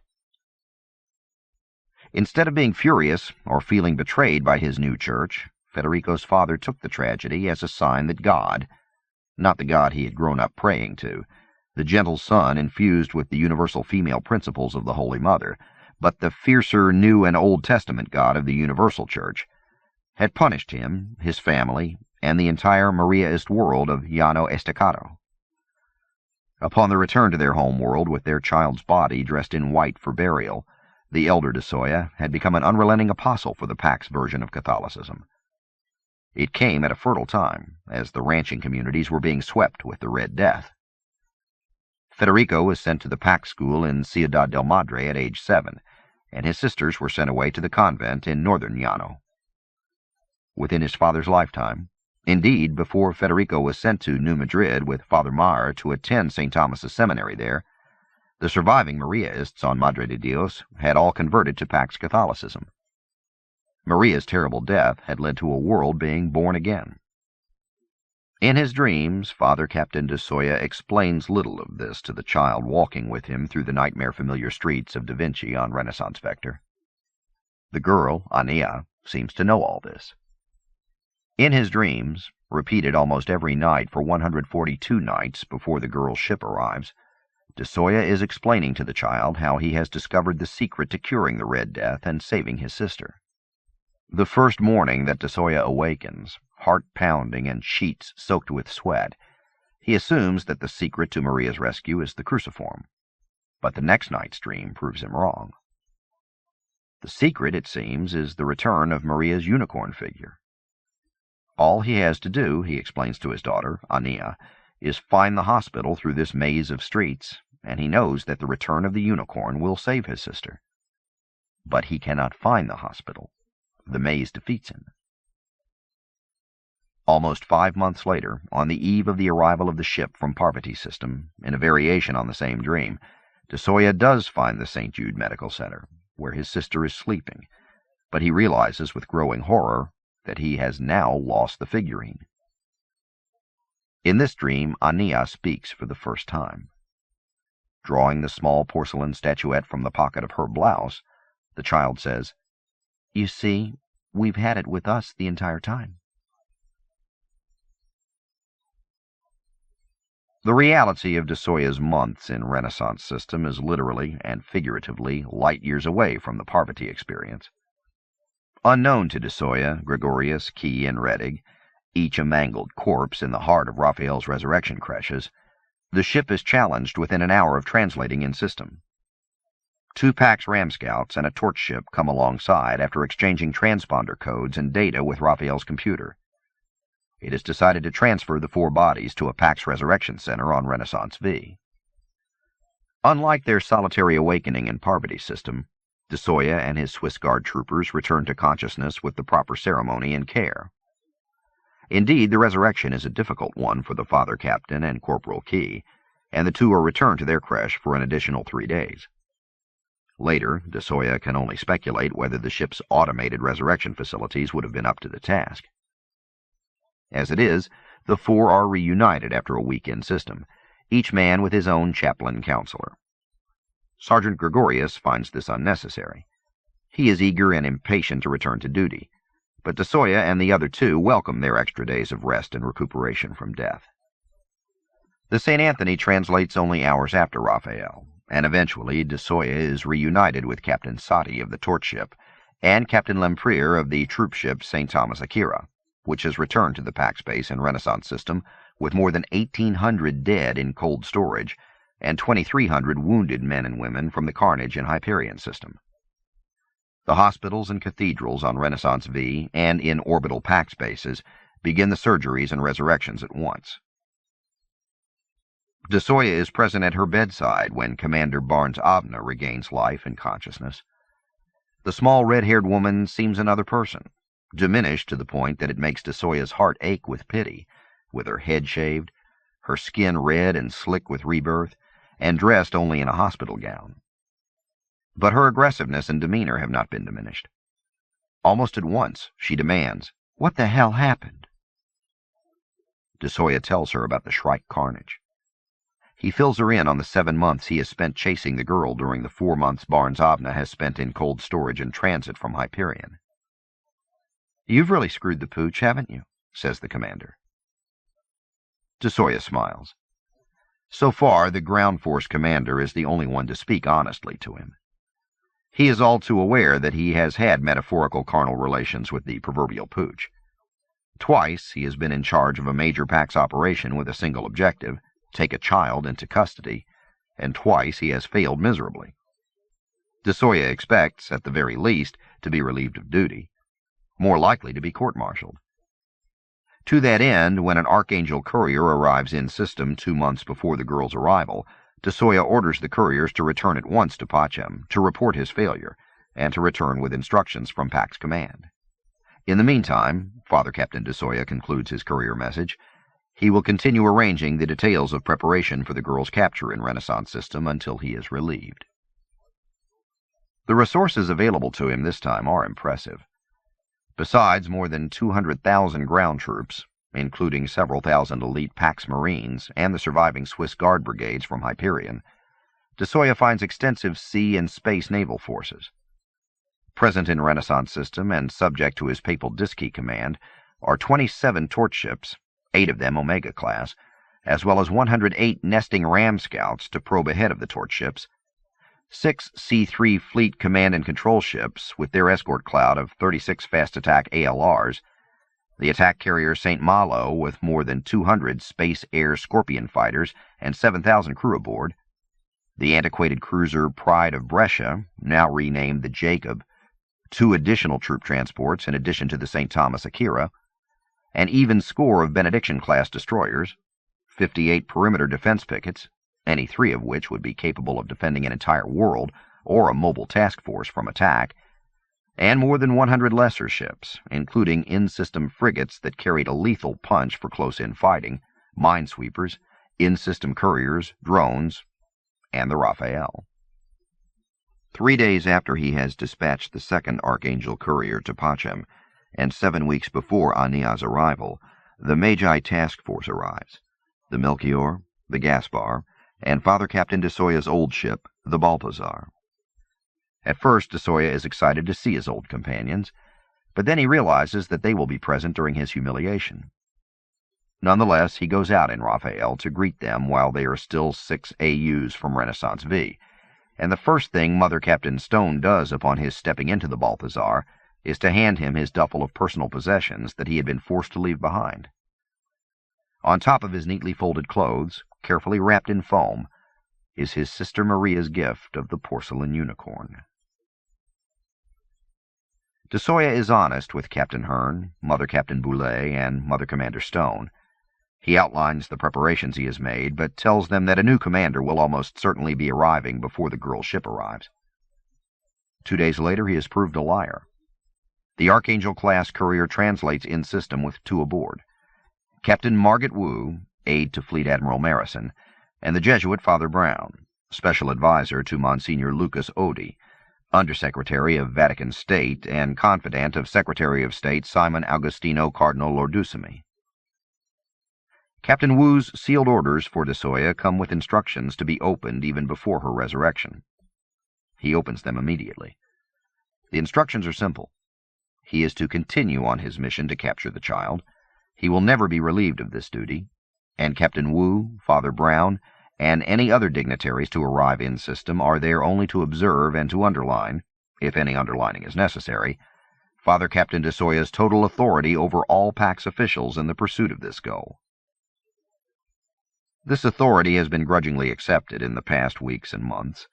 There are 3 PAX fleet admirals and 11 PAX ground force commanders in Renaissance System, and none are used to taking orders from a mere Father Captain.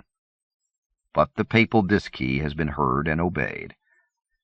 Now, in the final weeks, DeSoya reviews his plans and meets with commanders and civilian leaders of all levels, down to the mayors of Da Vinci and Benedetto, Toscanelli, and Fioravanti, Botticelli, and Masaccio. In the final weeks, with all plans made and forces assigned, Father Captain DeSoya actually finds time for personal reflection and activities. Alone now, away from the controlled chaos of staff meetings and tactical simulations, away even from Gregorius, Key, and Rettig, who accepted assignments as his personal bodyguards. De Soya walks the streets of Da Vinci, visits the St. Jude Medical Center, and remembers his sister, Maria. Somehow, he discovers, the nightly dreams are more compelling than seeing the real places. De Soya has discovered that his old patron, Father Maher, has been serving for many years as rector in the Ascension Benedictine Monastery in the city region of Florence on the opposite side of Renaissance V from Da Vinci, and he flies there to spend a long afternoon talking to the old man. Father Maher, now in his late 80s and looking forward to my first new life in Christ, is as optimistic, patient, and kind as De Soya remembers from almost 3 decades ago. Maher, it seems, has returned to Madre de Dios more recently than De Soya. "The Llano Estacado has been abandoned," says the old priest. "The ranches are empty now. Ciudad del Madre has a few dozen inhabitants, but only Pax researchers, seeing if the world is truly worth terraforming." "Yes," says De Soya. "My family emigrated back to Nuevo Madrid more than 20 standard years ago. My sisters serve the church, Loretta as a nun on Nevermore, Melinda as a priest on Nuevo Madrid." "And your brother, Esteban?" asks Father Maher with a warm smile. De Soya takes a breath. "Killed by the ousters in a space battle last year," he says. "His ship was vaporized. No bodies were recovered." Father Maher blinks as if he has been slapped. "I had not heard." "No," says De Soya. "You wouldn't have. It was far away, beyond the old outback. Word has not officially reached even my family yet. I know only because my duties took me to the vicinity and I met a returning captain who told me the news." Father Maher shakes his bald and mottled head. "Esteban has found the only resurrection which our Lord promised," he says softly, tears in his eyes. "Eternal resurrection in our Savior Jesus Christ." "Yes," says De Soya. A moment later he says, "Do you still drink scotch, Father Maher?" The old man's rheumy eyes lift to meet the other's gaze. "Yes, but only for medicinal purposes, Father Captain De Soya." De Soya's dark brows rise a bit. "I am still recovering from my last resurrection, Father Maher." The older priest nods seriously. "And I am preparing for my first one, Father Captain De Soya. I shall find the dusty bottle." On the following Sunday, De Soya celebrates Mass at the Cathedral of St. John the Divine, where he had accepted the cross so long ago. More than 800 of the faithful are in attendance, including Father Maher and Father Brown, the intelligent and insightful aide to Monsignor Oddi. Sergeant Gregorius, Corporal Key, and Lancer Reddig also attend, taking communion from De Soya's hand. That night, De Soya again dreams of Aenea. "How is it that you are my daughter?" he asks this night. "I have always honored my vows of celibacy." The child smiles and takes his hand. 100 hours before the girl's ship is to translate, De Soya orders his fleet into position. The translation point is perilously close to the gravity well of Renaissance Vector, and many of the experts are concerned that the old ship will break up, either under the gravity torque of such an unadvisable close exit from C+, or from the horrendous deceleration needed if the ship is to land on the planet. Their concerns remain largely unspoken, as is their frustration at being kept in Renaissance system. Many of the fleet units had assignments along the frontier or deep in ouster space. This waste of time has most of the officers on edge. It is largely because of this undercurrent of tension that Father Captain De Soya calls a meeting of all line officers 10 hours before the translation. Such conferences are usually handled over tight beam link-ups, but De Soya has the men and women physically transfer to the carrier St. Malo. The huge ship's main briefing room is large enough to handle the scores of attending officers. De Soya begins by reviewing the scenarios they have practiced for weeks or months now.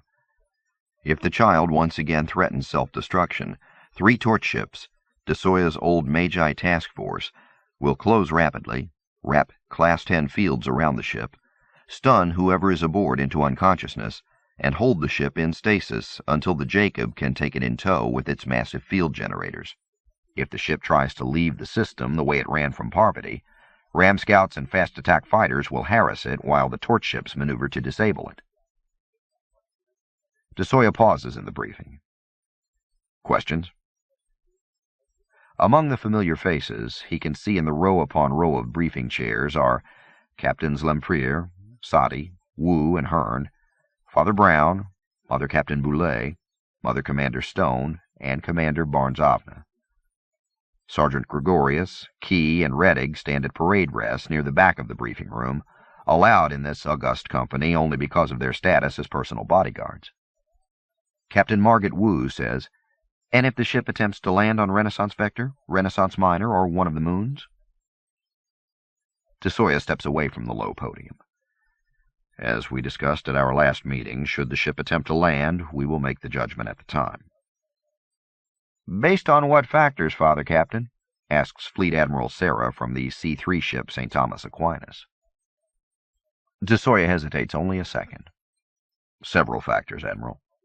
Where the ship is headed, whether it would be safer for the girl to allow it to land or to attempt to disable it en route, whether there is any chance for the ship to escape." "Is there any chance?" asks Commander Barnes-Avna. The woman is hale and formidable again in her space-black uniform. "I will not say that there is no chance," says Father Captain Desoya. "Not after Hyperion. But we will minimize any chance." "If the Shrike creature appears," begins Captain Lempriere. "We have rehearsed the scenario," says Desoya, "and I see no reason to vary from our plans. This time we will rely upon computerized fire control to a greater extent. On Hyperion, the creature remained in one spot for less than 2 seconds. This was too fast for human reactions and confused the programming in automated fire control systems. We have reprogrammed those systems, including individual troopers' suit fire control systems." "So the Marines will board the ship?" asks a ram scout captain in the last row. "Only if all else fails," says Desoya. "Or after the girl and any companions have been locked in the stasis fields and stunned into unconsciousness." "And death wands will be used against the creature?" asks a destroyer captain. "Yes," says Desoya, "as long as doing so does not put the child in danger." Any other questions? The room is silent. "Father Maher from Ascension Monastery will close with the blessing," says Father Captain Desoya. "Godspeed to you all." 27. I am not sure what made us all go up to the consul's bedroom at the apex of the ship to watch the translation to normal space. His large bed, the one I had been sleeping in for the past couple of weeks, was in the center of the room, but it folded to a sort of couch, and I did that now. Behind his bed were 2 opaque cubes, the wardrobe cubby and the shower lavatory cube. But when the hull was allowed to go transparent, these cubes were just dark blocks against the star field all around and overhead. As the ship spun down from Hawking velocities, we asked that the hull be made transparent. Our first glimpse, before the ship started its rotation to line up for deceleration, was of the world of Renaissance Vector, close enough to be a blue and white disk rather than a starry speck, with 2 of its 3 moons visible. The Renaissance sun was brilliant to the left of the illuminated planet and moons. There were scores of stars visible, which was unusual, since the glare of the sun usually darkened the sky so that only a few of the brightest stars could be seen. Aenea commented on this. "Those are not stars," said the ship as it completed its slow rotation. The fusion drive roared into existence as we began decelerating toward the planet. Normally, we never would have exited from C+ this close to a planet and moons. Their gravity wells made spin-down velocities very dangerous. But the ship had assured us that its augmented fields would handle any problems. But not this problem. "Those are not stars," repeated the ship. "There are more than 50 ships under drive within a 100,000-kilometer radius of us. There are dozens more in orbital defense positions. 3 of those ships, torch ships from their fusion signature, are within 200 kilometers of us and are closing. None of us said a word. The ship had not had to tell us this final bit of information. The 3 fusion drive streaks seemed to be directly overhead, burning down at the top of our decelerating ship like blowtorch flames coming at our faces. "We are being hailed," said the ship. "Visual?" said Aenea. "Audio only." The ship's voice sounded more terse and businesslike than usual. Was it possible for an AI to feel tension? "Let's hear it," said the girl. "The ship which has just entered Renaissance system," the voice was saying. It was a familiar voice. We had heard it in Parvati system. Father Captain de Soya.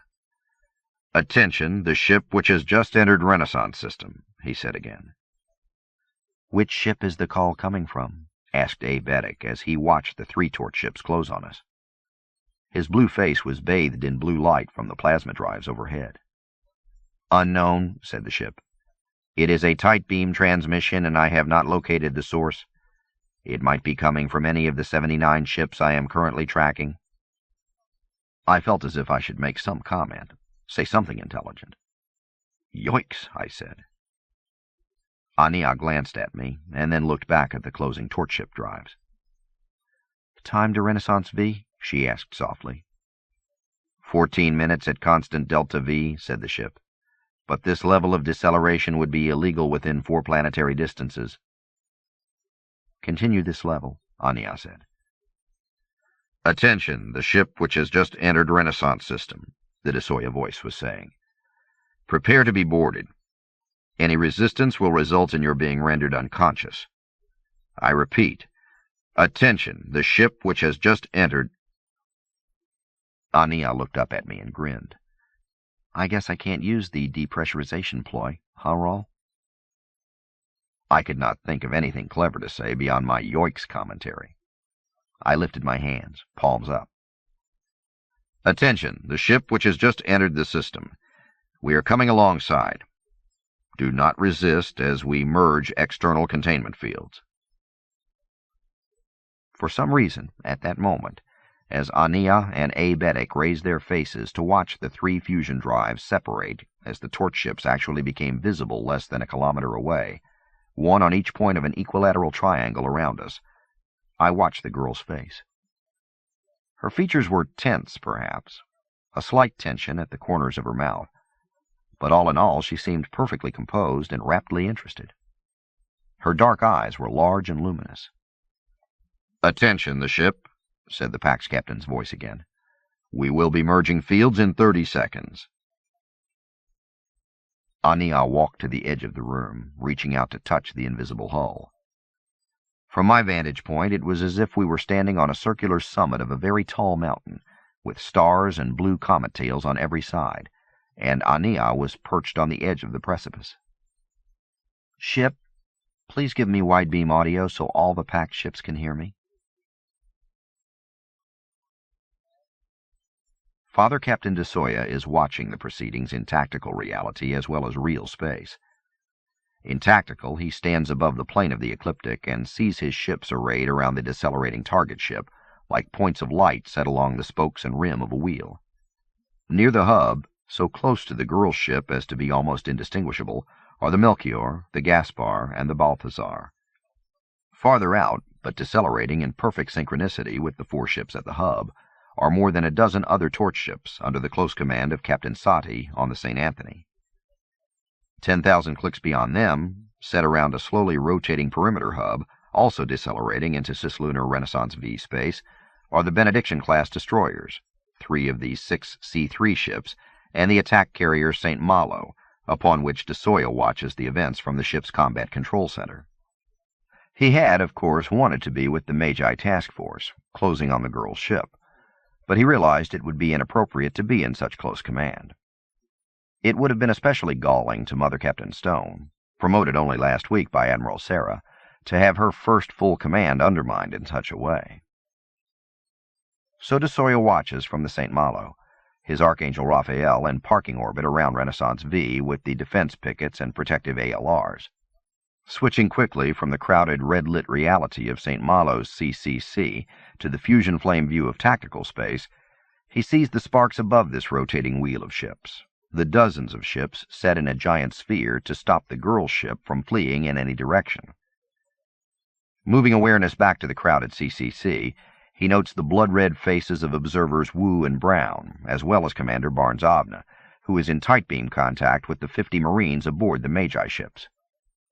In the corners of the crowded combat control center, DeSoya can see Gregorius and his 2 troopers. All 3 of them had been bitterly disappointed not to be in the boarding parties, but DeSoya is holding them back as personal bodyguards for the trip back to Pachem with the child. He keys the tight beam channel to the girl's ship again. "Attention, the ship," he says, feeling the pounding of his heart almost as background noise. "We will be merging fields in 30 seconds. He realizes that he is terrified for the girl's safety. If something is to go wrong, it will be in the next few minutes. Simulations have honed the process so that there is only a 6% projected chance of the girl's being harmed, but 6% is too large for DeSoya. He has dreamed of her every night for 142 nights. Suddenly the common band rasps, and the girl's voice comes over the combat control center speakers. "Father Captain DeSoya," she says. There is no visual. "Please do not attempt to merge fields or board this ship. Any attempt to do so will be disastrous." DeSoya glances at the readout. 15 seconds to fields merging. They have gone over this. No threats of suicide will prevent their boarding this time. Less than 1/100th of a second after the fields merge, all 3 of the Magi torch ships will spray the target ship with stun beams. "Think, Father Captain," comes the girl's soft voice. "Our ship is controlled by a hegemony-era AI. If you stun us—" "Stop fields merge," snaps DeSoya with less than 2 seconds until that is to happen automatically. Acknowledgement lights flick on from the Melchior, Gaspar, and Balthazar. "You've been thinking silicon," continues the girl. "But our ship's AI core is completely organic, the old DNA type of processor banks. If you stun us into unconsciousness, you stun it." "Damn, damn, damn," DeSoya hears. At first he thinks it is himself whispering, but he turns to see Captain Wu cursing under her breath. "We are decelerating at 87 gravities," continues Aenea. "If you knock our AI out, well, it controls all internal fields, the drives." DeSoya switches to the engineering bands on the St. Malo and the Magi ships. "Is this true? Will this knock out their AI?" There is an unbearable pause of at least 10 seconds. Finally, Captain Hearn, whose academy degree had been in engineering, comes on the tight beam. "We don't know, Federico. Most of the details of true AI biotechnology have been lost or suppressed by the Church. It is a mortal sin to—" Yes, snaps DeSoya, but is she telling the truth? Somebody here has to know. Will a DNA-based AI be at risk if we spray the ship with stunners? Bramley, the chief engineer on the St. Malo, keys in. "Sir, I would think that the designers would have protected the brain from such a possibility." "Do you know?" demands DeSoya. "No, sir," says Bramley after a moment. "But that AI is totally organic?" persists DeSoya. "Yes," comes Captain Hearn's voice on tight beam. "Except for the electronic and bubble memory interfaces, a ship's AI of that era would have been cross-helix structured DNA held in suspension with—" "All right," says DeSoya, on multiple tight beams to all ships. "Hold your positions. Do not, repeat, do not let the girl's ship change course or attempt spin up to C+. If it attempts this, merge and stun." Acknowledgement lights flicker from Magi and the outer ships. "So please don't create this disaster," comes the end of Aenea's broadcast. "We are only trying to land on Renaissance Vector." Father Captain DeSoya opens his tight beam to her ship. "Aenea," he says, his voice gentle, "let us board." and we'll take you to the planet. I guess I'd rather land there myself, says the girl. DeSoya thinks that he can hear a hint of amusement in her voice. Renaissance Vector is a big world, says DeSoya, watching the tactical readout as he speaks. They are 10 minutes from entering atmosphere. Where do you want to land? Silence for a full minute. Then Aenea's voice. The Leonardo spaceport in Da Vinci would be all right. That spaceport has been closed for more than 200 years, says DeSoya. Aren't your ship's memory banks more recent than that? Only silence on the comm channels. There is a Pax Mercantilis spaceport at the western quadrant of Da Vinci, he says. Will that do? Yes, says Aenea. You will have to change direction, enter orbit, and land under space traffic control, tight beams DeSoya. I will download the Delta V changes now. No, says the girl. My ship will land us. DeSoya sighs and looks at Captain Wu and Father Brown. Commander Barnes-Avna says, My Marines can board within 2 minutes. Her ship will be entering atmosphere in 7 minutes, DeSoya says. At her velocity, even the slightest miscalculation will be fatal. He keys the tight beam. Aenea, there is too much space and aircraft traffic over Da Vinci for you to try a landing like this. Please instruct your ship to obey the orbital insertion parameters I've just transmitted and— I'm sorry, Father Captain, says the girl, but we're going to land now. If you want the spaceport traffic control to send up approach data, that would help. If I talk to you again, it'll be when we're all on the ground. This is me. Out. Damn, says DeSoya. He keys Pax Mercantilis traffic control. Did you copy that, Control? Sending approach data. Now, comes the controller's voice. Hearn, Stone, Boulay, snaps DeSoya. You copy? Acknowledged, says Mother Captain Stone. We're going to have to break off in 3 minutes, 10 seconds. DeSoya flicks into tactical long enough to see the hub and wheel breaking up as the torch ships initiate their Delta Vs to achieve braking orbits. The ships were never designed for atmosphere. The St. Malo has been in orbit around the planet and now lies almost in the path of the girl's ship as it brakes wildly before entering atmosphere. Prepare my dropship, commands DeSoya. Cap, he says over the planetary comm channel. Here, sir, comes Flight Commander Klaus's acknowledgement. She and 46 other Scorpions are waiting in combat air patrol high above Da Vinci. Are you tracking? Good plot, sir, says Klaus. I remind you that no shots will be fired except under my direct command, Flight Commander. Yes, sir. The St. Malo will be launching, 17 fighters, which will follow the target ship down, says DeSoya. My dropship will make the number 18. Our transponders will be set to 059. Affirmative, says Klaus. Beacons to 059er. Target ship and 18 friendlies. DeSoya out, he says, and unplugs his umbilicals to the combat control center panels. Tactical space disappears.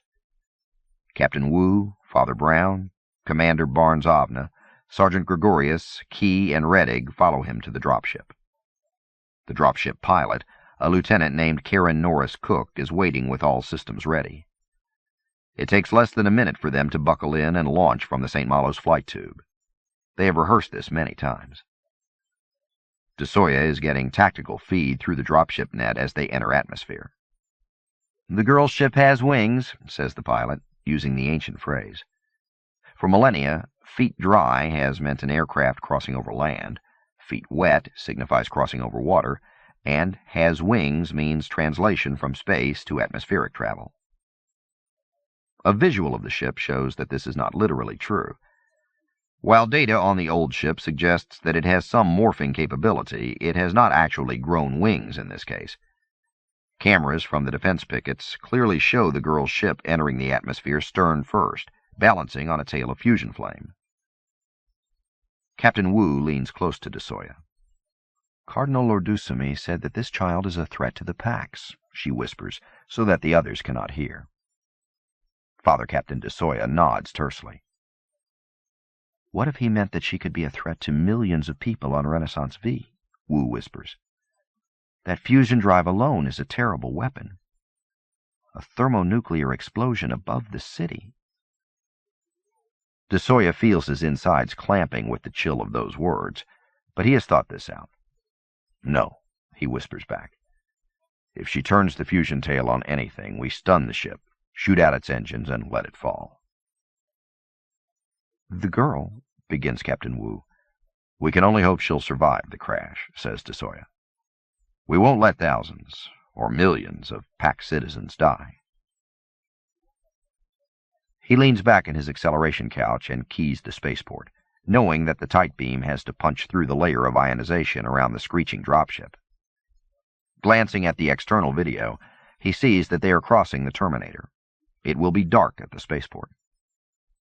Spaceport Control, acknowledges the Pax traffic director. The target ship is decelerating on our directed flight path. Delta V is high, illegal, but acceptable. All aircraft traffic cleared for a 1,000-kilometer radius. Time to landing, 4 minutes, 35 seconds. Spaceport secured, chimes in Commander Barnes-Avna on the same net. DeSoya knows that there are several thousand Pax troops in and around the spaceport. Once the girl's ship is down, it will never be allowed to take off again. He looks at the live video. The lights of Da Vinci gleam from horizon to horizon. The girl's ship has its navigation lights on, red and green beacons flashing. The powerful landing lights flick on and stab downward through clouds. On path, comes the traffic controller's calm voice. Deceleration nominal.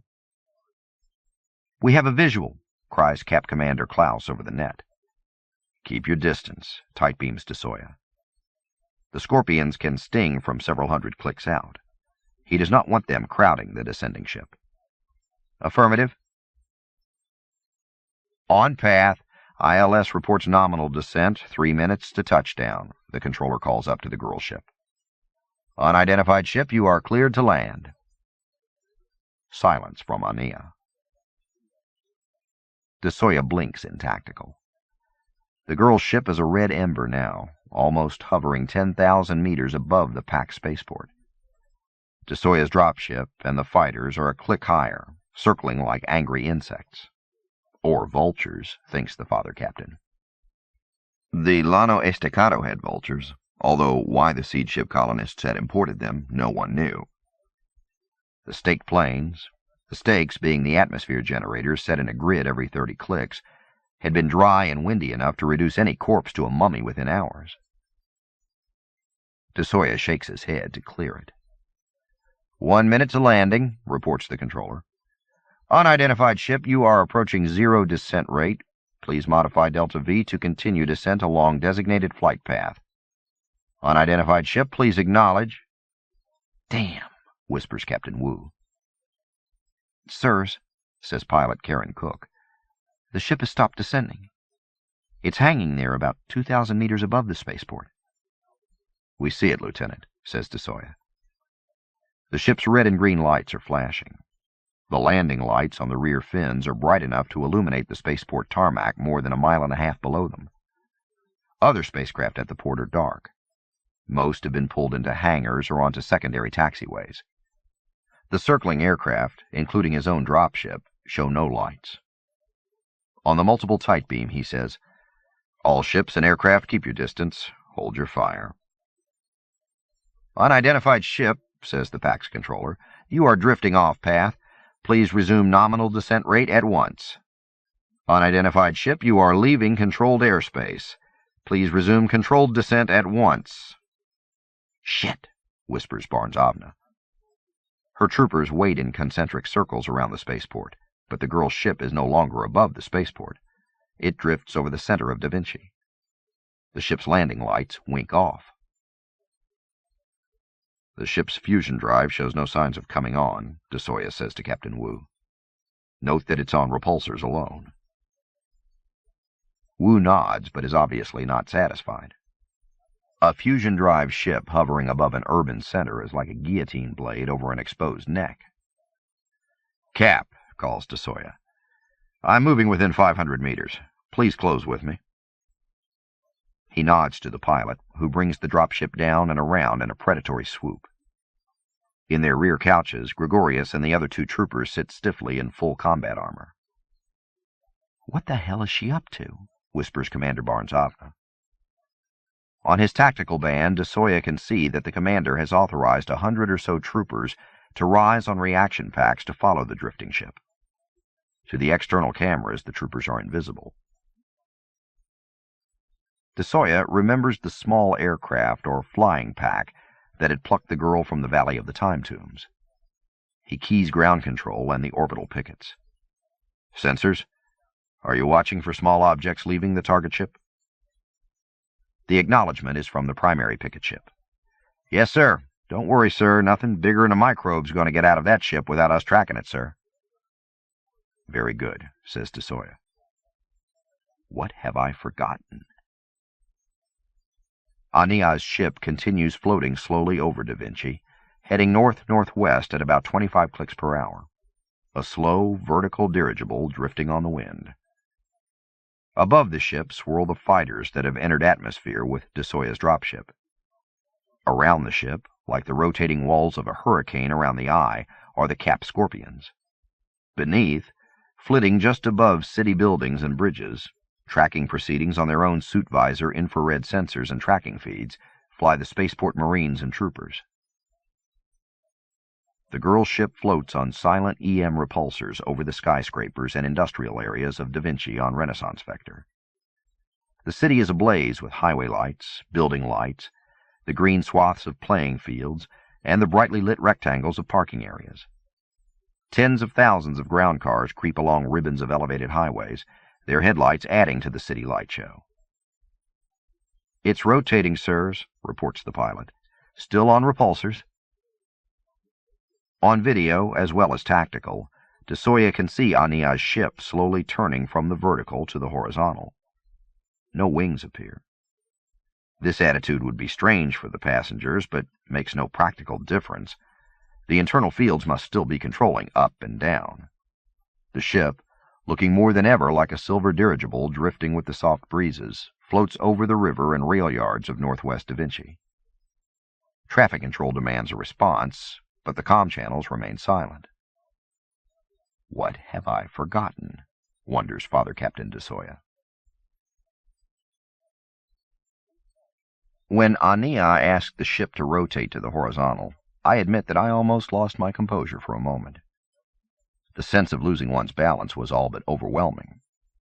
All 3 of us had been standing near the edge of the circular room, looking down through the clear hull as if peering over a cliff's edge. Now we tipped over toward those lights 1,000 meters below. Aebetic and I took several involuntary steps back toward the center of the room. I actually flailed my arms to keep my balance. But Aenea remained at the edge of the room, watching the ground tip up and become a wall of city buildings and lights. I almost sat down on the couch, but I managed to remain standing and control my vertigo by seeing the ground as a giant wall we were flying past. Streets and the rectangular grid of city blocks moved by as we drifted forward. I turned in a complete circle, seeing the few brightest stars through the city glare behind me. The clouds reflected back the orange lights of the city. "What are we looking for now?" I asked. At intervals, the ship reported the presence of the circling aircraft and the number of sensors probing us. We had ordered the ship to shut off the insistent demands of spaceport traffic control. Aenea had wanted to see the river. Now we were over it. A dark serpentine ribbon wound through the city lights. We drifted over it toward the northwest. Occasionally a barge or pleasure boat passed underneath, although from this perspective the lights seemed to crawl up or down the wall of the city we were drifting by. Instead of answering me directly, Aenea said, "Ship, you're sure that this used to be part of the Tethys?" "According to my charts," said the ship. "Of course my memory is not—" "There!" cried Aebetic, pointing directly ahead down the line of dark river. I could see nothing, but evidently Aenea did. "Get us lower," she ordered the ship. "Quickly." "The safety margins have already been violated," said the ship. "If we drop below this altitude, we may—" "Do it!" shouted the girl. "Override. Code 6 prelude. C-sharp. Do it! The ship lurched down and forward. Head for that arch, said Aenea, pointing directly overhead along the wall of city and dark river. Arch, I said. Then I saw it. A black cord, an arc of darkness against the city lights. Abetic looked at the girl. I had half expected it to be gone, torn down. Aenea showed her teeth. They can't tear it down. It would take atomic explosives, and even those might not work. The Technocore directed the construction of those things. They're built to last. The ship was hurtling forward now on repulsors. I could clearly see the arch of the Farcaster portal like a giant hoop over the river. An industrial park had grown up around the ancient artifact, and the rail yards and storage yards were empty except for cracked concrete, weeds, rusting wire, and the hulks of abandoned machines. The portal was still a kilometer away. I could see the lights of the city through it. No, now it seemed to shimmer a bit, as if a curtain of water were falling from the metal arch. We're going to make it, I said. No sooner were the words out than a violent explosion rattled the ship, and we began plunging toward the river. The old Farcaster portal, cries Desoya. He had seen the arch a minute earlier, but had thought it another bridge. Now it sinks in. They're headed for the Farcaster portal. This used to be part of the River Tethys. He brings up tactical. Sure enough, the girl's ship is accelerating toward the arch. Relax, says Commander Barnes-Avna. The portals are dead. They haven't worked since the fall. It can't... Get us closer, Desoya shouts at the pilot. The dropship accelerates, throwing them all deep into their couch cushions. There is no internal containment field in a dropship. Get us close. Close the gap, Desoya shouts at the lieutenant. On the wideband command channels, he says, all aircraft close on the target. They're going to beat us to it, says Pilot Cook through the 3G force pressing her back into the command chair. Cap leader, calls Desoya, his voice strained by the high G load. Fire at the target. Fire to disable engines and repulsors. Now! Energy beams lance through the night. The girl's ship seems to stumble in midair, like a gut-shot beast, and then falls into the river several hundred meters short of the Farcaster portal. An explosion of steam mushrooms up into the night. The dropship banks around the pillar of steam at an altitude of 1,000 meters. The air is filled with circling aircraft and flying troopers. The comm channels are suddenly alive with excited chatter. Shut up, orders Desoya over the widebands. Cap leader, can you see the ship? Negative, comes Klaus's voice. Too much steam and debris from the explosion. Was there an explosion? Demands Desoya. Then on tight beam to the defense pickets 1,000 clicks above.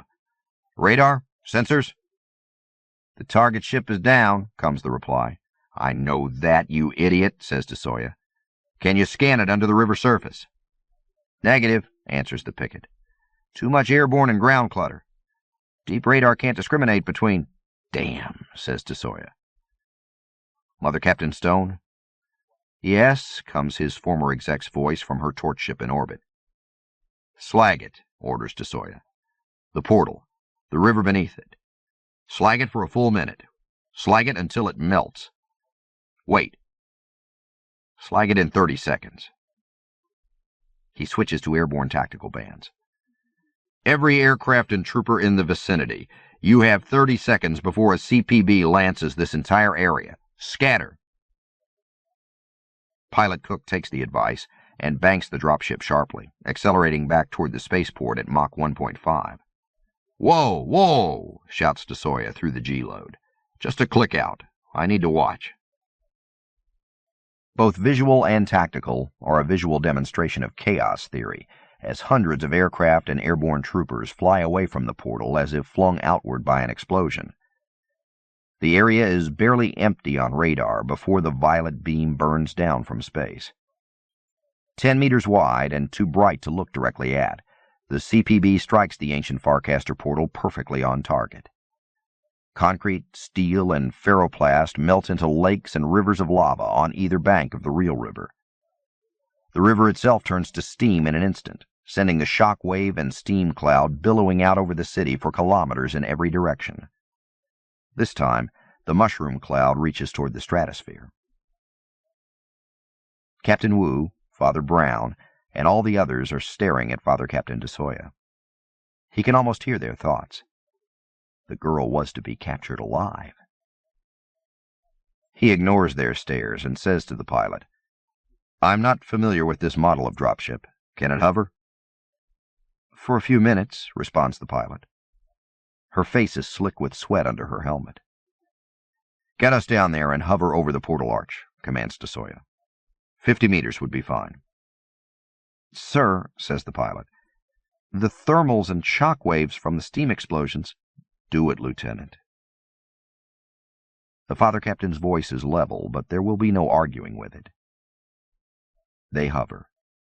Steam and a violent drizzle fill the air, but their searchlight beams and high-profile radar stab downward. The Farcaster arch is glowing white-hot, but it still stands. "Amazing," whispers Commander Barnes-Avna. Mother Captain Stone comes over tactical. "Father Captain, the target was hit, but it's still there. Do you want me to lance it again?" "No," says DeSoya. Beneath the arch, the river has cauterized itself, water flowing back into the superheated scar. New steam billows upward as the riverbanks of melted steel and concrete flow into water. The hissing is audible through the external pickups. The river is wild with eddies and whirlpools. It is filled with swirling debris. DeSoya looks up from tactical and his monitors and sees the others looking at him again. The orders were to take the child alive and return her to Pachem. "Commander Barnes-Avna," he says formally, "would you please order your troopers to land and begin an immediate search of the river and adjoining areas?" "Certainly," says Barnes-Avna, keying her command net and issuing orders. Her gaze never leaves Father Captain DeSoya's face. 28. In the days that follow the dragging of the river and the discovery of no spaceship, no bodies, and only a hint of debris of what may have been the girl's ship, Father Captain DeSoya fully expects a court-martial and perhaps an excommunication. The Archangel courier is dispatched to Pachem with the news, and within 20 hours the same ship, with different human couriers, returns with the verdict. There will be a board of review. DeSoya nods when he hears the news, believing it to be a precursor to his return to Pachem for court-martial and worse. Surprisingly, it is the pleasant Father Brown who heads the board of review, as personal representative of Secretary of State Simon Agostino Cardinal Lordusimi, with Captain Wu standing in for Admiral Marison of Pax Fleet. Other members of the board include 2 of the admirals present during the debacle and Commander Barnes-Avna. DeSoya is offered counsel, but he refuses. The Father Captain is not under arrest during the 5 days of the board hearing, not even under house arrest, but it is understood that he will remain on the Pax military base outside of Da Vinci until the hearing is concluded. During those 5 days, Father Captain DeSoya walks along the river path within the base confines, watches news on local television and direct access channels, and occasionally looks skyward, imagining that he can guess where Raphael still swings in parking orbit, uncrewed and silent except for its automated systems. DeSoya hopes that the ship's next captain brings it more honor. Many of his friends visit him. Gregorius, Key, and Redig are nominally still his bodyguards, although they no longer carry weapons and, like DeSoya, remain on the Pax base in virtual arrest. Mother Captain Boulay, Captain Hearn, and Mother Captain Stone all stop by after giving their testimony and before shipping out for the frontier. That evening, DeSoya watches the blue tails of their dropships rising toward the night sky and envies them. Captain Sati of the St. Anthony has a glass of wine with DeSoya before returning to his torch ship and active duty in another system. Even Captain Lempriere comes by after testifying. and it is that bald man's halting sympathy that finally angers DeSoya. On the 5th day, DeSoya goes before the board. The situation is odd. DeSoya still holds the papal disk key, and thus is technically beyond reproach or indictment, but it is understood that Pope Julius, through Cardinal Lourdusame, has willed this board of review, and DeSoya, shaped to obedience through both his military and Jesuit training, complies with humility. He does not expect exoneration. In the tradition of ship captains since the Middle Ages on old Earth, DeSoya knows well that the coin of a captain's prerogatives has two sides: almost godlike power over everyone and everything aboard one ship, balanced by the requirement to take total responsibility for any damage to the ship or failure of one's mission. DeSoya has not damaged his ship, neither his former task force nor his new ship, the Raphael, but he is acutely aware that his failure has been total.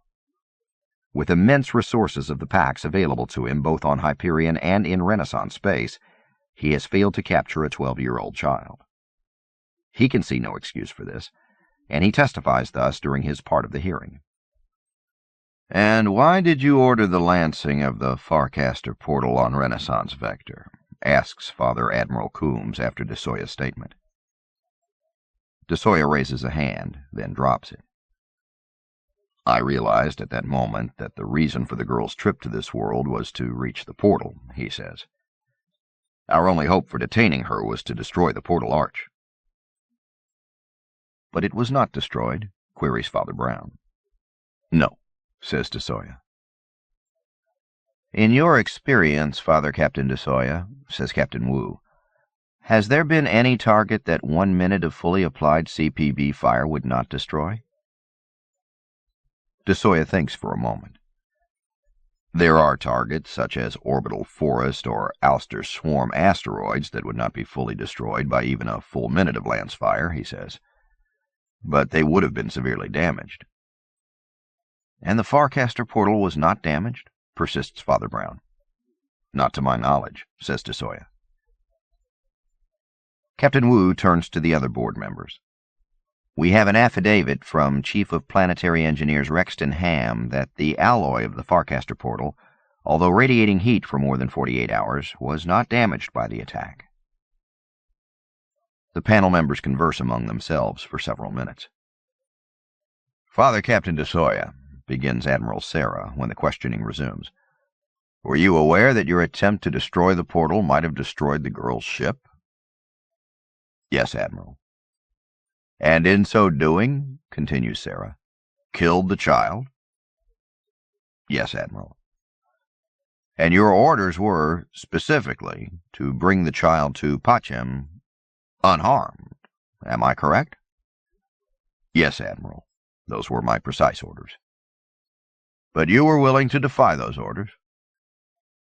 DeSoya takes a breath. "In this case, Admiral, I felt it was a calculated risk. My instructions were that it was of paramount importance to bring the child to Pachem within the shortest time possible.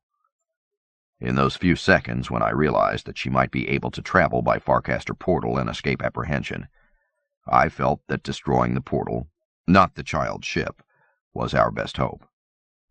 To be honest, I felt that the ship had either already traversed the portal or had not yet reached it. All indications were that the ship had been struck and fallen into the river. I did not know whether the ship had the capacity to travel underwater through the portal, or, for that matter, whether the portal could forecast an object underwater." Captain Wu folds her hands. "And to your knowledge, Father Captain, has the Farcaster portal shown any signs of activity since that night?" "Not to my knowledge, Captain." "To your knowledge, Father Captain," she continues, "had any Farcaster portal, on any world of the former web, or any space-borne portal for that matter, had any Farcaster shown any sign of renewed activity since the fall of the Farcasters more than 270 standard years ago?" "To my knowledge," says DeSoya, "they have not." Father Brown leans forward. "Then, Father Captain, perhaps you can tell this board why you thought that the girl had the capacity to open one of these portals and was attempting to escape through this particular one." DeSoya does open his hands this time. Father, I don't know. I guess that I had the distinct feeling that she was not willing to be captured, and her flight along the river. I don't know, Father. The use of the portal is the only thing that made sense that night. Captain Wu looks at her fellow panelists. Any more questions? After a silence, the captain says, That will be all, Father Captain DeSoya. This board will apprise you of its findings by tomorrow morning. DeSoya nods and leaves. That night, walking the base path along the river, DeSoya tries to imagine what he will do if he is court-martialed and stripped of his priesthood, but not imprisoned. The thought of freedom after such failure is more painful than the thought of prison. Excommunication has not been mentioned by the board. No punishment has, but DeSoya clearly sees his conviction, his return to Pachem for higher court proceedings, and his ultimate banishment from the church. Only a terrible failure or heresy could bring about such punishment, but DeSoya sees, unblinkingly, what a terrible failure his efforts have been. In the morning, he is called into the low building where the board has met all night. He stands at attention in front of the dozen men and women behind the long table. Father Captain DeSoya, begins Captain Wu, speaking for the others. This Board of Review was convened to answer queries from Pax Command and the Vatican as to the disposition and outcome of recent events. Specifically in this command and this commander's failure to apprehend the child known as Aenea. After 5 days of investigation, and after many hundreds of hours of testimony and depositions, it is the finding of this board that all possible efforts and preparations were made to carry out this mission. The fact that the child known as Aenea, or someone or something traveling with her, was able to escape via a Farcaster that has not worked for almost 3 standard centuries, could not have been anticipated by you or by any other officer working with you or under your command. The fact that the Farcasters could resume operation at all is, of course, of grave concern to the Pax Command and to the Church. The implications of this will be explored by the highest echelons of Pax Command and the Vatican hierarchy. As for your role in this, Father Captain DeSoya, with the exception of possible concern we have for your risking the life of the child you are charged with taking into custody, we find your actions responsible, correct, in keeping with your mission priorities, and legal. This board, while official only in the capacity of review, recommends that you continue your mission with the Archangel-class ship designated the Raphael, that your use of the Papal Authority Disk Key continue, and that you requisition those materiels and personnel you consider necessary for the continuance of this mission. DeSoya, still at rigid attention, blinks rapidly several times before saying, Captain? Yes, Father Captain, says Wu. Does this mean that I can keep Sergeant Gregorius and his troopers as my personal guard? Captain Wu, whose authority strangely overwhelms that of the admirals and planetary ground commanders at the table, smiles. Father Captain, she says, you could order the members of this board to go along as your personal guard if you wish. The authority of your papal disk key remains absolute. DeSoya does not smile. Thank you, Captain. Sirs. Sergeant Gregorius and his 2 men will suffice. I will leave this morning. Leave for where, Federico? Asks Father Brown. As you know, exhaustive searches of the records have not given us a clue as to where the Farcaster might have sent that ship. The River Tethys had changeable connections, and any data about the next world on the line has evidently been lost to us. Yes, Father, says DeSoya. But there are only 200-some worlds that used to be connected by that Farcaster River. The girl's ship has to be on one of them. My Archangel ship can reach all of them, given time for resurrection after translation, in less than 2 years. I will begin immediately. At this, the men and women at the table can only stare. The man in front of them is facing several hundred deaths and difficult resurrections. As far as they know, no one since the beginning of the sacrament of resurrection has ever submitted to such a cycle of pain and rebirth. Father Brown stands and lifts his hand in benediction. In nomine Patris, et Filii, et Spiritus Sancti, he intones. Go with God, Father Captain de Soya. Our prayers go with you. 29. When they shot us down several hundred meters short of the Farcaster portal, I was sure we were dead this time. The internal containment field failed the second the generators were struck. The wall of the planet we were looking up at suddenly and inarguably became down, and the ship fell like an elevator with its cables cut. The sensations that followed are hard for me to describe. I know now that the internal fields switched to what was known as a crash field. No misnomer, I can assure you. And for the next few minutes it felt precisely as if we were caught up in a giant vat of gelatin. In a sense, we were. The crash field expanded in a nanosecond to fill every square millimeter of the ship, cushioning us and keeping us absolutely immobile as the spacecraft plunged into the river, bounced off the bottom mud, fired its fusion engine, creating a giant plume of steam, and plowed ahead relentlessly through mud, steam, water, and debris from the imploding riverbanks until the ship fulfilled the last command given to it: pass through the Farcaster portal. The fact that we did so 3 meters beneath the broiling river surface did not keep the portal from working. The ship later told us that while its stern was passing through the Farcaster, the water above and behind it suddenly became superheated steam, as if one of the pack ships or aircraft were lancing it with a CPB. Ironically, it was the steam that deflected the beam for the milliseconds necessary for the ship to complete its transition. Meanwhile, knowing none of these details, I stared. My eyes were open. I could not close them against the cloying force of the crash field, and I was watching the external video monitors set along the foot of the bed as well as looking out through the still transparent hull apex as the Farcaster portal flickered to life amid the steam and sunlight poured over the river's surface, until suddenly we were through the steam cloud and once again smashing against rock and river bottom, then hitting a beach beneath blue sky and sun.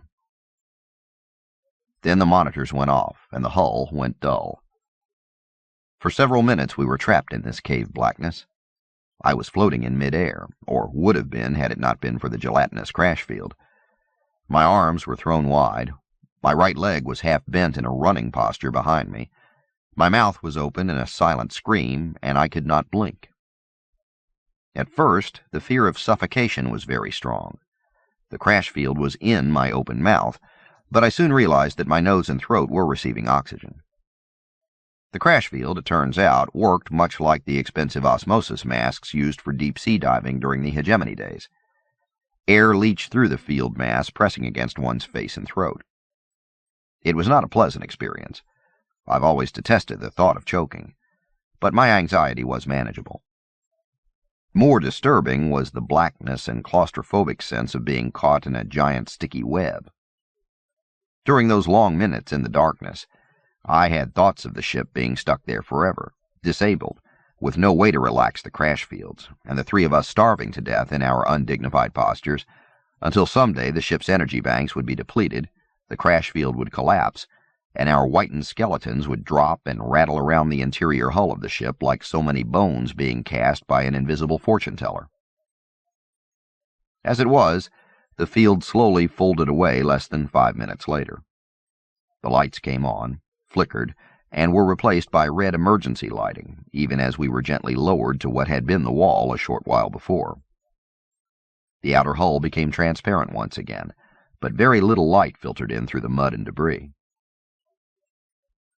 I had not been able to see Abetic and Aenea while stuck in place.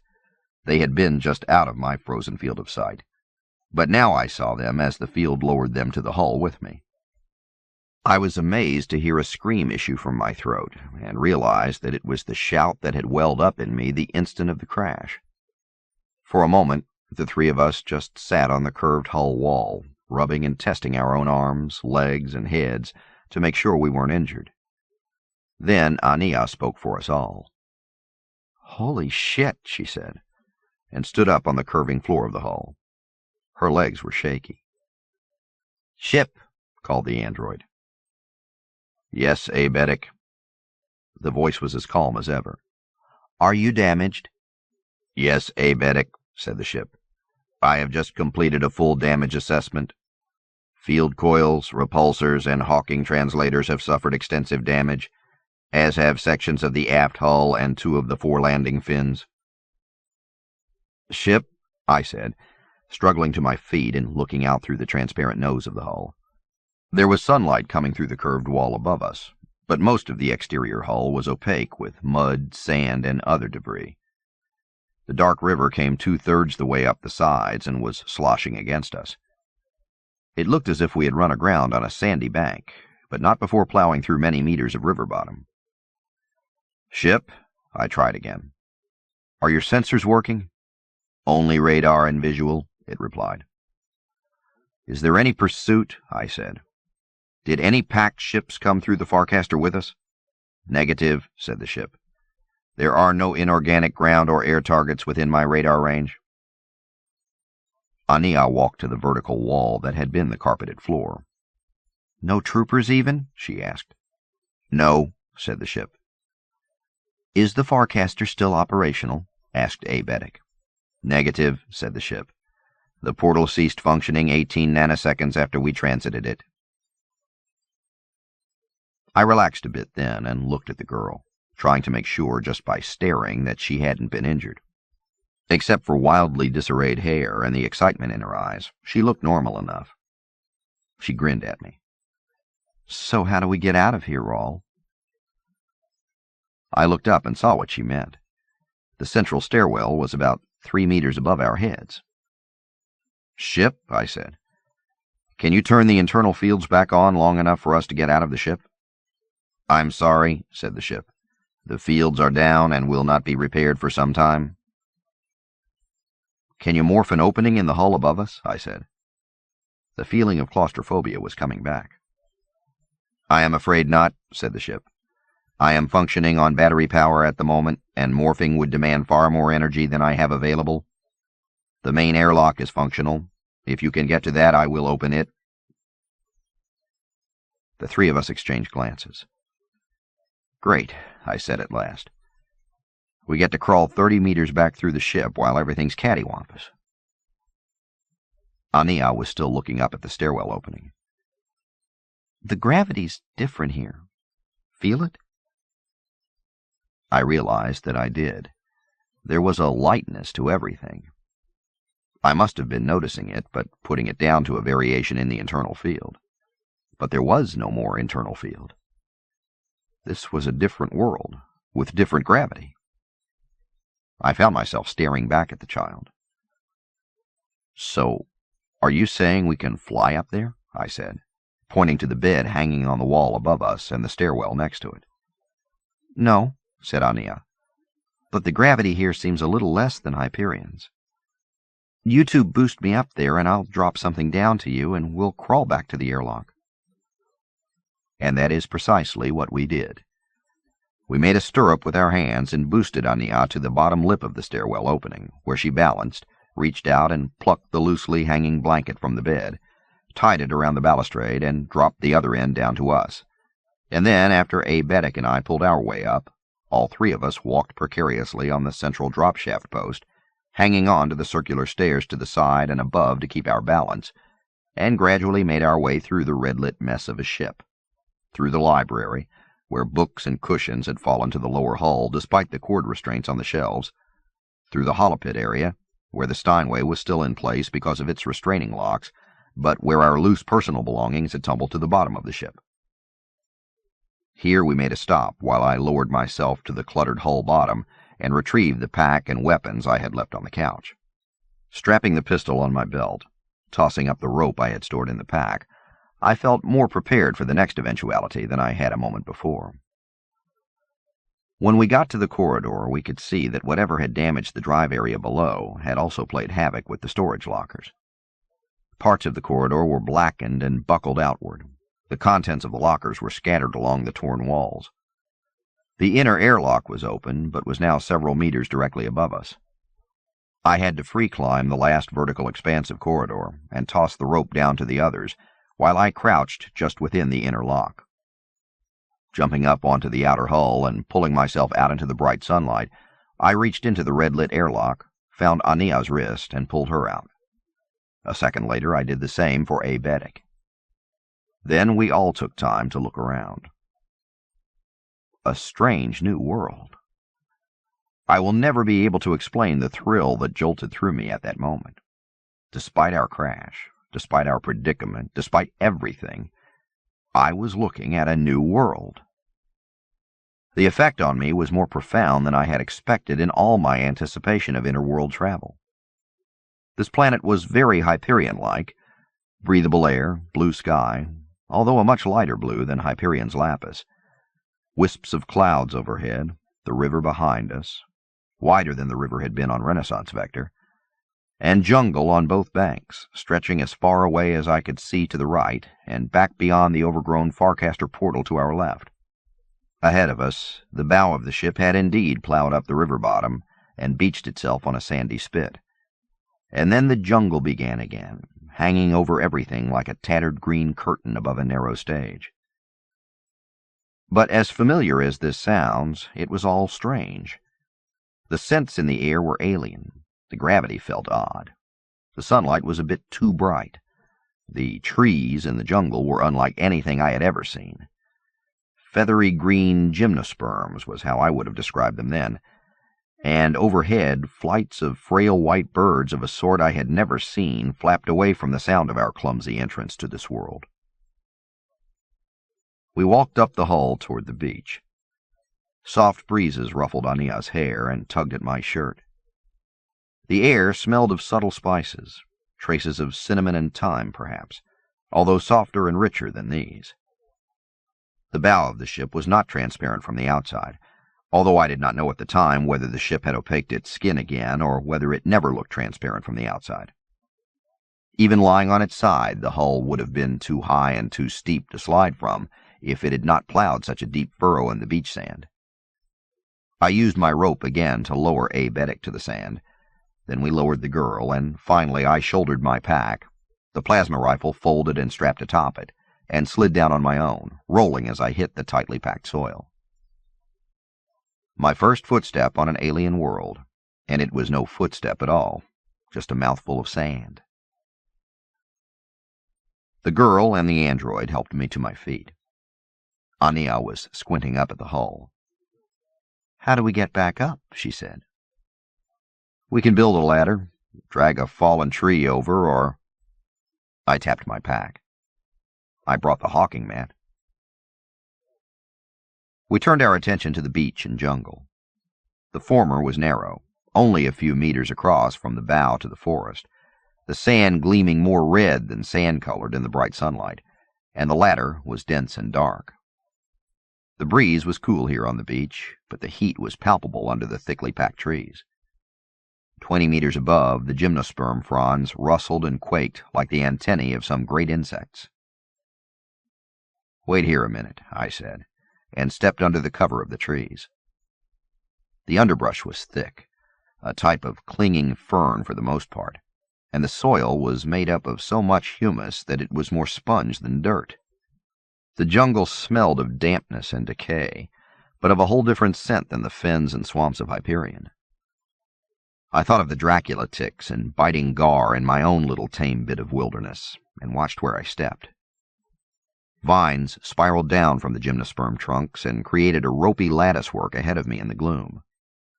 I realized that I should have added a machete to my list of basic gear. I had not penetrated the woods 10 meters when suddenly a tall shrub holding heavy red leaves a meter in front of my face exploded into motion, and the leaves flapped away beneath the jungle canopy, the creature's leathery wings sounding much like the large fruit bats our Hyperion ancestors had brought on their seed ships. "Damn," I whispered, and shoved and battered my way out of the dank tangle. My shirt was torn when I staggered onto the beach sand. Aenea and Aebetic looked expectantly at me. "It's jungle in there," I said. We walked to the water's edge, sat on a partially submerged stump there, and looked at our spaceship. The poor thing looked like a great beached whale from some old Earth wildlife hollow. I wonder if it will ever fly again, I mused, breaking a chocolate bar into pieces and handing one to the child and the other to the blue-skinned man. "Oh, I think I will," said a voice on my wrist.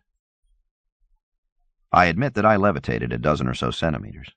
I'd forgotten about the comlog bracelet. "Ship?" I said, raising my wrist and speaking directly into the bracelet, the way I would have used a portable radio in the Home Guard. "You don't have to do that," said the ship's voice. "I can hear everything quite clearly, thank you. Your question was, would I ever fly again? The answer is, almost certainly. I had more complicated repairs to carry out upon my arrival in the city of Endymion after my return to Hyperion." "Good," I said. "I'm glad you can, repair yourself. Will you need raw materials? Replacement parts?" "No, thank you, M. Endymion," said the ship. "It is mostly a matter of reallocating existing materials and redesigning certain damaged units. The repairs should not take long." "How long is not long?" asked Aenea. She finished her chocolate bar and licked her fingers. 6 standard months, said the ship, unless I run into unforeseen difficulties. The three of us exchanged glances. I looked back at the jungle. The sun seemed lower now, its horizontal rays illuminating the tops of the gymnosperms and casting the shadows beneath into deeper gloom. 6 months, I said. Unless I run into unforeseen difficulties, repeated the ship. Ideas? I said to my two comrades. Aenea rinsed her fingers in the river's edge, tossed some water onto her face, and brushed back her wet hair. We're on the river Tethys, she said. We'll just go downstream until we find the next Farcaster portal. You can do that trick again, I said. She brushed water from her face and said, What trick? I made a dismissive gesture with my hand. Oh, nothing. Making a machine work that's been dead for 3 centuries. That trick. Her dark eyes were earnest. I wasn't sure that I could do that, Raul. She looked at A. Beddick, who was watching us impassively. Honest. What would have happened if you hadn't been able to do it? I asked softly. They would have caught us, said Aenea. I think they would have let you two go. They would have brought me back to Pachem. That would have been the last you or anyone else would have heard of me. Something about the flat, emotionless way she said that gave me chills. All right, I said. It worked, but how did you do it? She made that slight movement of her hand gesture with which I was becoming familiar. I'm not certain, she said. I knew from the dreams that the portal would probably let me through.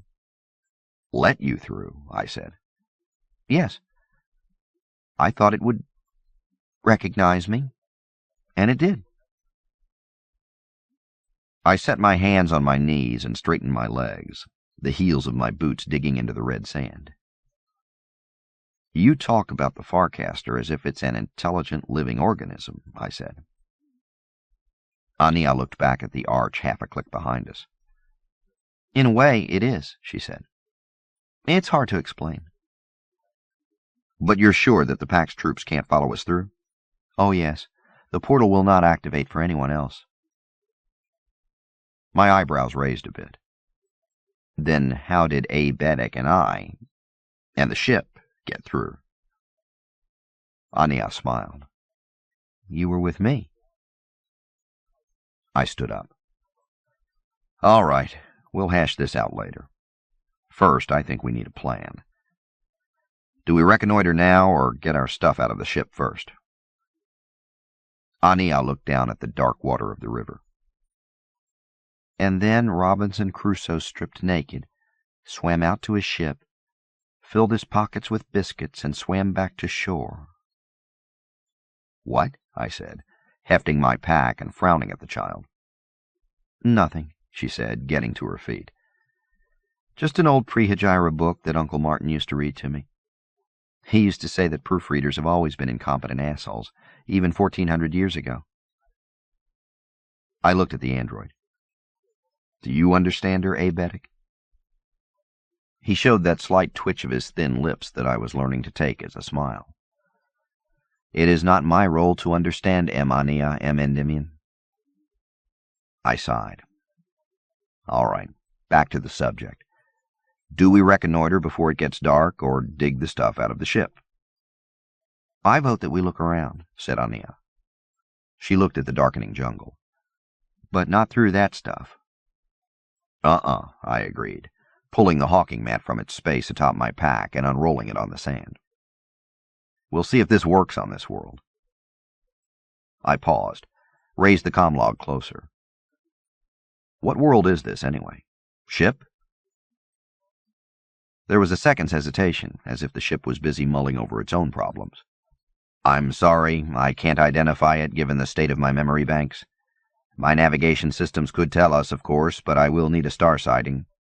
I can tell you that there are no unnatural electromagnetic or microwave transmissions currently broadcasting on this area of the planet, nor are there relay satellites or other man-made objects in synchronous orbit overhead. All right, I said, but where are we? I looked at the girl. How should I know? Said Aenea. You brought us here, I said. I realized that I was being short-tempered with her, but I felt short-tempered right then. Aenea shook her head. I just activated the Farcaster, Raul. My big plan was to get away from Father Captain What's-His-Name and all those ships. That was it. And find your architect, I said. Yes, said Aenea. I looked around the jungle and river. It doesn't look like a promising place to find an architect. I guess you're right. We'll just have to keep moving down the river to the next world. The vine-shrouded arch of the Farcaster we'd passed through caught my eye. I saw now why we'd plowed ashore. The river took a bend to the right here, about half a kilometer from the portal. The ship had come through and just kept going straight, right up through the shallows and onto the beach.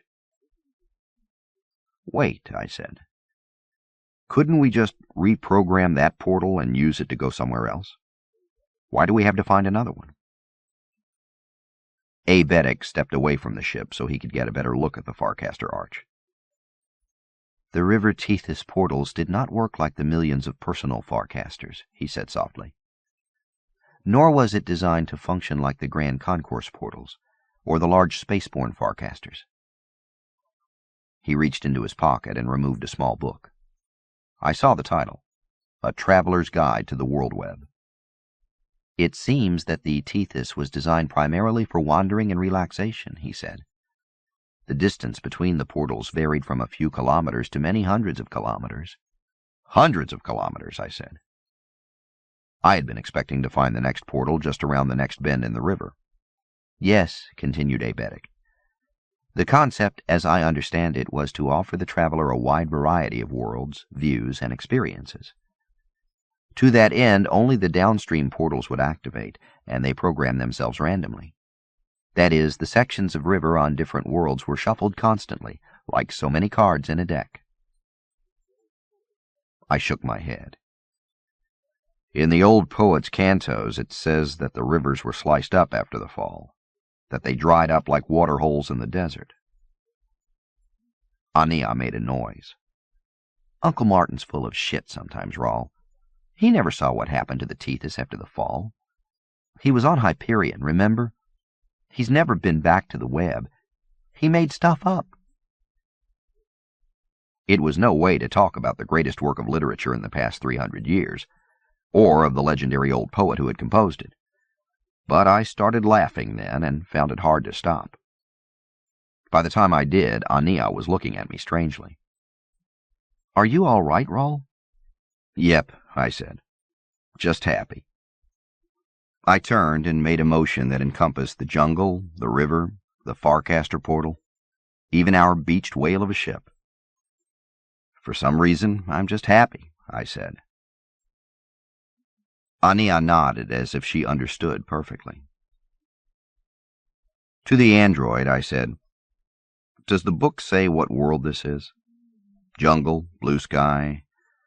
It must be about a 9.5 on the Solmev scale. That must be fairly rare. Does it list this world? A. Beddick flipped through the pages. I don't remember a jungle world like this mentioned in the sections I read, M. Endymion. I will read more carefully later. Well, I think we need to look around, said Aenea, obviously impatient to explore. But we should salvage some important things from the ship first, I said. I made a list. That could take hours, said Aenea. The sun could set before we're finished.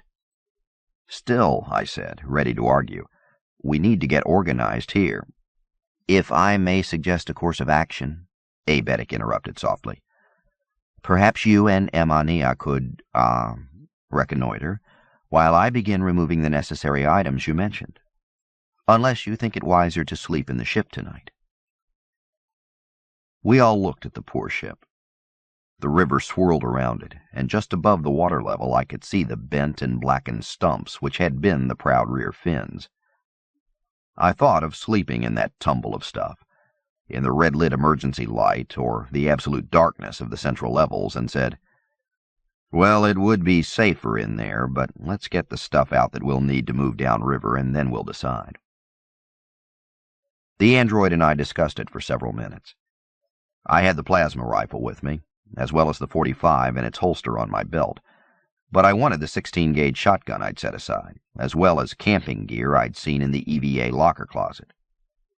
I wasn't sure how we'd get downriver. The hawking mat would probably hold the three of us, but I couldn't see it transporting us and our gear, so we decided to unpack 3 of the 4 flybikes from their niches under the spacesuit closet. There was also a flying belt in there that I thought might be handy, as well as some camping accessories such as a heating cube, sleeping bags, foam mats, flashlight lasers for each of us, and the headset communicators I'd noticed. Oh, and a machete if you see one, I added. There were several boxes of knives and multi-use blades in the small EVA closet. I don't remember a machete, but if there is one, let's get it out. A. Beddick and I walked to the end of the narrow beach, found a fallen tree at the river's edge, and dragged it, with me sweating and cursing, back to the side of the ship to act as a de facto ladder so that we could crawl back up on the curved hull. Oh yeah, see if there's a rope ladder in that mess, I said. And an inflatable raft of some sort. Anything else? A. Beddick asked wryly. No. Well, maybe a sauna if you find one, and a well-stocked bar, and maybe a 12-piece band to play some music while we unpack. I'll do my best, sir, said the android, and began climbing the tree ladder back to the top of the hull. I felt guilty leaving A. Beddick to do all the heavy lifting, but it seemed wise to know how far it was to the next Farcaster portal, and I had no intention of allowing the girl to fly off on a scouting mission of her own. She sat behind me as I tapped the activator thread designs, and the carpet stiffened and rose several centimeters from the wet sand. Wick, she said. What? It stands for wicked, said the girl. Uncle Martin said that it was kid slang when he was a brat on old Earth. I sighed again and tapped the flight threads.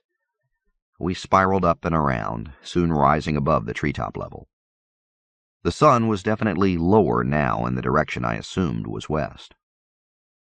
Ship? I said to my comlog bracelet. Yes. The ship's tone always made me feel that I was interrupting it at some important task. Am I talking to you or to the databank you downloaded? As long as you are within communicator range, M. Endymion, it answered. You are talking to me. What's the communicator range? We leveled off 30 meters above the river.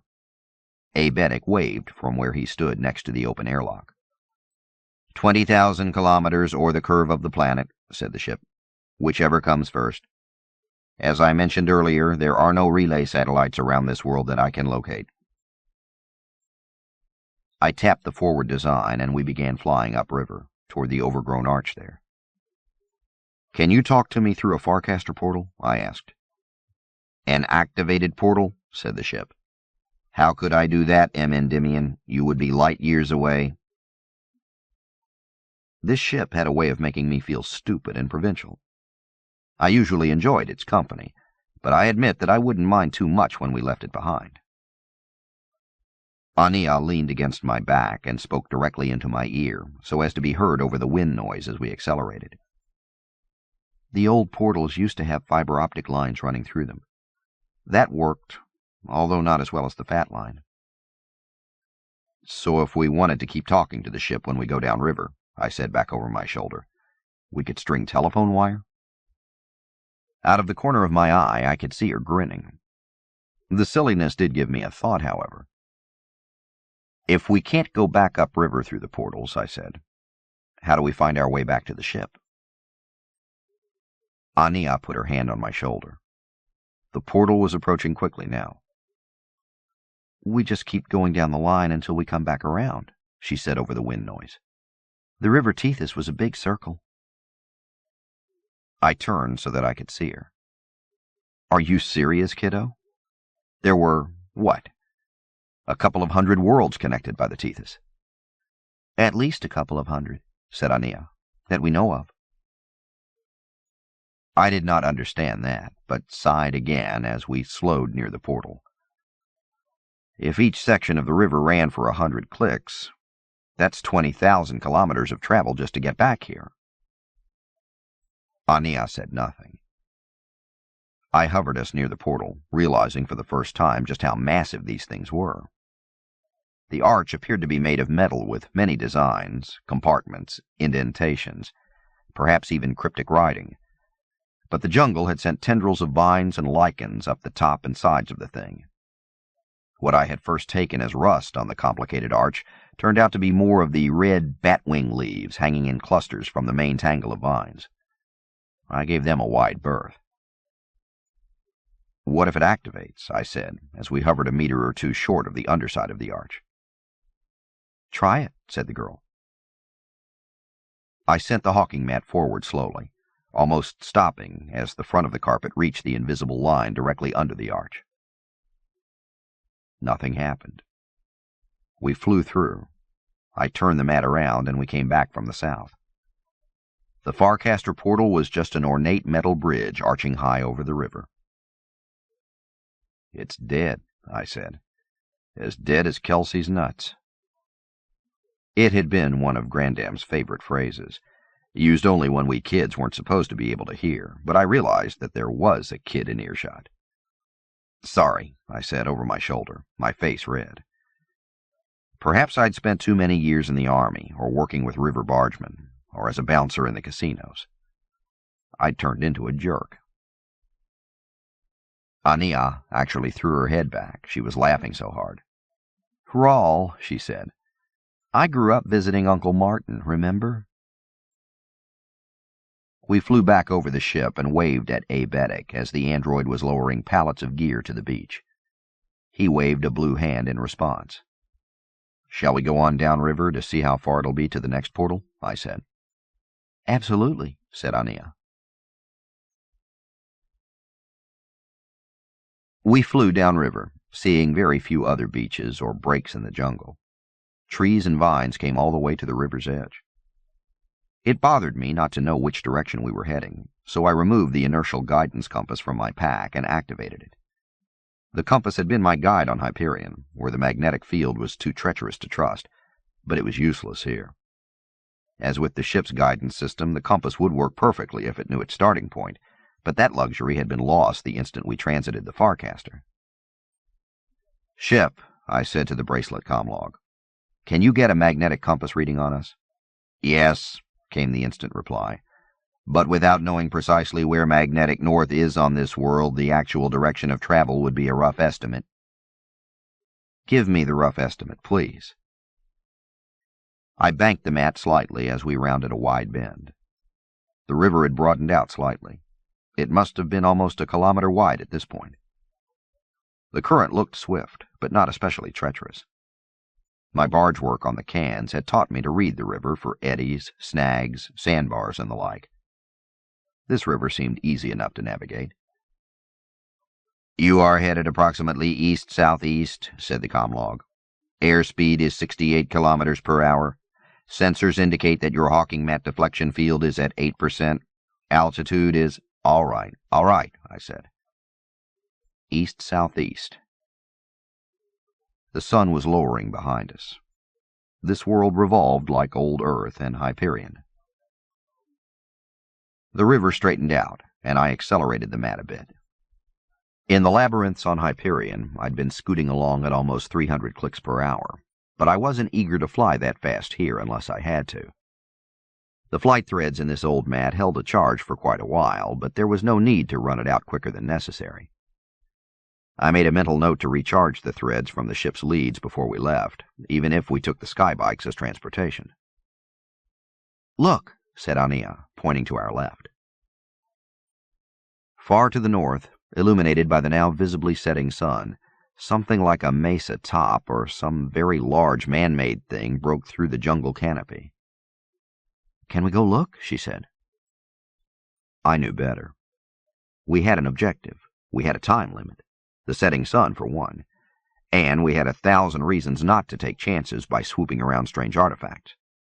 For all we knew, this mesa or tower thing was the Central Pack's headquarters for the planet.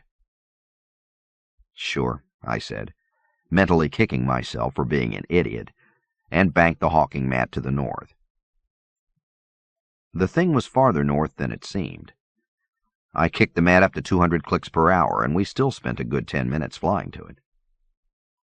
"Excuse me, M. Endymion," came the ship's voice on my wrist, "but you appear to have gone off course and are now headed north-northeast, approximately 103 degrees from your former heading." "We're investigating a tower or butte or something poking up from the jungle almost due north of us," I said. "Do you have it on your radar?" "Negative," said the ship. And I thought I heard a hint of dryness in its tone again. "My vantage point here stuck in the mud is not optimum. Anything below a 28-degree inclination from the horizon is lost in clutter. You are just within my angle of detection. Another 20 kilometers north and I will lose you." "That's all right," I said. "We're just going to check this out and get right back to the river." "Why?" said the ship. "Why investigate something which has nothing to do with your plans to travel downriver?" Aenea leaned over and lifted my wrist. "We're human," she said. The ship did not reply. The thing, when we finally reached it, rose a sheer 100 meters above the jungle canopy. Its lower levels were surrounded so tightly by the giant gymnosperms that the tower looked like a weathered crag rising from a green sea. It appeared to be both natural and man-made, or at least modified by some intelligence. The tower was about 70 meters across and appeared to be made of red rock, perhaps some type of sandstone. The setting sun, only 10 degrees or so above the jungle canopy horizon now, bathed the crag in a rich red light.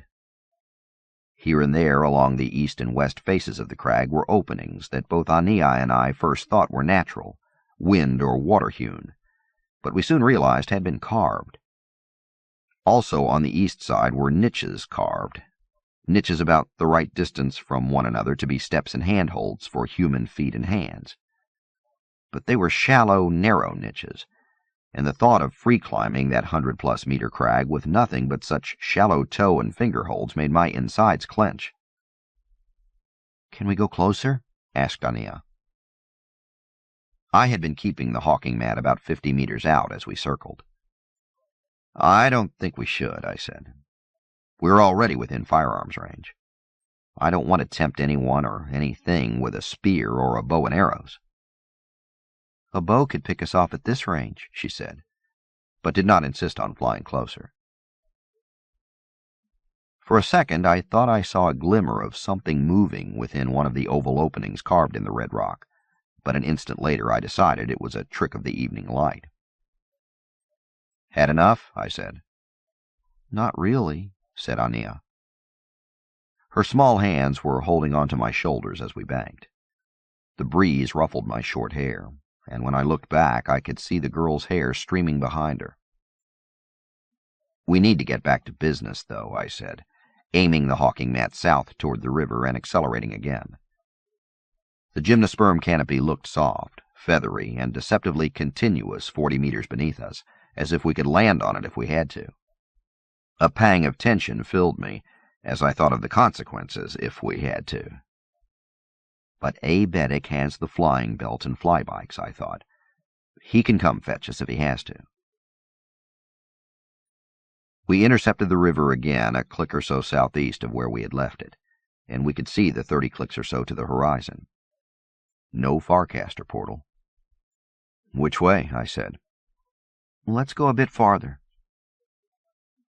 I nodded and banked left, staying out over the river. We had seen no signs of animal life other than the occasional white bird and the red bat plant things. I was thinking of the footsteps in the side of the red monolith when Aenea tugged at my sleeve and pointed almost straight downward. Something very large was moving just under the surface of the river. The low sunlight reflecting from the water hid most of the details from us, but I could make out leathery skin, something that might have been a barbed tail, and fins or cilia on the side. The creature must have been 8 to 10 meters long. It dived, and we were past before I could see any more detail. "That was sort of like a river manta," called Aenea over my shoulder. We were moving quickly again, and the sound of the wind against the rising deflection field made some noise. "Bigger," I said. I had harnessed and worked with river mantas, and I'd never seen one that long or broad. Suddenly, the hawking mat seemed very frail and insubstantial. I brought us 30 meters lower. We were flying almost at tree level now, so that a fall would not necessarily be fatal if the ancient flying carpet decided to quit on us without warning. We banked south around another bend, noticed the river narrowing rapidly, and soon were greeted with a roar and a wall of rising spray.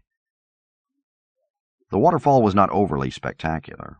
It fell only 10 to 15 meters, but a huge volume of water was dropping over it. The click-wide river pressed between rock cliffs to a width of only 100 meters or so, and the force expended there was impressive. Below, there was another rapids over the rocks of the tumbled falls, then a wide pool, and then the river grew wide and relatively placid again. For a second, I wondered stupidly if the river critter we'd seen was prepared for this sudden drop. "I don't think we're going to find the portal in time to get back before dark," I said over my shoulder to the girl. "If there's a portal downriver at all." "It's there," said Aenea. "We've come at least 100 clicks," I said. Aebetic said that the Tethys sections averaged that. This one might be 200 or 300 kilometers between portals. Besides, there were numerous portals along the various rivers. The sections of the river varied in length even on the same world. "Who told you that?" I asked, twisting to look at her. "My mother. She was a detective, you know. She once had a divorce case where she followed a married guy and his girlfriend for 3 weeks on the river Tethys." "What's a divorce case?" I asked. "Never mind." Aenea scooted around so that she was facing backward, her legs still crossed. Her hair whipped around her face. "You're right. Let's get back to Aebetic and the ship. We'll come this way tomorrow." I banked us around and accelerated toward the west.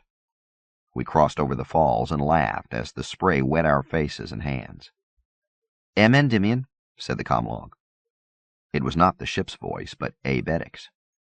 "Yes," I said. "We're heading back. We're about 25-30 minutes out." "I know," came the android's calm voice. "I was watching the tower, the waterfall, and all the rest in the hollow pit." Aenea and I looked at each other with what must have been comical expressions. "You mean this comlog thing sends back pictures?" "Of course," came the ship's voice. "Holo or video. We have been monitoring on holo." "Although the viewing is a bit odd," said Aebetic, "since the hollow pit is now an indentation in the wall. But I was not calling to check your progress." "What then?" I said. "We appear to have a visitor," said Aebetic. "A big river thing?" called Aenea. "Sort of like a manta, only bigger?" "Not exactly," came Aebetic's calm voice. "It is the Shrike." 30. Our hawking mat must have looked like a blur during our wild rush back to the ship. I asked if the ship could send us a real-time holo of the Shrike, but it said that most of its hull sensors were covered with mud and it had no clear view of the beach. "It's on the beach?" I said. "It was a moment ago when I went up to carry another load out," came Aebetic's voice. "Then it was in the Hawking Drive accumulator ring," said the ship. "What?" I said. "There's no entrance to that part of the ship." I stopped before I made a total idiot of myself. "Where is it now?" I said. "We are not sure," said Aebetic. "I am going out onto the hull now and will be taking one of the radios. The ship will relay my voice to you." "Wait," I began. Endymion," interrupted the android. "Rather than urging you to rush back here, I called to suggest that you and Aenea, extend your sightseeing for a bit until the ship and I receive an indication of our, visitor's intentions." This made sense to me. Here I was charged with protecting this girl, and when what might well be the deadliest killing machine in the galaxy appears, what do I do but rush her toward the danger? I was being a bit of an asshole this long day. I reached for the flight threads to slow us and bank back to the east. Aenea's small hand intercepted mine. "No," she said. "We'll go back." I was shaking my head. That thing can go anywhere it pleases," said the girl. Her eyes and tone were deadly serious. "If it wanted me, or you, it would appear right here on the mat with us." The thought made me look around. "Let's go back," said Aenea. I sighed and turned back upriver, slowing the mat just a bit as I did so. Pulling the plasma rifle from my pack and swinging the stock out to lock it, I said, "I don't get it. Is there any record of that monster ever leaving Hyperion?" "I don't think so," said the girl. She was leaning so that her face was against my back, trying to stay out of the wind blast as the deflection field lessened. "So, what's happening? Is it following you?" "That seems logical." Her voice was muffled as she spoke into the cotton of my shirt. "Why?" I said. Aenea pushed away so strongly that I began to reach for her instinctively to keep her from tumbling off the back of the mat. She shrugged away from my hand. "Raul, I don't really know the answers to these questions yet, all right? I didn't know if the thing would leave Hyperion. I certainly didn't want it to. Believe me." "I do," I said. I lowered my hand to the mat, noticing how large it was next to her small hand, small knee, tiny foot. She set her hand on mine. "Let's get back." "Right." I loaded the rifle with a plasma cartridge magazine. The shell casings were not separate, but were molded into the magazine until each fired. One magazine held 50 plasma bolts. When the last was fired, the magazine was gone. I slammed the magazine up and in with a slap of my hand, as I'd been taught in the Guard, set the selector to single shot, and made sure the safety was on. I laid the weapon across my knees as we flew. Aenea touched my shoulders with her hands and said in my ear, "Do you think that thing will do any good against the Shrike?" I swiveled my head to look at her. "No," I said. We flew into the setting sun. Aebetic was alone on the narrow beach when we arrived. He waved to reassure us that everything was all right, but I still circled once above the treetops before landing. The sun was a red globe balancing on the jungle canopy to the west. I set the mat down next to the pile of crates and equipment on the beach, in the shadow of the great ship's hull, and jumped to my feet, the plasma rifle's safety set to off. "It's still gone," said Aebetic. He had radioed this fact to us upon his leaving the ship, but I was still tense with expectation. The android led us over to a clear place on the beach where there was a single pair of footprints, if one could call them footprints. It looked as if someone had pressed a very heavy piece of bladed farm equipment into the sand in 2 places. I crouched next to the prints, like the experienced tracker I was, then realized the silliness of that exercise. He just appeared here, again in the ship, and then disappeared? Yes, said Aebetic. Ship, did you ever get the thing on radar or visual? Negative, came the reply from the bracelet. There are no video recorders in the Hawking Drive accumulator. How did you know it was there? I asked. I have a mass sensor in every compartment, said the ship. For flight purposes, I must know precisely how much mass is displaced in every section of the ship. How much mass did it displace? I said. 1.063 metric tons, said the ship. I froze in the act of straightening up. What? Over 1,000 kilos? That's ridiculous. I looked at the 2 footprints again. No way. Way, said the ship. During the creature's stay in the Hawking Drive accumulator ring, I measured a precise displacement of 1.063 thousand kilos and— Jesus wept, I said, turning to Aebetic. I wonder if anyone's ever weighed this bastard before. The Shrike is almost 3 meters tall, said the android, and it may be very dense. It may also vary its mass as required. Required for what? I muttered, looking at the line of trees. It was very dark under there as the sun set.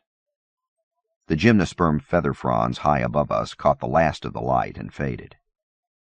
Clouds had rolled in during the last minutes of our flight back, and now they also glowed red and then grew dull as the sunset faded. You ready to get a star fix? I said to the comlog. Quite ready, said the ship, although this cloud cover will have to clear. In the meantime, I have made 1 or 2 other calculations. Such as? Said Aenea. Such as, based upon the movement of this world's sun during the past few hours, this planet's day is 18 hours, 6 minutes, 51 seconds long. Units in Old Hegemony Standard, of course. Of course, I said. To Aebetic. Any of those River Tethys vacation worlds in your book show an 18-hour day? None that I have come across, M. Endymion. All right, I said. Let's decide about tonight. Do we camp out here, stay in the ship, or load this stuff on the flybikes and get downriver to the next portal as soon as possible? We can haul the inflatable raft with us. I vote we do that. I'm not real keen on staying on this world if the Shrike is around here. Aebetic raised one finger like a child in the classroom. I should have radioed you earlier, he said, as if embarrassed. The EVA locker, as you know, suffered some damage from the attack. There was no sign of an inflatable raft, although the ship remembers one in the inventory, and 3 of the 4 bikes are inoperable. I frowned. Totally? Yes, sir, said the android. Quite. The 4th is repairable, the ship thinks, but it will take several days. Shit, I said to no one in particular. How much charge do those bikes have? Asked Aenea. 100 hours under normal use, piped up my comlog. The girl made a dismissive gesture.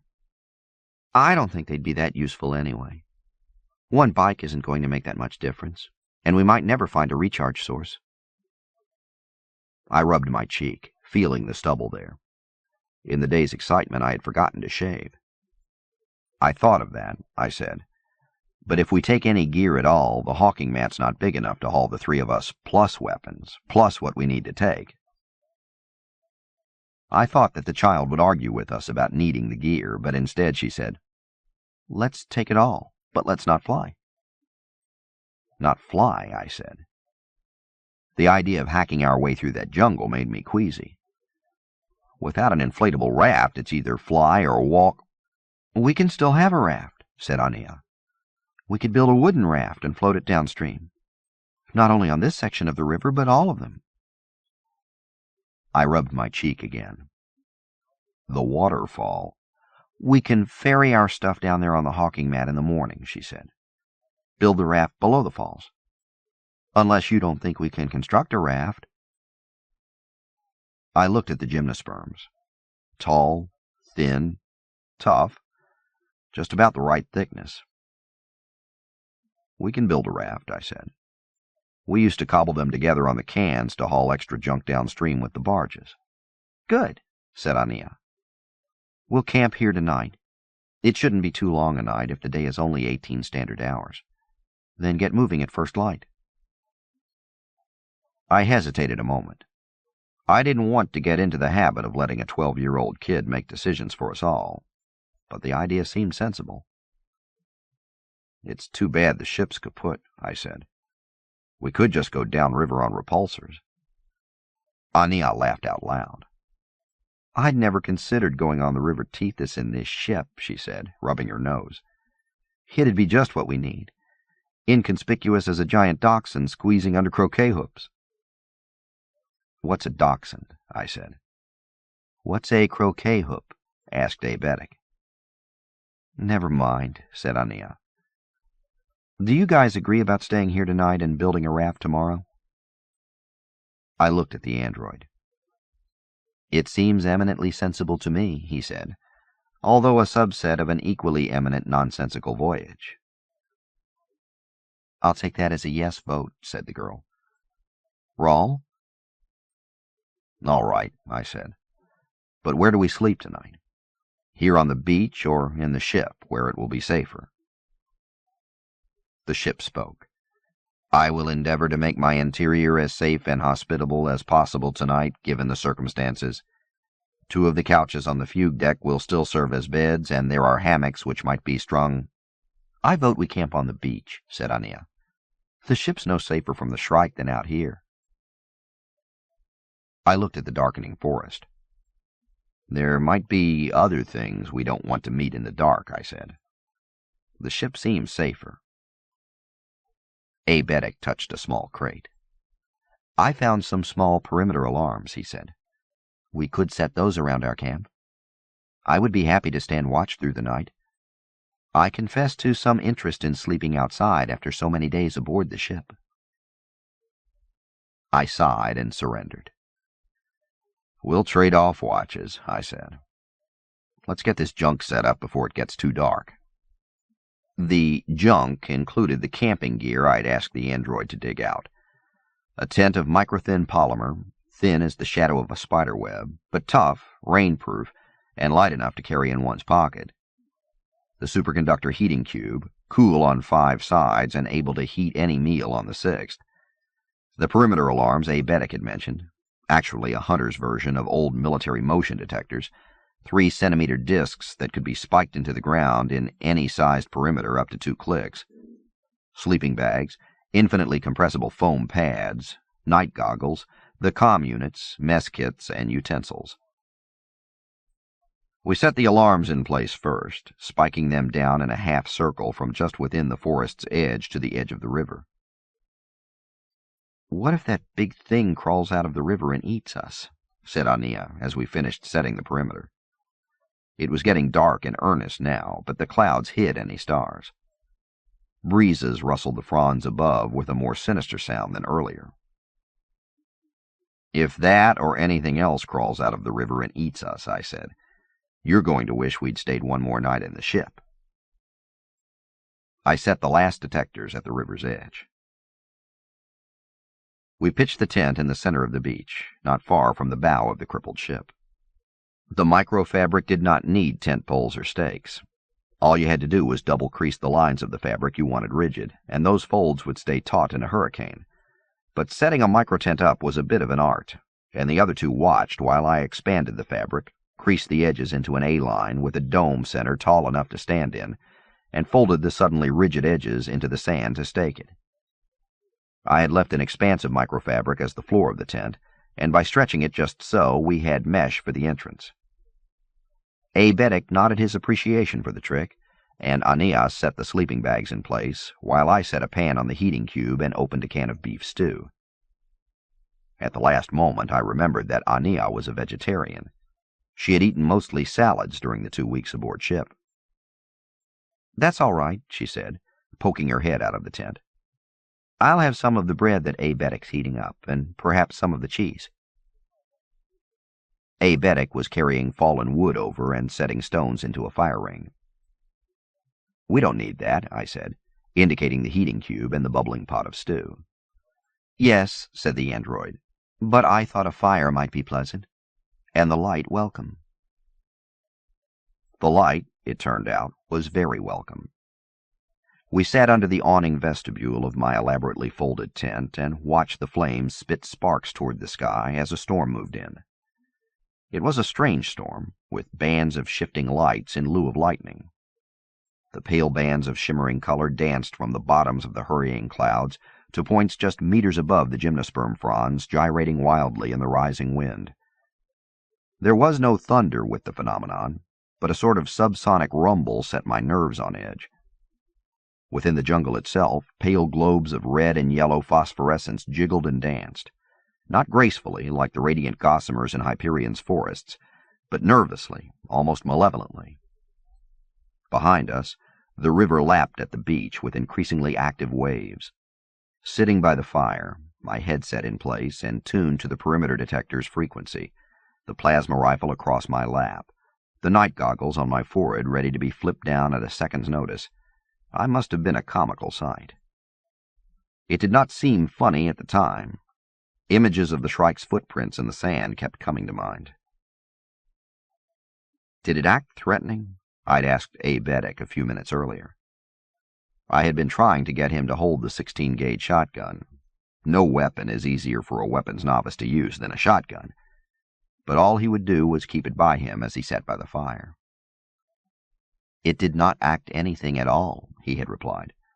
"It simply stood there on the beach, tall, spiked, dark but gleaming. Its eyes were very red." "Was it looking at you?" "It was looking east down the river," Aenea had replied. As if waiting for Aenea and me to return, I had thought. So I sat by the flickering fire, watched the aurora dance and shimmer over the wind-tossed jungle, tracked the will-o'-the-wisps as they jiggled in the jungle darkness, listened to the subsonic thunder rumbling like some great hungry beast, and passed the time wondering how the hell I'd got myself here. For all I knew, there were velociraptors and packs of carrion-breed caladrgas slinking through the jungle toward us, even as we sat fat and stupid by the fire. Or perhaps the river would rise. A wall of water could be rushing downstream toward us at that very moment. Camping on a sand spit was not terribly bright. We should have slept in the ship with the airlock sealed tight. Aenea lay on her stomach, looking into the fire. "Do you know any stories?" she said. "Stories?" I cried. Aenea looked up from where he sat, hugging his knees beyond the fire. "Yes," said the girl. "Like ghost stories." I made a noise. Aenea propped her chin on her palms. The fire painted her face in warm tones. "I just thought it might be fun," she said. "I like ghost stories." I thought of 4 or 5 responses and held them back. "You'd better get to sleep," I said at last. "If the ship's right about the short day, we don't have too much night." Please God, let that be true, I was thinking. Aloud, I said, "You'd better get some sleep while you can." "All right," said Aenea, and took one last look across the fire at the wind-tossed jungle, the aurora, and the St. Elmo's fire in the forest, and rolled into her sleeping bag and went to sleep. Aenea and I sat in silence for a while. Occasionally I would converse with my bracelet comlog, asking the ship to inform me immediately if the river started rising, or if it detected some mass displacement, or if— "I would be happy to take the first watch, Endymion," said the android. "No, go ahead and sleep," I said, forgetting that the blue-skinned man required very little sleep. "We will watch together then," he said softly. "But do feel free to doze when you need to, Endymion." Perhaps I did doze off sometime before the tropical dawn about 6 hours later. It was cloudy and stormy all night. The ship never got its star fix while we were there. No velociraptors or caladrgas ate us. The river did not rise. The storm aurora did not harm us, and the balls of swamp gas never came out of the swamp to burn us. What I remember most about that night, besides my galloping paranoia and terrible tiredness, was the sight of Aenea sleeping with her brown-blonde hair spilled out over the edge of her red sleeping bag, her fist raised to her cheek like an infant preparing to suck its thumb. I realized that night the import and the terrible difficulty in the task ahead of me, of keeping this child safe from the sharp edges of a strange and indifferent universe.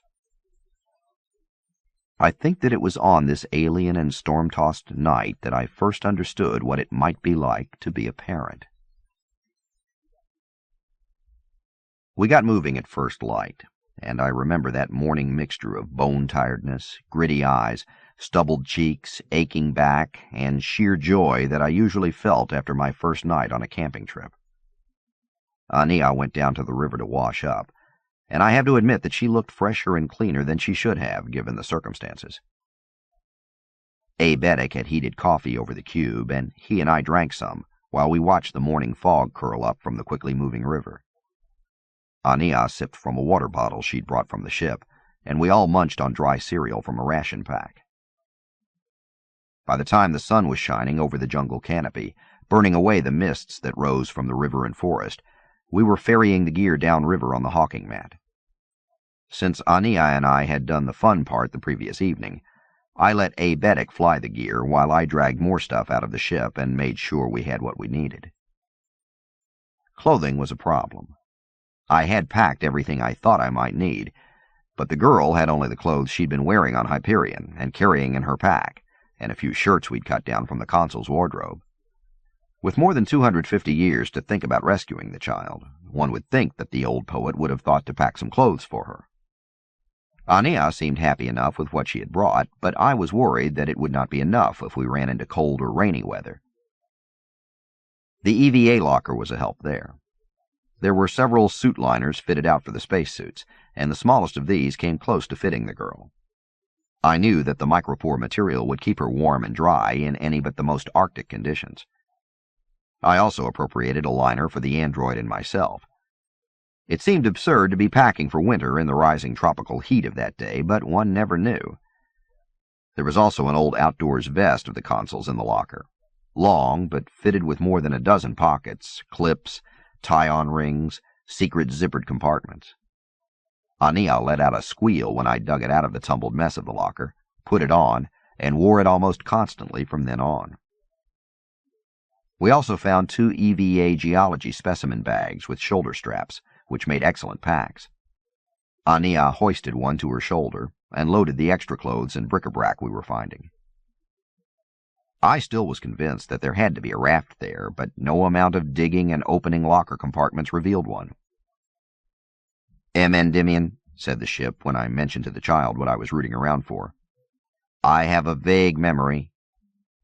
Aenea and I stopped what we were doing and listened.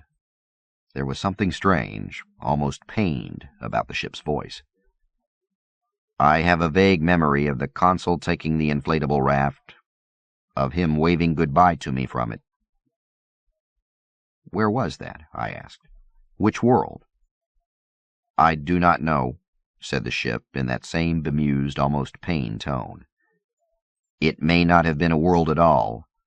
I remember stars shining below the river. Below the river, I said. I was worried about the ship's mental integrity after the crash. The memory is fragmented, said the ship in a brisker tone, but I do remember the consul departing in the raft.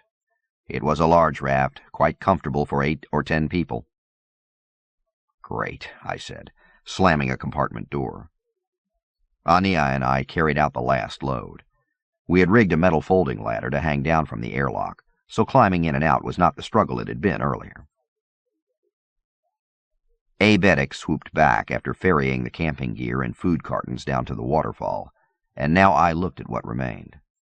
My backpack filled with my personal gear, Aenea's backpack and shoulder bag, the extra comm units and goggles, some of the food packs, and, lashed under the top of my pack, the folded plasma rifle and the machete Aenea had found yesterday. The long knife was awkward to carry, even in its leather sheath, but my few minutes in the jungle the day before had convinced me that we might need it. I had also dug out an axe and an even more compact tool, A folding shovel, actually, although for millennia we idiots who had joined the infantry had been trained to call it an entrenching tool. All of our cutlery was beginning to take up space. I would have been happy to have skipped the axe and brought along a cutting laser to fell the trees for the raft. Even an old chainsaw would have been preferable. But my flashlight laser wasn't up to that sort of work, and the weapons locker had been strangely devoid of cutting tools. For one long, self-indulgent moment, I considered bringing the old force assault rifle and just blasting and burning those trees down, splitting them with pulse bolts if need be. But then I rejected the idea. It would be too loud, too messy, and too imprecise. I would just have to use the axe and sweat a bit. I did bring one of the toolkits with hammer, nails, screwdrivers, screws, pivot bolts, all the things I might need for raft building, as well as some rolls of waterproof plastilum that I thought might make crude but adequate flooring for the raft. On top of the toolkit were several 100 meters of nylon-sheathed climbing rope in 3 separate coils. In a red waterproof pouch, I'd found some flares and simple plastique, the kind that had been used for blasting stumps and rocks out of fields for countless centuries, as well as a dozen detonators. I included those, although they would be of doubtful use in felling trees for a raft. Also included in this pile for the next trip east were 2 medkits and a bottle-sized water purifier. I had carried the EM flying belt out, but the thing was bulky with its harness and power pack. I propped it against my pack anyway, thinking that we might need it. Also propped against my pack was the 16-gauge shotgun, which the android had not bothered taking with him during his flight east. Next to it were 3 boxes of shells. I had also insisted on bringing the fléchette pistol, although neither Aenea nor Aenea would carry the thing. On my belt was the holster holding the loaded .45, a pocket for an old-fashioned magnetic compass we'd found in the locker, my folded pair of night goggles and daytime binoculars, a water bottle, and 2 extra clips for the plasma rifle. "Bring on the velociraptors," I muttered while taking inventory. "What?" said Aenea, looking up from her packing. "Nothing." Aenea had her things packed neatly in her new bag by the time Aenea touched down on the sand. She had also packed the android's few personal items in the second shoulder bag. I have always enjoyed breaking camp, even more than setting it up. I think it's the neatness of packing everything away that I enjoy. "What are we forgetting?" I said to the other 2 as we stood there on the narrow beach, looking at the packs and weapons. "Me," said the ship through the comm log on my wrist. The spacecraft's voice did sound a bit plaintive. Aenea walked across the sand to touch the curved metal of the beached ship. "How are you doing?" "I have begun repairs, Aenea," it said. "Thank you for inquiring." "Do you still project 6 months for repairs?" I asked. The last of the clouds were dissipating overhead, and the sky was that pale blue again. The green and white fronds moved against it. "Approximately 6 standard months," said the ship. "That is for my internal and external condition, of course. I do not have the macro manipulators to repair such things as your broken flybikes." "That's all right," said Aenea. "We're leaving them all behind. We'll fix them when we see you again." "When will that be?" said the ship. Its voice seemed smaller than usual coming from the comm log. The child looked at Aenea and me. None of us spoke. Finally, Aenea said, "We will need your services again, ship. Can you conceal yourself here for months or years while you repair yourself and wait?" "Yes," said the ship. "Would the river bottom do?" I looked out at the great gray mass of the ship rising from the water. The river was wide here, and probably deep, but the thought of the wounded ship backing itself into it seemed strange. "Won't you leak?" I said. "Endymion," said the ship, in that tone that made me think it was acting haughty. "I am an interstellar spacecraft capable of penetrating nebulae and existing quite comfortably within the outer shell of a red giant star.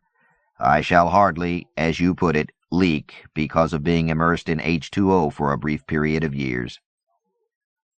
Sorry, I said, and then, refusing to have the ship's rebuke as the last word, don't forget to close your airlock when you go under. The ship did not comment. When we come back for you, said the girl, will we be able to call you? Use the comlog bands or 90.1 on the general radio band, said the ship. I will keep a buggy whip antenna above waterline to receive your call. Buggy whip antenna, mused Aebetic. What a lovely phrase. I am sorry that I do not recall the derivation of that term, said the ship. My memory is not what it used to be. That's all right, said Aenea, patting the hull. You've served us well. Now you get well. We want you in top shape when we return. Yes, Aenea. I will be in contact and monitoring your progress until you transit the next Farcaster portal. Aebetic and Aenea sat on the hawking mat with their packs and our last boxes of gear taking up the rest of the space. I strapped the bulky flying belt on. It meant that I had to carry my own pack against my chest with a strap looped over my shoulder, the rifle in my free hand, but it worked all right. I knew how to operate the thing only from books. EM belts were useless on Hyperion, but the controls were simple and intuitive. The power indicator showed full charge, so I did not anticipate being dropped into the river for this short hop. The mat was hovering about 10 meters above the river when I squeezed the handheld controller, lurched into the air, almost clipped a gymnosperm, found my balance, and flew out to hover next to them. Hanging from this padded body harness was not as comfortable as sitting on a flying carpet, but the exhilaration of flying was even stronger. With the controller still held in my fist, I gave them the thumbs up, and we flew east along the river, toward the rising sun. There weren't many other sand spits or beaches between the ship and the waterfall, but there was a good spot just below the waterfall, along the south side of the river, where it widened into a lazy pool just beyond the rapids, and it was here that Aebetic unpacked our camping gear and the first load of material. The noise from the falls was loud as we stacked the last of the small crates. I unlimbered the axe and looked at the nearest gymnosperms. I was thinking, Aebetic said so softly that I could hardly hear him over the noise of the waterfall. I paused with the axe on my shoulder. The sunlight was very hot, and my shirt was already sticking to me. The River Tethys was meant to be a pleasure cruise, he continued. I wonder how the pleasure cruisers dealt with that. He pointed a blue finger at the roaring falls. I know, said Aenea. I was thinking the same thing. They had levitation barges then, but not everyone going down the Tethys would have been in one. It would have been embarrassing to go for a romantic boat ride and find you and your sweetheart going over those. I stood looking at the rainbow-dappled spray of the falls and found myself wondering if I was as intelligent as I often assumed. This had not occurred to me. The Tethys has been unused for almost 3 standard centuries, I said. Maybe the falls are new. Perhaps, said Aebetic, but I doubt it. These falls appear to have been formed by tectonic shelving that runs for many miles north and south through the jungle. Do you see the difference in elevation there? And they have been eroding for a very long time. Note the size of the boulders in the rapids. I would think this has been here for as long as the river has run. And it's not in your Tethys guidebook? I said. No, said the android, holding the book out. Aenea took it. Maybe we're not on the Tethys, I said. Both of the others stared at me. The ship didn't get a star sighting, I went on. But what if this is some world not on the original Tethys tour? Aenea nodded. I thought of that. The portals are the same as the ones along the remnants of the Tethys today, but who is to say that the Technocore did not have other portals, other Farcaster-connected rivers? I set the head of the axe down and leaned on the shaft. In which case we're in trouble, I said. You'll never find your architect, and we'll never find our way back to the ship and home. Aenea smiled. It's too early to worry about that. It has been 3 centuries. Maybe the river here just cut a new channel since the Tethys days. Or maybe there's a canal and locks we missed because the jungle grew over it. We don't have to worry about this now. We just have to get downriver to see if there's another portal. I held up one finger. Another thought, I said, feeling a bit smarter than I had a moment before. What if we go to all this trouble of building a raft here and find another waterfall between us and the portal? Or 10 more? We didn't spot the Farcaster Arch last night, so we don't know how far it is. I thought of that, said Aenea. I tapped my fingers on the axe handle. If that kid said that phrase one more time, I would seriously consider using the implement on her. Aenea asked me to reconnoiter, said the android. I did so during my last shuttle here. I was frowning. Reconnoiter? You didn't have time to fly that mat 100 clicks or more downriver. No, agreed the android, but I flew the mat very high and used the extra set of binoculars to search our path. The river appears to run straight and true for almost 200 kilometers. It was difficult, to be sure, but I saw what may be the arch approximately 130 kilometers downriver. There appeared to be no waterfalls or other major obstacles between us and it. My frown must have deepened. You saw all that? I said. How high were you? The mat has no altimeter, said Aebetic, but judging from the visible curvature of the planet and the darkening of the sky, I think I was about 100 kilometers up. Did you have one of the spacesuits on? I asked. At that altitude, a human being's blood would boil in his veins, and his lungs would burst from explosive decompression. A respirator? I looked around, but nothing like that was lying in our modest piles of goods. No, said the android, turning to lift a crate. I just held my breath. Shaking my head, I went off to cut some trees down. I figured that the exercise in solitude would do me good. It was evening before the raft was finished, and I would have been working all night if Aebetic had not taken turns with me on the tree cutting. The finished product was not beautiful, but it floated. Our little raft was about 6 meters long and 4 wide, with a long steering pole carved into a crude rudder set onto a forked support at the rear, a raised area just in front of the steering pole where Aenea molded the tent into a lean-to with openings front and rear, and crude oarlocks on each side, with long oar poles that would lie along the sides of the ship unless they were needed for rowing in dead water or emergency steering in rapids. I had been worried that the fern trees might soak up too much water and sink too low to be useful as a raft, but with only 2 layers of them wrapped together into a honeycomb with our climbing rope and bolted in strategic places, the logs rode very nicely and kept the top of the raft about 15 centimeters above the water. Aenea had shown a fascination with the microtent, and I had to admit that her sculpting of it was more skillful and efficient than anything I had shaped in all my years of using the things. Our lean-to could be ducked into from the steering position at the rudder, had a nice overhang in front to shield us from sun or rain while keeping the view intact, and had nice vestibules on either side to keep the extra crates of gear dry. She had already spread our foam pads and sleeping bags in various corners of the tent. The high sitting area in the center, where we had the best view forward, now boasted a meter-wide river stone, which she had set there as a hearth, with the mess gear and heating cube on it. One of the headlamps was open to lantern mode and was hanging from a center loop, and I had to admit the overall effect was cozy.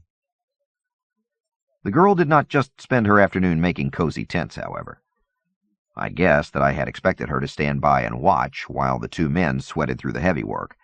I had stripped to the waist an hour into the heat of the day, but Aenea joined in almost immediately, dragging downed logs to the assembly point, lashing them, driving nails, setting bolts and pivot joints in place, and generally helping in the design. She pointed out why the standard way I'd been taught to jerry-rig a rudder was inefficient, and by moving the base of the support tripod lower and farther apart, I was able to move the long pole easier and to better effect.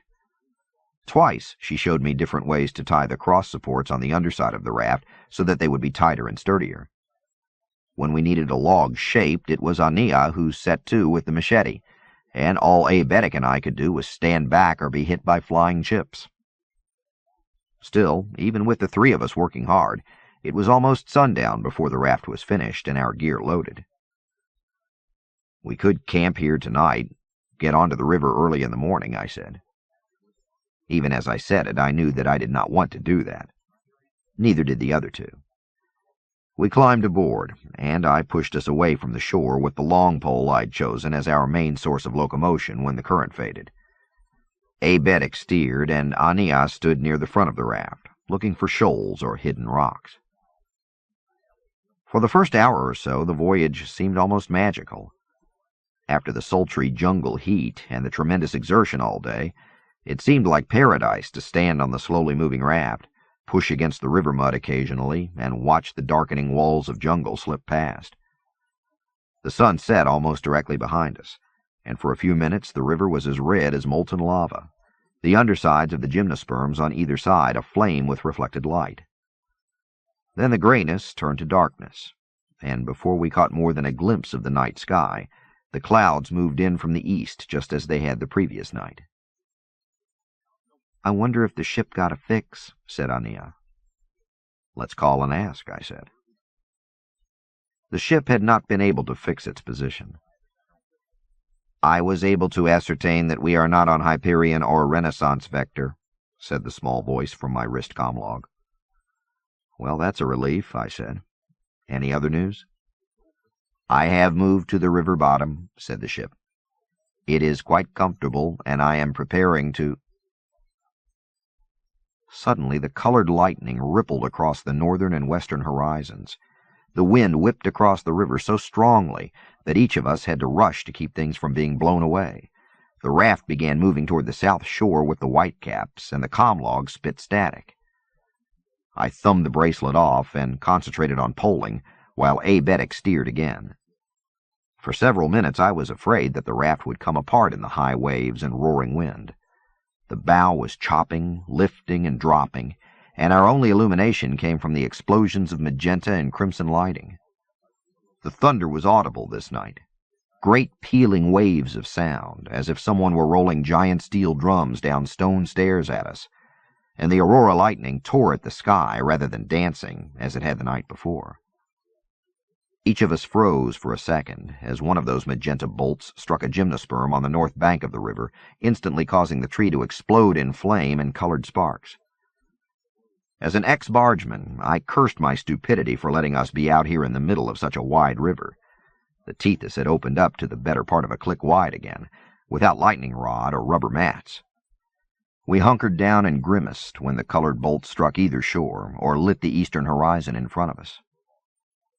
Suddenly it was raining, and the worst of the lightning was over. We ran for the tent.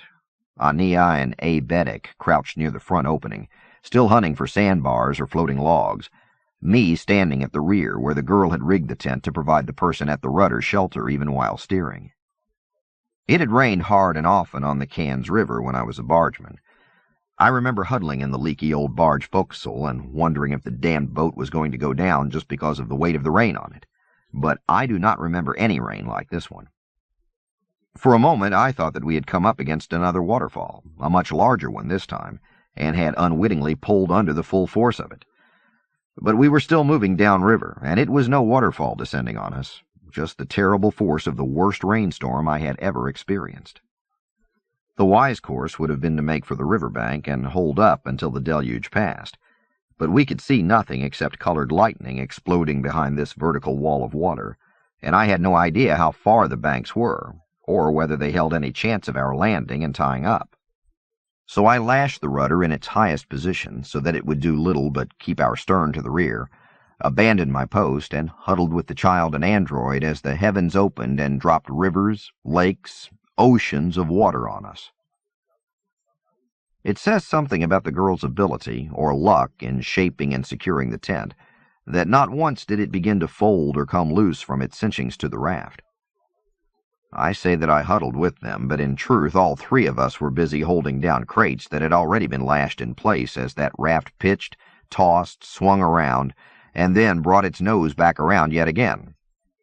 We had no idea which direction we were headed, whether the raft was safe in the middle of the river, or was bearing down on boulders in a rapids, or was tearing hell-bent for cliffs as the river turned and we did not. None of us cared at that point. Our goal was to keep our gear together, not be washed overboard, and to keep track of the other two as best we could. At one point, with one arm around our stack of backpacks and my other hand clenched on the girl's collar as she leaned out to retrieve some cookware headed out of the tent at high speed, I looked out from under our vestibule awning toward the front of the raft and realized that every part of the raft, except for our little raised platform where the tent sat, was underwater. The wind-whipped whitecaps that glowed red or bright yellow, depending upon the color of the curtain of the lightning aurora raging at that moment. I remembered something I had forgotten to search for in the ship. Life vests. Personal flotation devices. Pulling Aenea back under the flapping cover of the tent, I screamed against the storm, "Can you swim when it's not 0G?" "What?" I could see her lips form the word, but I could not actually hear it. "Can you swim?" Aebetic looked up from his position among the pitching crates. Water blew from his bald head and long nose. His blue eyes looked violet when the aurora crashed. Aenea shook her head, although I was unsure whether she was answering my question in the negative or signifying she could not hear. I pulled her closer. Her many-pocketed vest was soaked through and flapping like a wet sheet in a windstorm. "Can you swim?" I was screaming, literally at the top of my lungs. The effort took my breath away. I made frenzied swimming motions with both hands cupped in front of me. The raft pitched us apart, then tossed us back into close proximity. I saw understanding light her dark eyes. The rain or spray whipped from the long strands of her hair. She smiled, the spray making her teeth look wet, and leaned closer to shout back into my ear. "Thanks. I'd like to take a swim, but maybe later." We must have hit an eddy then, or perhaps the rising wind just caught the tent and used it as a sail to spin the raft on its axis. But that was when the raft went all the way around, seemed to hesitate, and then continued its spin. The three of us gave up trying to hold on to anything other than our lives and each other, and just huddled together in the center of the raft platform. I realized that Aenea was shouting, a sort of happy yee-haw, and before I could scream at her to shut up, I echoed the cry. It felt good to scream against that spinning and the storm and the deluge, unable to be heard, but feeling your own shouts echoing in your skull and bones, even as the thunder rumble echoed there as well. I looked to my right as a crimson bolt illuminated the entire river, saw a boulder sticking up at least 5 meters above the water, and the raft twisting around and past it like a dreidel spinning by a cinder, and was more amazed by the sight of Aebetic on his knees, his head thrown back, yee-hawing with us at the top of his android lungs. The storm lasted all night. Toward dawn, the rain let up until it was a mere downpour. The aurora lightning and sonic boom thunder must have ended about then, but I cannot be certain of that. I was, as were both my young friend and my android friend, fast asleep and snoring. We awoke to find the sun already high, no sign of clouds, the river wide and smooth and slow, the jungle moving by on either side like a seamless tapestry being unwound past us, and the sky gentle and blue. For a while we could only sit in the sunlight, our elbows on our knees, our clothes still wet and dripping. We said nothing. I think the maelstrom of the night was still in our eyes, the blasts of color still popping in our retinas. After a while, Aenea stood up on wobbly legs. The surface of the raft was wet, but still above water. One log on the starboard side had broken free. There were a few tattered cords where knots should be, but all in all our vessel was still seaworthy, river-worthy, whatever. We checked fittings and took inventory for a while. The hand lamp we had hung as a lantern was gone, as was one of the smaller cartons of rations, but everything else seemed in place. "Well, you two can stand around," said Aenea. "I'm going to make some breakfast." She turned the heating tube to maximum, had water boiling in a kettle within a minute, poured water for her tea and set it in the coffee pot for our coffee, and then shifted that aside to set a skillet frying with breakfast strips of jambon with tiny slices of potato she was cutting up. I looked at the ham sizzling and said, "I thought you were a vegetarian." "I am," said the girl. "I'm having wheat chips and some of that terrible reconstituted milk from the ship. But for this one and only time, I'm chef, and you fellows are eating well." We ate well, sitting on the front edge of the tent platform where the sun could bathe our skins and dry our clothes. I pulled the crushed tricorn cap from one pocket of my wet vest, squeezed water out of it, and set it on my head for some shade. This started Aenea laughing again. I glanced over at Aebetic, but the android was as observant and impassive as ever, as if his hour of yee-hawing with us had never occurred. Aebetic pulled a pole upright on the front of the raft. I had rigged it to swivel so we might hang a lantern there at night, but he pulled off his tattered white shirt and hung it there to dry instead. The sun glinted on his perfect blue skin. "A flag!" cried Aenea. "It's what this expedition has been needing." I laughed. "Not a white flag, though. That stands for—" I stopped in mid-sentence. We had moved slowly with the current around a wide bend in the river. Now we each saw the huge and ancient Farcaster portal arching for hundreds of meters above and to either side of us. Entire trees had grown on its wide back. Vines fell many meters from its designs and indentations. Each of us moved to our stations, me at the rudder this time, Aebetic standing at the long pole as if ready to ward off rocks or borders, and Aenea crouching at the front. For a long minute I knew that this Farcaster was a dud, that it would not work.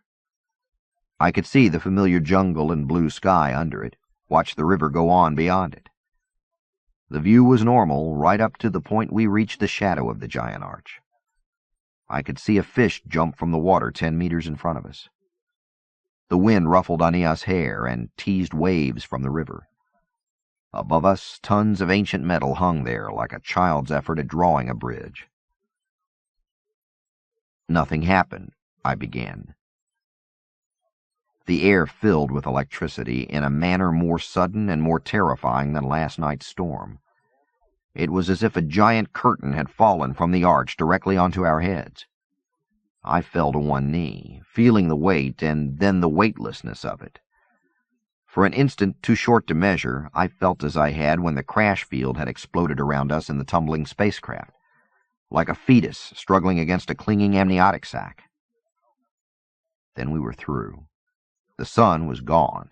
The daylight was gone. The riverbanks and jungle were no longer there. Water stretched to the horizon on all sides.